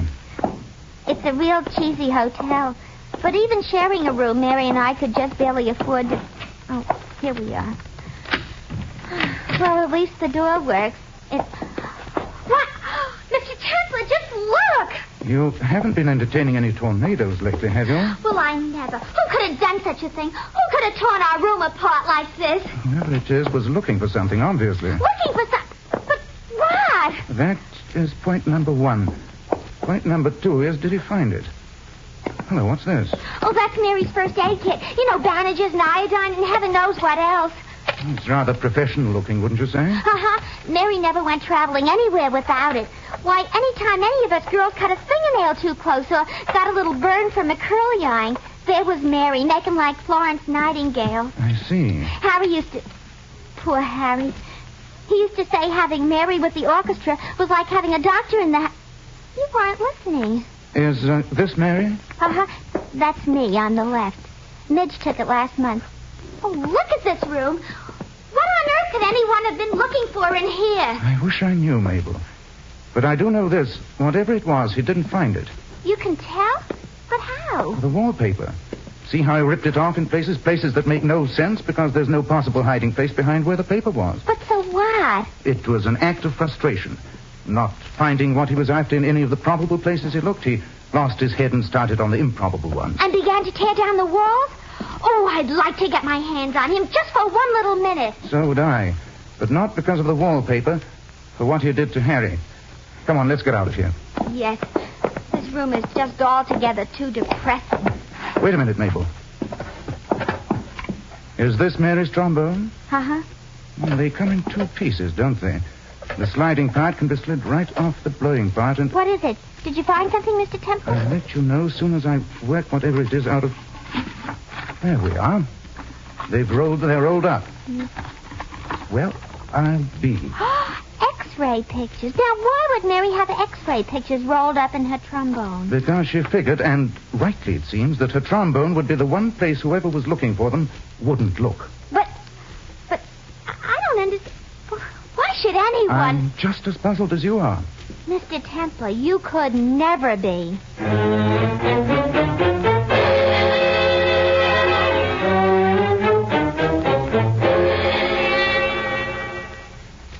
Well, of course, I don't know all the registered nurses in town, Mr. Templar, but I do have a large agency and a rather good memory. And the name Mary Miller rings no bells, Mrs. Sawyer, huh?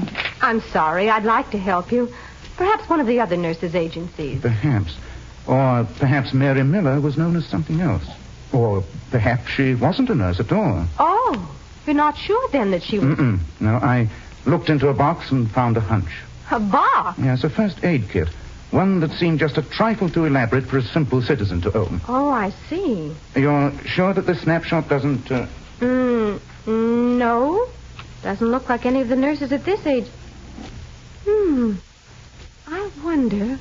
Would you mind wondering out loud, please? Of course, her hair was dark. Whose?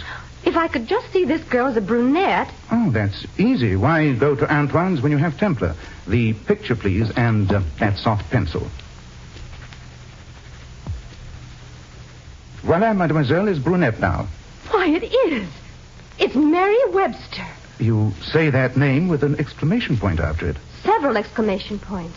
Go on. She was Dr. Burton's nurse. And so? You don't recall Dr. Burton? He was quite notorious. What did he do? Flunk his cigarette test? He had some rather interesting patients, Mr. Templar.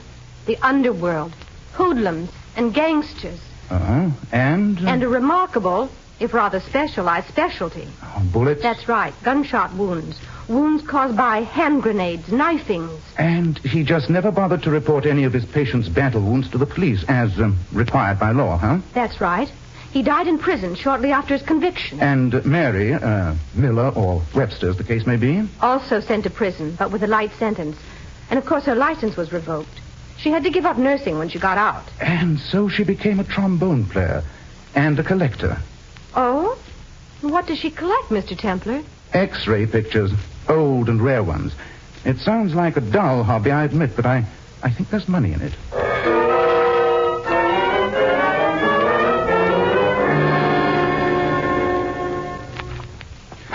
Well, Raymond? Very interesting X-ray plates, Simon. But what am I supposed to do about them? Just tell me about them, Doctor. Simon, I'm a physician employed by the Office of the City Medical Examiner. You know I'm not allowed to give private consultations here. I think this consultation might develop into a rather public one. It's a riddle you're making? I'm trying to make answers, my friend, not riddles. Yeah, very well. They're pictures of a shin bone, that's all. That's all? Well, slightly different sort of a shin bone. Now, you see right here, this darker portion through here? Mm-hmm. It's a silver plate. The man evidently was in an accident of some sort. Or he was shot? Yes. A bullet would just about break off that amount of bone. Mm-hmm. He might have been shot. Anyhow, his physician replaced the missing bone with a silver plate. That's all. It's done all the time. Have you done any autopsies around here lately on a body with a silver shin bone, Doctor? No. What are you trying to find out, Simon? What about Frenchy LaSalle? LaSalle? I did that autopsy myself. No silver plates. Then it wasn't LaSalle they buried this morning. What? Simon, are you crazy? That body they dragged out of the river checked up as LaSalle on at least a dozen points. Planted points. The body was dressed up to give that impression before it was dumped into the river. Huh? Oh, it's simple enough. French's body comes out of the river and into a grave. And the police close the files on Frenchy. The heat is off, and LaSalle beats the chair. Yeah, but how do you know? What? That these X-ray pictures show LaSalle's shin bone. A killer named Jake Florio, who used to be French's right arm, told me not to go looking for a missing girl named Mary Miller. Either you have too much imagination or I don't have enough. Well, Mary worked for the doctor who did the operation on this leg. She's probably one of the few living persons who knows that LaSalle has a silver plate to his shin. And she had the X-rays to prove it. So, if the man buried today in Frenchy LaSalle's bad name didn't have a silver plate in his leg... Then this Miller girl had some pretty important information. Why didn't she come to us with it? Because she wanted more than to be paid off with a thank you. She isn't that good a citizen. You think she tried to shake down LaSalle? Mm-hmm. And I think LaSalle refused to shake. He's probably at this very moment twisting her arm, trying to make her tell where these pictures are. I can see where he'd consider them important. They're the only thing in this world that can prove he's still alive and still a candidate for the electric chair.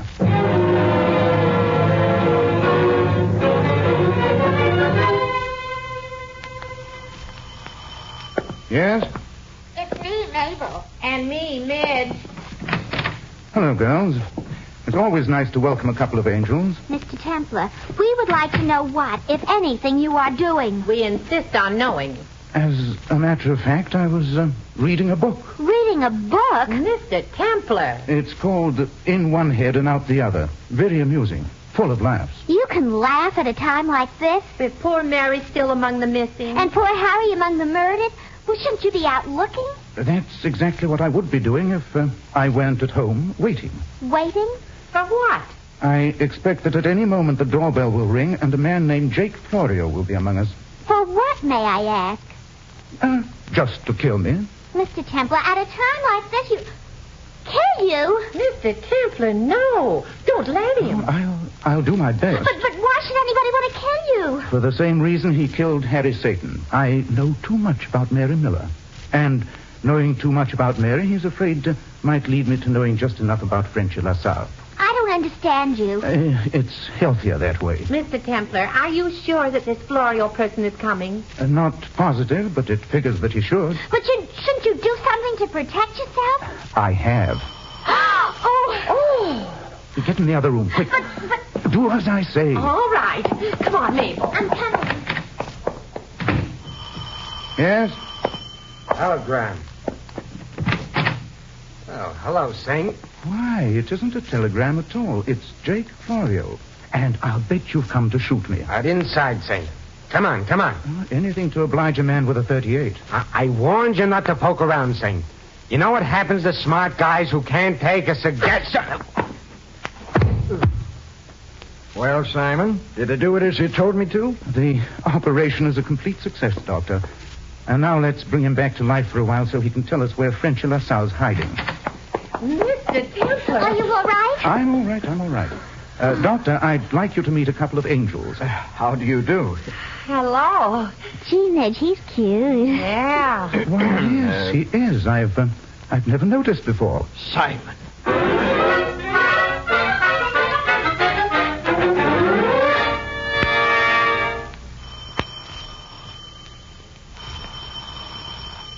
Who is there? Delivery. You got the wrong apartment. I'm not expecting anything. I guess Mr. Flory must have given us the wrong address. Where are you from? Mead Laboratories. I've got some X-ray pictures here. X-ray pictures? And Florio told you to bring them here? Yeah, but I guess I got the wrong address, so I'll just be... Wait a minute, wait. Maybe I ought to take a look at them. All right, now end in that envelope. You! Say! Hello, Frenchie. I'm coming in. No, you're not. I will... Take your hand!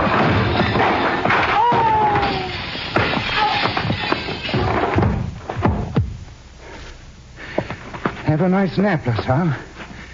And stop worrying about those old X-ray pictures. You'll probably be needing some brand new ones when you wake up. So this is your room, Miss Miller. Oh, don't worry, I'll untie you, but before I remove the gag from your mouth and give you a chance to talk back, I want you to listen to a little lecture I've prepared concerning the folly of trying to blackmail gangsters. Now, to begin with, when a ruthless killer like Frenchy LaSalle...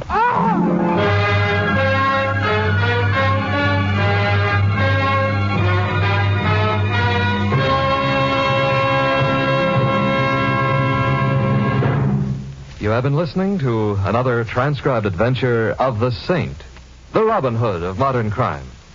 Now, here is our star, Tom Conway. Ladies and gentlemen, in our cast you heard Sandra Gould as Mabel and Margaret Brayton as Mrs. Sawyer. Sheldon Leonard played Julius and Paul Richards Jake. Dr. Raymond was Stanley Farrar and Harry Benny Rubin. This is Tom Conway inviting you to join us again next week at the same time for another exciting adventure of the Saint. Good night.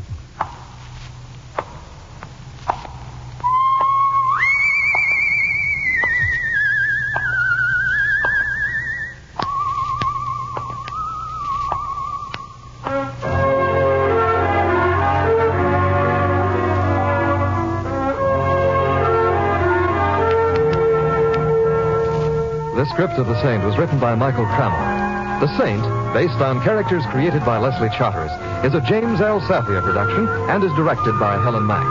Tom Conway is soon to be seen in Warner Brothers' production of Painting the Clouds with Sunshine. All you Saint fans will be glad to know that the Saint comic books are on sale at all newsstands. Your announcer is Don Stanley.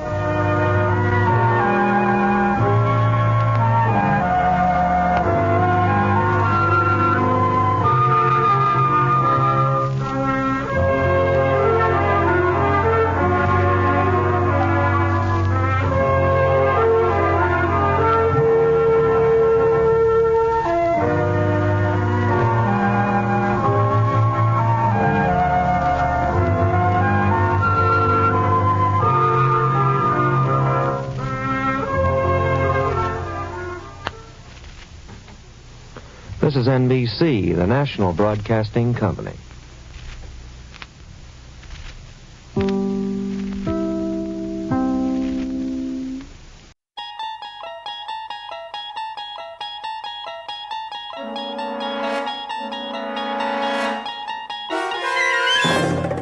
You unlock this door with the key of imagination.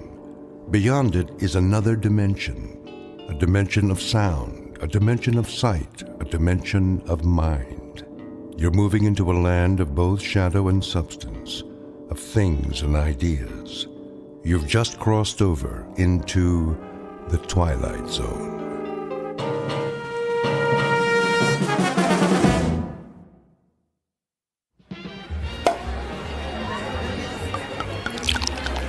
Here's to Michael Franklin, in honor of the most stunning, ruthless stewardship of a corporate takeover I've ever seen.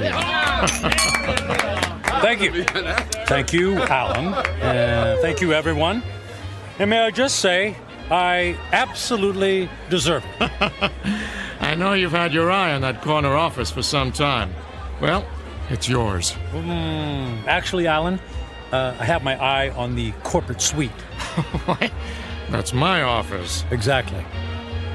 Careful, Michael. Your ambition is showing.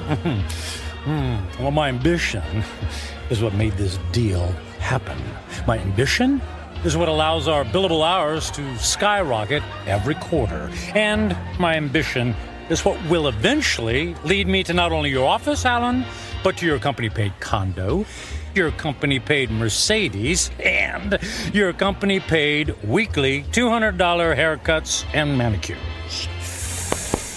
Just kidding. I have to admit, you had me going there, Michael.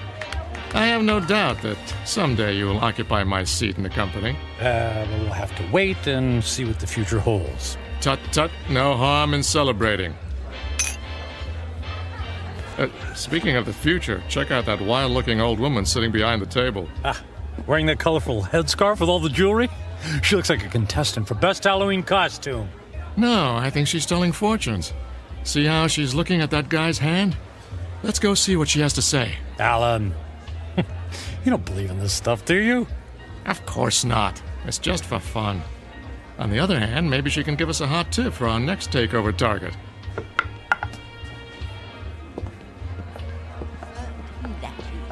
The warnings of the tea leaves, for they are never wrong. I see there are 2 more supplicants who wish to learn about their futures. Make that 1 supplicant.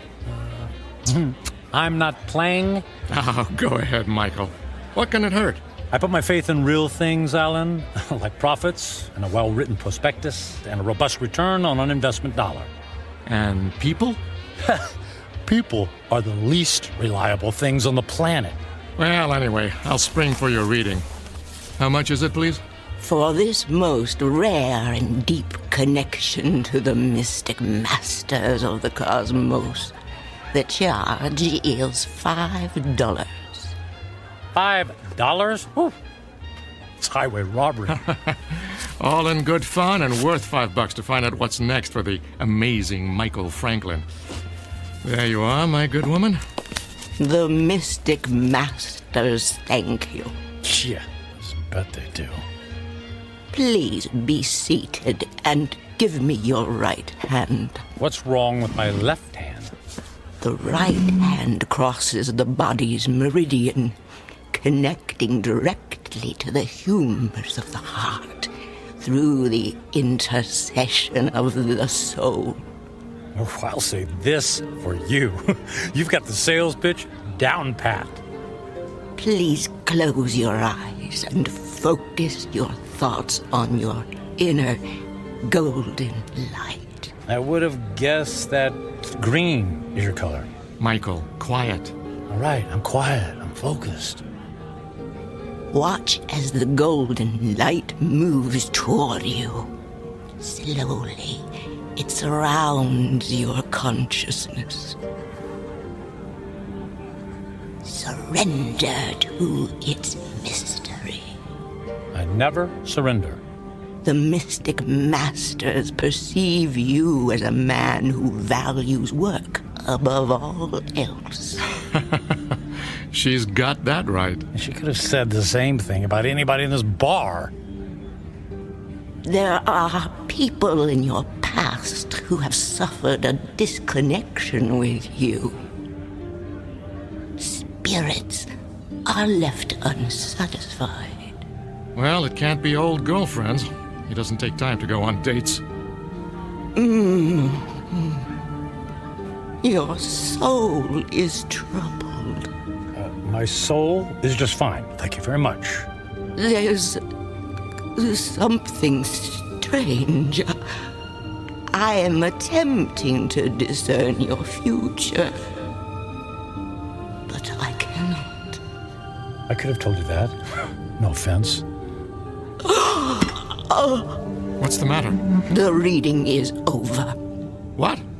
Hey, we paid you to tell us fortune. Here is your money back. I cannot complete the reading. Now look, lady, I don't believe in all this hocus pocus, but a deal's a deal. Just tell me I'm going to be the richest man in the world, and you can keep the $5. I do not take lightly the readings of the soul. I'm going to go complain to the manager. Alan, hold on, Alan. Look, we don't want to cause you any trouble, lady, all right? Just say what's on your mind, and we'll leave. Very well. I will tell you what the mystic masters have divined. May the Lord have mercy on your soul. What is it? Alan's gonna fire me? I'm gonna lose my hair? Your future is very clear, and it is this. In 10 days, you will be dead. What? I don't think that's very funny. The signs are serious, and the reading is true. What kind of scam is this? Come on, Michael. Don't let her ruin your night. You know, lady, we were humoring you by coming over here. The least you could do is play along and not be such a downer. I did not wish to reveal your fate. You insisted that I do. When the clock strikes midnight on the 10th day to come, you will be dead. And now what? Wait. And no. Don't tell me. Let me guess. I pay you another $5, and you tell me how I can avoid this terrible fate. That is impossible. Your fate is sealed. Let's go get a beer. Come on, Michael. Fine. See, it's been a real pleasure spending time with you, ma'am. Alan, I'm heading home. I got some paperwork to finish anyway. Are you sure? Oh, yeah. Yep. Suddenly, I don't know, I just lost my desire for celebration. Okay, buddy. See you tomorrow. Yeah, see you tomorrow.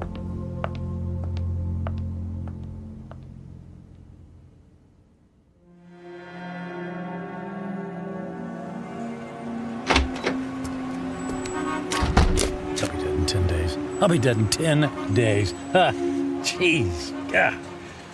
Con artist. Hey. Come on. Where's a taxi when you need one? Oh. Hey, taxi! Taxi over here!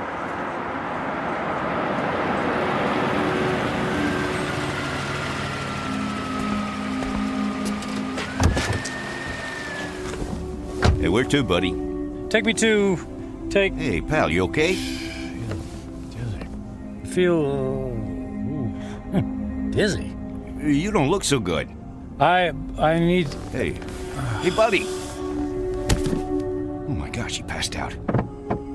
Gotta get him to the hospital.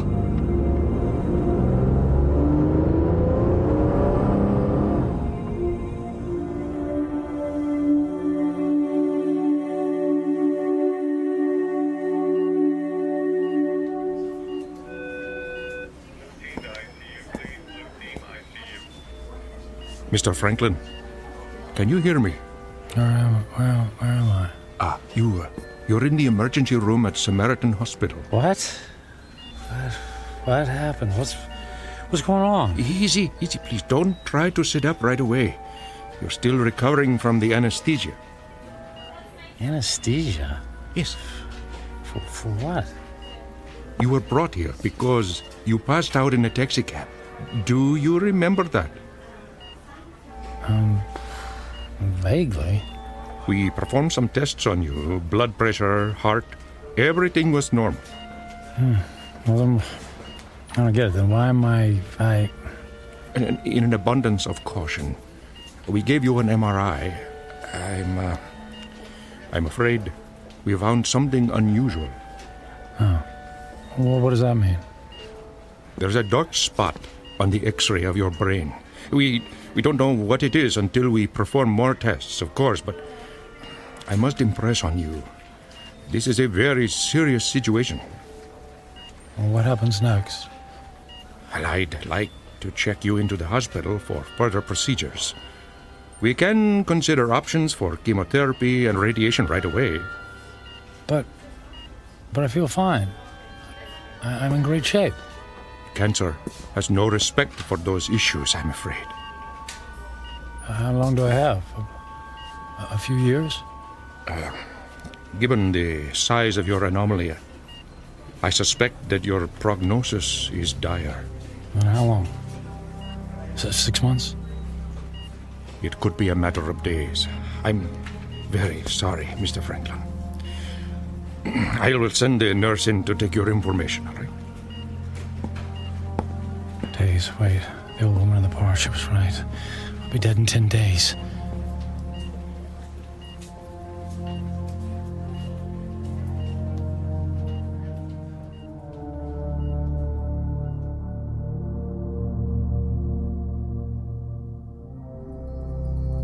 Portrait of a man frozen in the amber of fear.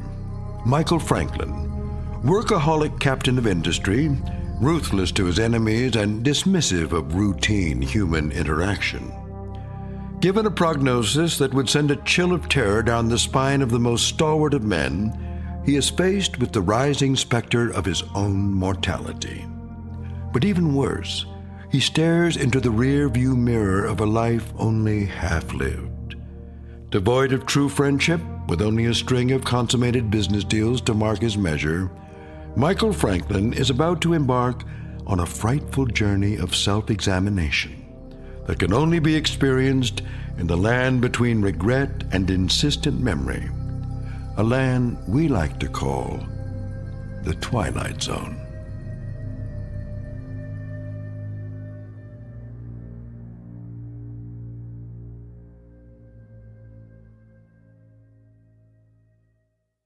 And now, The Twilight Zone and our story, 10 Days, starring Ned Bellamy with Stacy Keach as your narrator.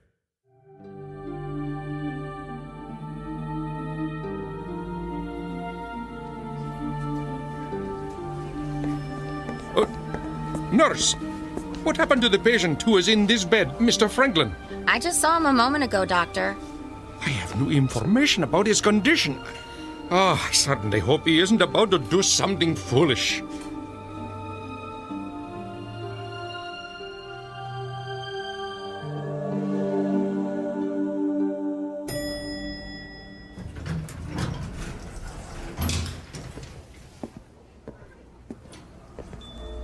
Is Alan in yet? Oh, yes, Mr. Franklin. Are you all right, Mr. Franklin? I'm fine.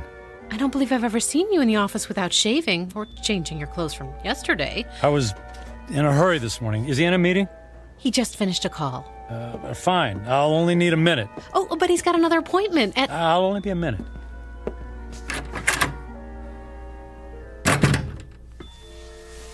Michael, you look like you haven't been to sleep all night. Isn't that the suit you wore yesterday? Don't tell me you went out to celebrate without me. Alan, I quit. Yeah, me too. Alan, listen to me. I'm quitting. This is some kind of joke, right? I would appreciate it if you would expedite the disposition of my account. I want to close out my portfolio. I'm cashing in my stocks. I need my retirement funds and my annual bonus, every bit of it. Michael, you're talking crazy. What are you doing? What's this all about? What part didn't you understand? I mean, you can't just quit. But I just did. What on earth for? Personal reasons. Personal reasons? After all these years of working together, you offer me that? Correct. Michael, if this has something to do with that crazy old woman who told your fortune last night... It's not that. I just decided to take my career in a different direction. I've just been thinking about making this move for a long time. I don't believe you.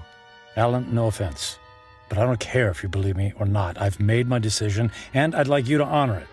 You realize that if you disassemble your corporate portfolio early, there will be substantial penalties. Not to mention the perks you'll be losing. The company car, the country club membership, the center court basketball tickets. Can you have the accounting department wrap everything up right away? Oh, and I'd appreciate all of the various income streams to be folded into one check. That check will be worth several $1 million. Yes. Well, I can't say I approve of what you're doing, and I can only hope you have a good reason, even if you won't tell me. Could you make the call, please? I'm in a bit of a hurry.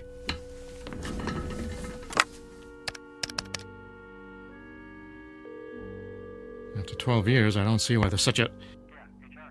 yes, this is Alan Fisher in corporate. I have it's an unusual request. Michael Franklin has decided to leave the firm, and he wants all of his outstanding monies gathered into one check for immediate pickup. Yes, I understand the amount is substantial. Very good. He'll be right there. All right, Michael. The check is being... Michael? Michael? Where did he go?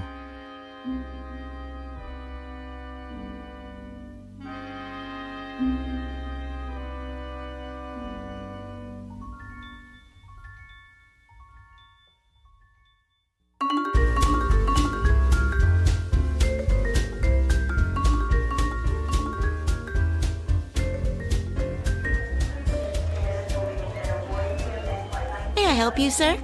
I'd like to buy a ticket to Rome, please. Leaving today. Very good, sir. And on what date would you like to return? Just a one-way ticket, please. I just love Rome. The sights, the food, the museums. It's a banquet of... Yeah, I'm in a hurry. Please. If you'll just sign here. Will you prefer a window or an aisle seat? Surprise me.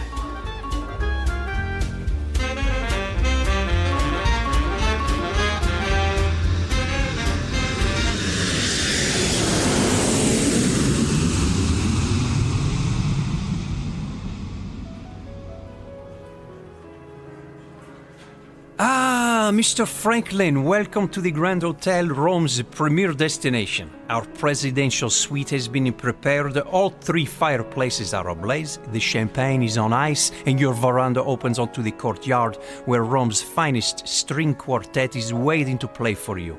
And of course, an entire staff of valets are at your disposal. And the concert tickets for this evening? The limousine will gather you at 6 o'clock. You will be driven directly to the private entrance where a personal elevator will whisk you to the ambassador's box. Only the finest for you, Mr. Franklin. Bravo! Wonderful!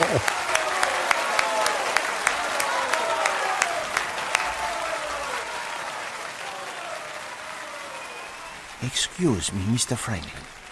The young lady in the next box has sent this fine wine to you. Well, please ask the lady if she would care to join me. Right away, Mr. Franklin.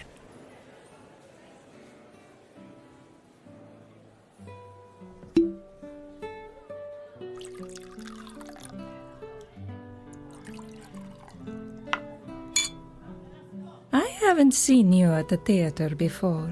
Do you come to Roma very often? You might say this is a once-in-a-lifetime vacation. I want to see and do everything. All the finest foods, all the finest wines. I want to hear the best music and experience all the riches the world has to offer. All at once? Why settle for the ordinary when we can fill our lives with the amazing? Oh, you are a man of action. Speaking of action, would you care to dance? I would love to dance, but not here.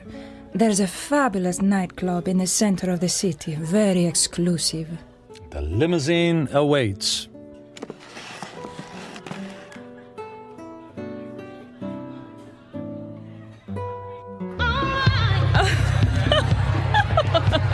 What a wild dancer! It's not me. It's a champagne. You're so funny. I believe I'm slightly tipsy, too. Oh, tipsy? What does it mean? It means I've had too much to drink, which means I'll probably have a ferocious hangover tomorrow. Oh, that is too bad. Oh, but no worries. The way to prevent a hangover is to keep drinking. More champagne! More champagne! More champagne! And more dancing! And more dancing!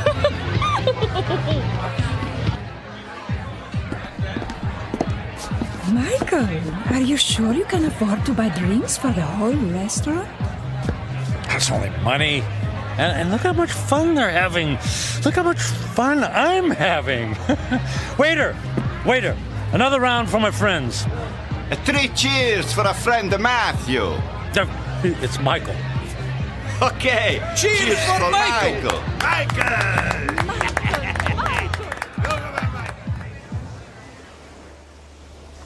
Michael, are you able to walk? It's not me. It's the streets that keep moving. You danced the night away. And we'll do it again tonight. The sun rises over the ocean.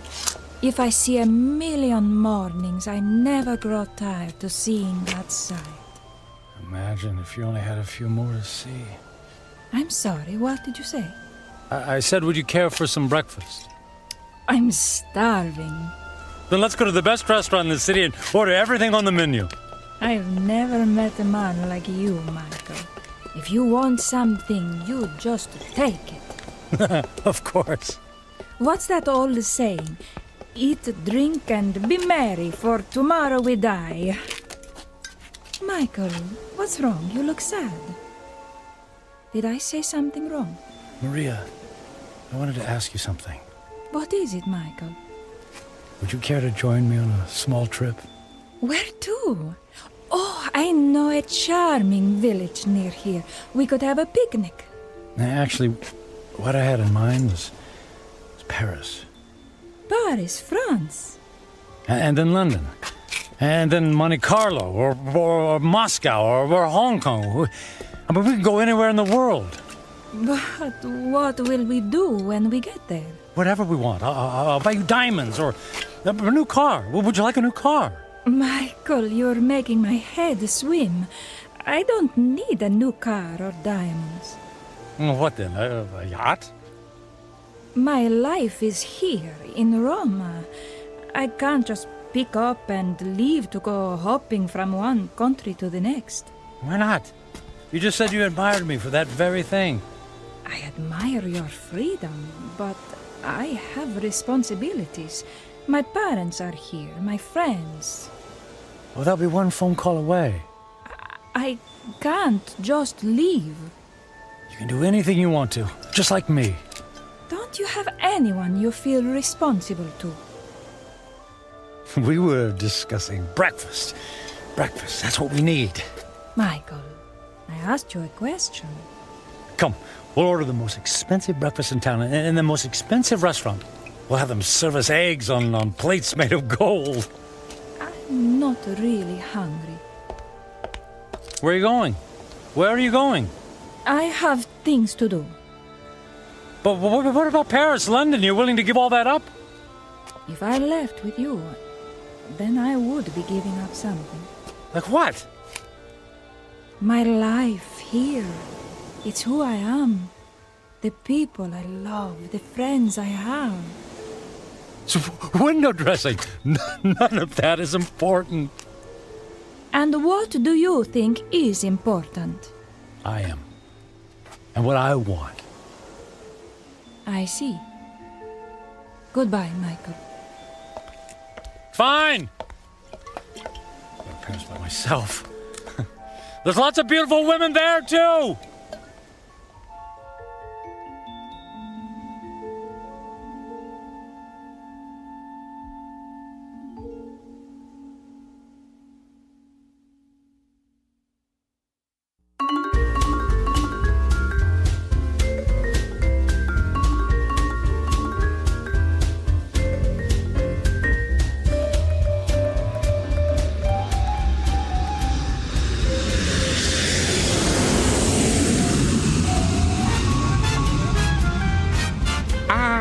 Bonsoir, Monsieur Franklin. Welcome to Perry. Your suite is prepared for you with a view of the Seine and a bottle of champagne on ice, right? May we?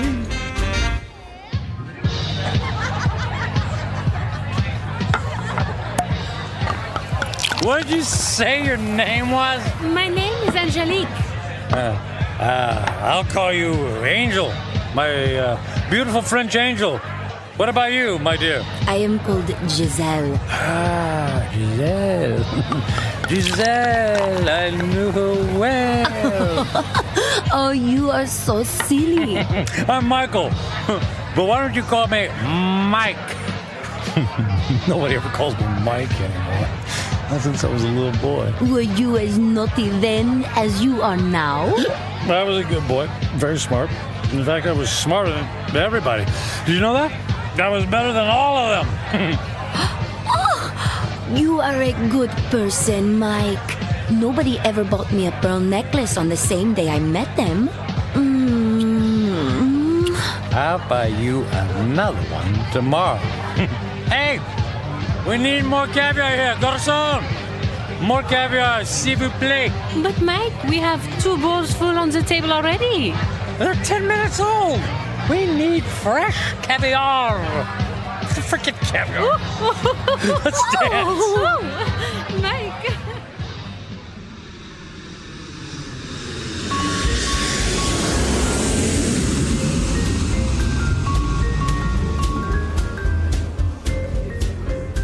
Welcome to London, Mr. Franklin. Your suite has been prepared for you and... Bottle of champagne on ice. Got it. Let's say, on second thought, cancel my room. Book me on a flight to Monaco.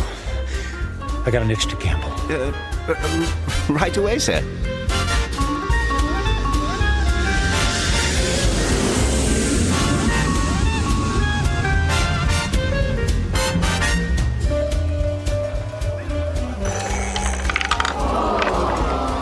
And the number is 29. Red. Don't worry about it. It's only money, and there's plenty where that came from. Another 10,000 in chips, please. Is the gentleman sure? He has already lost several $100,000. If the gentleman wanted to hire a babysitter, the gentleman would have done so. You understand? As the gentleman wishes.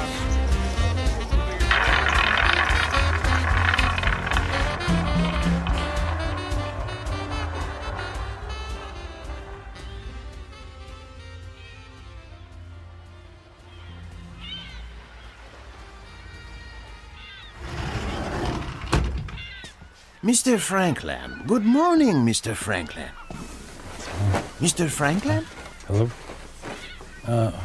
Mr. Franklin, your branch is here, sir. Shall I place the champagne bottle next to the bed? Shall you... Who are you? Where am I? I am Captain Philippe Duchette. This is the Fandango Dancer, the luxury yacht you rented last evening. I rented? Was I alone? The gentleman was escorted by several very attractive ladies, and there was a request for the boat to take you to Australia. But, as you may know, that trip is beyond the range of this vessel. Wanted you to take me to Australia. After we received the Alaskan crab, Russian caviar, and of course, the champagne. I hope I never see another glass of champagne. What shall I do with the cases that are on the deck? How many cases did I order? 10. They're yours. Merry Christmas. Do you wish to proceed with the cruise? No, I don't think so. Very good, sir. All right. For a week, I've eaten the finest foods, drunk the most expensive champagne. I've slept in the most exquisitely comfortable beds with the most luxurious silk sheets. I've held beautiful women in my arms. I should be the happiest man on earth. I should have a permanent grin tattooed on my face. Why am I so miserable? I only have a few days left to live. A few days. I need to be somewhere where someone knows me, where I don't have to pay for the company of people. I need to go home. I need to go home.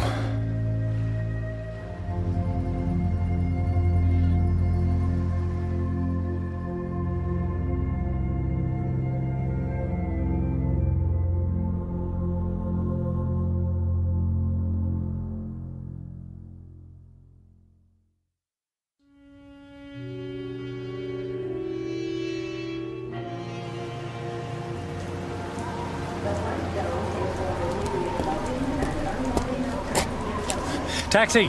Taxi, over here!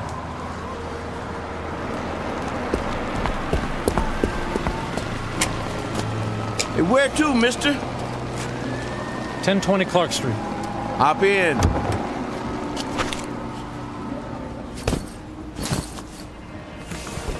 Looked like that wind was gonna take you away, mister.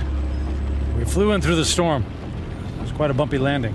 Well, it'll probably blow over soon. Say, I don't think I've seen you around here before.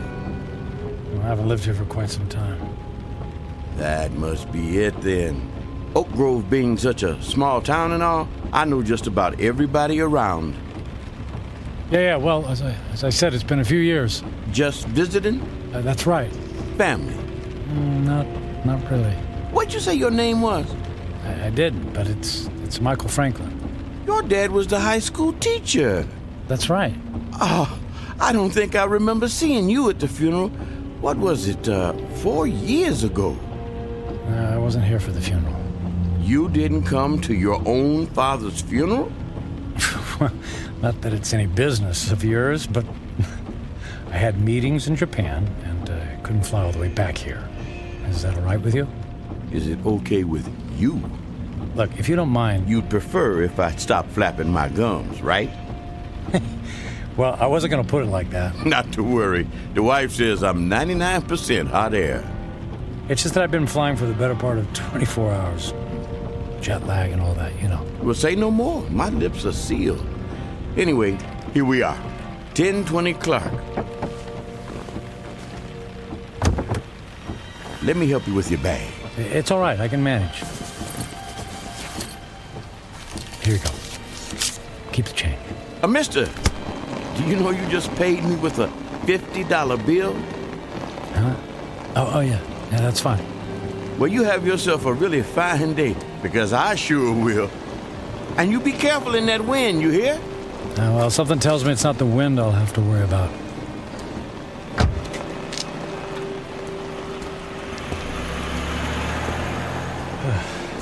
Here goes.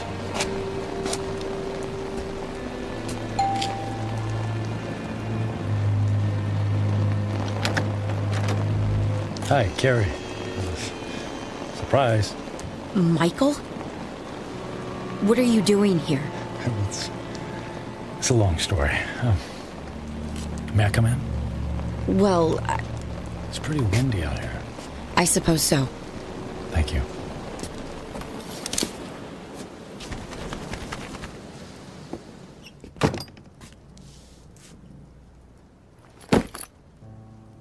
Michael, what's going on? You just show up on my doorstep after 4 years? Well, you know me. Spur of the moment. You are not a spur-of-the-moment person. You plan everything in your life. I wouldn't be surprised to find that you plan how many times you blink every day. Well, the truth is, I don't have any place else to go. That sounds dramatic. It's true. What about the penthouse? It's gone.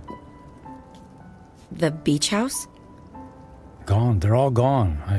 I sold everything. I thought you went through your midlife crisis when you left me. Apparently, it's still going on. Please, Carrie, I don't want to fight. Then what do you want? I just wanted to see you again. You just wanted to see me. Okay, you see me. Now what? Do you mind if we sit down? Michael, I have to be at work in an hour, and I'm in the middle of a term paper. You went back to school. I'm getting my master's. That's wonderful. Congratulations. Thank you. I mean, you planned it for years. It's great that you finally decided to do it. Yeah, well, if there's nothing else on your mind... So, how have you been? Busy. I don't have a lot of downtime, but that's how I like it. You redecorated things here. You redecorated the house. I needed a fresh start after you left. Well, Carrie, about that, I'm so... If you're about to apologize, please don't.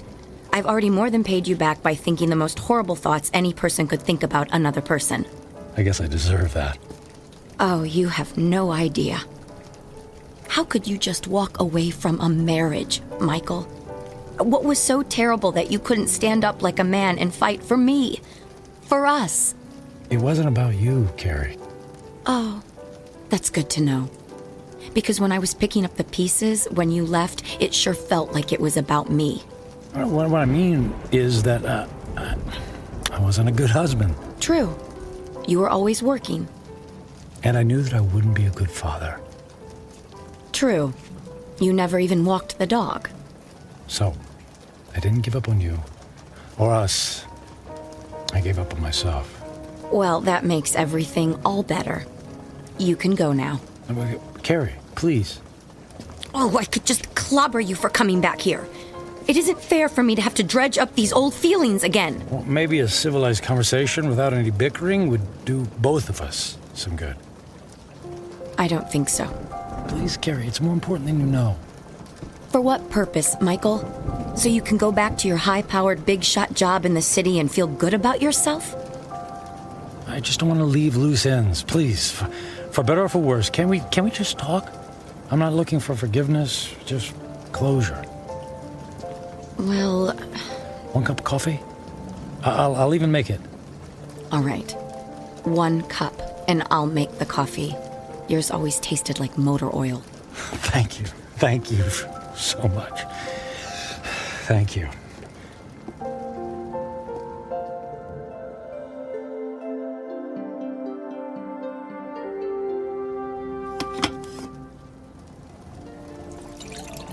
So you quit your job, sold your homes, and now you're here.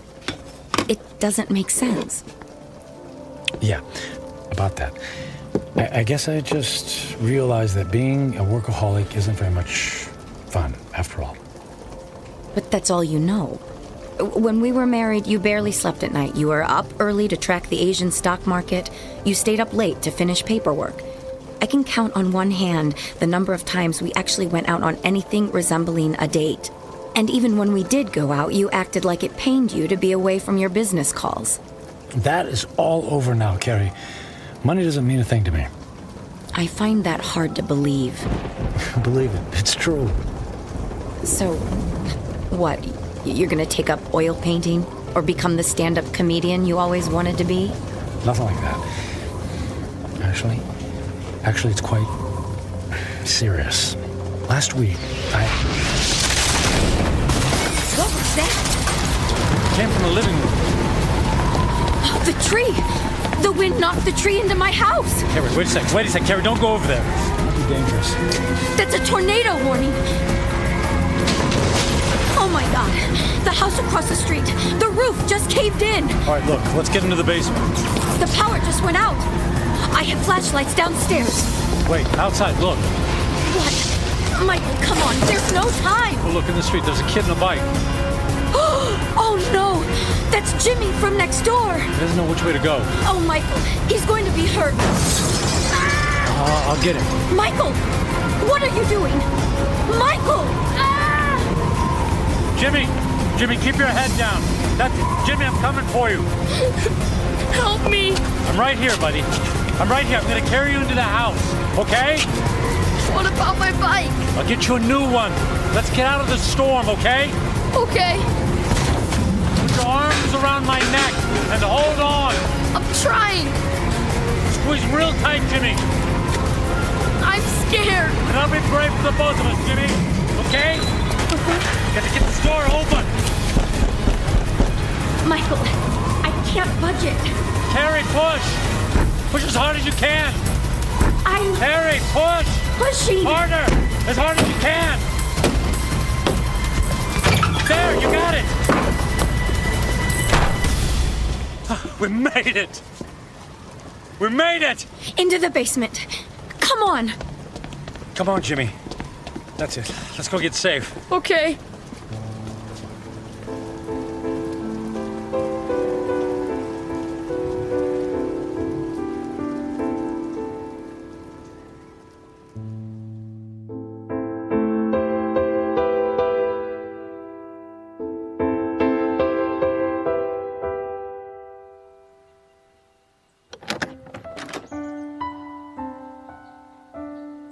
Storm's cleared. It's over. Is the wind gonna get me? No, honey. You're safe. Look. That car. It's been overturned. At least there's no more damage to the house. Mom! Jimmy! Jimmy! Oh, Jimmy, we didn't know where you were. We had him in the basement with us. I was so scared. And then the wind came, and then this man came and saved me. You saved my Jimmy? Well, not really. Yes, you did, Michael. You ran right into the path of the tornado and brought him inside. Oh, come here and let me give you a hug. You don't have to. Okay. How can I ever thank you? You don't have to. It was my pleasure. Is our house okay, Mom? Yes, sweetie. We were very lucky. Jimmy, you're a very lucky little boy. Yes, and thank you again for my son's life. Yeah, thanks. You're welcome. Michael, you saved Jimmy's life. You're a hero. I didn't even have time to think. I just saw him and ran. It was still amazing. When the chips were down, you really came through. I'm proud of you.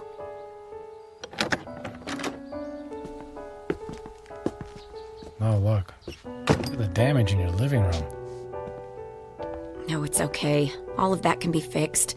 The main thing is that we're all safe and healthy. Right. Listen, Carrie. Those repairs, they're going to be expensive.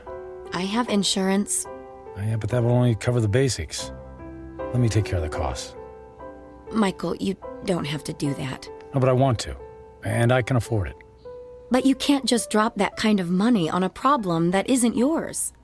And listen, all I know is that when I helped Jimmy just now, it felt good. It felt better than anything I've done for a long time. And the idea of helping you out with bills feels good, too. So please, just let me do this. Well, I'm not in a position to turn down a gift like that. But what about you? Before the storm hit, you were about to tell me something. You said it was serious. It doesn't matter now. Are you sure?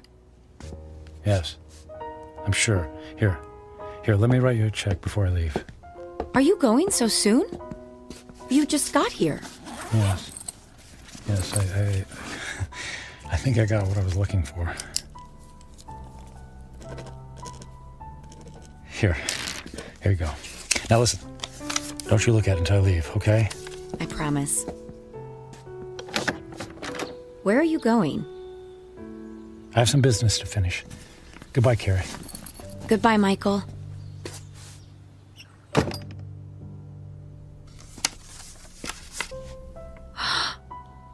$1 million?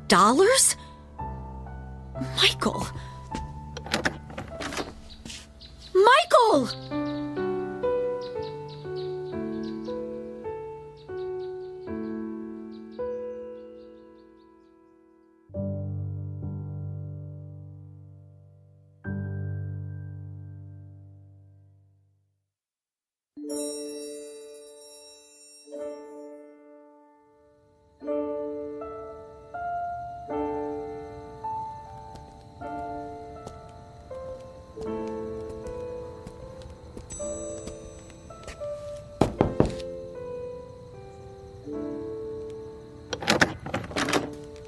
Yes?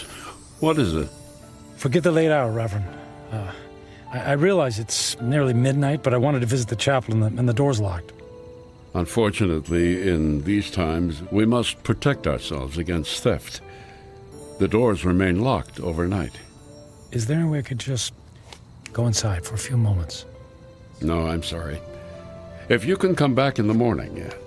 But you see, tomorrow morning will be too late. I only have tonight. Mm-hmm. It always seems that way, my son. But have a little faith. Please. Go home. Get some sleep. I don't have a home anymore. I've just come in from the airport. I came straight here. Please, it's more important than you know. All right. You seem to be in great need. Thank you. Thank you, Father.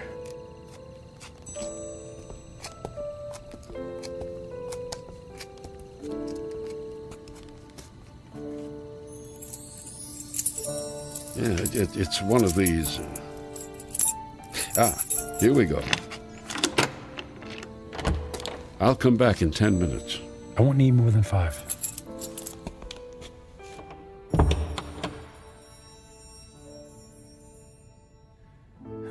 here, I don't know what to say.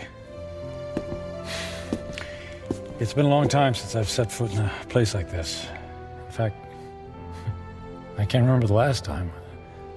I suppose it's true. People come back when they're in trouble, but I'm not exactly in trouble. In fact, all my troubles will be over in just a few minutes. Then why am I here? Maybe I just wanted to see if I could find a moment of peace before everything ends. Just a single solitary moment when I don't have to feel so alone.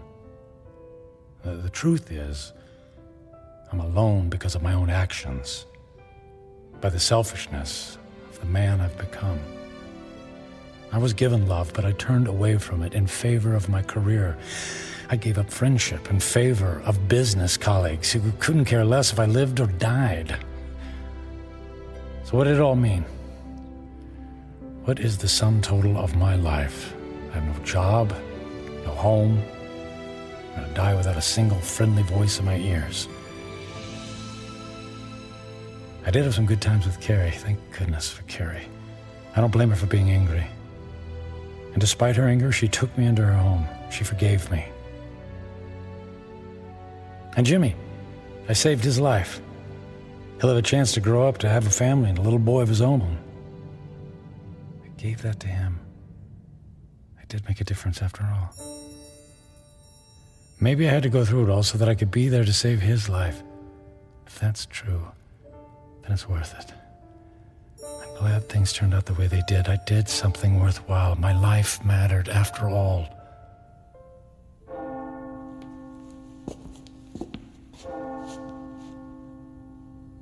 Nearly midnight on the 10th day, just like the old lady said. When the clock strikes midnight on the 10th day to come, you will be dead. I'm not afraid. I thought this moment would be terrifying, but I actually feel ready. No regrets. I'm prepared to say goodbye to everything.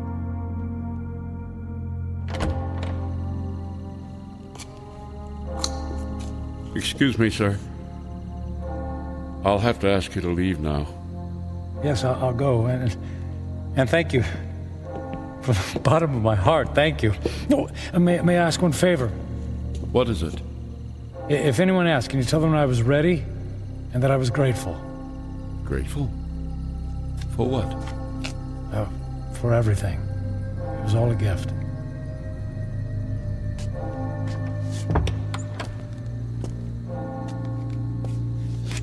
Okay, it's time. I don't know what to do.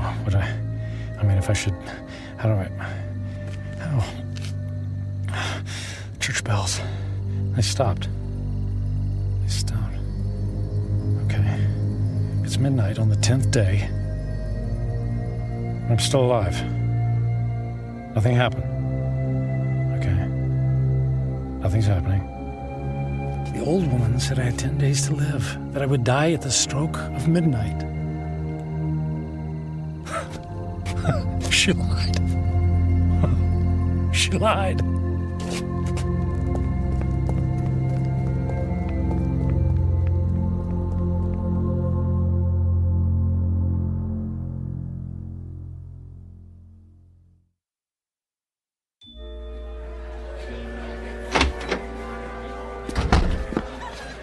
Hey, excuse me. The old lady, the one who reads fortunes, is she here? She just left a few minutes ago. She walks to the bus stop down in the corner. Oh, which corner? Which way? Up that way, go left.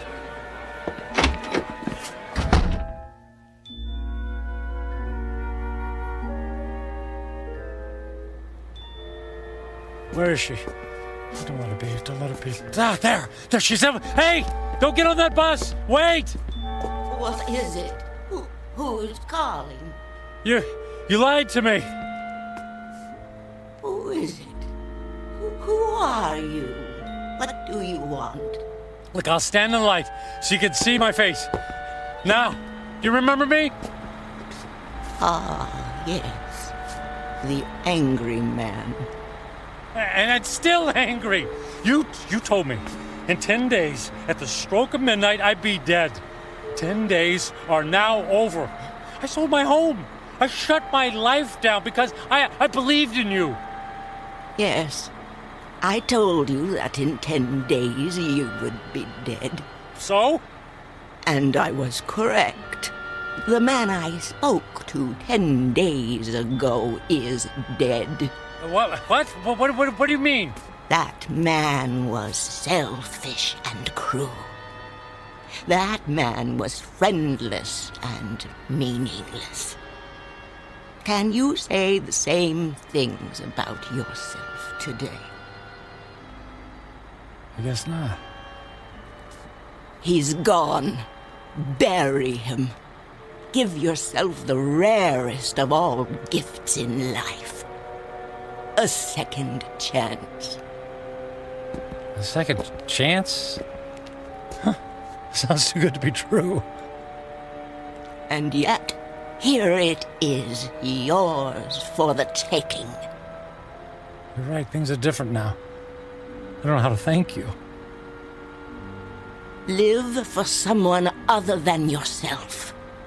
That's the best thing any of us can do. Actually, there might be someone willing to let me try. And her name is Carrie. Thank you. Thanks for the second chance. Thank you.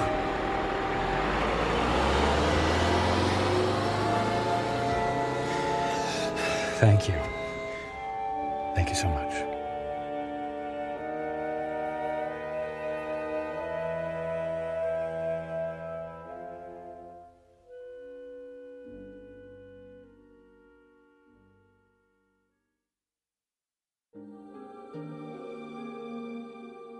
Michael Franklin, a man on a mission to burn every bridge even before he made his way across. Stung by the terrible knowledge of his impending demise, his journey toward redemption faced a detour of intoxication and self-indulgence.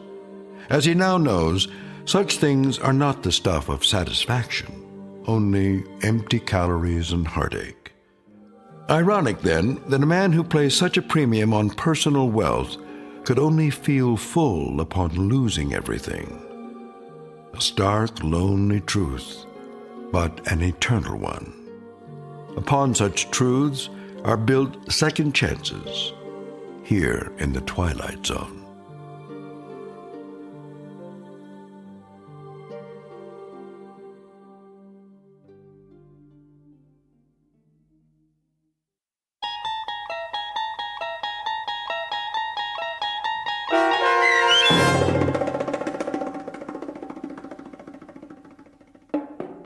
"10 Days," starring Ned Bellamy with Stacy Keach as your narrator, was written for The Twilight Zone by Mark Valente. Heard in the cast were Linda Ryder, David Darlow, Ernest Perry Jr., Roger Mueller, Tony Makis, Saskia Bellori, Joby Cerny, Elizabeth Lido, Martin A. Strope, C.J. Amari, Molly Glynn, and David Pasquesi. The producers of The Twilight Zone wish to thank CBS Enterprises and the Rod Serling Estate for making this series possible. This copyrighted radio series is produced by Carl Amari and directed by Joe B. Cerny for Falcon Picture Group. Sound design, custom Foley effects, recording, and editing are produced in the Cerny American Sound to Picture Theater by sound designers Craig Lee and Todd Beyer. Music for The Twilight Zone is provided by CBS and American Music Incorporated, New York. To learn more about the Twilight Zone radio dramas and to download episodes, including 6 free episodes on our homepage, visit our official website at twilightzoneradio.com. Doug James speaking.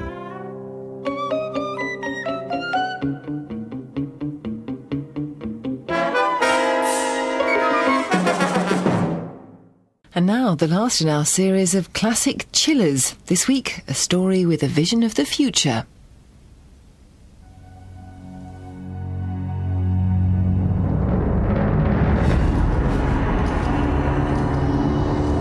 Corona by Samuel R Delaney.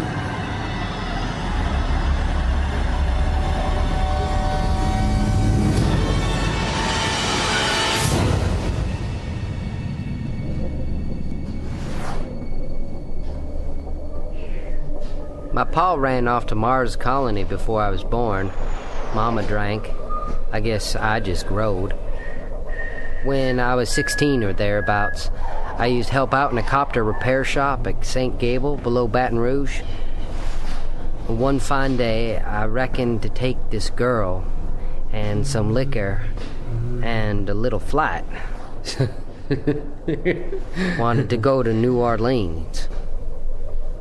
Ended up inside. Should have gone to juvenile hall, but the judge, allowing I was big for my age, sent me off to growed-up prison. Some terrible things happened to me there. I come out of there a changed man, I reckon. Tried to settle down with this here lady, only things didn't seem to work. I guess I still hit back when I'm frightened. Thought of heading out to Mars, like my pa, only the record, you see. So I come to New York and got a job at the Space Center here. Cargo. I do cargo. And there was this kid. Girl, little girl. 9 years old, who could read minds and wanted to die. And her name was Lee. And there was this singer named Brian Faust, and he was the biggest thing in the whole damn solar system.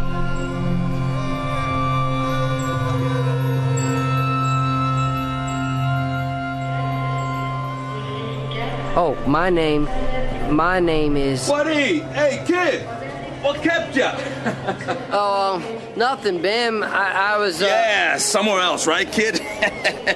Fact is, I'm 24. But I guess most people call me kid, 'cause, You want to come over to Bay 40 and help haul down that solvent from upstairs? What's the problem there? What's the difference, kid? It's a job. I'm telling you, go do it. Hell, it's a damn lift again. Busted. I swear they're gonna have a strike on their hands if they don't keep the equipment working, right? Ain't safe. You got it. Ain't safe. Say, what do you think of the crowd outside this morning? Crowd? You know, people, a lot of people, crowd. Oh, a lot of people, huh? I've been down the machine shop since 6 o'clock, so I guess I must have missed most of it. Faust, you know, the music, the guy. Oh, yeah. People been talking. He's something. Came in this morning, kid. You didn't know? I guess I heard something.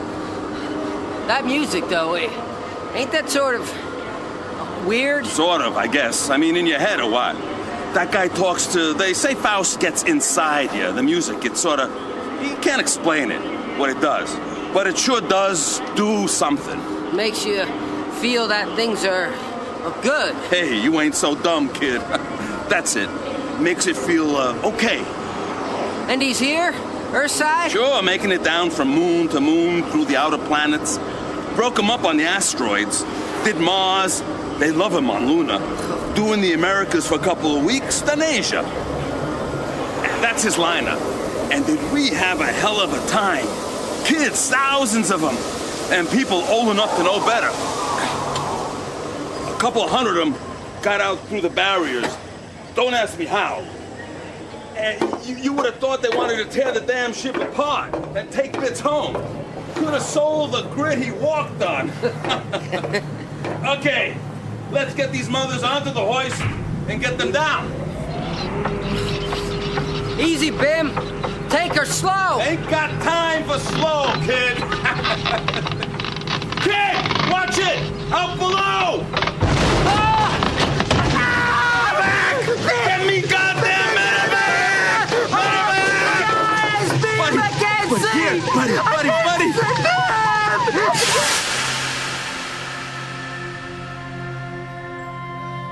I reckon I thought I was about done for right then, when they took me into the hospital. I never figured I would ever see again. Only, it was just beginning. 'Cause this little girl I told you about, she was waiting for something. Only right then, neither of us knowed exactly what.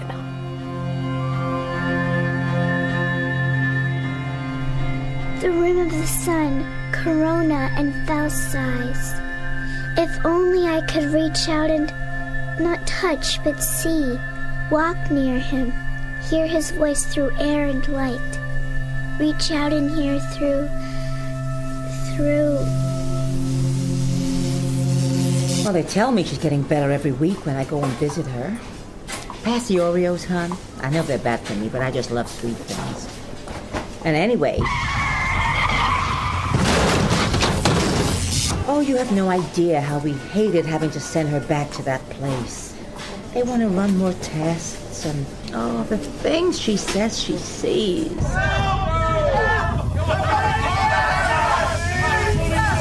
And she's so smart. Years ahead of her grade, only... Well, you know she'd try to kill herself again. She's got scars on her wrists halfway to her elbows. What am I doing wrong? The doctors can't tell me. She's not even 10. I can't keep her here with me. Shut up! We've all tried, but that a little girl as smart as Lee can be so confused. ¡Ayúdame! ¡Ayúdame, por favor! She had to go back. I know she had to go back. I hate myself for it. And sometimes, because she can't tell me, I hate her. Stop it! Stop it!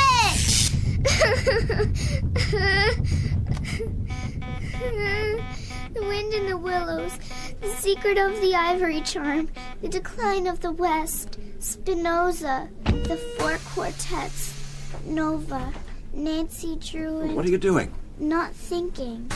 That helps? Naming your books? Sometimes, Doctor. You buzzed for me? It happened again. Hmm? My mother in the supermarket. She was talking to a friend. That's all. No other... Very ordinary. Nothing worth noting down. How do you feel? Would you tell me what you were doing before... just before it happened? Streaming some music. What? The new Faust piece, Corona. I haven't heard it. Oh, you've been scribing graphs, I see. Is this yours or from one of your books? I'm just mapping the algorithm. Oh. You told me you wanted me to keep a record as well as calling you every time I got an attack. Yes. I'm doing what you want. Of course, Lee, I didn't mean to imply that you haven't been keeping your word. It's a bit hot in here, Doctor. Could you open the window? Just while you're in the room. I like to feel the air. All right. What do you think of the Faust? It's fascinating. He uses this amazing rhythm that sets off imaginary counter rhythms, like imaginary numbers in mathematics, except that since you should be able to hear them, you do. And you create out of the template that he gives you. You know when Mozart or Coltrane improvised and everything took off? This is what they were hearing. But we didn't hear that. You know what Flaubert said about writing. We want to create music that would make the stars weep, but we can only compose tunes for dancing bears. Brian Faust makes the stars weep. What did you feel about the song? Was there anything in the words that might have... His Ganymede accent is too strong. I missed most of everything. It's basically English, but the meaning lives underneath or around the words, not in them. In a way, the whole piece is an echo. I don't know. I've noticed a lot of outer planet slang in kids' speech recently. You hear it all the time. I don't. Lee, we feel it's best to keep you away from the other children at the hospital. You tune in most to people you know or who've had similar experiences. All the children here are emotionally disturbed. If you were to pick up all their minds at once, you might be seriously hurt. I wouldn't. You remember you told us about kindergarten? When you were 4? You tuned into the whole class for 6 hours. Do you remember? I went home and tried to drink the bleach. I remember, of course I do. But I hear other things, other people right across the city. Look, let's talk about the music. You want to keep me away from the other kids because I'm smarter than they are. I know. I've heard you think. That isn't true. Now, can we go back to... You think I'll upset them because I'm smart. You don't want me to have any friends. What do you feel about the song? Faust's music is more about silence than sound. But what do you feel? Nietzsche explains it all better than I can. and the birth of tragedy. Hold on, I'll read it to you. The book's just over by the window. Oh, Lee! No, it's 9 stories! No! Let me go! Lee! Oh. Let me die! Gross! Room 974, get a team here now!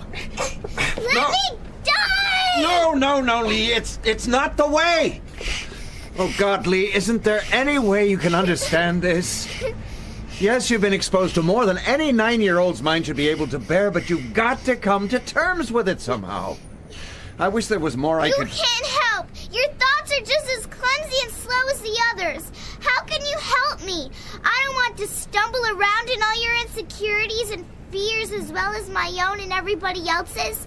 You think I'm a child? I've lived more years and places than any 10 of you. Just go away and let me alone. Doctor? Get the window replaced and the glass cleaned up, please. Yes. Lee. Go away, please, all of you. They'll go as soon as we've cleaned up. Do you want... No, I don't. Nothing. I want to be alone. Just go away. Just go away. What? You're gonna save... Can't see nothing. Oh, Lord, this is worse than being back in the joint. Lord, don't let me go blind. Please don't. Just don't. One would have to be situated outside life and yet to know it as well as... Welcome to the Louisiana State Penitential Facility, son. What is your name? Yeah, I guess, yeah. My name is Warden Biggs. They call me Boss Bigfoot in here. I look after the chickens. That's you, son. Break 'em in, some say. Others say just break 'em. Heard you stole a helicopter. Now, what's a dumb cracker like you want with one of them? Oh, before you get up, son, you might wipe up that tobacco juice there. As all who have experienced it, can we... Are you digging that ditch, or... No, please. One would have to be situated outside life. Are you please digging that ditch, or just standing there admiring it, son? I'm digging, Warden Biggs. Honest, boss. Dig harder, son. We need a good, deep ditch. I ever tell you how I come to be here, son? I used to be a preacher. Wasn't never properly priested, you know, hands laid on and all that. But I was touched by the Holy Spirit, and that's the God's honest truth. Now, this is just between you and me. There was this revival church out in the bayou, and the preacher there, why, to my way of thinking, he didn't have the Spirit in him at all. Told me I wasn't worthy to speak in his church. Now, one day I just hit that man over the head, dragged him out to his own church and crucified him there. And I said, let's see if you can pray yourself down from there, Reverend. Now, let's see, shall we... That there ditch. I'm digging, boss. I'm digging. You can stop now. Yep. I reckon that'll make a fine latrine. Reckon I'll try. I didn't tell you to climb out of no ditch, son. Seems right comfortable. You men, comfort break. Got a fine new latrine here. Son, I didn't tell you. You gotta let me out, boss. I don't gotta do nothing, son. You men, I told you to stay put. Permission to hit the warden, boss. Huh? Sorry, boss. Didn't quite catch that. No!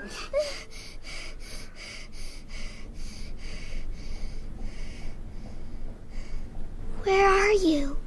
Are you here? Are you close? Buddy? Are you close to me? At ease. Come to see the prisoner. Welfare officer. I'll knock when I want to be let out. Might be a while. This here boy needs a powerful lot of counseling. Well, son, looks like they got you tied down real tight. Boss, it ain't fair. Easy, son. It's for your own good. They're worried you might take it into your head to harm yourself. That's how come they got all these straps and things. This is crazy. I can't even feed myself. What if I need the John or Did quite a job on me, son. Swung that spade real hard, didn't you? I guess there must be one hell of a lot you need to get off your chest. Oh, and as for feeding yourself, you don't need to worry. Out of the goodness of my heart, I have volunteered to do that little thing for you. What? Stop it! It hurts! Stop, please!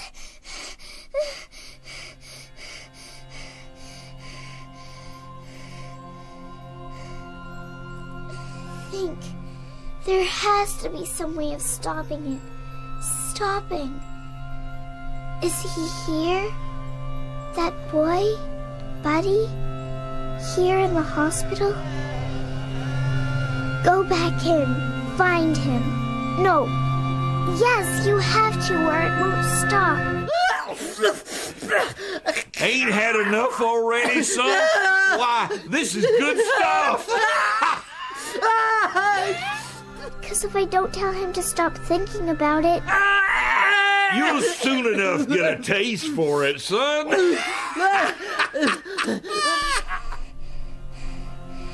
Go back in me. There has to be something. Something you can use. Something. Yes. Yes.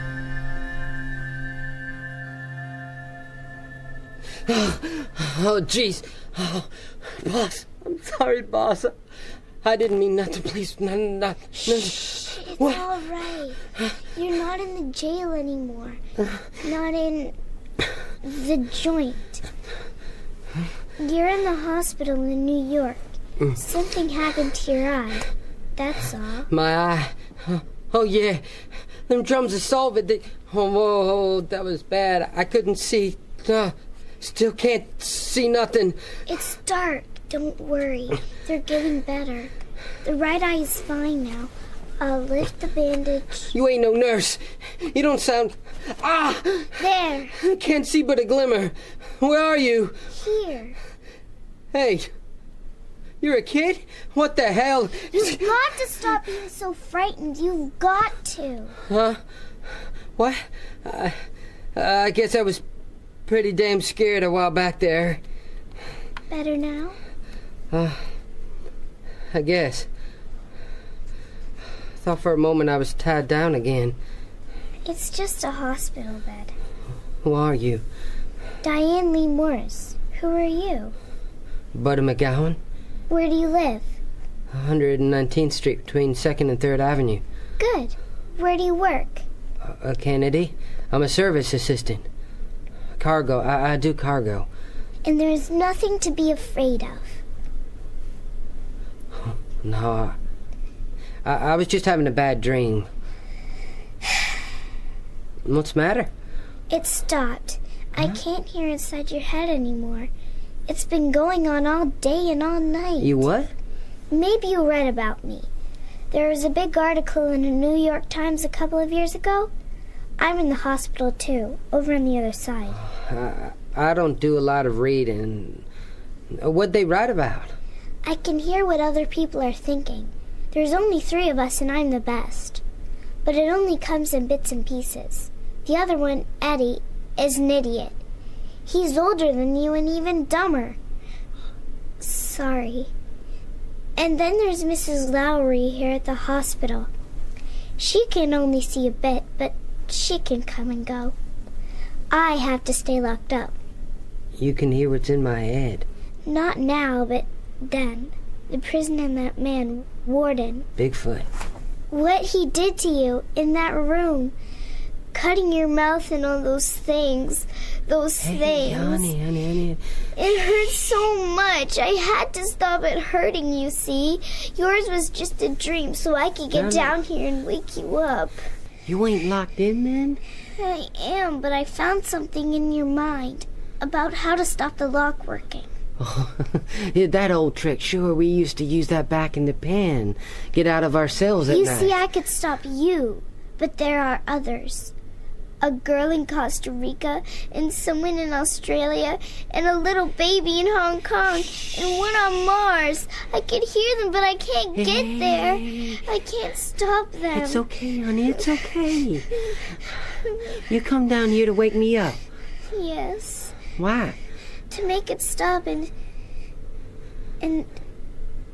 maybe because of the music. It helped me. This is the first time you ever did anything? About what you heard? It's not the first time I tried. It's the first time it worked. Why'd you try it again? I thought it might hurt less if I could get through. And it does. Hell, I know I was awful scared thinking I was back in the facility again. I know, so I was scared just the same. Thank you. Thank you, Diane Lee, for making it stop. Do you like it? Huh? The song, Corona, Brian Faust. Yeah, I like it a lot. It makes me feel good. Me too. I think it's so alive, but with life the way it should be. Not without pain, but with pain. Meaning something, so it's almost all right again. Oh, I don't know about that. But I like it. It's good. You know, I almost saw him yesterday. Faust? You almost saw Brian Faust? I was near his liner when it come in. I can get in where they don't let nobody from the public, you see. 'Cause I do cargo. I'd give anything to see him. Just anything in the world.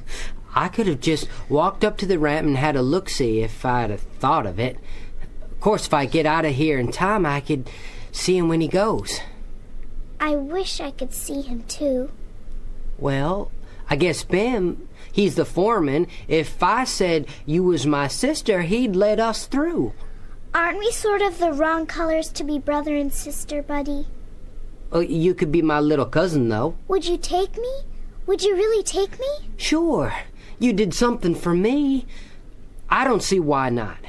If they'd let you leave... What?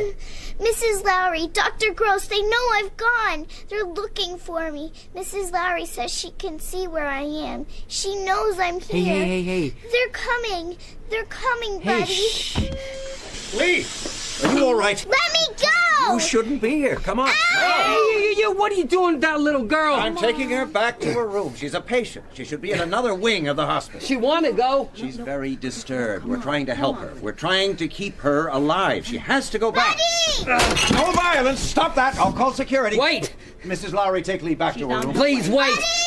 Hey! Buddy, please! I'm sorry. I'll go to hell. It's for her own good. Please, try and believe that. She really can hear what other people talk. Yes. She has a very special and terrible gift. There's so much suffering that she feels, experiences. She's hopelessly suicidal. She just wants to get away from it all. When's she going to be cured? I don't know that she ever is. We have no idea what parts of the brain are responsible for her telepathy. We have no drugs as yet that will leave her awake and human, but in some kind of peace. She's going to be like this for the rest of her life. Oh. The quicker you can forget about her, the less likely you are to hurt her. I'm sorry this had to happen. Good night. Good night. And that was that, I guess. I never saw that little girl again. They kept me in the hospital for a week or so, and things slowly got better with my eye. Then they sent me home. Said stay home at least a month, but there wasn't nothing to do, so I went back to work. This was the day Brian Faust was shipping out again after the big tour. Will you look at all them people? Sure is a crowd there. Gonna perform before he goes. Hope they don't get no riot. Gonna play? Here? That's what I said. TV and everything. BIMB, you reckon I could go down there? What for? So I could see him real close. Why the hell would you... I got it. There's this little kid. What? BIMB! What the hell? Okay, that's what you want. For a friend. I gotta do it for a friend.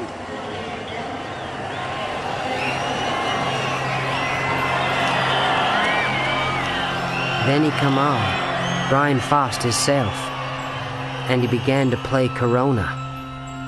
And I was stood there, standing out in the open, nothing at all between us except wind and space, and I was listening, and reckoned that somewhere out there, right in the city, in a room in that there hospital, someone else was hearing, through the air and light.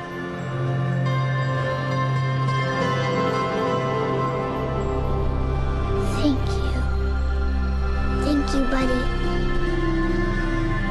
And maybe feeling a little less like dying.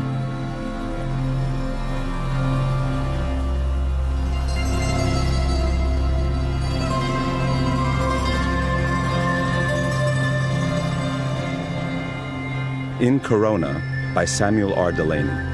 Buddy was played by Walter Lewis, Lee by Josie Cook Clark, and Dr. Gross by William Roberts. Lee's Mother by Donna Krall, Bigfoot by Bill Bailey, and BIMB by John Moratis. The dramatist was Mike Walker. The director was Rachel Horan.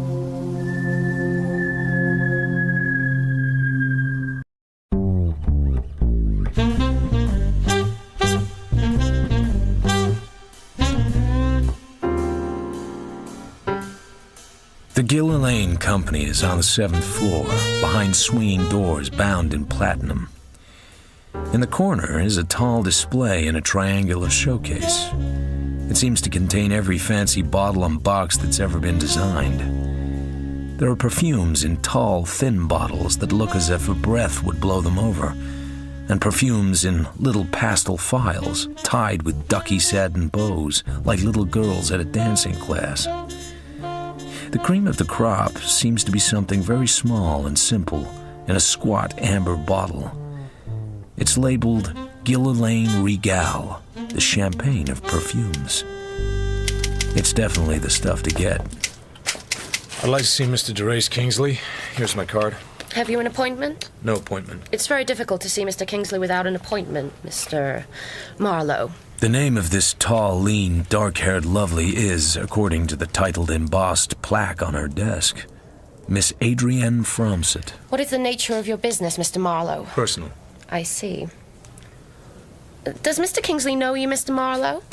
I don't think so. He may have heard my name. You might say I'm from Lieutenant McGee.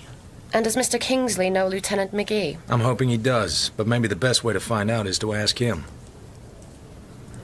Mr. Kingsley is in conference. I'll send your card in when I have an opportunity. Thank you. I'll wait. I sit and light a cigarette. Half an hour and 3 or 4 cigarettes later, a door opens and 3 men come out laughing. The men shake hands heartily, and 2 of them leave. The third man drops the grin off his face and looks as if he's never grinned in his life. Any calls, Miss Fromsett? Mr. Marlowe to see you, from Lieutenant McGee.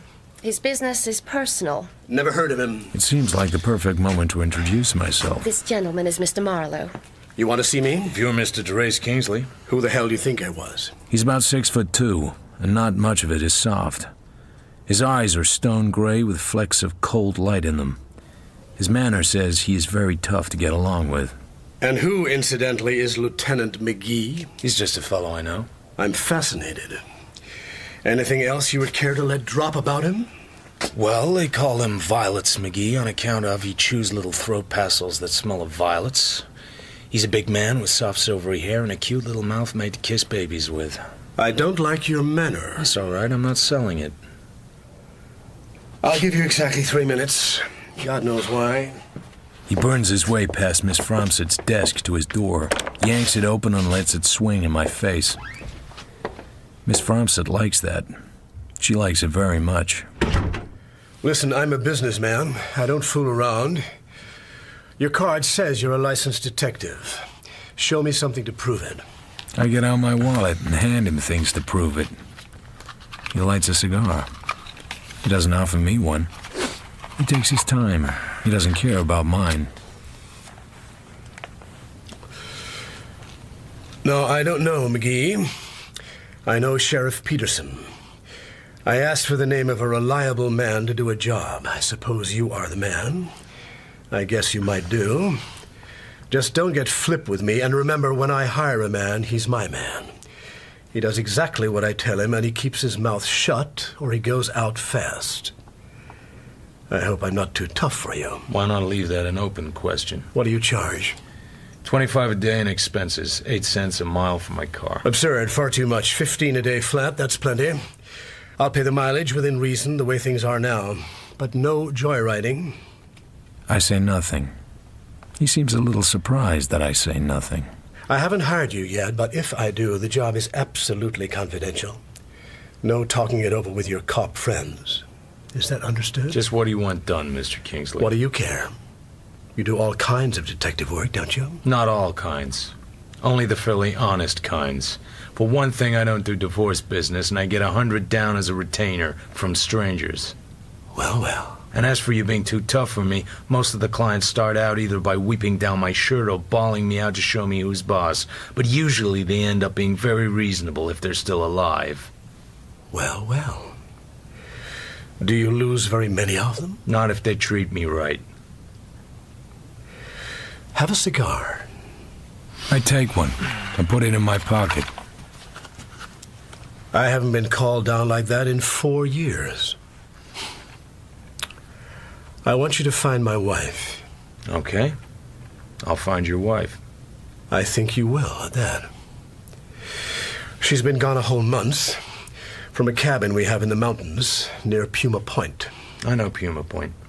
Our place is 3 miles from the village. It's on a private lake, Little Fawn Lake. My friends have cabins. I have a cabin, and a man called Bill Chess lives with his wife in another cabin, rent-free, and looks after the place. He's a disabled veteran with a pension. Anyway, my wife went up in the middle of May, came down twice for weekends, was due down the 12th of June for a party, and never showed up. I haven't seen her since. What have you done about it? Nothing. I haven't even been up there. Why? He opens a locked drawer and hands me a folded paper. It's a postal telegraph form. The wire had been filed at El Paso on June 14th at 9:19 a.m. I'm crossing to get Mexican divorce. Stop. Will marry Chris. Stop. Good luck and goodbye. Crystal. And then there's this. It's a large and very clear snapshot. A man and a woman are sitting on the sand under a beach umbrella. The woman, who wears a very daring sharkskin bathing suit, is a slim blonde, young and shapely and smiling. The man, who smiles at the camera with a practiced smile, is a dark, handsome lad with fine shoulders and legs, sleek dark hair and white teeth. 6 feet of a standard type of homewrecker. That's my wife, Crystal, and that's Chris Lavery. All right. What's the catch? The wire surprised me only mildly. Crystal and I have been washed up for years. She lives her life and I live mine. She has her own money and plenty.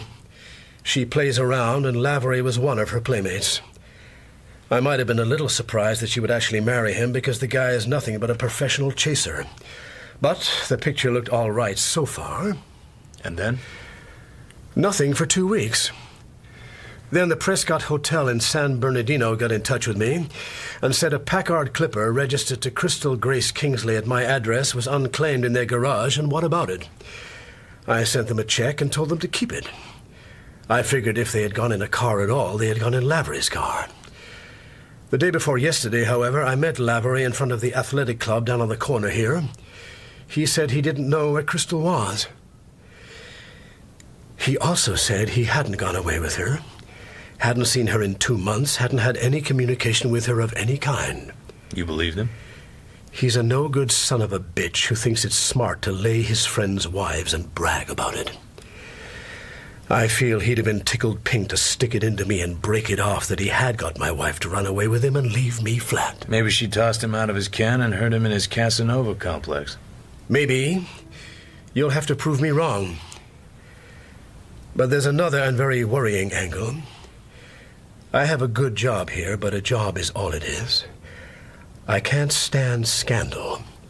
I'd be out of here in a hurry if my wife got mixed up with the police. Police? My wife occasionally finds time to lift things in department stores. Usually when she's been hitting the bottle too hard, which is far too often. So far, I've been able to keep the police from filing charges, but if something like that happened in a strange city, who knows? Well, I think we might almost throw the shoplifting angle out of this for the time being. There are too many other things that could have happened. That she did go away with Lavery and they split up. That she went away with some other guy and the wire's a gag. That she drank herself over the edge and is holed up in some private sanatorium. That she got into some jam we have no idea of. That she met with foul play. Don't say that. Why not? You gotta consider it. I get a very vague idea of Mrs. Kingsley. That she is young, pretty, reckless, and wild. That she drinks and does dangerous things when she drinks. That she's a sucker for men and might take up with a stranger who might turn out to be a crook. Does that fit?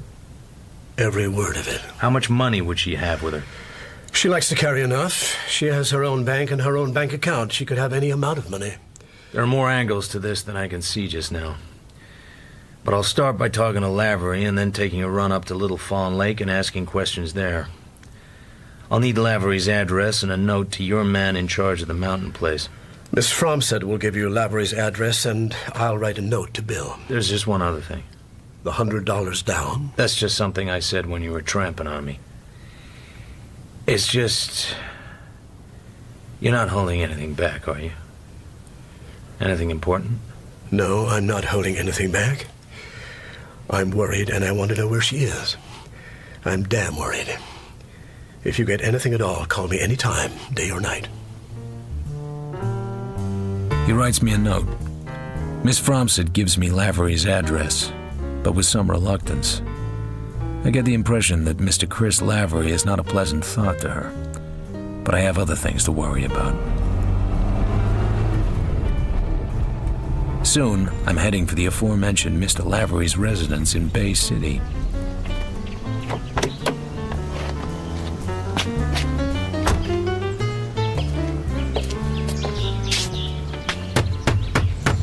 I work on the knocker. Nothing. I push the bell and hear a ring inside, not very far off. Nothing. A neat black Cadillac coupe comes out of the garage of the house across the way. A thin man in dark glasses looks sharply at me, as if I hadn't any business to be there. He's probably got nothing to do with what I'm after, but who knows? I give him my steely glare and do some more hammering on the knocker. You're making a hell of a lot of noise. Mr. Lavery? What if I am? My card. I slip it through the grill. I'm working for Derace Kingsley. To hell with both of you.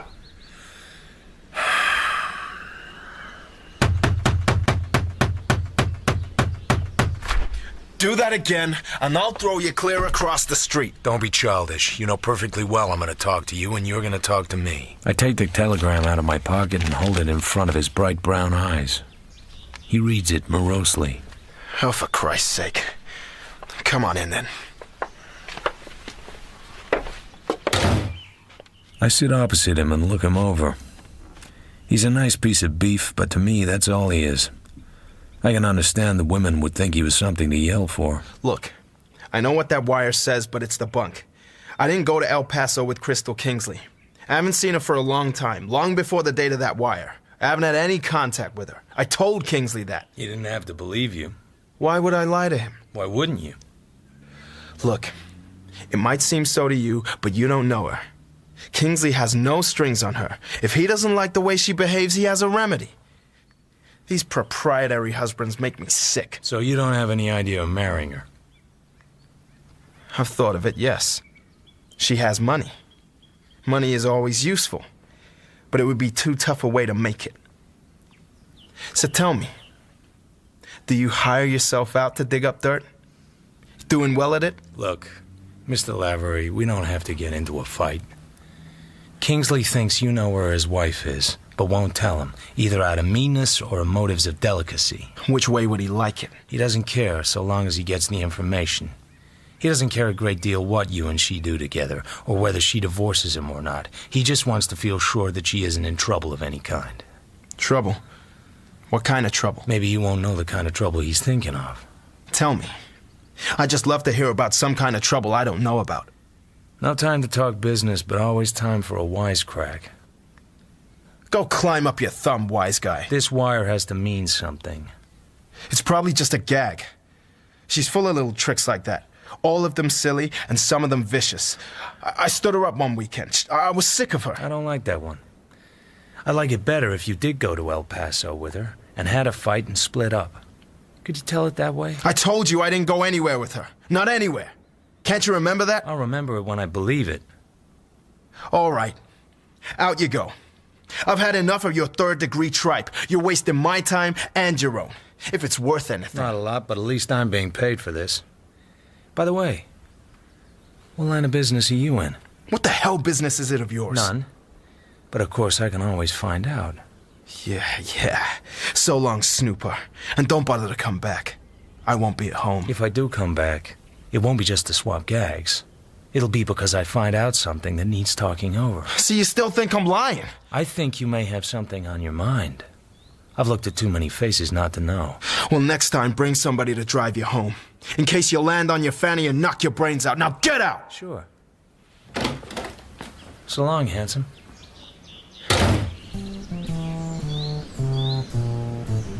I decided to take a look at the house across the way. On the gatepost was a bronze tablet which said, Albert S. Almore, M.D.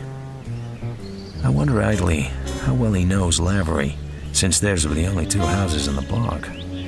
But being a doctor, he wouldn't tell me anything about him anyway. And now here's the black Cadillac back again. And Dr. Almore really doesn't like the fact that I'm studying his gatepost. He's staring at me with a sharp frown on his thin face. So I stroll back to my car, and he drives his car back into his garage. I figure it's worth waiting. There's something about this guy's behavior that intrigues me. I could see Dr. Almore through his window. He's on the phone, getting more and more agitated. Then he makes another call, and another. Every half minute he looks out. He's waiting, and I'm waiting with him for no reason at all. Now it's getting interesting. A green sedan stopped outside the good doctor's. A big man with dusty blonde hairs got out. I think I can guess what's going to happen next.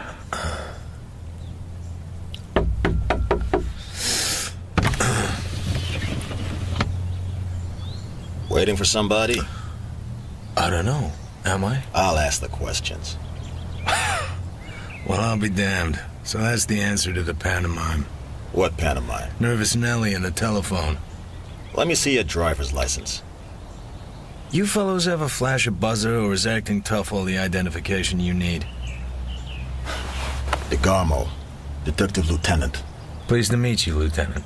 Skip it. Now tell me why you're here casing Almore's place. I'm not casing Almore's place. I never heard of Dr. Almore, and I don't know any reason why I should want to case his house. What's your grift, then? Or folks hire you? We don't like peepers down here. Is that so? The last guy that tried it ended up on the road gang, sweetheart. I bet it's good, if only I could guess. Tried what? Tried to put the bite on him. Dr. Almore looks like an easy man to bite. Let's put it this way. I don't know Dr. Almore, never heard of him, and I'm not interested in him. I just read his bronze tablet. I'm down here visiting a friend and looking at the view. Straight goods? Straight goods. Hell. The guy's screwy. He ought to see a doctor. Now go on. Beat it.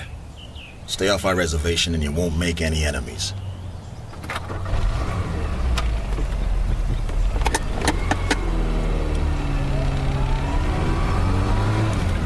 On the way back to Los Angeles, I listened to my thoughts. They move fitfully in and out, like Dr. Almore's thin, nervous hands pulling at the edge of his curtains. I saw Lavery. What did he say? He told me just enough dirt to sound frank. I still like the idea that they quarreled and split up and that he hopes to fix up with her yet. Then he must know where she is. He might, but it doesn't follow. By the way, a rather curious thing happened to me on Lavery Street. Dr. Almore seemed very unhappy I was there. Would that be Dr. Albert Almore? Yeah. He was Crystal's doctor for a time. He came to the house several times when she was... well, when she'd been over-drinking. I thought him a little too quick with a hypodermic needle. His wife... let me see, there was something about his wife. Oh, yes, she committed suicide. When? I don't remember, quite a long time ago. I never knew them socially. What are you going to do now? I'm going up to Little Fawn Lake, even though it's a little late in the day to start.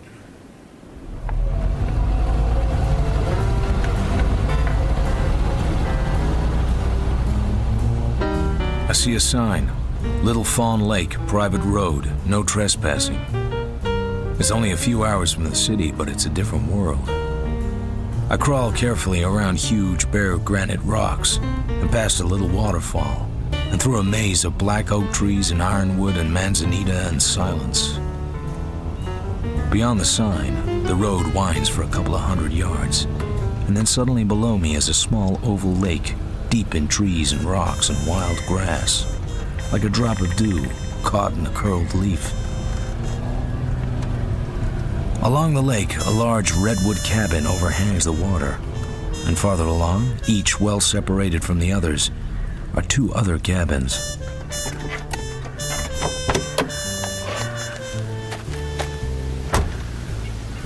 I get out of the car and start towards the nearest cabin. Somewhere behind it, an axe thuds.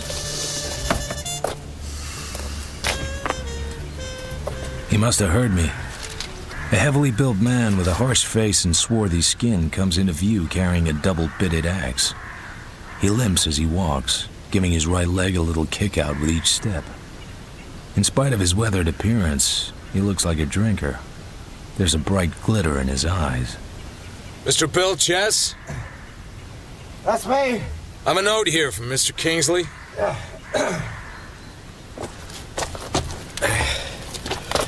Okay, Mr.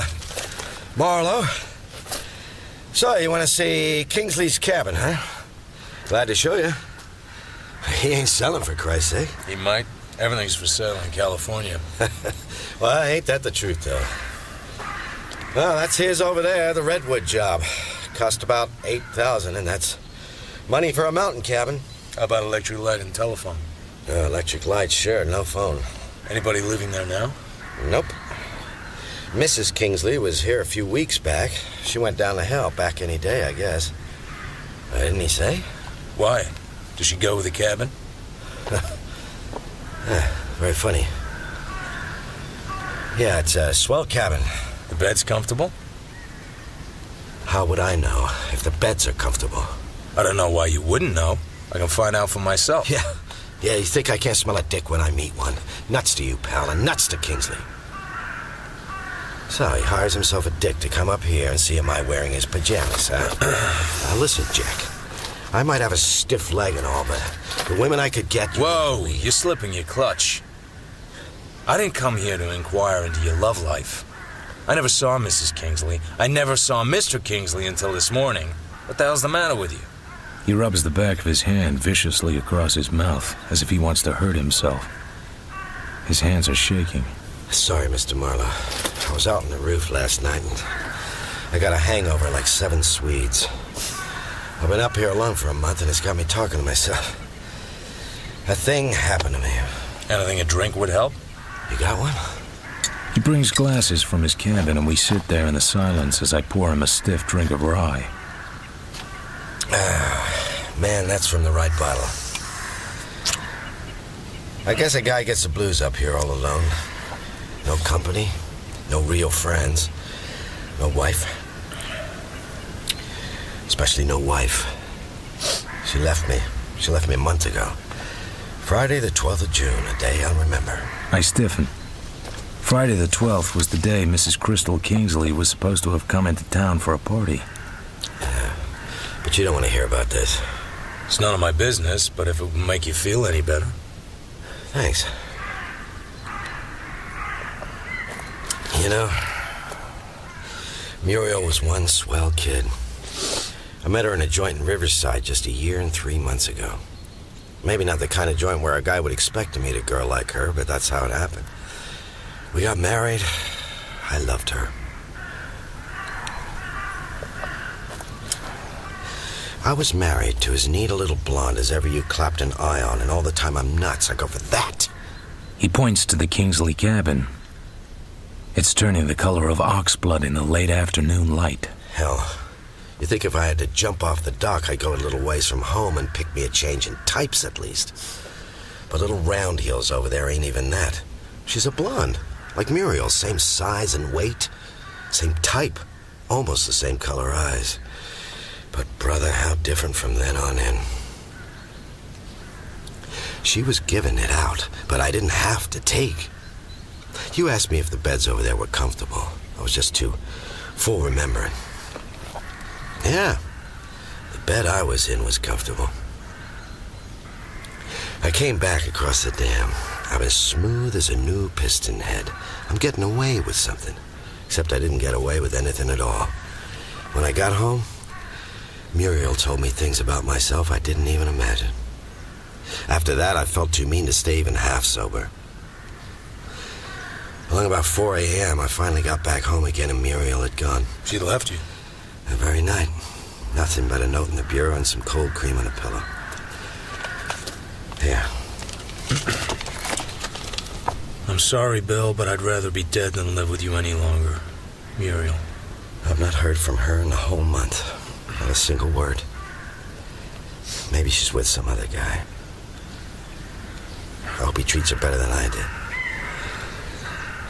Better show you Kingsley's cabin.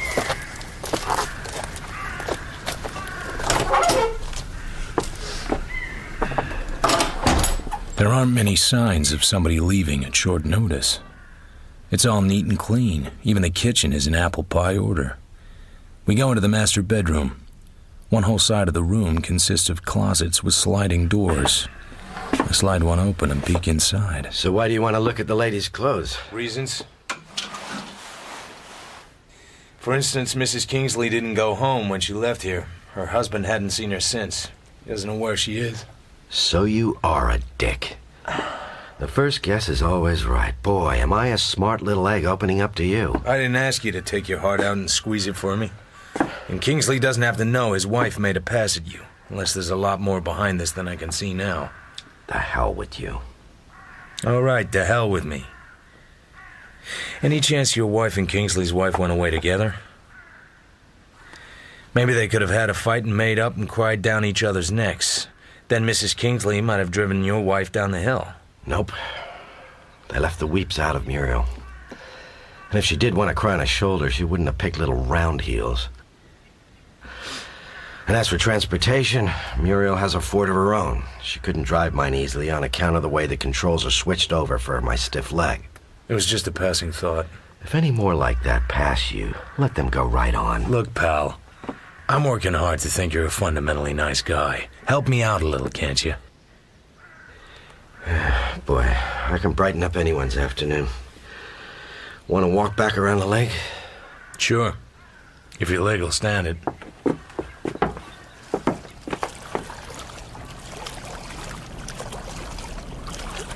I ask him about Lavery. He admits to having seen him once. Won't say more than that. But then, Mrs. Kingsley clearly has plenty of male friends. We're at the end of the lake now, and we walk out onto a little pier.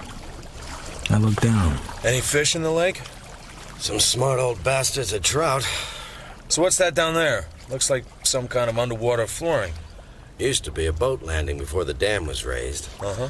That lifted the water so far, the old landing was 6 feet under. The air is peaceful and calm and sunny and holds a quiet you don't get in cities. Then suddenly Bill Chess clutches my arm. Oh my God, look there. I look down with him. Something waves languidly out of the darkness on the edge of the submerged landing.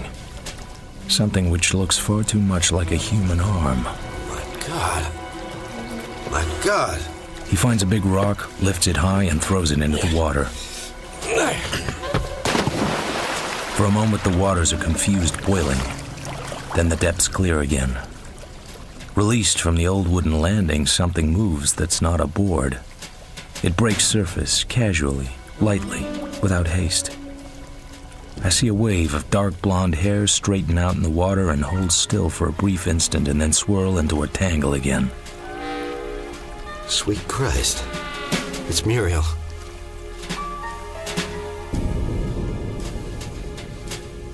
I go and fetch the local sheriff. He has large ears and friendly eyes, and he looks as dangerous as a squirrel and much less nervous. On his vehicle, there's a white card which reads, "Voters, attention, keep Jim Patton sheriff. He's too old to go to work." I like everything about this guy. We drive back to the lake.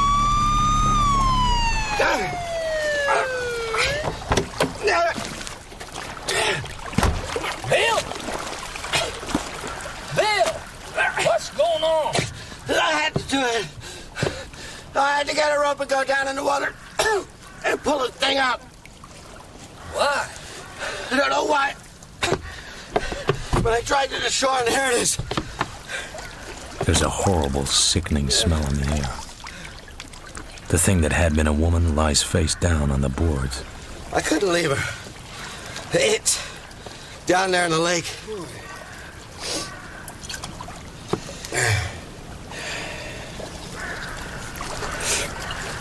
So, what'd you say, Mr. Morrow? About what?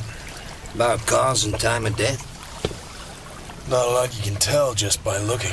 Looks drowned to me, all right, but you can't always tell. You get many like this up here, then? Only honest-to-God murder I ever had. Funny place for a body to be. No current here to mention, but what there is would be the water down. She did it herself, you darn fool. Muriel was a fine swimmer. She dived down in and swam under the boards there and just breathed water in. Had to, no other way. Something was said about a note. Oh, yeah, it's here in my jacket. Go on, read it if you must. Everybody wants to read it. It doesn't seem to have any date. No, she left it a month ago, June 12th. Left you once before, didn't she? Yeah. I got drunk and stayed with a whore. Muriel was gone a week and came back all prettied up. She said she had to get away for a while. Sure. Note left that time? No. This note here looks middling old. So what? I've carried it for a month. Who told you she left me before? Who told you? I forget. You know how it is in a place like this. June 12th, you say she left, or you thought she left.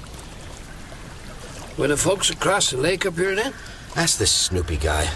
If he didn't already spill his guts to you. Mr. Marlowe here didn't tell me anything, Bill, except how the body come up out of the water and who it was.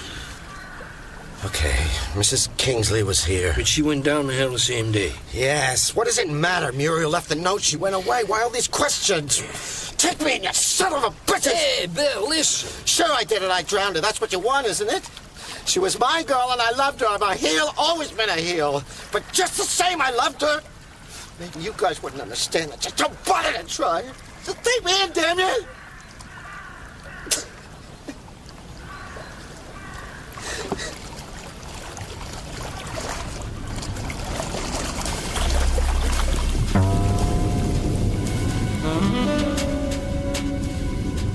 I dream I am far down in the depths of icy green water with a corpse under my arm.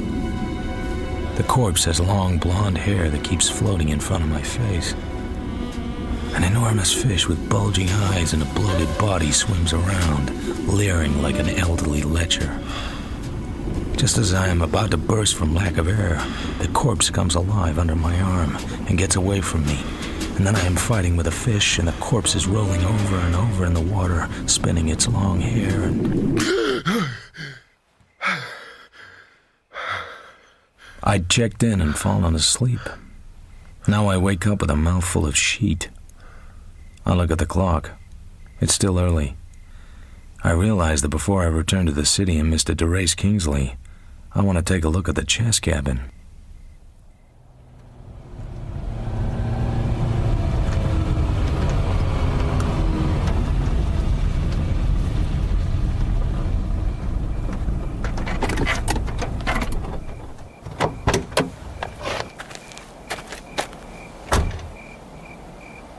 The front door of the cabin is locked. There is no breeze, and the trees are as quiet as their shadows. I try a knife blade between the two halves of the small window. The window swings back in the darkness. I climb up and let myself down into the room. A blazing flashbeam hits me square in the eyes. I'd rest right there, son. You must be all tuckered out. I couldn't sleep. Me neither. What's on your mind, son? Besides breaking an entry. I had an idea. It looked pretty good for a while, but I guess I can learn to forget it. Sit down. I'm a mite curious about you, son. I hope you don't mind me calling you son. I hadn't ought to be so familiar, but I got myself in the habit and I can't seem to shake it. Call me what you like. I'm not sensitive. You see, there's a mess of detectives in the L.A. phone book, but only one of them is called Marlowe. You tell him who hired you? DeRace Kingsley. It's Trace's wife. She skipped out on him a month ago. She's supposed to have gone away with a man. She started from here, so I started from here. You don't have any interest in Bill Chess at all? None whatever. I guess you guys do a lot of divorce business. Kind of smelly work, to my notion. Still, Kingsley wouldn't have asked for help from the police to find his wife, would he? Hardly. He knows her too well. None of what you've been saying don't hardly explain you're wanting to search Bill's cabin. I'm just a great guy to poke around. Hello. You can do better than that. Say I'm interested in Bill Chess, then. But only because he's in trouble in rather a pathetic case. If he murdered his wife, there's something here to point that way. If he didn't, there's something here to point that way, too. As for instance, what kind of thing? Clothes, personal jewelry, toilet articles, whatever a woman takes with her when she goes away not intending to come back. But she didn't go away, son. Then the stuff would still be here. But if it was still here, Bill would have noticed she hadn't taken it. But if he murdered her, then he would have to get rid of the things she ought to have taken with her. Of course, his biggest problem is her Ford car. Sinking into the lake would be dangerous, but he couldn't burn it or bury it. Could he even drive it? Sure, he can't bend his right leg at the knee, so he couldn't use a foot brake very handy, but he could get by with a handbrake. So, the chances are he hid it in the woods within walking distance of here. And walking distance for him would not be very far. For a fella that claims not to be interested, you're doing some pretty close figuring on all this. If the car was found, it would be better for Muriel's stuff to be found in it. That would give him a couple of outs. Let's say that she was murdered by some unknown party who fixed things to implicate Bill when and if the murder was discovered. There's still that little matter of the note to be got over. What I like is that she did plan to go away and did write the note, but he caught her before she got clear and saw her red and finished her off. Then he would have had to do all the things we've been talking about. I never met her. What kind of girl was she? A mighty cute little blonde when she fixed herself up. She kind of let herself go with Bill. A quiet girl with a face that kept its secrets. I'm going to tell you something I shouldn't tell you. Don't know why. Maybe because you can only keep so many things to yourself. There was a Los Angeles copper named DeSoto up here about 6 weeks back. A big roughneck with damn poor manners. Nobody liked him and nobody opened up to him much. He had a photograph with him, and he was looking for a woman called Mildred Haviland, he said. He said he had information the woman was staying up here. This big bruiser showed his picture to darn near everybody in town before he showed it to me. That made me kind of sore. She looked like Muriel Chess? Something like, but not enough to be sure by any manner of means. I asked him what this Mildred Haviland was wanted for. He said it was police business. I said I was in that way of business myself, in an ignorant, countrified kind of way. Still, I guess I done wrong to tell him I didn't know anybody that looked like his little picture. I'll thank you to respect this confidence, Mr. Marlowe. You done right nicely in your figuring, too.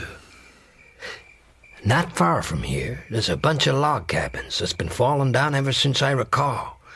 Round at the back, there's a woodshed which sometimes they used for a garage. Muriel's car was there? Yep.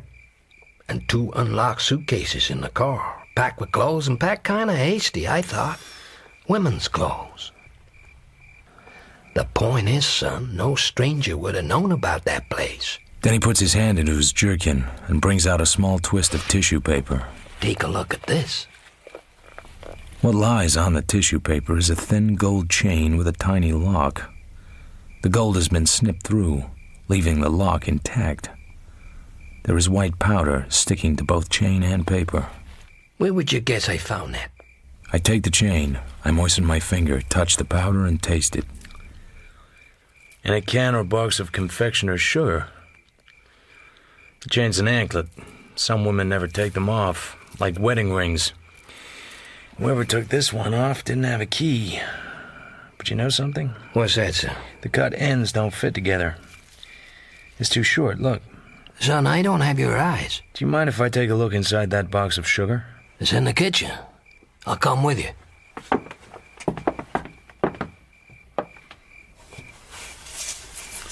I lift the box up and empty it onto a newspaper. At the bottom, another twist of white tissue. Guess I didn't go deep enough. I shake the tissue clean and unwind it. It contains a tiny gold heart, no larger than a woman's little fingernail. Well, well. I think there's some engraving on the back. Take my torch. I couldn't read it if I had a darn microscope. That's in script. It reads, Al to Mildred, June 28th, 1938, with all my love. Tell me what you're thinking, son. See if it's the same as me. Al to Mildred. Al somebody to Mildred Haviland. Mildred Haviland was Muriel Chess. Muriel Chess was dead 2 weeks after a cop named DeSoto had been looking for her. Looks like maybe I owe this DeSoto party an apology, don't it? If you ever see him. Don't tell me, son. Let me guess all for myself that you got a brand new idea about it. Yeah. Bill Chess didn't murder his wife. No? She was murdered by somebody out of her past. Somebody who had lost track of her and then found it again. And found her married to another man and didn't like it. Somebody who hated and could dissimulate. Who could persuade her to go away with him. And when everything was ready and the note was written, took her around the throat and gave her what he thought was coming her way. And put her in a lake and went his way.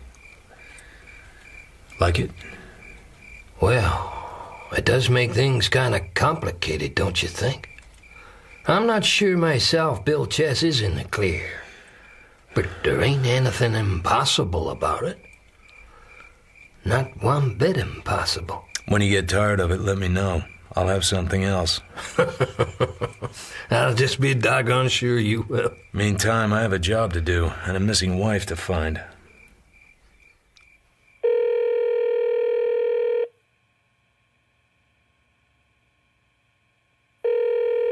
Gillilan Company. Miss Fromsett? Mr. Marlowe? You remember me. I remember everybody. Could you remember to put me through to Mr. Kingsley? I could try. It's the next day and I'm back in the city. I tell Kingsley about Muriel Chess's body in the lake, and I tell him Bill has confessed. I have to tell him about all that, because it means I'll have to testify at the inquest. That's bad. Very bad. Were your wife and Muriel Chess friendly? I guess so. Crystal's easy enough to get along with most of the time. I hardly knew Muriel Chess. Did you ever know anybody called Mildred Haviland? Who? Mildred Haviland. No. Is there any reason why I should? Every question I ask, you ask another right back. No. There isn't any reason why you should know Mildred Haviland, especially if you hardly knew Muriel Chess. It's Crystal I asked you to find out about. That's why I went today to the Prescott Hotel in San Bernardino. What did you find out? She was there all right. And Lavery met her there. The hop who gave me the dope brought Lavery into it himself without any prompting from me. Lavery had dinner with her and went with her in a cab to the railway station, leaving the car. Well, I ought to have known he was lying. I got the impression he was surprised when I told him about the telegram from El Paso. What do you plan to do now? Go up against Lavery again, of course. I agree. This other is really no business of ours, is it?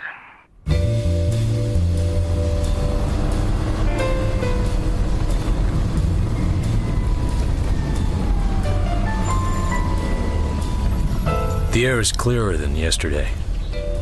The morning round here is full of peace. No Dr. Almore peering, no Lieutenant DeGarmo trying to put the frighteners on me. I punch the doorbell. Then I see that the front door is not quite shut. If Lavery's away, maybe I can take a chance and frisk the joint. I stand inside and listen. In the silence, time passes. I decide it's safe to move. Excuse me. Please don't move. I freeze. She's a slender woman of uncertain age, with untidy brown hair, a scarlet mess of a mouth, and too much rouge on her cheekbones. She wears a purple hat, which is doing its best to hang on to the side of her head.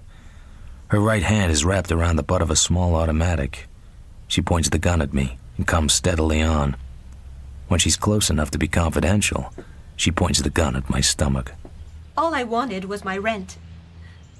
The place seems well taken care of. Nothing broken. He's always been a good, tidy, careful tenant. I just didn't want him to get too far behind with the rent. How far behind is he? 3 months. $240. He promised me a check this morning, over the telephone. I mean, he promised to give it to me this morning. Over the telephone? This morning? Yes. The idea is to get close enough to make a side swipe at the gun, knock it outwards, and then jump in fast before she could bring it back in line. I've never had a lot of luck with the technique, but you have to try it once in a while. This looks like a time to try it. So, you're the owner? Why, certainly. I'm Mrs. Fallbrook. Who did you think I was? And who are you, if I may inquire? I just came about the car payment. The door was open just a teensy-weensy bit, and I kind of shoved in. I don't know why. You mean Mr. Lavery is behind in his car payments? A little. Not a great deal. I'm all set now. I have the reach, and I ought to have the speed. I start to... You know, it's funny about this gun. I found it on the stairs. Nasty, oily things, aren't they? And the stair carpet is a very nice gray chenille. Quite expensive. And she hands me the gun. Well, of course, it's much easier for you. About the car, I mean. You can just take it away if you have to. But taking a house with nice furniture in it isn't so easy. It takes time and money to evict a tenant. There's apt to be bitterness and things get damaged, sometimes on purpose. I hardly The hear rug what she on this says. floor costs The gun over has my interest. $200 a second I break the hand. magazine out. It's empty. I look into the breech. That's empty too. I sniff the muzzle. It reeks. Has it been fired? I certainly hope not. Any reason why it should have been fired? Well, it was lying on the stairs. After all, people do fire them. How true that is. But Mr. Lavery probably had a hole in his pocket. He isn't home, is he? Oh, no. And I don't think it's very nice of him. He promised me the check, and I walked over... When was it you phoned him? Why, yesterday evening. He must have been called away. Look, Mrs. Fallbrook, Let's not kid around anymore. Not that I don't love it. But you didn't shoot him, did you? On account of he owed you 3 months' rent? Why, what a perfectly horrid suggestion. I don't think you're nice at all. I thought you said the gun hadn't been fired. All guns have been fired sometime. All guns have been loaded sometime. This gun isn't loaded now. Well, then... Okay. My idea was wrong. Just a gag, anyway. Mr. Lavery was out, and you went through the house. Being the owner, you have the key, is that correct? I have a right to see how things are kept. And you're quite sure he isn't here?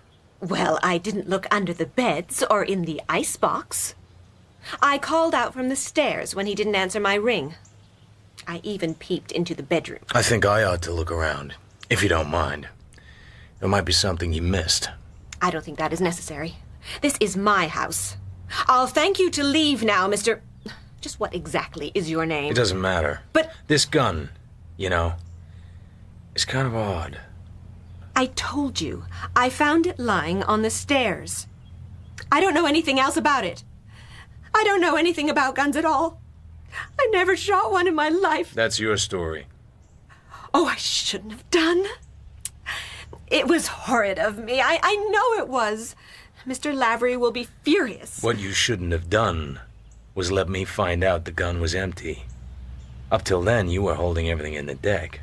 Why, you perfectly loathsome man. Don't you dare touch me. No, don't come near me. I won't stay in this house another minute with you. How dare you be so insulting? Her voice snaps in midair like a rubber band. Oh! She puts her head down, purple hat and all, and runs for the door. The house now seems to be abnormally still. Something's all wrong with this scene. I shrug and go quietly up the stairs. I look in the bedroom. I look under the pillows. There's a handkerchief there. 2 small initials are stitched into the corner in red. A.F. Adrienne Fromset. But there's more.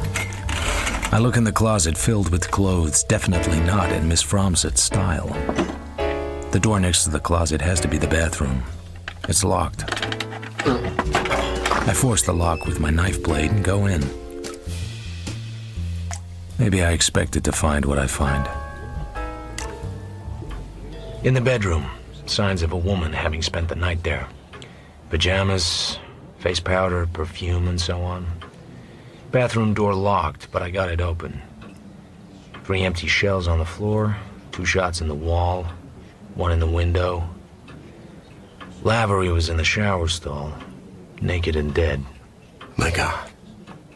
Do you mean to say that he had a woman with him last night and she shot him this morning in the bathroom? Just what did you think I was trying to say? Please keep your voice down.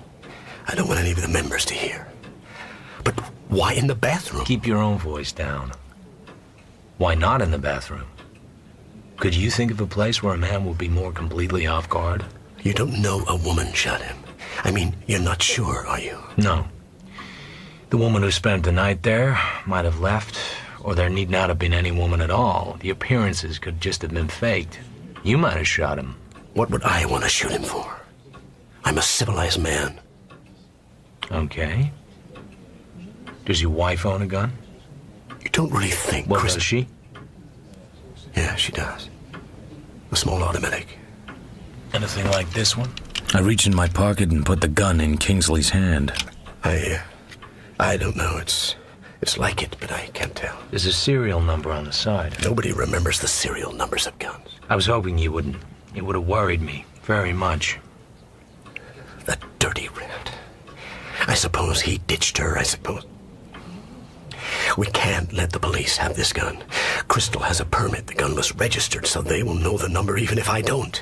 We can't let them have it. But this Mrs. Fallbrook I told you about, the landlady, she knows I have the gun. We'll have to chance that. You're right. I don't think she's the kind to have anything to do with the police of her own free will.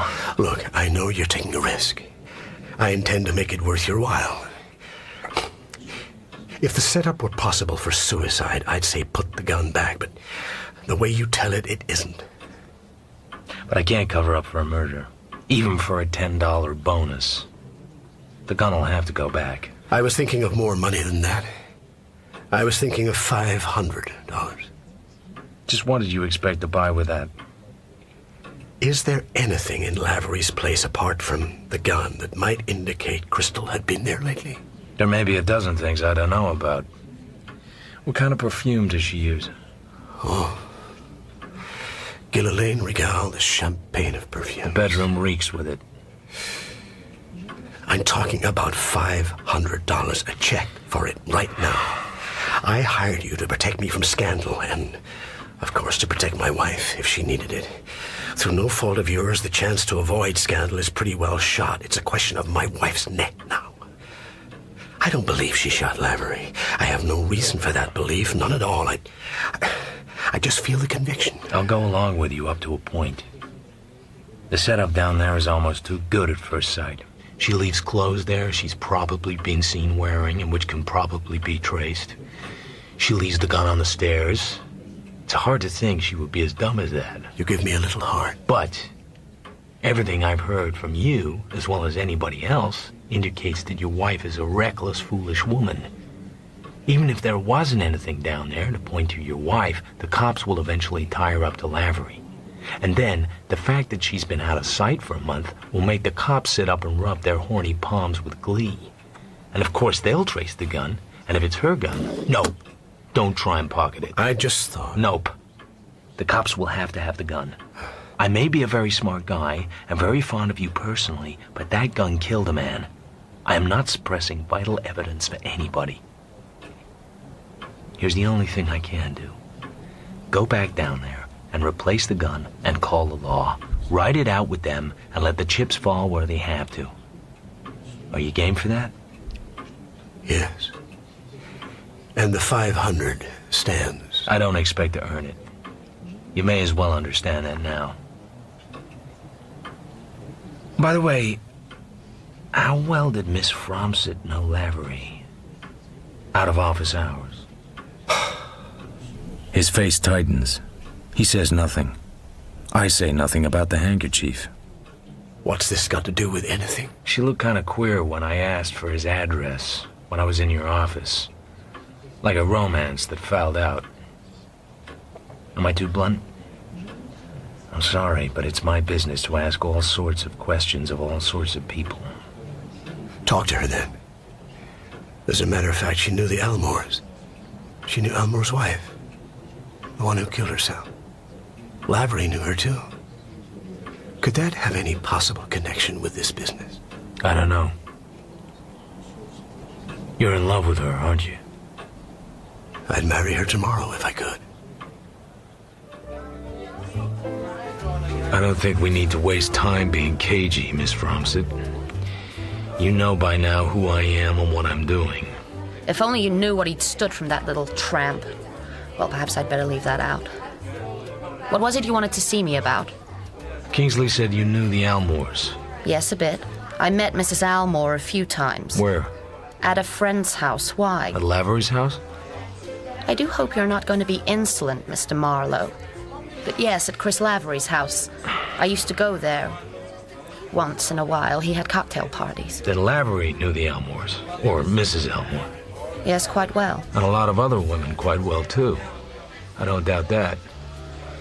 Did Mrs. Kingsley know her, too? Yes, better than I did. They called each other by their first names. Mrs. Almore is dead, you know. She committed suicide about 1.5 years ago. Any doubt about that? Has this anything to do with what you're doing? I don't know. But the first time I went to Lavery's, Dr. Elmore called a cop named DeGarmo just because I looked at his house. Why? And why would that Lieutenant DeGarmo think it's smart to say the last fellow who tried to put the bite on Elmore ended up on the road gang? What's going on? Well, I remember at one of Lavery's parties, this guy ribbed Mrs. Elmore about her husband's practice. The idea seemed to be that he was one of those doctors who run around all night with a case of loaded hypodermic needles, keeping the local fast set from having pink elephants for breakfast. Florence Elmore said she didn't care how her husband got his money as long as he got plenty of it and she had the spending of it. And this guy told her not to worry, it would always be a good racket, so long as he could get hold of enough dope. He asked Mrs. Elmore if they had many nice gangsters to dinner at their house. She threw a glass of liquor in his face. Who wouldn't? A few weeks later, Florence Elmore was found dead in the garage late at night. The door of the garage was shut and the car motor was running. She was lying on the concrete floor in pajamas with her head under a blanket, which was also over the exhaust pipe of the car. It was Chris Lavery who found her. Her husband was out. The office nurse had put Florence to bed earlier because she was drunk. Then she'd gone home too. How convenient. And the inquest? There was no inquest and no autopsy. Nothing in the papers except that she had died suddenly. It was all hushed up. Dr. Elmore has some very influential friends. I guess so. How much do you think Chris Lavery knew? I'd like to think blackmail was one of those nasty little tricks Chris Lavery didn't quite run to. This is the moment. I take the little perfumed rag out of my pocket. Why do you want me to look at this, Mr. Marlowe? I found it in Chris Lavery's house. Under the pillow, on his bed. It has initials on it. It has 2 letters embroidered on it. They happen to be the same letters as my initials. Is that what you mean? Right. He probably knows half a dozen women with the same initials. So you're going to be nasty after all? Is it your handkerchief or isn't it? Yes, it's mine. I must have dropped it there. It's a long time ago. And I assure you I didn't put it under a pillow in his bed. And what's this perfume on it? Fly spray? Some cheap synthetic anyway. He must have given it to some woman who would like this kind of perfume. I get a mental picture of the woman, and she doesn't quite go with Lavery. I think you ought to do a little more work on your mental picture of Chris Lavery. Any touch of refinement you may have noticed is purely coincidental. That's not a very nice thing to say about a dead man. My God. He was shot in his shower. And it looks as if it was done by some woman who'd spent the night there. He'd just been shaving. The woman left a gun on the stairs and this handkerchief on the bed. And did you expect me to be able to give you information about this, too? Look, Miss Fromstead, I'd like to be smooth and distant and subtle about all this, but nobody will let me. When was he shot? This morning, I suppose. Not long after he got up. That would probably have been quite late. Quite a few people know I was in the office by 8:30. I didn't think you shot him. Awfully kind of you. But it is my handkerchief, isn't it? Although not my perfume. But I don't suppose policemen, or private detectives for that matter, are very sensitive to quality in perfume. He was shot at 5 or 6 times, and missed all but twice. It was a pretty grim scene, I should think. There was a lot of hate on one side of it, or a pretty cold-blooded mind.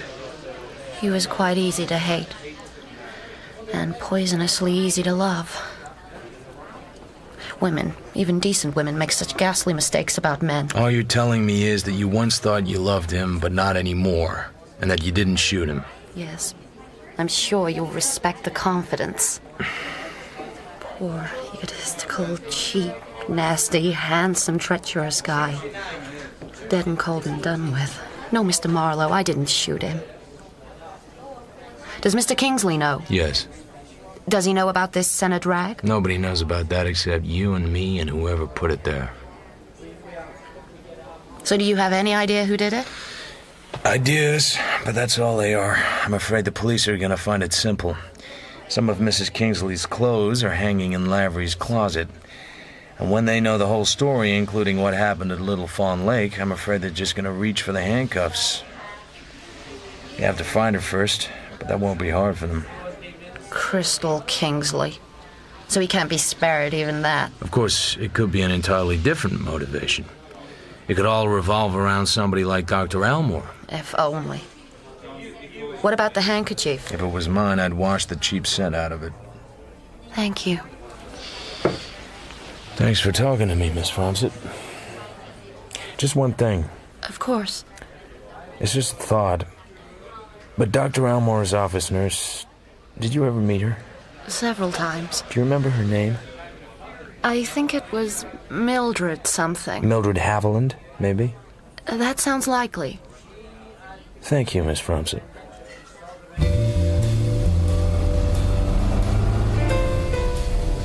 so many dames in this case that my head is bursting. There's every indication that Crystal Kingsley is crazy enough to kill Lavery and leave her fingerprints all over the place. Case open and closed as far as the police are concerned. But there are so many unanswered questions. Take the late Muriel Chess, the lady in the lake. It was probably Mildred Haviland who was involved in a death so full of questions that any number of people might have wanted her dead. Dr. Elmore among the principal suspects. Albert Elmore. Al to Mildred with all my love. There's a strange line of thought. And then there's Florence Elmore herself, the suicide, or maybe not. And the crazy landlady, Mrs. Fallbrook. And the fragrant Miss Fromsett. She has class, no question of that. But was I wrong to rule her out? Was she being too helpful?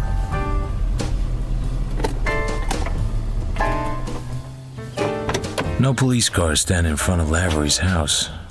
There's still time to do what I promised Kingsley to do. I push the front door open. I take the little automatic out of my pocket and I lay it on the table.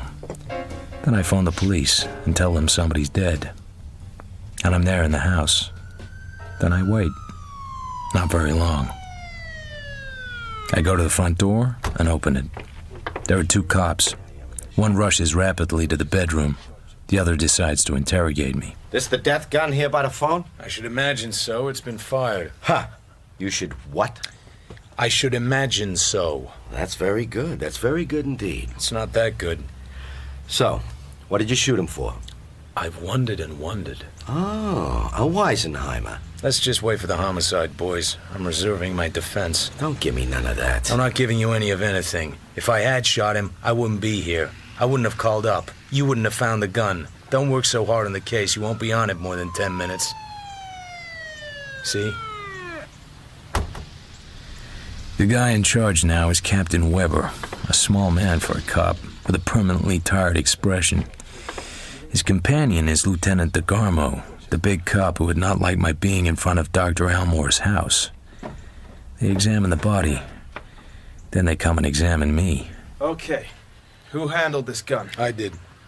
Don't you know enough not to handle a weapon found at the scene of a crime? Certainly, but when I handled it, I didn't know there had been a crime. I didn't know the gun had been fired. It was lying on the stairs, and I thought it had been dropped.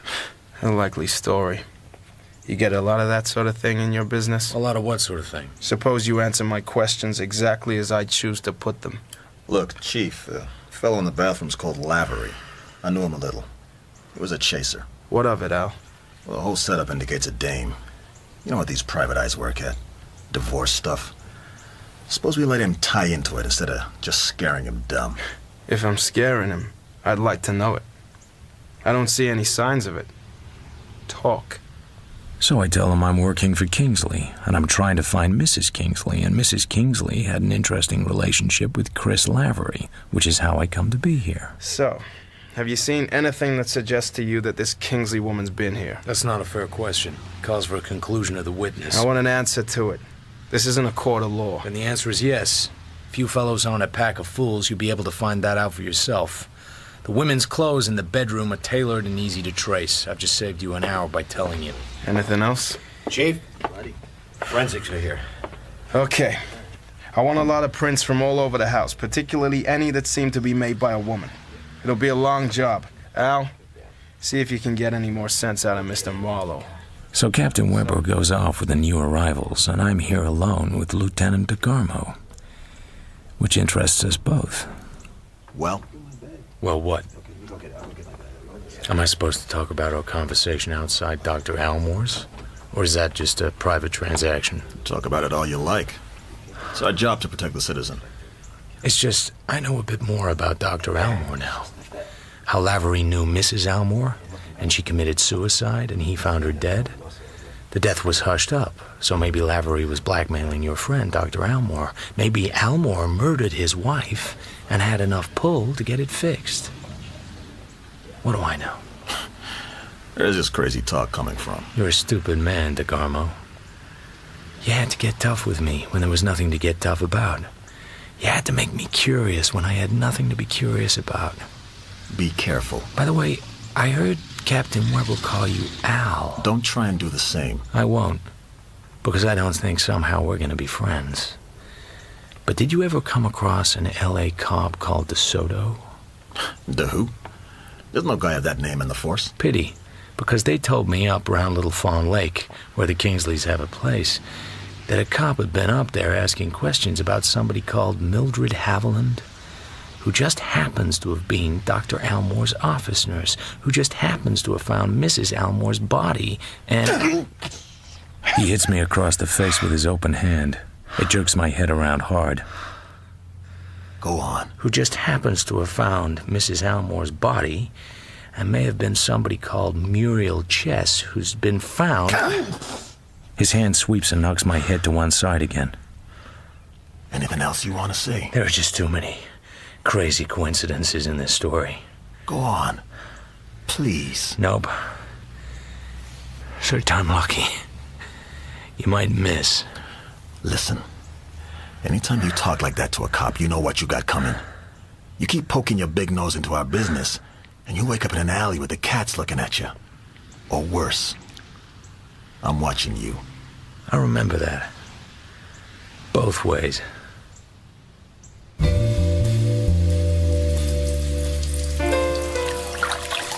Back at the office, I bathe my face in cold water. The flush is gone from the left cheek, but it looks a little swollen. I brush my hair. There's getting to be plenty of gray in it.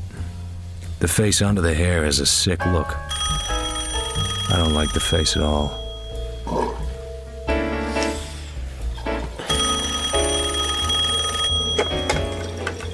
Yeah? Where the hell have you been?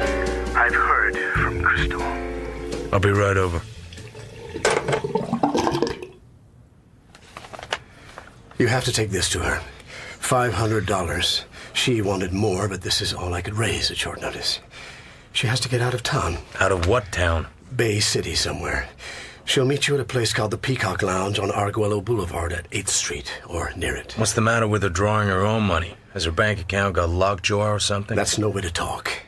She's in trouble. Lavery's death is going to be laid at her door, whatever happens. Did you talk to her? No. She called the office. Miss Fromset talked to her.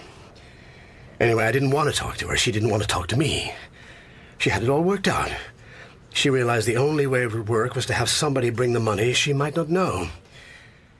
I admit it's a bit thick, but what about it? It makes us accessories to the fact if she's guilty. I'm going to make it worth your while. And we won't be accessories if she hasn't done anything. I'm willing to suppose it. But if I decide she did do any murder, I'm going to turn her over to the police. You're a pretty level guy, Marlowe. Go on. Beat it. Just give me the money. Oh, by the way, she's dyed her hair dark brown. Adrienne's described you to her, and you're to wear this scarf of mine she described to her, too. I don't warm to the Peacock Bar. A wizened waiter with evil eyes and a face like a gnawed bone puts a napkin with a printed peacock down on the table and serves me a Bacardi cocktail. I sip it and wait. You must be Marlowe. I guess I'm easy to spot in here. Her face is white and tired. Her hair looks darker than dark brown. Give me the money, please. I'd have to know who you are. You know who I am. How much did you bring? 500? Oh, it's not enough. Not nearly enough. Give it to me quickly. I've been waiting half an eternity for somebody to get here. Where can we talk? We don't have to talk. Just give me the money. It's not that simple. I'm doing this at quite a risk. I'm at least going to have the satisfaction of knowing what goes on and where I stand. Damn you. Why couldn't he come himself? You didn't want him to come himself. You understood that you didn't even want to talk to him on the phone. That's right. But you got to talk to me. Either to me or the law. I'm not as easy as he is. I'm a private detective, and I have to have some protection, too. Well, isn't he charming? Private detective and all. What do you want to talk about? You, and what you've been doing, and where you've been, and what you expect to do. Things like that, little things, but important. I think it'd be much better if you just gave me the money. No. Very well, if it has to be that way. I'm at the Granada, 2 blocks north on 8th. Apartment 618. Give me 10 minutes. I'd rather go in alone. I have a car. I'd rather go alone. I wait 10 minutes. The Granada is an ugly gray building on a corner. I go in and ride up to the 6th floor. The place seems decent enough. I come to the door of apartment 618. I knock softly. Come in.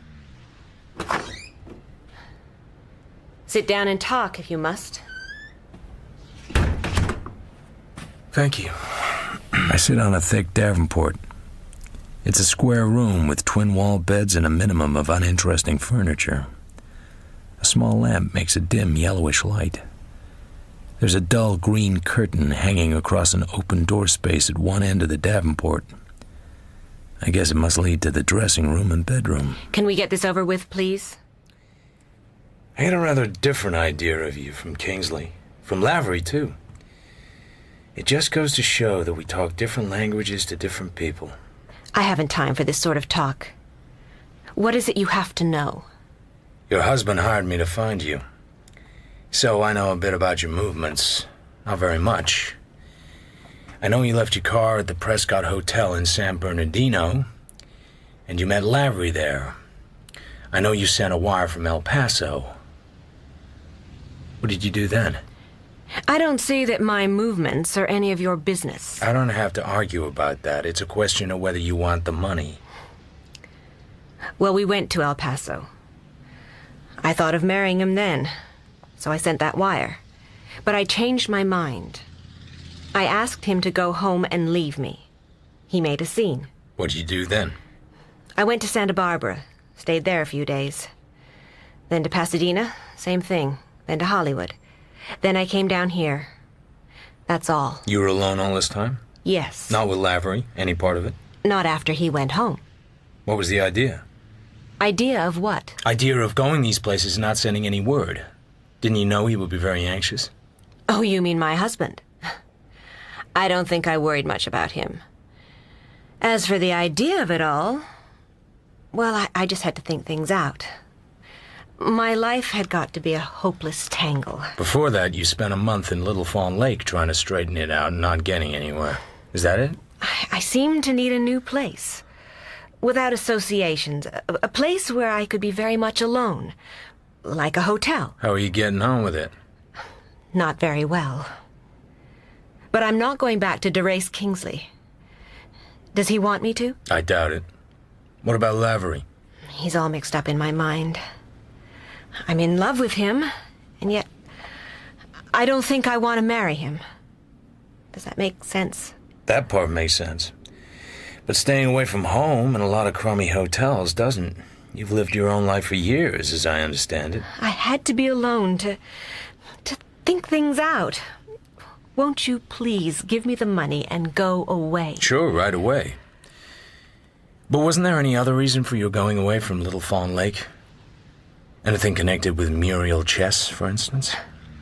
What are you talking about? That frozen-faced little drip. What is she to me? I thought you might have had a fight with her. About Bill. Bill? Bill Chess? Bill claims you made a pass at him. Good heavens. That muddy-faced boozer. What's happened? Why all the mystery? He might be a muddy-faced boozer. The police think he's a murderer, too. Of his wife. She's been found drowned in the lake after a month. I'm not too surprised. So it came to that in the end. They fought terribly at times. Did you think that had something to do with my leaving? There was a chance of it. It didn't have anything to do with it at all. It was just the way I told you. Nothing else. Muriel's dead. Drowned in the lake. You don't get much of a boot out of that, do you? I hardly knew the girl. I don't suppose you knew she once worked in Dr. Elmore's office. I was never in Dr. Elmore's office. What are you talking about? Muriel Chess was really a girl called Mildred Haviland, who had been Dr. Elmore's office nurse. That's a queer coincidence. Maybe it's a genuine coincidence. They do happen.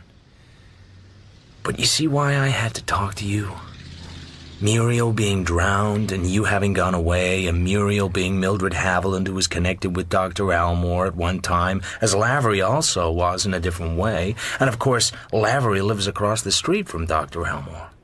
I don't think Chris had anything to do with Dr. Elmore. He knew his wife, but I don't think he knew the doctor. So why would he know the doctor's office nurse?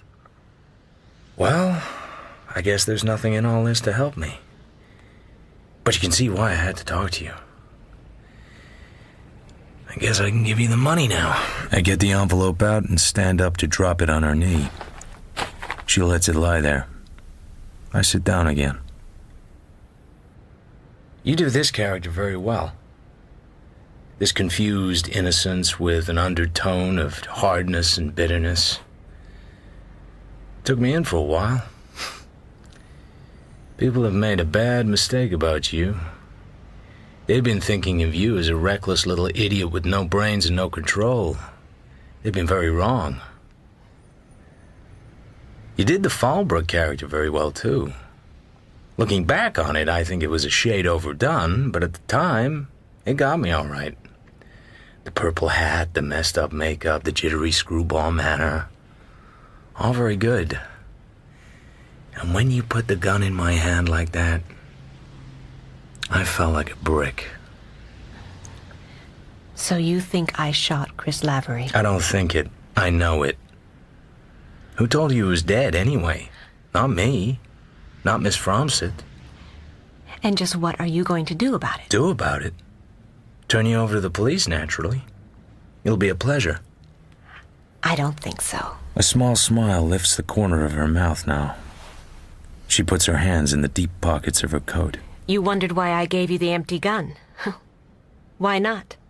I had another one in my bag. Like this. I never liked this scene. Detective confronts murderer. Murderer produces gun. Points same at detective. Murderer tells detective the whole sad story with the idea of shooting him at the end of it. Only murderer never does.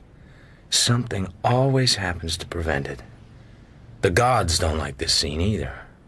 They always manage to spoil it. But this time, suppose we make it a little different. Suppose I don't tell you anything and nothing happens and I do shoot you. It's too late at night, too still, and the window's open and the gun would make too much noise. Besides, you're not good with guns. You probably missed me. You missed Lavery 3 times. Stand up. I stand up. I'm going to be too close to miss. Like this. I really can't miss now, can I? Now be very still. If you move at all, the gun will go off. You're definitely not good with guns. You're too close to me. And I hate to bring this up, but there's that old business of the safety catch not being off. You've overlooked that, too. She steps back. She's momentarily confused. I smash the gun out of her hand. We struggle. She's strong, but I'm stronger. Suddenly, it's all becoming clear. I finally understand. Then a figure looms up suddenly on my left. A big man. That's all I know. The scene explodes into fire and darkness.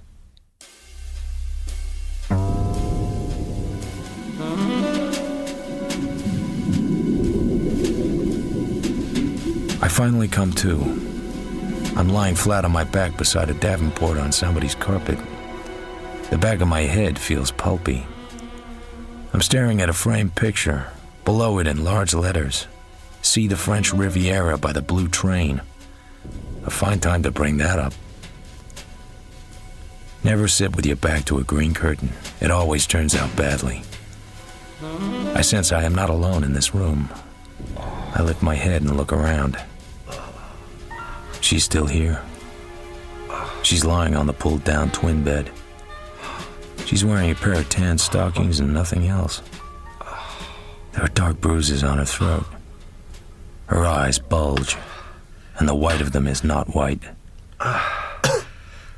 And now I realize he's still here too.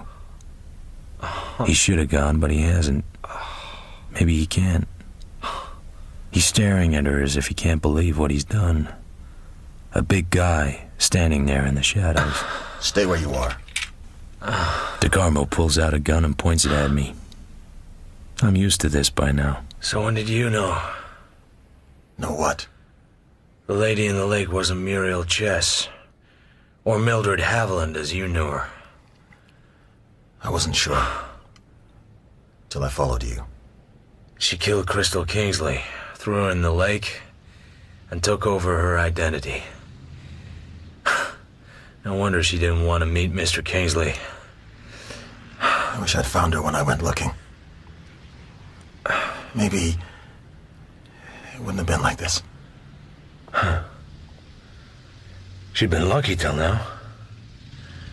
Maybe she figured the body would stay submerged for a while, but when it came up, it was in such a state Bill Chess thought it was his wife. Let them arrest him for her murder. Then Lavery saw her at the hotel in San Bernardino wearing Crystal Kingsley's clothes and driving Crystal Kingsley's car. He could have told the police, but he decided to keep quiet. Maybe he saw an opportunity for some easy money holding back the truth. Huh. More luck. Because that decision meant his life wasn't worth a plug nickel. She was never short of guts. You were too much of a cop to let her get away with any more murders. But not enough of a cop to pull her in and let the whole story come out. Besides, you loved her. I hated her. You loved her too. I was married to her once. She's not the sort of woman you forget. Or forgive. What did Dr. Elmore think? What about him? She had you all jumping through hoops. She's been his office nurse and his little pal, and I'm guessing she murdered Dr. Elmore's wife in such a neat way that Elmore had to cover up for her. You too. Did she want to marry him, or just blackmail him? Anyway, she was trying to touch him for money, wasn't she? So he sent you up to Fawn Lake looking for her. I told you. I wish I'd found her. So now there's 3 deaths at her door. She's paid the price. And how about you? Are you gonna pay the price? Why should I, when you're around? I can set you up for this without any problem. Unconscious, soaked in gin, with a strangled woman in the bed. So why haven't you gone yet? I'm paying my last respects. That's a strange way of putting it when you just strangled her. Okay, I hated her and I loved her. Huh. You called cops? No. Someone in the building must have heard something then, because here they are. There's still time to set you up. Sure. I can still cover my tracks. Sure. But she was the woman you loved. And you killed her with your bare hands. How easy is that to live with? Easy enough. I met guys who managed. Huh. You one of them? I'm not talking anymore. Some guy. I said I'm not talking anymore. The gun is still pointing at me. I wait. Time is suspended. He doesn't shoot. Then his eyes turn to the dead woman.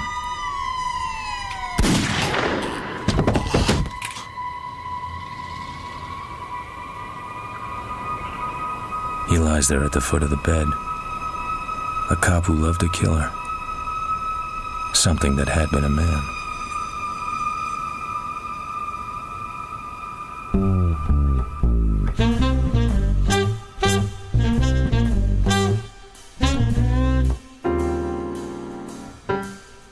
In The Lady in the Lake by Raymond Chandler, dramatized by Stephen Wyatt, Philip Marlowe was played by Toby Stevens, Mildred by Barbara Barnes, DeGarmo by Steve Toussaint, and Bill Chess by Nathan Osgood. Adrienne was played by Claire Harry, DeRace Kingsley by Sam Dale, and Lavery by Lloyd Thomas. The director was Claire Grove.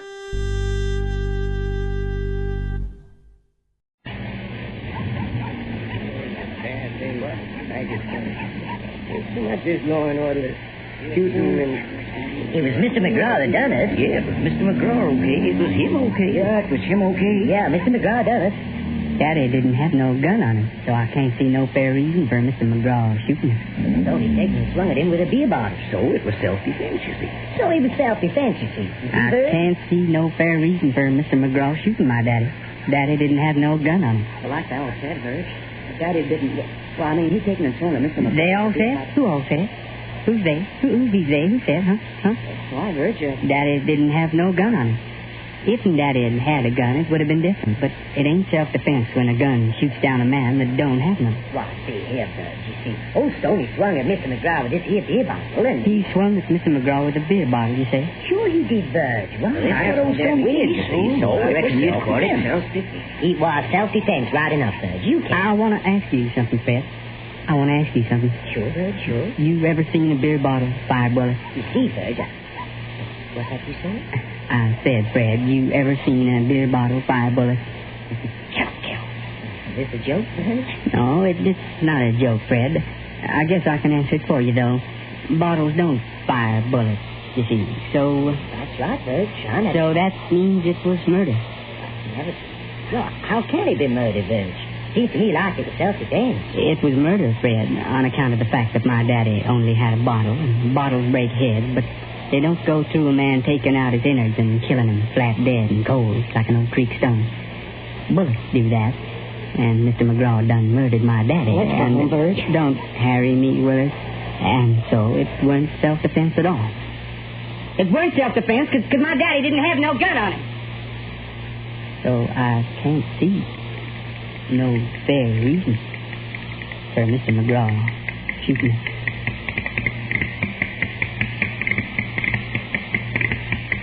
Bud, don't take it so hard. Like as not, Mr. McGraw was drunk. He was your daddy, too. Your blood and kin. You gutless rat. Don't talk like that, Bud. If there was something to be done, well, I'd be for it, but there ain't. Yes, there is. There is something to be done. And I'm fixing on doing it. What? Kill Mr. McGraw. Kill me? But, Bud, you must be crazy. Mr. McGraw's the biggest man in the whole state of West Virginia. Why don't even Senator Marchison himself sit and drink $7 whiskey with Mr. McGraw in the Stonewall Jackson lobby every time he comes to town? Don't every policeman in town tippy tap when Mr. McGraw walks by? That don't matter a bit. I'll find a way. It may take me a little time, but I'll find a way to do it. Well, that, you see, was all Verge Likens ate or drank or breathed or dreamed about from that night on. One night after supper, when the brothers were alone and neither had spoken for nearly an hour, Willard felt suddenly as if the impalpable violence of Verge's obsession had secretly turned on him. Blast it! Blast it all! Why don't you get it over with? Why don't you hide out along the fence by the airport inn some night and shoot him in the back? He comes you all the time with that black-haired Mary from Baltimore Street. Why don't you hide out along the fence? No, Willard. I want Mr. McGraw to see my face when I kill him. If I'd taken and shot him in the dark, that way he'd never know it was me that done it. And when I do it, I want Mr. McGraw to look at my face a good long while and know who it is. And I want to be sure the killing takes a slow, long time. Russ Sigathus was shaving Riley McGraw in his number 1 chair when Willard found him the next morning. Willard was shaking so badly he was afraid he wouldn't be able to make the speech he'd lain awake all night considering.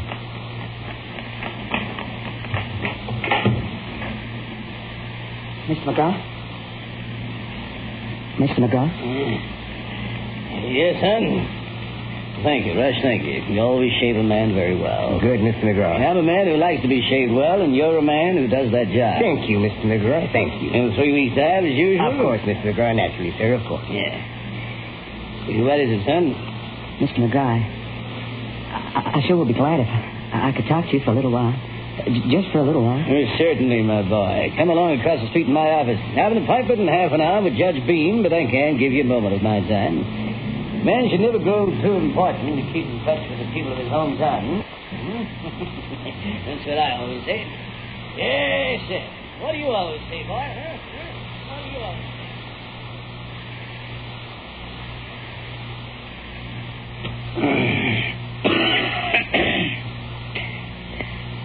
Well, boy?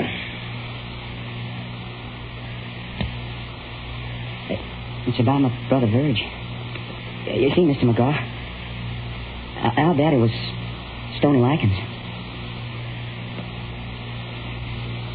That matter was settled during the last term of Judge Beam's court.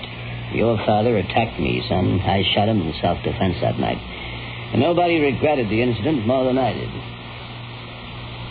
It's my brother Verge. I just don't want nothing to happen to my brother Verge, Mr. McGraw. He's all I got left now. Nothing need happen to your brother, son. Something like. Verge claims he's fixing to kill you, Mr. McGraw.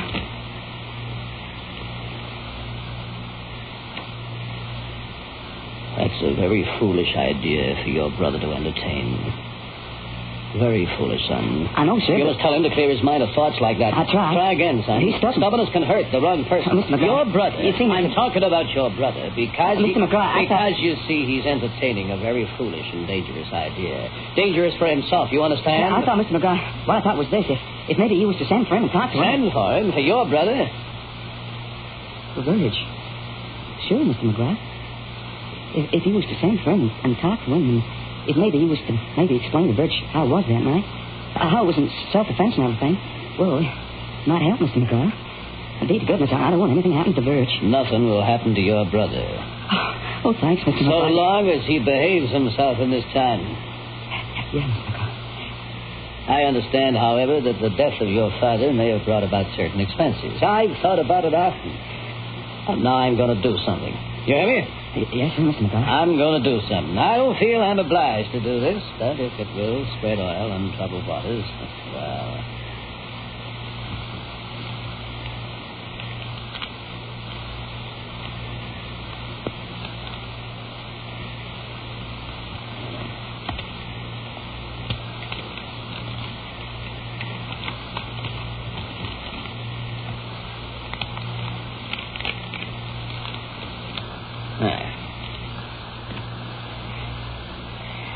Yeah. Oil on troubled waters.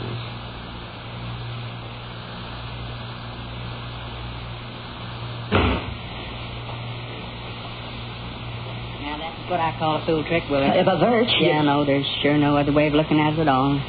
It's a fool trick, Willard. But it don't change nothing. There's nothing he can do about it, neither. Or you. It don't change nothing.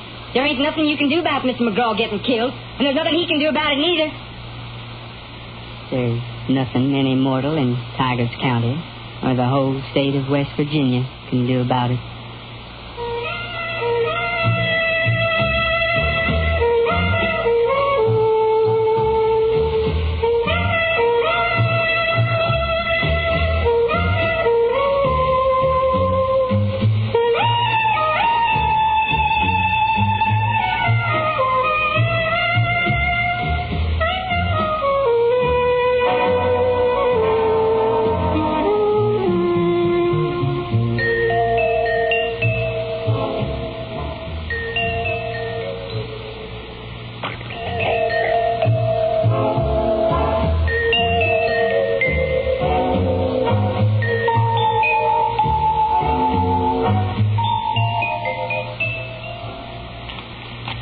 Look at that, Verge.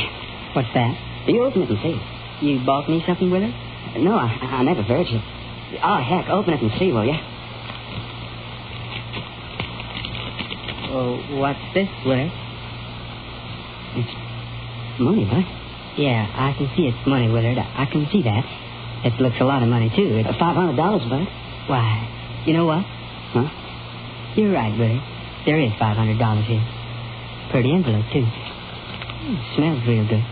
I got that money from Mr. McGraw, Verge. This here money? Yeah. Why? I mean, why'd he give said you... pour oil on troubled water. Pour oil on troubled waters. Pour oil on troubled waters. And Mr. McGraw said that. Mr. McGraw did? Yeah.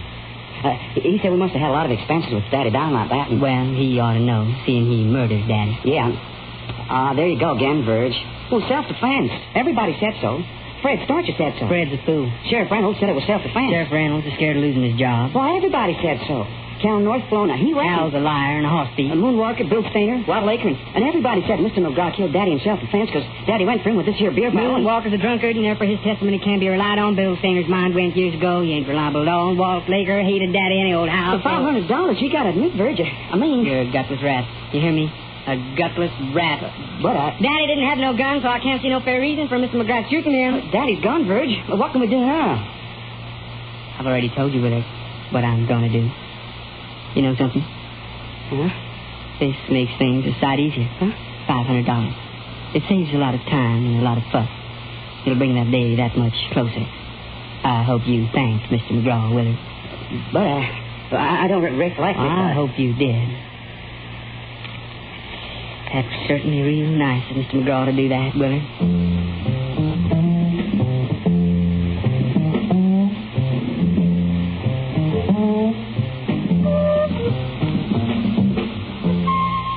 All that night, Willard listened to Verge moving restlessly about the house. And when dawn stood suddenly white against the windows, he started from a troubled dream and saw his brother by the bed, dressed in his one single cheap mail-order suit and his good white shirt. Verge's face was as baffling as ever. Where are you going to, Bud? I'm catching the morning bus to Charlestown. I'll be gone a good while, I reckon. Bye, Willard. Where? Charlestown. I'm going to school. School? You can't go to school, Verge. Why can't I? The school costs money and... Verge! You gotta... I'm going to school with that money from Mr. McGraw. School? Well, that's real fine, Bud. Buddy can't do with too much learning, that's for certain. I'm pleased, Bud, I really am. Yeah, well, what kind of school? What kind of school are you going to? The kind of school where I can learn to kill Mr. McGraw. The right way. Slow. So he'll have to look at my face a good long while and know it's coming. And there'll not be any way for him to get at that big blue pistol of his. I don't know when I'll be back. Be sure and take good care of the place, will it?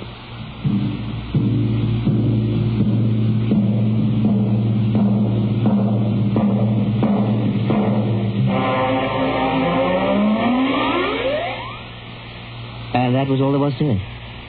Willard had crept naked and shivering to the dusty window and watched his brother's thin, unforgiving shape fade into the mist, moving as inexorably as the piston of some machine. Willard worked on alone at his job at the box factory in time. Lonely months followed. He needed his brother's companionship. He moved uneasily about wanting Verge to come back and yet dreading the day when this might happen. He would start up in the dark, sweating. He'd crawl with panic and feel he just had to run to Riley McGraw's place and check that he was all right. And to tell him to leave town and never return because he knew his brother Verge would never forget and would do what he planned to do. To the letter. School? To learn to kill Mr. McGraw? He can't learn to kill at school. Well, what kind of school would that be now? I don't understand. I don't understand at all. Riley McGraw, of course, had never so much as laid eyes on Verge Likens. Anyway, Riley McGraw had a lot of things to think about on account of the fact that he was the biggest man in the whole of Tigers County. Whole of West Virginia, come to that. He's the biggest man in the whole country, could be. Why, he might become a senator. Why not? Might even make president. Who knows? You can't go to school and learn to kill. Verge is talking nonsense, I reckon. Naturally, McGraw forgot all about the interview he'd given Willard Likens. As time went by, and 6 months became a year, and a year melted into 18 months, as time passed, Willard himself began to forget that the murder, Verge, and McGraw himself had ever existed. In all the 20 months that Verge was away, Willard only received 1 penny postcard from him, 2 weeks after the morning he had left. There was no message on it at all. A penny postcard from a drugstore with a picture of Kanawha County Courthouse, colored with the cheap, naive innocence of flowers at a country funeral, and yet somehow, in itself, as obsessed and malevolent as Verge Likens. This would be Verge's way of saying he'd arrived.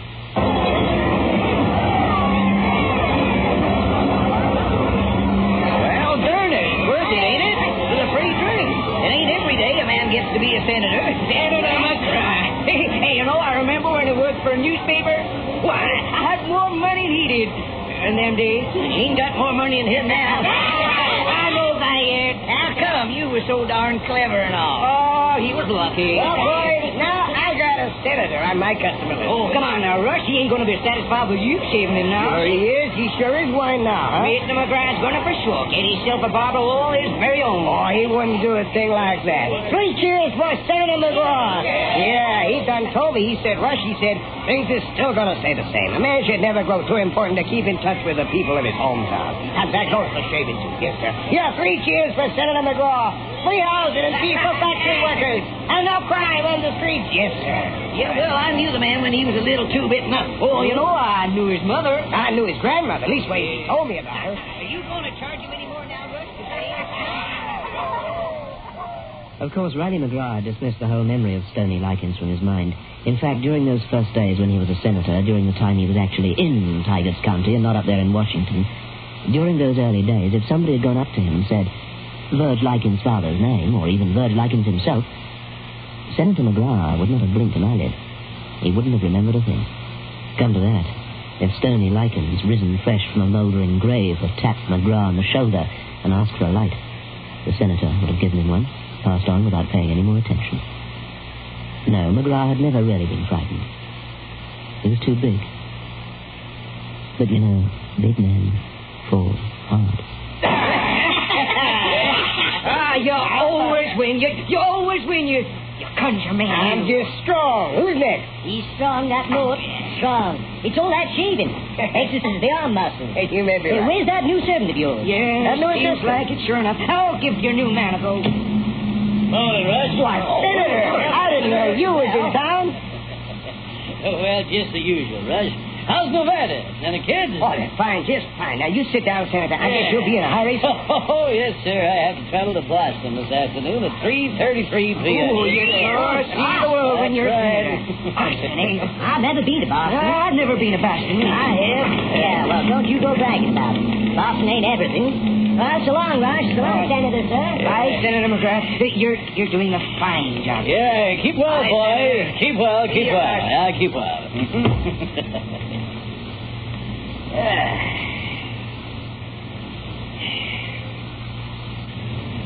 Now, you make yourself comfortable, real comfortable, Senator. I'll be right with you. I'm just going to see and make sure that Hey, Tony, gentleman in the chair, Senator McGraw.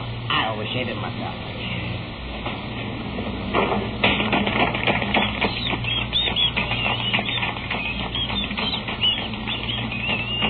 So the wife's real fine, huh, Rush?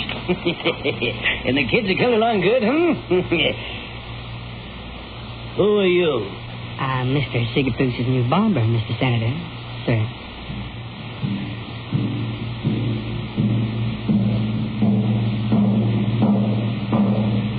Well, there we are now. Hey, Tony, Don't come a foot closer, Mr. Sigafoos. For if you do, I'll cut Mr. McGraw clean to the neck bone. So Rush sat down, shaking and sick to his stomach, and watched them there for maybe an hour. He listened and tried to make out what it was that Verge Likens was saying to Riley McGraw, because that was the worst part of all. Verge taking the pains to shave Riley and then telling him who he was, and talking to him all that terrible time with the cold, honed Sheffield blade pressed taut against the fat folds of Riley's throat, taking all the time in the world to kill a man, and all the while talking to him in that flat, crooning whisper. Rush watched them in the mirror, like figures in some monstrous waxworks pantomime. Riley McGraw, his head strained back in the headrest, as far as it would go, his face purple and livid by turns, and his mouth shaping idiot sounds that Rush could not hear, did not want to. Rush saw everything in the mirror. I want Mr. McGraw to see my face when I kill him. I want Mr. McGraw to look at my face a good, long while and know who it is. Rush Sigafoos told the story many hundreds of times during the years that followed, and he always wound up telling it in the same way. He'd say about Verge going to a barber college down in the capital city for almost 20 months on that $500, just to learn $500 to kill a man slow.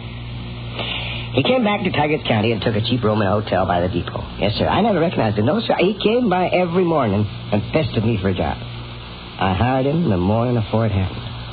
I never knew him from Adam. That was the holy irony of it. You know something? Verge Likens was the darndest natural-born barber I ever saw, because when Doc Brady came down from the courthouse that morning and looked at McGraw's body, he said there wasn't so much as a mark on his throat, not so much as a single scratch. Ain't that right, Verge? That's right, I guess. Not a single mark. Rush, you want to ascertain this one, or will you?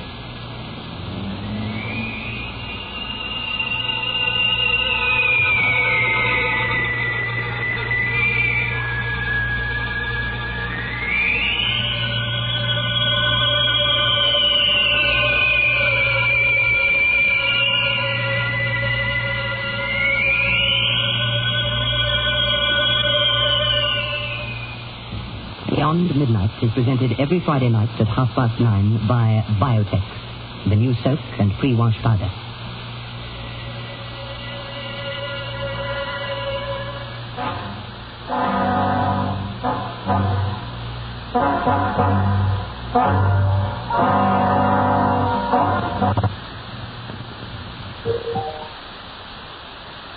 From Hollywood, it's time now for Edmund O'Brien as Johnny Dollar. This is Mrs. Ernest Caldwell, Mr. Dollar. Oh, yes, Mrs. Caldwell. I'm the investigator your insurance company has hired to look for your son. Yes, I understood that from the message you left. Howard is dead, Mr. Dollar. When did you learn this? I don't have to learn. It's one of those things a mother feels. My son was a part of me. And when he died, I felt it. Oh, I see. Well, an insurance company is bound to operate from a basis of facts, not intuition. If you're going to be in this afternoon, I'd like to drop by and talk to you about them.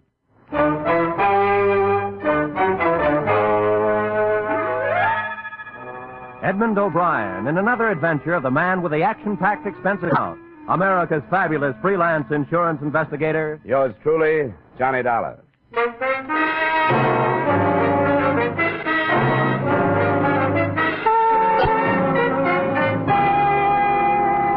Expense account submitted by Special Investigator Johnny Dollar to Home Office, Britannia Life Insurance Company, Hartford, Connecticut. The following is an accounting of my expenditure during investigation of the Howard Caldwell Matter. Expense account item 1, $6.50 transportation round trip between my Hartford apartment and the Caldwell country estate. From every angle, inside and out, the place looked more like a museum than a dwelling. And Mrs. Caldwell struck me as the mother of all the answers as to why boys leave home. I don't know why Howard left. I simply can't understand it. No mother could have been more devoted than I.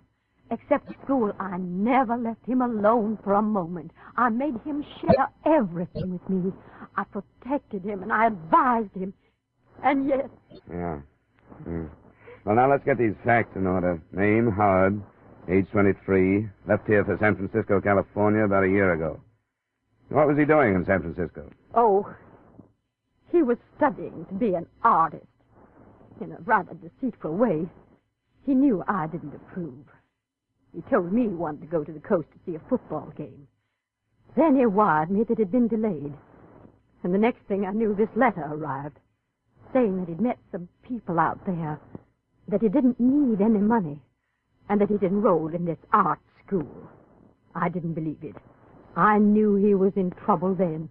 What's the name of the school? The Orlando School of Art. I wrote and begged him to come back, and he answered that he thought it would be better if he didn't, as if he were being threatened. Why would anybody threaten him? Well, I don't know. He told me very little of what he was doing. That's why I knew he was in trouble. Because we always shared everything. He'd never kept secrets from me. I think you're exaggerating this thing, Mrs. Caldwell. I tell you I'm not. You haven't told me any one thing that I can... What should I think when he writes that I'll never see him again? When he tells me not to go to the police because it won't do any good? That he's gone to another life? Here's a letter. Read it for yourself. The letter did say that. The date on it was a week old, and it went on to make other vague references to danger and death. But a statement that the mother had ignored came to my mind closest to the truth. Howard Caldwell had written, "If I had been mentally equipped for life as other people are, this wouldn't have happened, and I could have lived."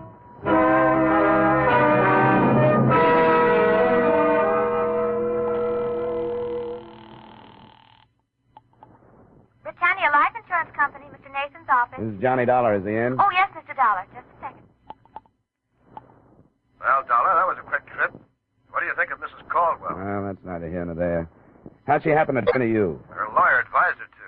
We carry a big policy on the son. The lawyer told her that putting the problem in our lap is the best way to do it. And there was something about a letter advising her not to go to the police. Yeah, I read it. Well, we ordinarily don't do this sort of thing, as you know, but it's a matter of $200,000. Did it sound like suicide to you? Well, it sounded vague. He's been writing his mother a lot of double talk that she's been interpreting in her own motherly way. Uh-huh. He was supposed to come home this summer and didn't. I don't know what to make of it. If you want to find out anything, you won't get it from her. Could you go out to San Francisco?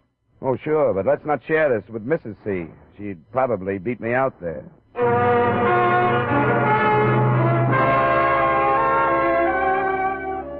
Expense account item 2, $200 airfare and incidental costs, Hartford to San Francisco.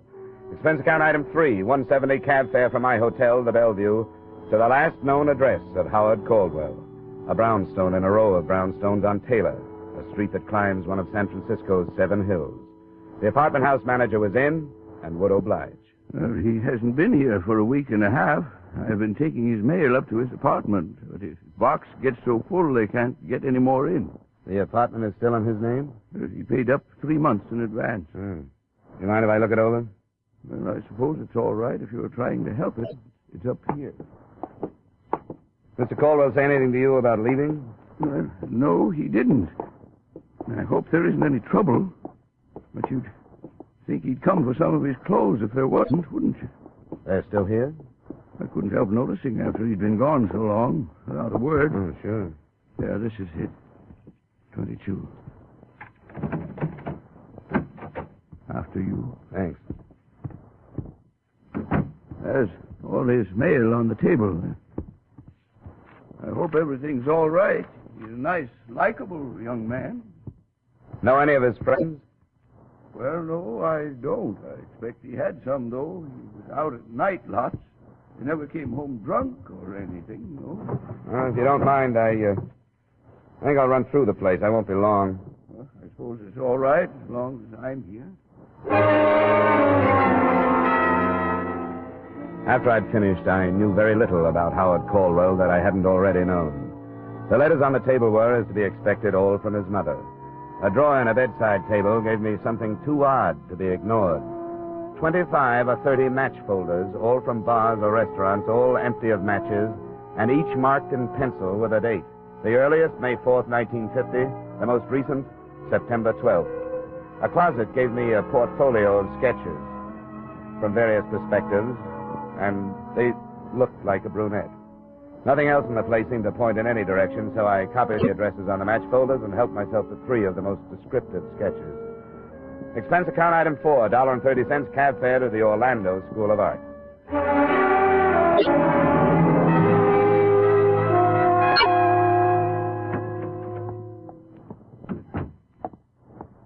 How do you do?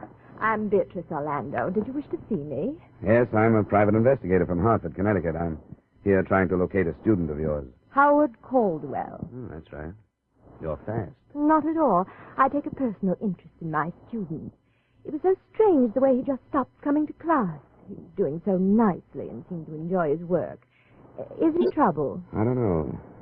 I wonder if you could tell me which of his classmates were personal friends of his. Well, I don't think any of them were. Here. Look at these. Oh. Yes, that's Howard's work. Excellent, don't you think? And that model, she must be a gorgeous girl. Isn't she one of your models? I only wish she were. Remarkable, the lines and planes. Yeah. Do you think she's real? Drawn from life, of course. No wonder he didn't bother to make friends here.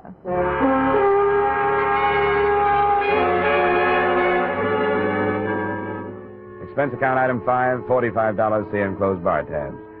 At night, I started making the rounds of the addresses I'd copied from Howard Caldwell's collection of dated match folders. They led me from San Francisco's North Beach section to another area called the Mission, across the bay to the city of Oakland, and back to San Francisco. The only pattern I could set up was that none of the joints were worth remembering. They were neighborhood bars, as a rule, and the routine in each was about the same, except at the one called the stop sign. Is the drink all right, mister? Yeah, it's fine. Say, I wonder if you could help me. How? I'm looking for an old friend of mine. I understand he used to come into this bar. Here. Here's a photograph of him. Name's Howard. No. No, I don't remember him. I got a mind for faces, too. And then look at this. It's only a sketch. Have you ever seen a girl who looks like this? It's a gag. No, it isn't. Makes you think it would be. You mean this is a drawing of a real dame? That's right. And for 10 or 20 bucks extra, I can have the genuine photograph to hang up behind my... Get out of here. Wait a minute. Has somebody tried to sell you a deal like that? You're the first, and I can tell you won't go over in this town. I'm not trying to sell you anything. Well, then go someplace else and don't try. I never saw the guy or the dame, and I don't expect to. Good night. Hey, let me see a picture, will you? Sorry, Mac, it's private. Wait a minute. Maybe I know who she is. Why should you? Because I know everybody that comes to this bar. If her boyfriend's name is Howard, I bet I know him. That's what I said it was. Did you say it was Caldwell? Where can we talk? Come on, outside.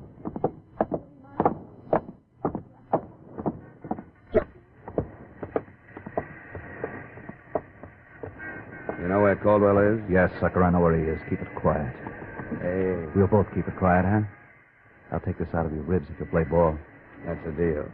Up to the corner, then, and across the street.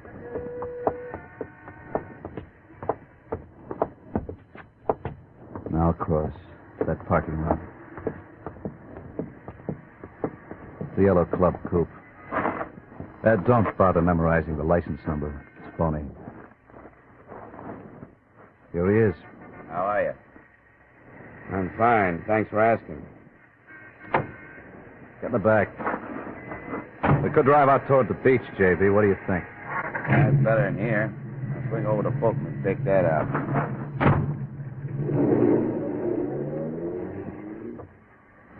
How'd you get the addresses of these bars? How did you find out about me? We've been waiting for somebody to show up. Been watching his apartment. We saw you go in and then tailed you to that school. Is Caldwell alive? Yeah, but he won't stay that way if people start prying. Why not? Who hired you? I'm a private investigator. I'm not supposed to tell people things like that. We aren't getting any place, are we? Now, look, from where you sit, how is it going to hurt you to tell us? You're working for the old lady? His insurance company. They carry a policy on it. Well, lay off, JB. It's not funny. The devil it is. Stupid jerk. Watch it, JB, will you? I've only got one thing to say, Dollar. Stop looking for them. Leave things the way they are.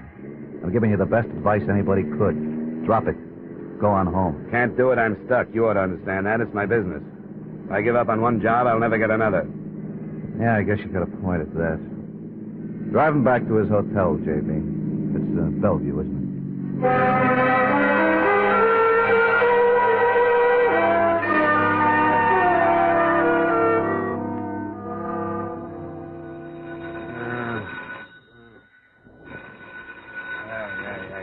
Yeah, wait a minute. Yeah, what is it? It's 5:30. The early edition seeing the streets. What? Who is this? You'll remember when you wake up. Go buy an Examiner. Page 1. Headlines. Yes, sir. Huh? Send me some coffee, will you? And the early Examiner. Yes, sir. I think the coffee shop is just opening. A couple of cigarettes later, room service arrived. The headline read, Syndicate head found slain in auto trunk. Benjamin Miller, Western gang chief, shot to death.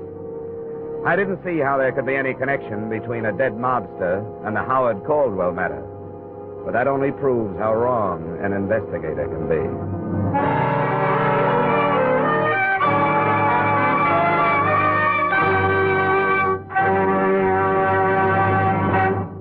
In just a moment, we will return to the second act of yours truly, Johnny Dollar, starring Edmund O'Brien. But first, some more of radio's greatest stars check in at CBS The Stars address this Sunday night. The first you'll hear are Amos and Andy. Then, a little later this Sunday, we'll welcome Red Skelton back from summer vacation. With Joey Adams, Eve Arden, Jack Benny, and Corliss Archer already on hand to bring you great comedy, be sure you add Amos and Andy and Red Skelton to your Sunday night listening dates, starting this Sunday over most of these same CBS stations. And now back to our star, Edmund O'Brien, and the second act of yours truly, Johnny Dollar. The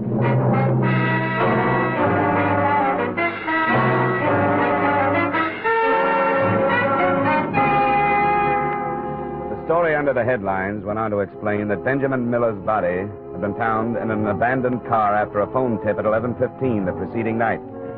The chief had been shot to death approximately a week before. It was feared that an underworld war would be touched off by the killing, since Eastern operators allegedly had threatened to force Miller out of business on the West Coast. The police had decided to play a waiting game. No lead in all that. But on page 4, there was a picture. Ben Miller in happier days. At his side stood a brunette that matched the one in Caldwell's sketches point for point. Nora Rush, with an address on Ardmore Street in Los Angeles. Yes, sir. Is this hotel have a travel agency? It's only 6, sir, and they haven't opened, but maybe I could help. Well, I want to leave for Los Angeles as quickly as I can. What plane is there? Oh, I can tell you that. Just a moment, please. Sir, United Airlines have a flight leaving in 45 minutes. Can I make it?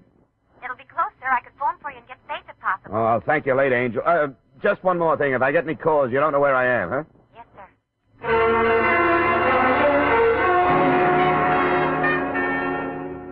Expense account item 7, $5 cab fare and $5 tip for a taxi driver who got me to the airport in 20 minutes.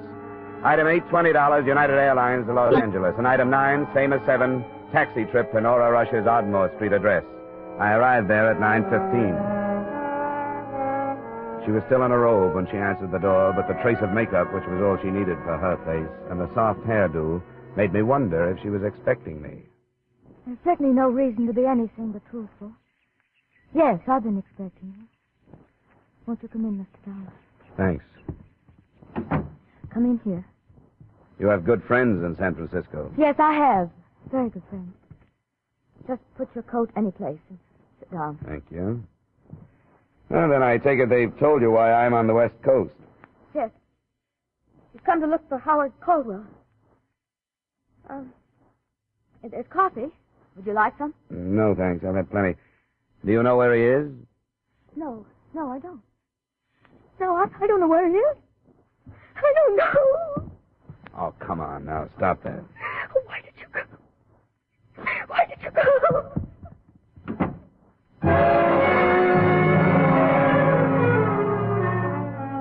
That was the end of the test run. I rattled around the rest of the place for almost an hour while I waited for her to come out of the bedroom. I didn't feel like snooping, but I couldn't help seeing a framed photograph that had been hastily hidden under a mat on the piano.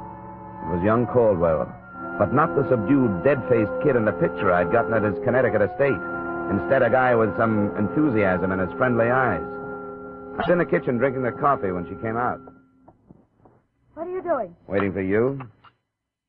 Why don't you leave? Well, if I did, somebody else just like me would show up. Maybe he'd make you unhappier than I do.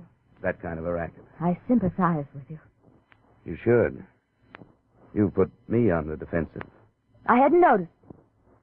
How did I do that? You started by posing for some sketches. You're stronger in person. You saw them? Yeah. They're in the hotel room in San Francisco. Or at least, that's where I left them.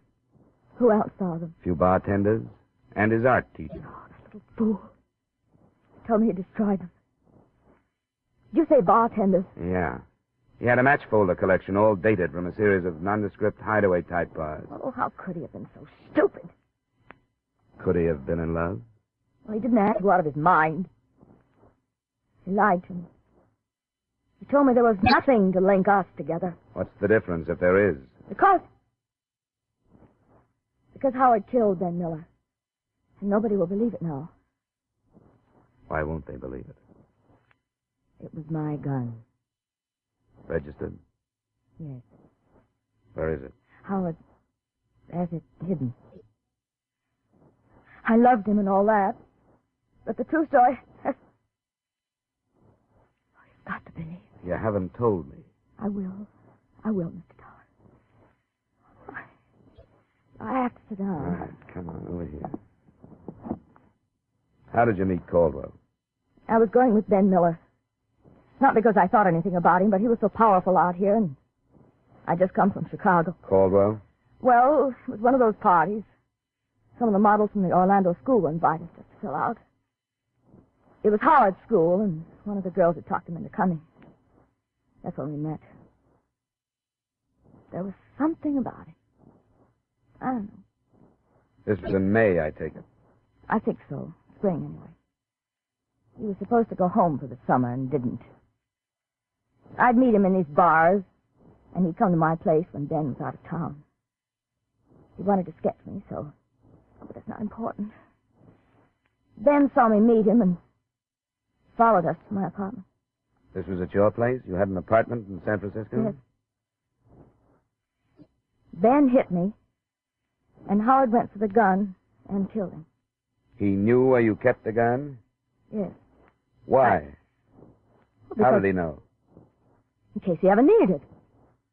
Miller's body was found stuffed into the trunk of a car. You don't believe me, do you? Well, there are little things like how did he manage to get the body into the trunk of that car, and how did he manage to steal the car? I'll tell you. He had help. Everybody knew that combination from the East was moving in on Ben and would kill him if they had to. So they've been trying to help Howard. And it was all right till you came out here. Oh, that's a pretty good setup. Ben Miller would be checked off as a gang killing, the kind they so seldom get around to solving.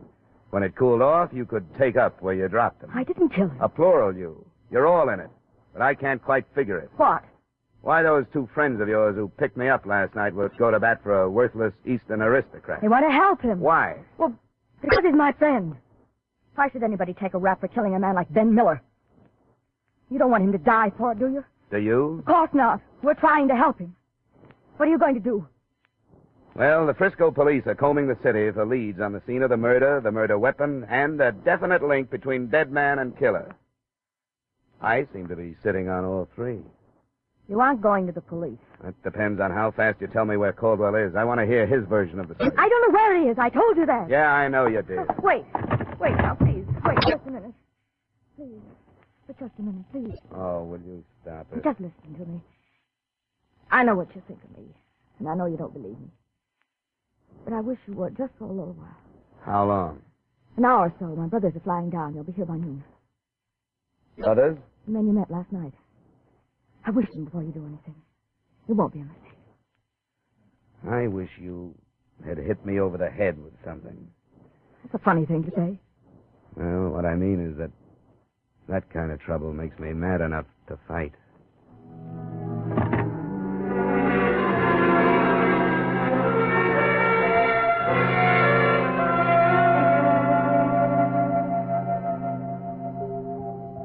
There they are, Johnny. I'll go. Wait a minute. Sit down. We're back in business again, gorgeous. Sorry. I'll let him in. All right, go ahead, you stubborn jerk. Come in. Where's the other one? Stayed in Frisco. Sorry I couldn't get here faster, honey. Are you all right? I'm all right, Al. Did you tell them how it happened? Yes. She told me and we made a deal. I wouldn't phone the police until I talked to you. Still stands. Can I get you anything, Al? Yeah, a drink would help. All right. Look, Dollar. For some reason, my sister fell for this kid. I guess it was the first time in her life that something decent came along for her. He wanted to marry her. Then it fell to pieces when Caldwell lost his head and shot Ben. What really happened, Al? Ben made a lot of threats and stirred up all the mud in Nora's life. She tried to stop him. He slugged her, and that was it. Were you there? No, I wasn't there, but that's what happened. Leave it alone, Dollar. Ben had the finger on him anyway. Why not let it cool off? There are a number of reasons. Unfortunately, I'm burdened down with a vague but heavy thing called ethics. It says so on my license. Another thing, if I forget it, it makes me an accessory to the killing. But most important at the moment is the fact that I'm not sure that Caldwell is guilty. Keep coming, Dollar. It would make more sense if you were protecting your sister instead of that punk. Would you agree? It's not true. Stay out of it, honey. Isn't that why all of you have been working so hard to keep me away from Caldwell? Because you don't want me to hear his pitch? Okay, I'll take you to him.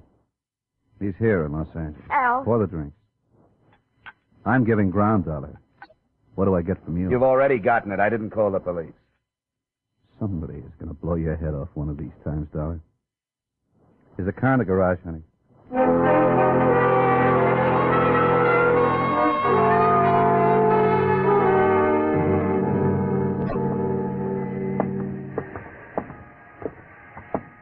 This is it. Upstairs. Quite a come down for a scion type. That's a good spot for him. You could live in this part of town for 100 years, and nobody would know who you were or what you were unless you wanted them to. Up front here. Howard. Howard. It's Al, Howard. Howard. What about it, Al? What's this? We told him not to leave. No clothes. This is an empty room, Al. This is where he was. You can check downstairs. He used the name Harris.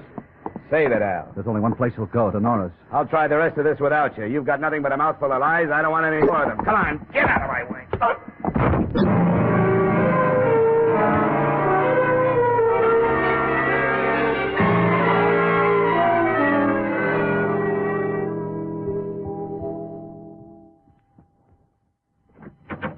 Caldwell here? Yes, he's been here all morning. He came right after you did and hid outside. He's like a crazy. Where is he? In the bedroom. You stay here. My first sight of the all-important Howard Caldwell was not a pleasant one. He was face down on the bed, his head buried in a pillow, and his body shaking with sobs.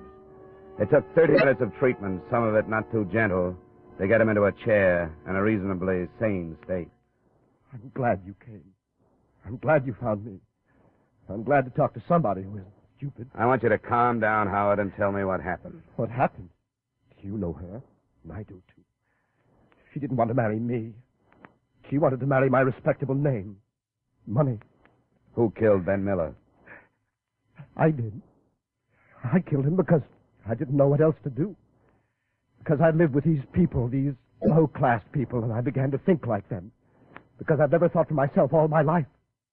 I've never done anything before. Anything. I killed Ben Miller, and it's the only thing I've ever done all by myself.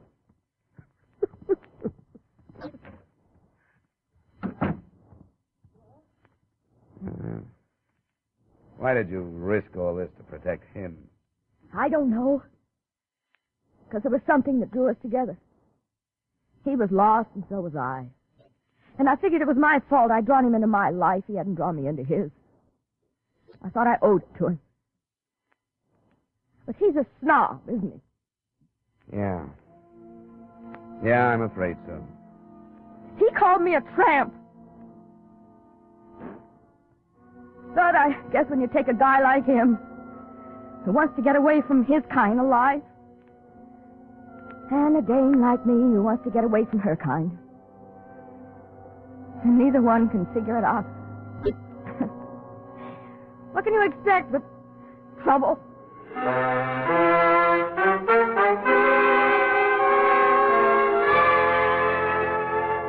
I guess she summed it up as well as anybody could. I turned him in for murder, and those who try to help him as accessories. It's for the legal brains to decide whether the policyholder will live or be executed. Expense account item 10, $200, miscellaneous. Item 11 is item 2, transportation back to Hartford. Account total $1,050. Yours truly, Johnny Dollar.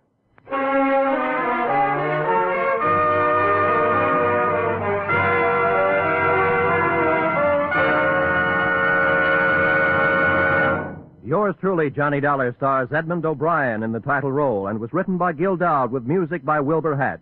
Edmund O'Brien may soon be seen in the Paramount picture Warpath. Featured in our cast were Lorene Tuttle, John McIntyre, Bob Sweeney, Hy Averback, John Daner, Gene Bates, and Jeanette Nolan. Yours truly, Johnny Dollar, is produced and directed by Jaime Del Valle.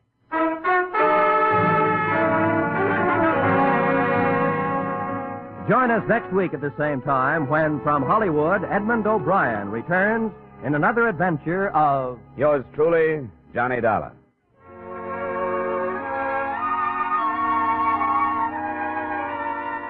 This is Roy Rowan speaking. Stay tuned now for Vaughn Monroe's Caravan, which follows immediately over most of these same CBS stations. This is CBS, the Columbia Broadcasting System.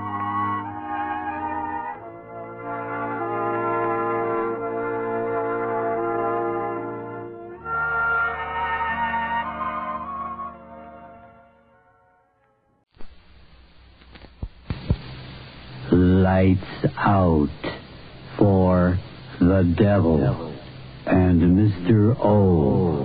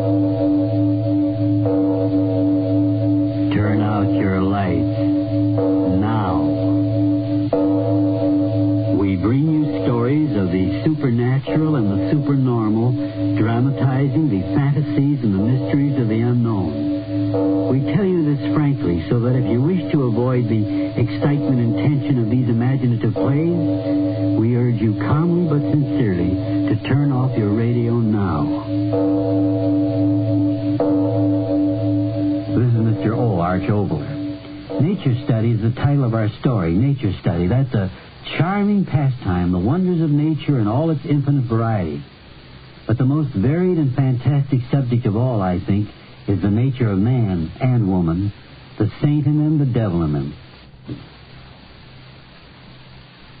And now, if you haven't already done so, turn off your lights for nature study.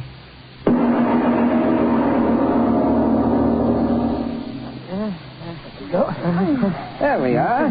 There we are where? Look about you. Oh, my goodness, it is beautiful, isn't it? I did not know this is where we were going. It's like a canyon, isn't it? It is a canyon. A cleft in the rocks few people in this part of the country know about. Well, I'm sitting down to rest my poor No, Miss Guard, we must go on. Oh, no. Where are we going? Come now, come. On all our other Sunday nature study trips, I've never had such revenge. Because we've never walked so far before. That's right. Where is it you are taking us today, Mr. Anna? To Canada? My dear friends and neighbors, we're exactly 15 miles from home. You could think we're out of this world. Yes. Even in the midst of the city's turmoil, one can find nature's true isolation. Well, where do we go from here? There's a little path down through the canyon. There we will find lichens of many varieties. Oh, my goodness, what's that? My dear. I know. They are like little ferns in the rock. Excellent, Mr. Kamarin, excellent. Oh, I remember from last week. You will note these scratches on the face of the rock. Oh. Who did it? Not who. What? The glacier. What's the matter, Miss Guard? You seem displeased. All I want to say is this. Do you mean to say we came all this way by subway and streetcar and bus just to see some old rock scratches? Well, there isn't any place in the state that has a finer record of glacial action. How do you like that? I thought I was going to see flowers and then just scratches and rocks. Well, Miss Guard, Mr. Anno, he's a smart man. He knows then maybe he knows I want to go home. I see you're tired. This is all there is to see. I'm starting back now. Oh, come on, Miss Wilkins. Let's get out of here. Find some real excitement. Well, I don't know. After all, Mr. Arnold took all the time and come. What's that? Something up there. The rocks. Look out.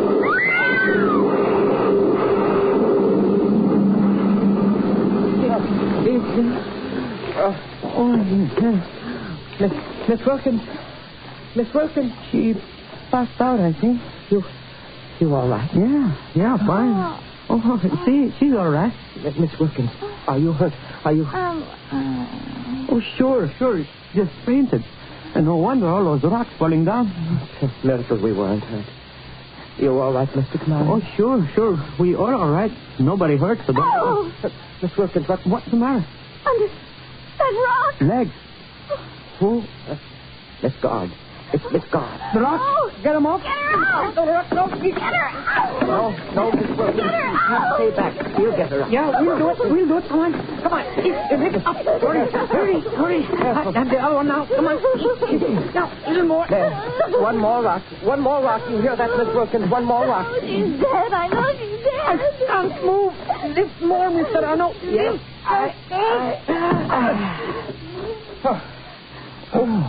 Oh, good. Oh, Miss Guard. No, wait. Look. Miss Wilkins, be quiet. Miss Guard, she's still alive. Alive? But how can... She's trying to talk. Yes, Miss Guard, I'm here. I'm listening. Yes, what is it? I don't know. I'm sorry, I can't understand you, Miss Guard. What are you trying to tell us? Yes, what, Miss Guard, what? I can't die without telling what? My husband didn't. I ought to save her. I killed him. Poison. I killed him. The guard. The guard! She's dead.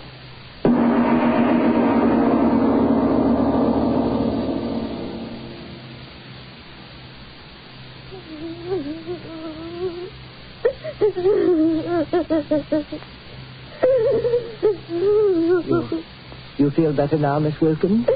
Oh, all right. Oh, don't try to get up. Just rest. A few minutes more or less won't make any difference. Now. Mr. Arnold. Yes, Mr. Kamaran. I have been sitting here. I have been trying to figure it out in my head. Why is it? Well, there must have been a fissure in the rocks. The action of frost and rain loosened them, and perhaps the vibration of our voices. No, I'm thinking, why should it hurt her, not us? Well, I guess that's what you'd call fate. Do you think... Did she really kill her husband, like she said? Well, I don't know. I don't know anything about her except she was a neighbor. Yes. And she lived in our building for a whole year already. I really don't know about her. I know. You, Miss Wilkins? Tell us, please. She told me. She used to sing in a nightclub. So? Really? One morning she wasn't feeling good. She came down to my apartment. I guess she felt like talking. She told me she used to work in this nightclub, and then she married this rich fellow lots older than she was, lots of money, and she married him, and she didn't like him very much, and all of a sudden he died. Oh. Did she tell you that there was anything unusual about his death? No. She just said all of a sudden he died. Like poison? Oh, what are we sitting here for? Let's get out of here. Quick, let's get out of here. Yes, Mr. Arnold, why do you sit there? Lead us the way out. Mr. Arnold, what's the matter with you? Why do you sit there looking at us? I didn't want to say anything before. Say what? Say what? I went over there, the only way out of the canyon. The rocks have blocked it off. Oh. I'm very much afraid we can't get out.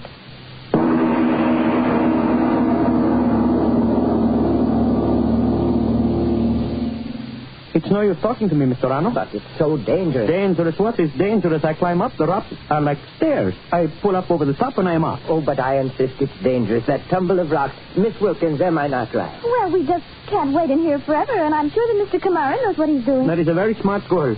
Look at that wall. It is nothing. Oh, but you don't worry, Mr. Arnold. I told you the rocks along here like steps. I climb up and I go and get help, and soon I have you out of here. All you do is to help me up that first rock. Well, all right, if you insist. Sure. Put your hands together in a grip. Like that? That is right. I put my foot in your hand and you push up and give a boost, right? Yes. All right. Hold your hands down. All right. I get my foot. Now, lift. Here we go. There. I am up. So. Well, I'm up here already. The rest of the way to climb is easy. What did I tell you? Be careful, Mr. Kamaran. Here I go. He is very strong, isn't he? What did you say, Miss Wilkins? He is very strong, isn't he? Oh, yes.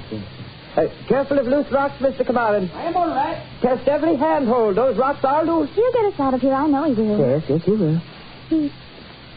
He's up so high. Oh, yes. I just can't watch anymore. Well, he only has a few more feet to go, and he'll be over the edge. You're doing very well, Mr. Kamaran. Sure. I told you. Your Kamaran, he always down. Mr. Kamaran, what's the matter with him? I don't know. He suddenly stopped talking, isn't moving. Mr. Kamaran, what is the matter? Mr. Kamaran. My arm. Cramp. I can't hold. Cramp in his arm. Hold on, Mr. Kamaran. I'll try to get up to you. Don't let go. I'll try to... Let go!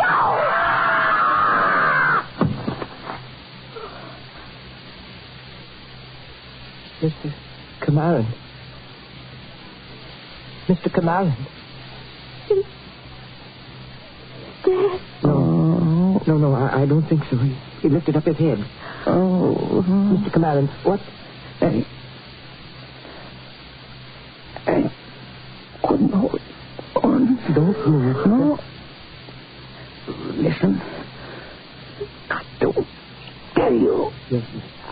I'm listening. All broken. We'll be dead. We'll be dead. Can't die without telling.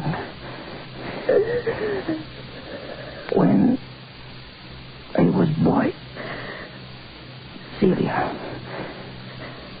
went hunting with my brother. He never came back. They thought he had run away. Not truth. I wanted his knife. So I killed him. I killed him. Buried him. I killed my brother.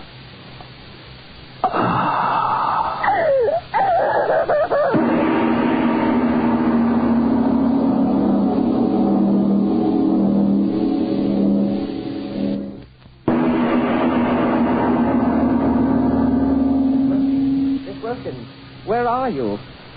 Miss Wilkins, are you hiding? Miss Wilkins, you shouldn't have run away like that. You shouldn't. We'll work something out together. We'll get out of here. Oh, there you are. Why did you hide back here? Nothing's going to hurt you. Nothing. You're wrong. What? I'll never get out. Never. But why should you say that? This canyon is well known. Sooner or later, any moment, someone will come along and see us down here. No, never. Now, that's no way to talk, Miss Wilkins. They are dead, aren't they? Aren't they? Don't think of them. I gotta think of them. They're me. What are you talking about? You think I haven't got a brain in my head? You think I don't know what I'm talking about? Well, I do. I always do. I let everybody think I'm a fool, but I know more than you or anyone. And I know why they died. I know. Miss Wilkins, I don't know. I'm telling you. Listen to me. I'm telling you. I know why they died. Yes, of course. It was actually... Will you listen to me? All right. Miss Guard died, and he committed a murder. Yes. And Mr. Kamarin died, and he committed a murder. Well? That's why I won't get out of here alive. I committed a murder, too. I committed a murder, too. That's unbelievable. Oh, you're just saying things. No, not true. But you? Where? How? Married. All I wanted to do was get married. What? Mary Jane Ellis, we'd gone to school together, the same room in college, the same room when we came here to go to work, always together. My best friend, everyone said my best friend up till Joe. I met him first, then she met him. She said she didn't like him, but I knew she did. She did. At the party, I came into the room. His arms had been around her. I knew they had. He couldn't fool me. She couldn't fool me. It was her fault, not his. My best friend. Joe was for me, not for her. He was thinking about her. He kept on thinking about her. Pretty, all right, she was pretty, but he was for me. At night, I'd lie there thinking if she was dead. If she was dead. She had to be dead. She had to be dead. Miss Wilkins, for 5 years. I've known you for 5 years. What you're saying isn't true. I know it isn't. Your mind, all that's happened. You couldn't really... Shut up! Blast you, shut up! All right, Miss Wilkins. You listen to me. I killed her. I killed her with poison. And I'm going to die the way they did. And there's nothing anyone can do about it. You're out of your mind. Now I know exactly what I'm saying and doing. Do you know how long I've waited for this moment, Mr. Arno? 5 years. 5 years. Every night for 5 years. Every time I was alone in the dark, I've been waiting for this moment. I don't have to wait anymore. Why not? Because it's here. Who? It's here in the canyon. Waiting to kill me. There's no one here but you and me. They knew, and now I know. Well, I tell you, there's no one in this canyon but the two of us. And their bodies. What's over there? Huh? Oh, nothing but the shadow of a rock on the canyon wall. Not a shadow, Mr. Arno. What are you talking about? Not a shadow, Mr. Arno. I see it plainly. It is a shadow. Not a shadow, Mr. Arno. Why do you keep saying that? It's coming closer. The sun is getting lower in the sky. If it touches me, I'll die. Don't say that. The way they died. Stop talking nonsense. Get you out of here. Someone will come along. Up there. Is there anyone up there? We're down in the canyon. Get us out of here. Now, you just sit there and relax until someone... Miss Wilkins. Miss Wilkins. Dead? Bottle? What? Poison. You killed yourself. Why? The shadow. Yes. Touching you. Only a shadow. But is it? Someone get me out of here. Get me out of here.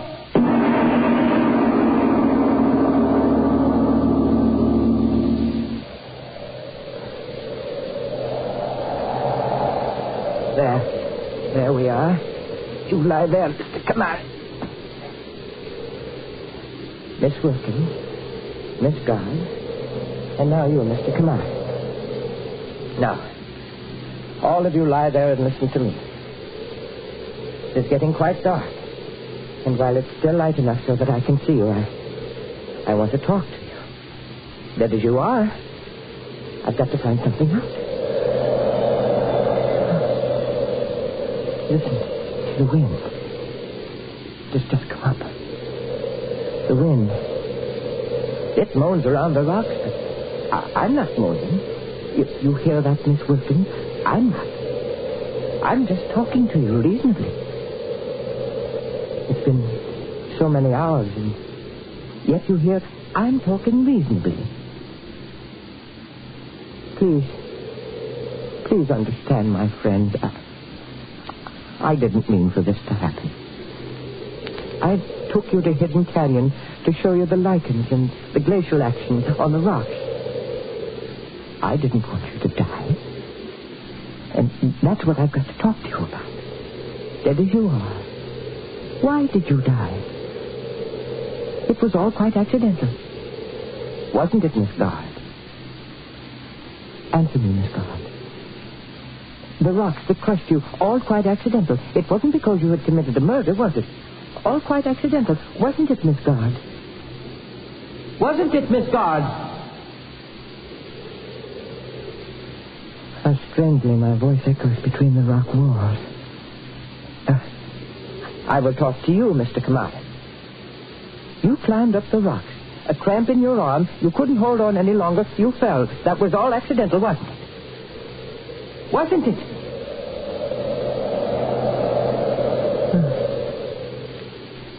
There's no reason for me to shout like that, is there? Oh, how quiet it is. And dark. For years, I've never been in the dark. At night, all the lights on in my house. I even sleep with the light on in the room. Never been in the dark for years.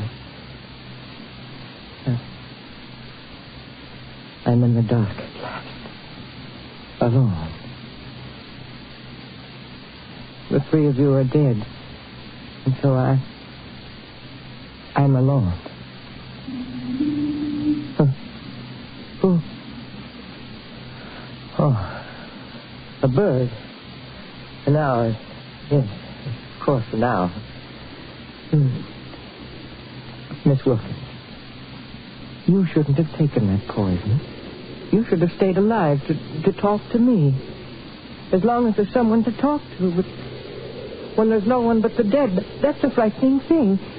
And I don't like the dark, and now I'm in the dark, alone. Oh, that's a frightening thing, yes. Oh, your faces. Why do I see your faces? Oh, How quickly the moon lighting your face. Yes. I don't think I'm going to look at you. I'm going to sit here all through the night, my eyes closed. Yes. I will.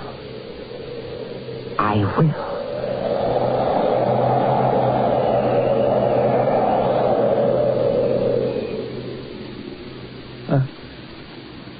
How long have I had my eyes shut?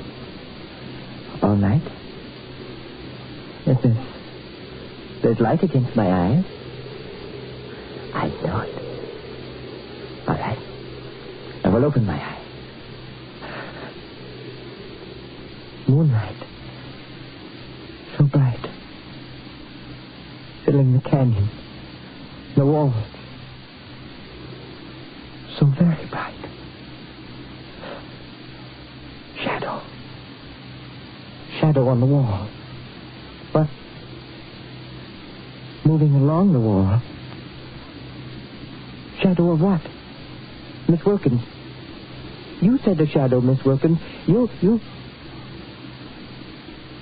smiling. Mr. Kamarin, you too. Miss Guard. All of you smiling. Is it the moonlight, or are you really smiling? Why are you smiling? Why? All right. I know. You know. All right. My eyes are open. And when the shadow touches me,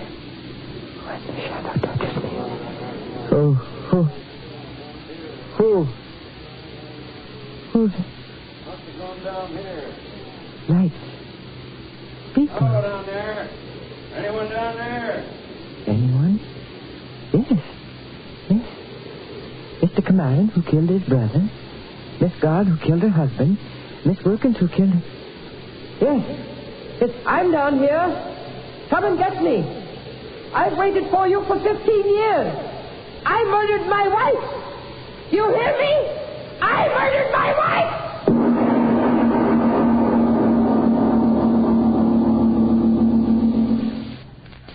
This is Mr. O once more.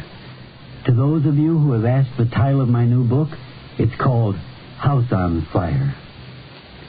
Next week, a play with a cast known to all you buffs of the golden days of radio. Frank Lovejoy and Paul Stewart in No Escape. A story to be listened to in the dark.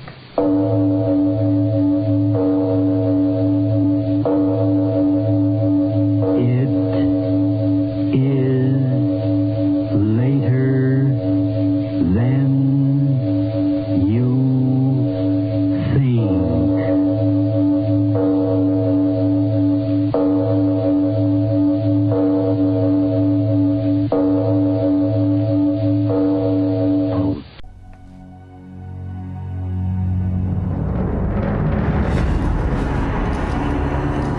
Who Goes There? By John W. Campbell.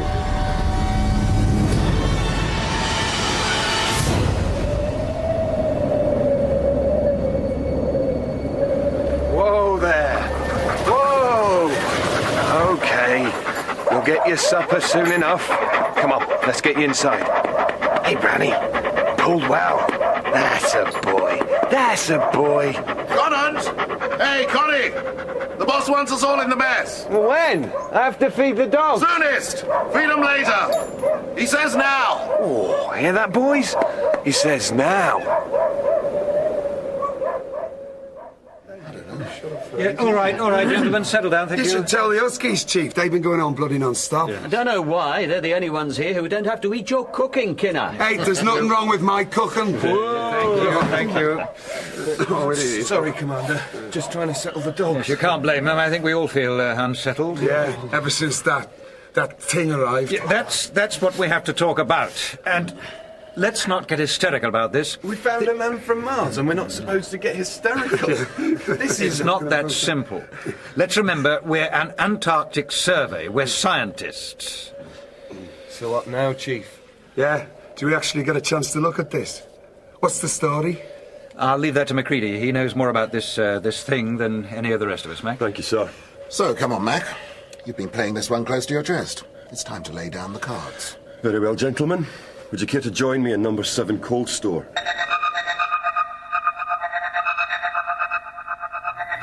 He said it was ugly. They didn't say the alphabet. Come on, Scouse. I bet you wouldn't look so good to it. Just as long as it never gets a chance to try, Doc. Can I smell something? You shouldn't. It's frozen solid. Me too. Getting colder every day. A week and we'll be snowed in. Yeah, okay, Mac? Right. Well, I think you all know the background. Magnetic anomaly appearing within 50 miles of the pole. Speculation, a meteor of some kind. Probably landed a million and a quarter years ago. We decided to take a look, keeping it pretty much under wraps. And I don't have to remind any of you, we're all government employees and subject to the Official Secrets Act. Wouldn't have anything to do with the fact that the Antarctic is an open continent. That we're meant to share and share alike. Yeah, Mike Kinner, just a bit. Of course, the small fact that the army managed to destroy what we found while trying to get it out the ice might just have something to do with it too. So it's not a rumour. There was a ship. There was a ship. Sunk pretty deep in tertiary ice. We were able to access a fin of some kind. But you couldn't analyse it. I mean, didn't anyone there figure that? What did you use? Thermite rapid heat. Navy uses it for free and icebound ships. Army uses it for destroying them. London wanted them to move fast before anyone else got in on the act. And now they never will, right, Commander? Yes, I'm afraid so. A 1 million year old spacecraft lost. But we got the driver. Yeah. I don't know how much we want him. It, Kinner. Where did you find it, Mac? 200 metres south of the craft. My best guess is that it got out for some reason. Maybe it was injured, maybe confused. Sure as hell didn't realise just how cold it can get up there. It froze. Solid. That's some ice cream. I mean, can you make it out? What it actually... Oh, God, it just makes me feel like I'm falling into a nest of spiders. Natural protective reaction. Don't know what it is? Fear it? Destroy it. I'd go for that. I'm sure I can see 3 eyes in there and they're looking out at me. Why don't you go make supper? Maybe it's hungry, Kinner. You could cook up one of your casseroles for it. Though come to think of it, it looks like one of your casseroles. Given that the ship was 1 million years old, then... You realise this thing is also... No. I just can't conceive of that. We're scientists. We can conceive of anything. It's our job to dream, Doc, and make those dreams concrete. I'll settle for thick ice. Well, that's the question, isn't it? What? Well, Blair wants to examine it. Thaw it out, take samples... You're out of your tiny mind, Blair. And you're the cook, Kinner, not a scientist. The rest of us are. Look, we have an isolation lab, we have remote tools, anything else we might need. And anyway, it's just dead meat. Even you should be able to work that out. Hold on, Blair. How do we know this isn't in some kind of suspended animation? Because it isn't possible. Look, there are microscopic forms out here that freeze over winter and animate in spring. Yeah, mosses and lichens. Nothing this complex could survive. That I'm sure. Viruses, germs. You're a doctor. You know that non-terrestrial microorganisms can't cross over. Yes. No shared genetic inheritance, no danger. For once, the phrase, not of this earth, is positive. But we're not stuck in an old horror movie here. And we are stuck in the modern world, where budgets are tight. Yeah, budgets are so tight, we're getting strangled. Yeah. Our funding is running out. We're just this tiny little cog in a big research wheel. 6 men and a dozen huskies, 1 snowcat, 1 ski plane. We monitor a hell of a lot of data, though. Yeah, the trouble is we're not quite big enough to be sexy or small enough to slip by. I haven't said this before, but after next year, nothing. Instruments alone. It's about money, isn't it? The whole bloody lot of it. This ship, this thing. I mean, if we get there first, we win the big prize. Think of it. We'd never be without backers again. Anything we wanted on a plate. We'd be made. For life, we have to do it. Be one hell of an opportunity. Unique, you could truly say. But if we kept it frozen over winter, took it back in the spring... No, they'd take it away from us, that's for sure. Exactly. You're for it, Mac. I'm a meteorologist, Kinner. I don't really have an opinion on the science, but I do like working down here. The Antarctic, it gets in your blood, and I want to come back next year, year after, for the rest of my life. I guess you could say I'm always for men over machines. Connie? I think Mac's right. They take it away from us, so we should work on it while we can. Doc? It's a hell of a question. We shouldn't have to ask it. Yeah, well, there's a lot of questions we shouldn't have to ask. All right. I suppose, yes. You're all nuts. Just don't ask me to deep fry it. Might be an improvement. Okay, Blair. You've got it. What now? We let it thaw out naturally. No more thermite. Still, when you look at it, even through the ice, it's a horror. Well, after you've fed your dogs, Connie, you can have the pleasure of keeping an eye on our visitor. Thanks a million.